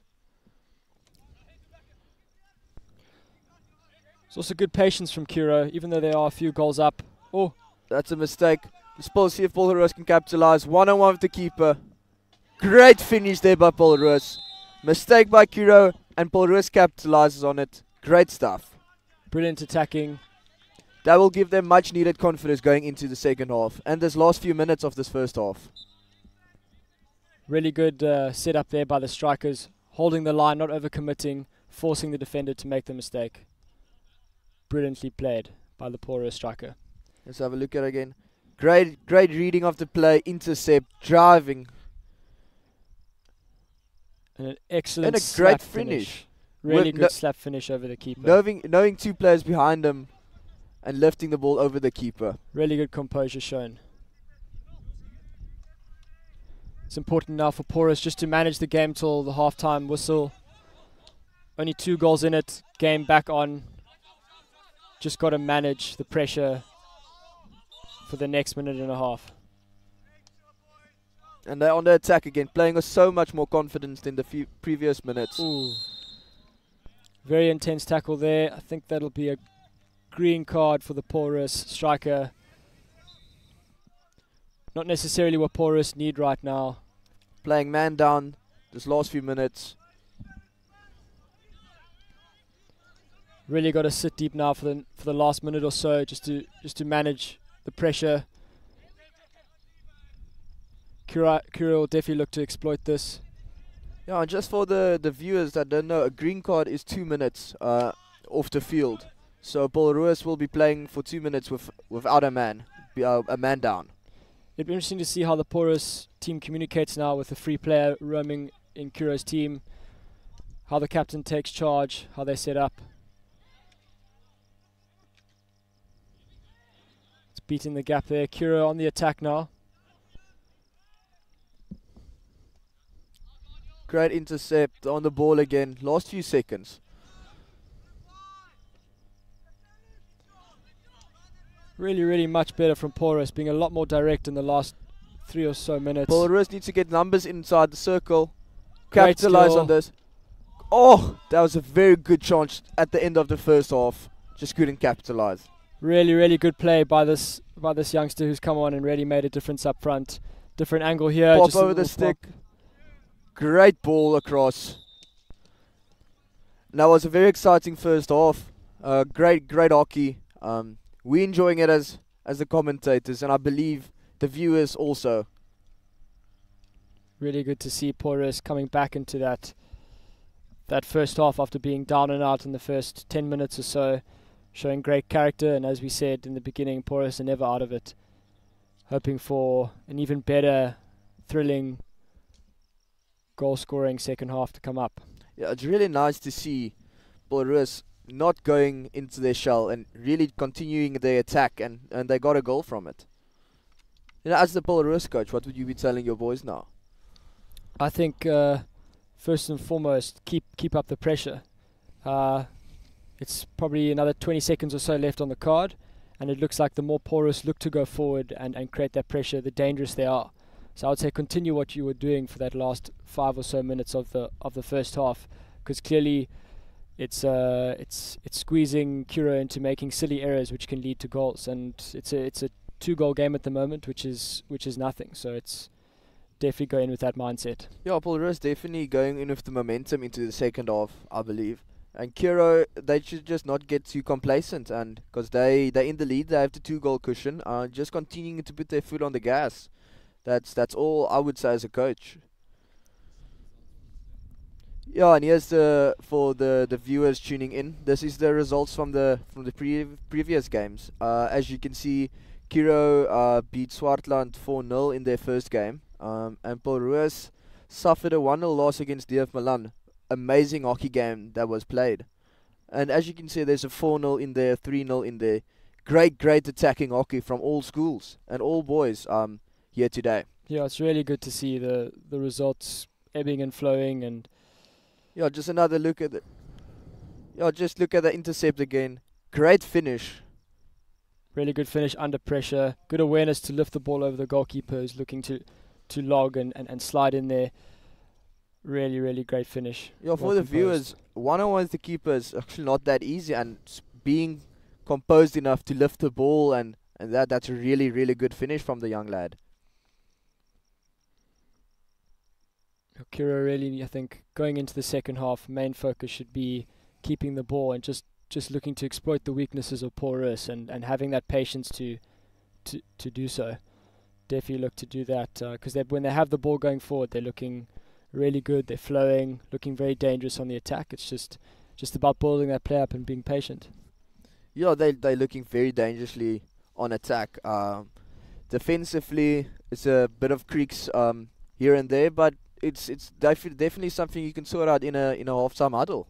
It's nothing too big, and I believe they will come back with great reassurance and just continue playing good hockey.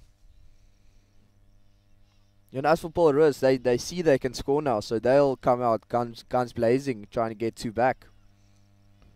Yeah, every half is different, and it's only 20 minutes, which sounds like a lot of time, but it actually goes by incredibly quickly. So the boys will feel rushed, and I think that's going to play into the hands of Paul Roos just with having that counter-attack play, forcing Curro just to suffer a bit under the pressure there in the beginning of the second half. That should be the focus. Yeah, and seeing the umpires now, this game has been really free-flowing, hasn't been stop-start. It's a job well done from the umpires. Definitely, really good to see the umpires communicating with each other as one, and that's really key in allowing the game to flow and not get out of control, which is awesome.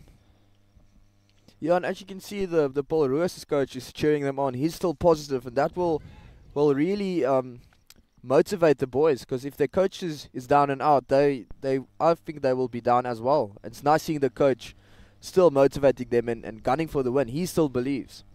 It's going to be interesting to see how each team starts this half now after we've given our thoughts. Always interesting to see what tactics and formations coaches tend to use in different scenarios. Yeah, it's Curro gonna start the second half.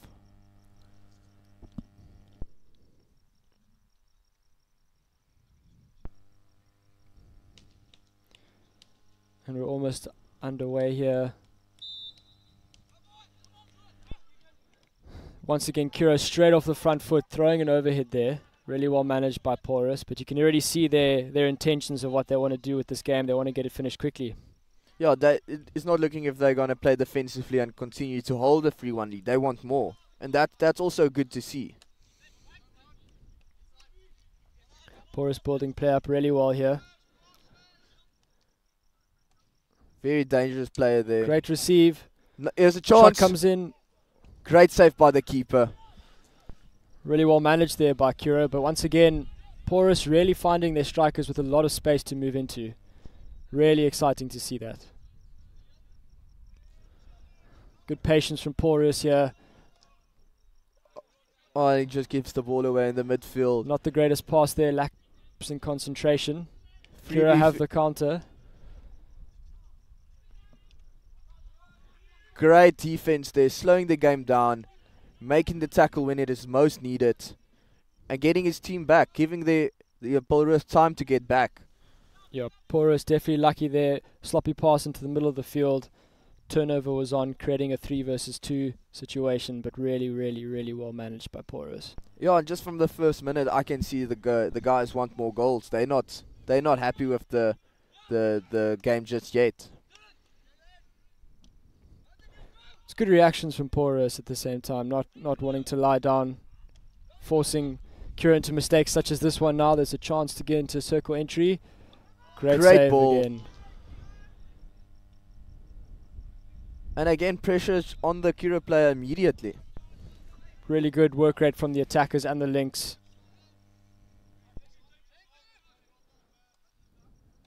Curro looking for an outlet here. Unlucky there. Few mistakes just creeping in here from both teams.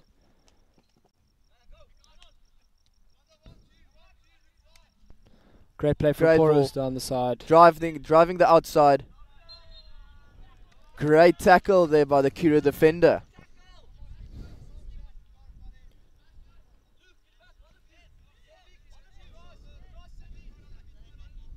Just taking his time. Paul Roos getting the chance to set up.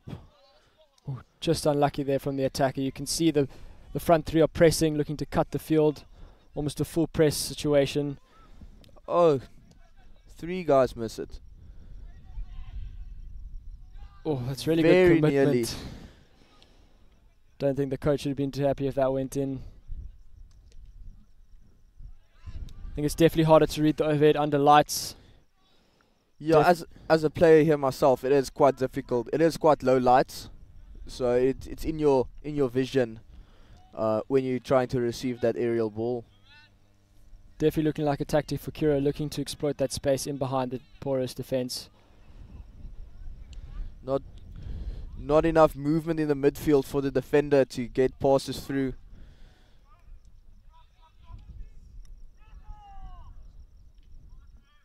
It's actually really well done from Paul Roos, being composed on the ball.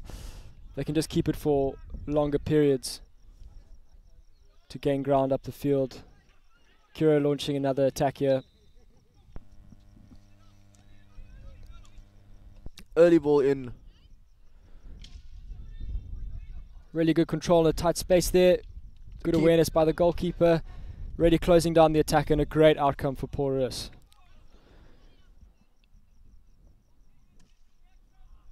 It's a great lead by the Paul Roos striker. Yeah, it's nice to see the guy starting high, creating the space in the midfield and leading into that space. It's very well coached. Curro front three really getting a lot tighter to the back four of Paul Roos, putting that centre back under a lot of pressure. Midfield will definitely have to become involved to allow for the outlet. Really good step here by Curro. Wonderful elimination skill, just too high. Yeah, great defense here by Paul Roos. They're a bit in their shell at the moment. Curro putting on the pressure. Once again, turned over in the midfield. Really good hands there. And it's a long corner for Curro. Still attacking.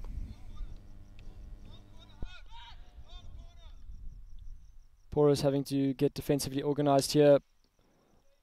Lots of numbers in the D again for Curro. Short corner awarded to Curro. Really good utilisation of the 5-yard rule there by Curro, forcing the foul early and allowing for the umpire to upgrade to a penalty corner. Quite a few hacks coming in there from the Paul Roos defenders as well.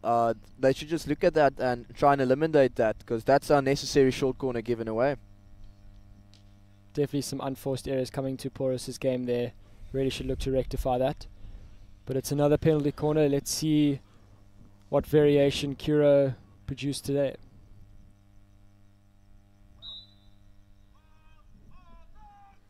Oh, they go short side, slap, post. Could save there off the line by the keeper, but unfortunately just knocks it onto his player, and it's another short corner awarded to Curro. Really nice little variation there from Curro, going for the short inject out and slap far post. Very underrated that, the slap far post. Yeah, it catches a lot of teams off guard because they're not expecting that. Good push. Slap again. Oh, hits the post. And just rebound, flicks it in. Good goal there by Curro Durbanville. Really good awareness there from the injector, not standing where they injected the ball, but actually coming inside the circle to be involved in the game. Really, really good composed finish there. Yeah, short corners really are a strength of this Curro Durbanville side. Here's as you can another see. angle. Off the post, but then great first touch to control it, and then nice, powerful flick into the top corner. Beautifully executed. it really is one of their strengths, and they should just work towards that. Yeah, a lot of unforced errors now coming into Paul Roos's game. Curro putting him under lots of pressure. Once again, overhead being utilised a lot more frequently in the second half compared to the first half. But Paul Roos with a great through ball there. Catching the defender a bit flat-footed.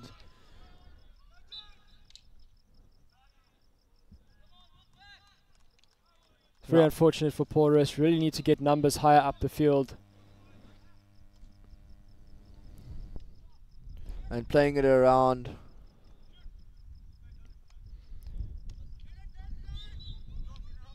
Quick play from Paul Roos, trying to get in front of the defenders from Curro, but just realizing it's not on and playing it around.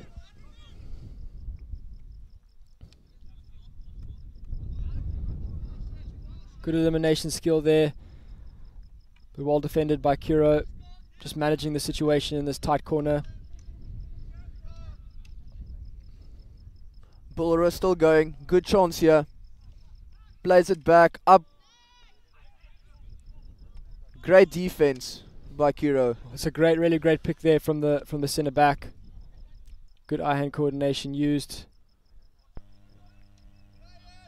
Much better now from Paul Roos, playing with urgency. Great ball. Really looking to penetrate the circle.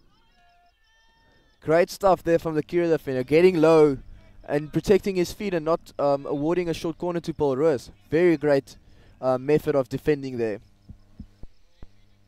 Much better reaction to the goal being scored by Paul Roos. Spending more time now in the opposition's 23.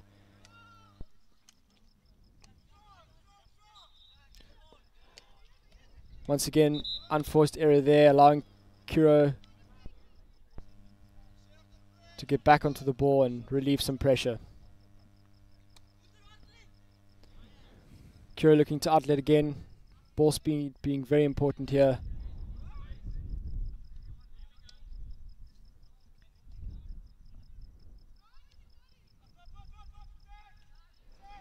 Good ball there into the midfield. Really good link-up play here in the midfield between the right link and the centre link. Good hands being shown there.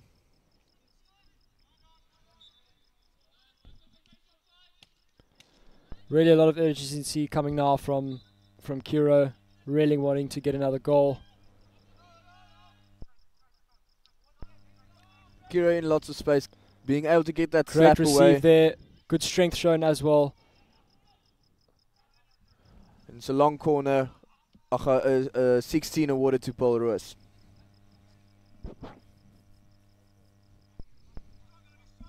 Paul Roos here also starting to look very direct. Overhead thrown into the midfield, really great pickup. Deflected out wide, and it's Paul Roos's ball, so they're really starting to gain a lot more ground more frequently now.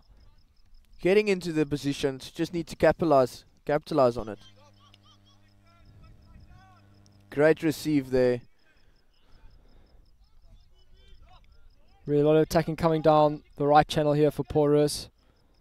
Backing himself, taking on the defender, trying to drive the baseline. And doing a good job of it. Really well worked there for a circle entry, but Curro always there, centre back to help up with the pressure, control things, calm the game down and win the free hit.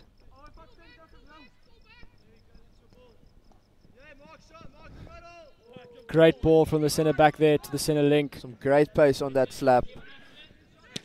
Plays in acres of space. Has all the time in the world to make the right decision. Game becoming a little bit more stretched now. Midfield opening up. Players becoming a little bit more tired.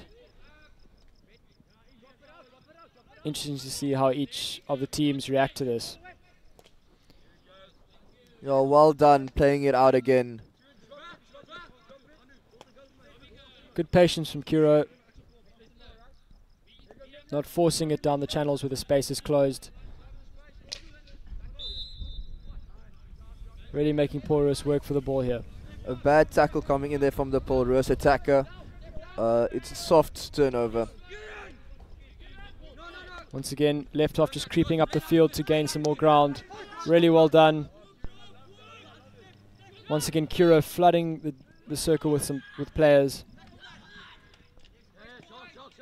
I really believe that's been one of the key differences. Curro has been getting the numbers inside the circle, and Paul Roos have just they have not. It's only the first guy attacking the whole defense, and that's really made a difference in this game.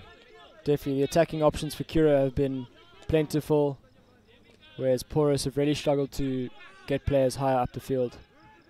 Really good patience again shown here by Curro, starting to push the outside halves even higher. Really good rotations here. It's a very good ball, just couldn't receive it. Paul Roos sticking it out here, managing the situation well. On the attack again, looking to create some chances.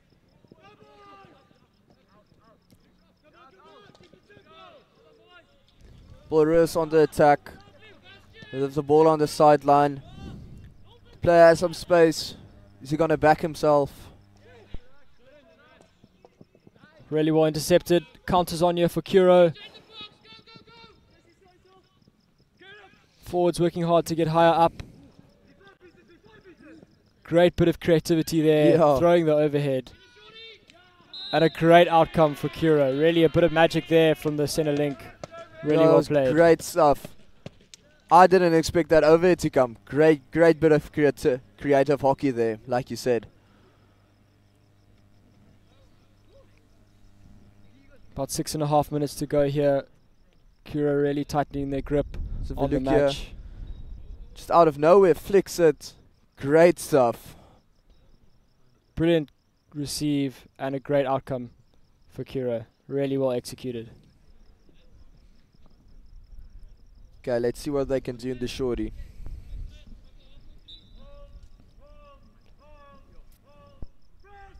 Good push, great pace, flick. Great flick there by the Curro Durbanville player. He seriously has some pace on that flick. Really well executed there. Body position was perfect.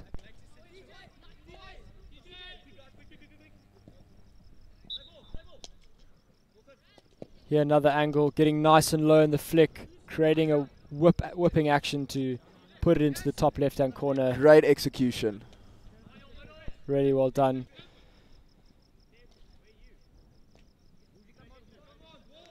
Curro starting to turn the ball over a lot more frequently now. Players starting to get more tired as well.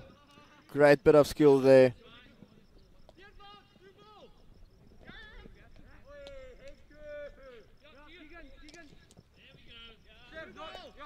Playing it out. Smart decision. The Paul Roos attacker pressing high. Trying to get that intercept again like the first goal he scored. Really great receive and elimination skill shown there. Once again, overhead being utilized to attack the space.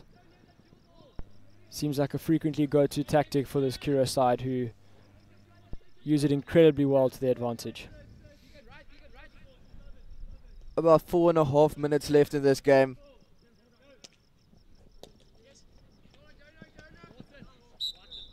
Well controlled there by Paul Roos, looking to go forward now, trying to be more direct. It's a great tackle there by the center link. Trying to force that direct ball. Great tackle. Great pop pass. And the finish was there. Just needed to make connection with the ball. Really well played again though. And feeding the ball through to the strikers by Curro. And again, I believe that's the second time that player has tried to first time a shot at goal, and it is not working for him. Great bit of tackling there. Great execution of how low he went and his reach. Great example for other kids watching. Great vision on the pass as well to execute that and split the gap between two players. Paul Roos trying to launch an attack, but once again the midfield of Curro proving to be too strong. Looking to create that counter again. Lovely 1-2 play, linking in the midfield. Shot comes in. Unfortunately, it's just a back stick there. But the chances are being created. It looks like another card being shown here, this time for the captain. For Paul Roos. For Paul Roos. Being given a green card. Remember, that's 2 minutes off now. making things even more harder for Paul Roos by being a man down. Let's see how they manage this. Really good lead there by the attacker, aiming to get in that T-point zone. Great defense there by the Curro defender. Once again, Curro's defense really being well organized tonight and well managed against the attacks of Paul Roos. That's a really great example. If you can't tackle him, just follow him and close his angle. Very good piece of defending there. Great example for other kids watching. Really good tackle again. Once again, Curro turning that ball over in the heart of the midfield. Straight away looking to go forward. Unluckily, could just not receive that ball.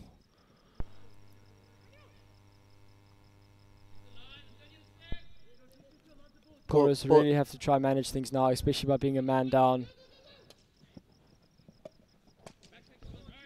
Another turnover here for Curro. Great ball into the circle. And a brilliant outcome again. Curro upgrading to get a penalty corner.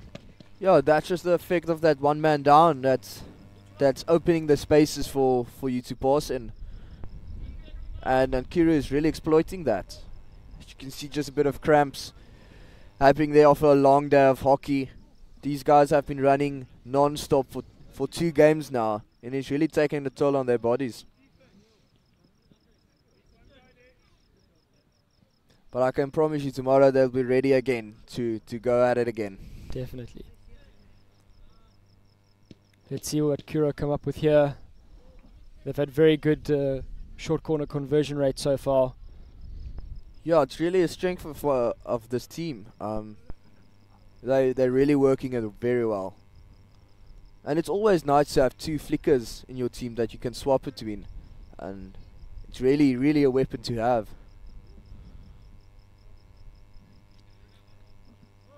About 1 minute left.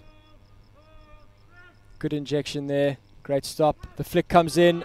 Absolutely stunning. Brilliant flick there into the top right-hand corner. Amazing stuff. Really well-rounded short corner there by Curro. Yeah, and I believe it all starts with the injection. That was good pace on that injection. Gives a lot of time to the flicker. And as you can see, he buries it all the time. Another angle here. Brilliant stop. Stop dead. And flicking, especially to the right-hand side, is never easy as you're having to open up your body position and generate enough power. Beautiful flick into the top really corner. good flick. Really good talent shown with that individual piece of brilliance. Oh, about 15 seconds left in this game.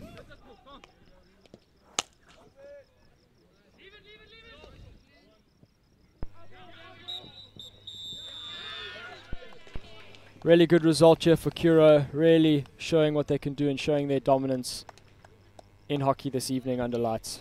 It's a really good team, this Curro Durbanville team, and it's really one to watch for the rest of the tournament, this next 2 days. I think as the tournament goes, they'll get better and better. So definitely some exciting hockey to come from these youngsters. Yeah, and as for Paul Roos, I wouldn't take this result to head. They've played some amazing hockey throughout this game. It's just Curro has been the better team. But I think a very good game to end off what's been an awesome day of hockey in the Paarl Gim tournament. Really exciting to see all the talent on display. And I think tomorrow is going to be even better. Boys are going to be hungrier to get out there again. Once again, just the results from today. A lot of 4-0s and 3-0s. Not many draws, which shows the attacking hockey that's been on display. Yeah, which is really nice a lot to of see. goals have been scored today, and that's very nice to see. Yeah, Curro ending the day off with a 6-1. A good large game, I would say, for the day. It shows how the hockey has been today. It's a good way to end it. Really good high level of hockey being shown, considering we've been out for a year and a bit. And I think as the tournament goes on, boys and teams will only get stronger, get better, and also grow and learn from this, which is an awesome experience for any youngster at this age. Yeah, definitely.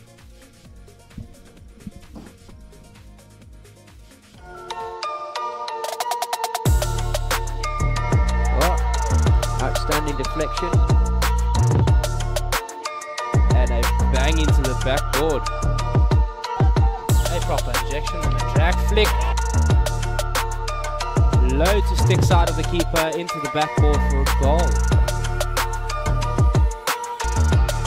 And it's a flick. And what a flick that was into the top right corner of the box.